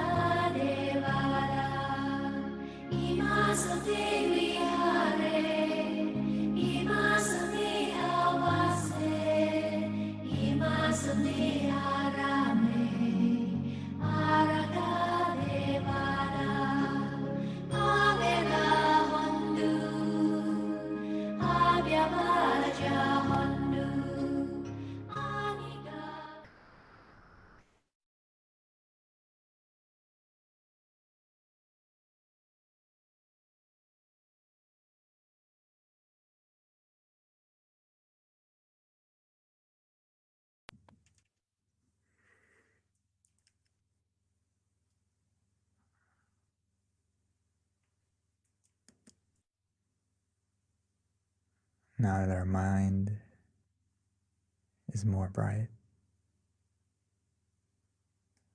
now that we lit the candle on the outside as well on the inside.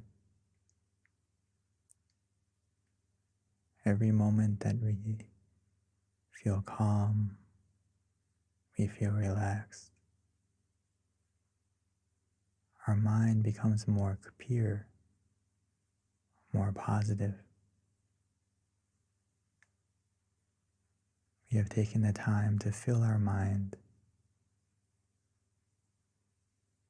with the brightness of peace, of relaxation, of positivity. Every moment that our mind is still, it creates a brightness, a positivity within us.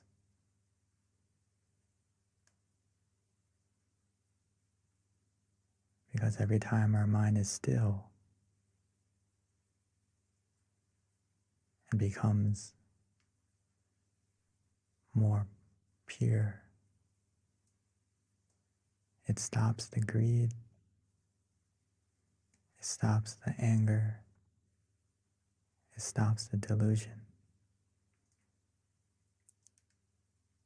So now that we have taken the time to fill our mind with positivity, with brightness, let's take a moment to share it, to spread it, to send it.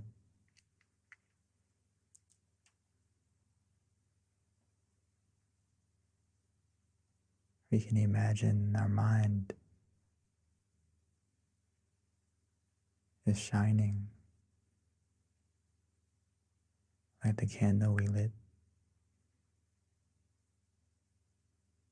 And we can spread our positivity, our love and kindness, our good intentions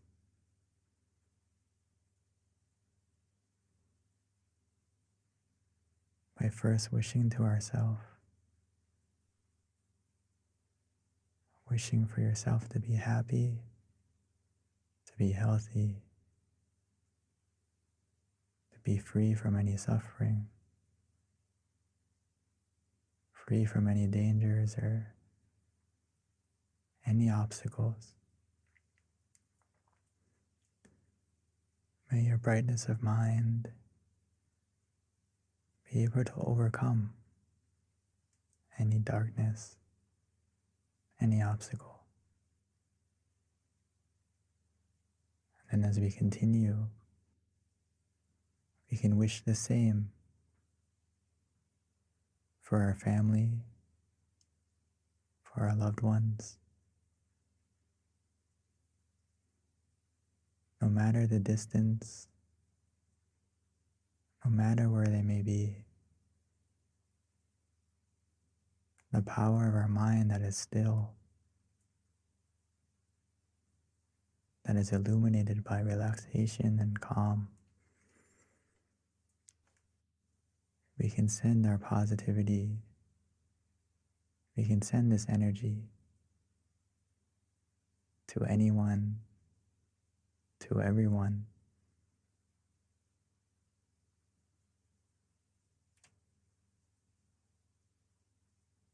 So take a moment to wish, to spread your love and kindness. Like the full moon shines the brightness to everything, to everyone.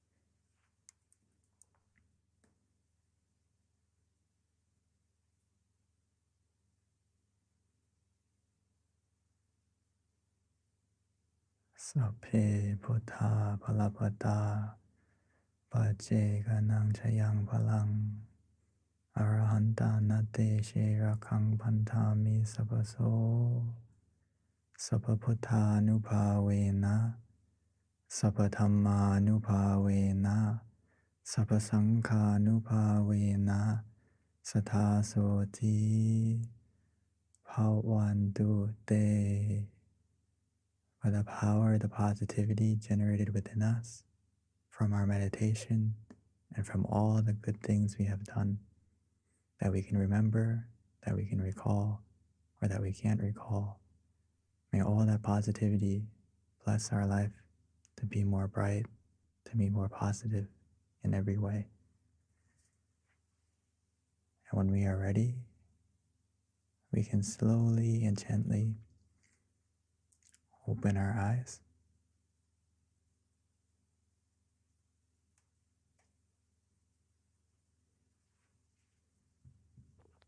Thank you, Lumpy, for an amazing meditation session yet again. I always like a lot of your analogies in terms of just the brightness within and the full moon bringing it inside. That's very just helps me envision that. So thank you, Venerable. So before we transition to Q&A, a couple of announcements. Our next full moon meditation is going to be on July 13th, which is a Wednesday of next month. So please mark that on your calendar. Again, the next full moon meditation is going to be on the 13th of next month. Please invite your friends and family to join us. Please definitely check it out online, tamagayameditation.org. This is where you can find out about our other centers, various online meditation classes that we offer, which is in person. We've got a couple of centers. Actually, all of our centers are open at this time. So definitely visit your local center. You can just look at the locations to find out the center nearest you. Azusa has a couple of events going on as well.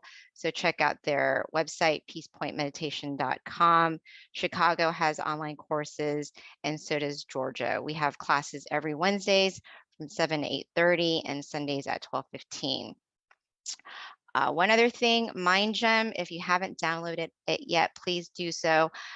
We are available on iOS and Android. This is a great way to stay in touch with us and get notifications on our upcoming Zoom sessions, on our upcoming full moon sessions. We also have Zoom sessions as well on the calendar that you can check out on our website.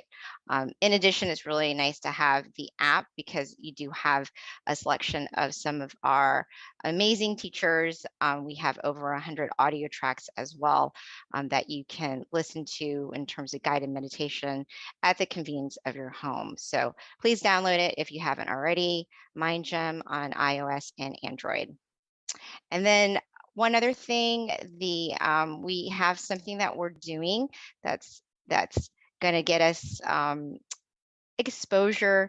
We're trying to get into the Guinness Book of World Records with the most amount of people meditating online. So if you can, please upload a picture and send it to meditationphoto.com. And that's the flyer right there. All right. So with that, I think I have given all of our announcements that we have. We are now ready to transition over to Q&A with Monk Daniel. So, Venerable, we are ready for you. So this is where we invite everyone to join us and ask questions. The more questions you have, the more engaging it is, the more you're going to learn. So this is actually one of my favorite part of our online meditation sessions because I learn a lot and it's just very inspiring hearing some of the answers that the Venerable gives us. So with that, if you have any questions, you can either raise your hand and we'll spotlight you, or you can ask it through the chat and I will read it out loud to the Venerable and then he will answer it accordingly. So at this time, the floor is open. And sometimes I have to start it out, so I always do have a question in mind if I need it. Yeah, please. Okay, here's a good one. Okay, yeah. How can I apply mindfulness to romantic relationships? And that was from John Upshaw.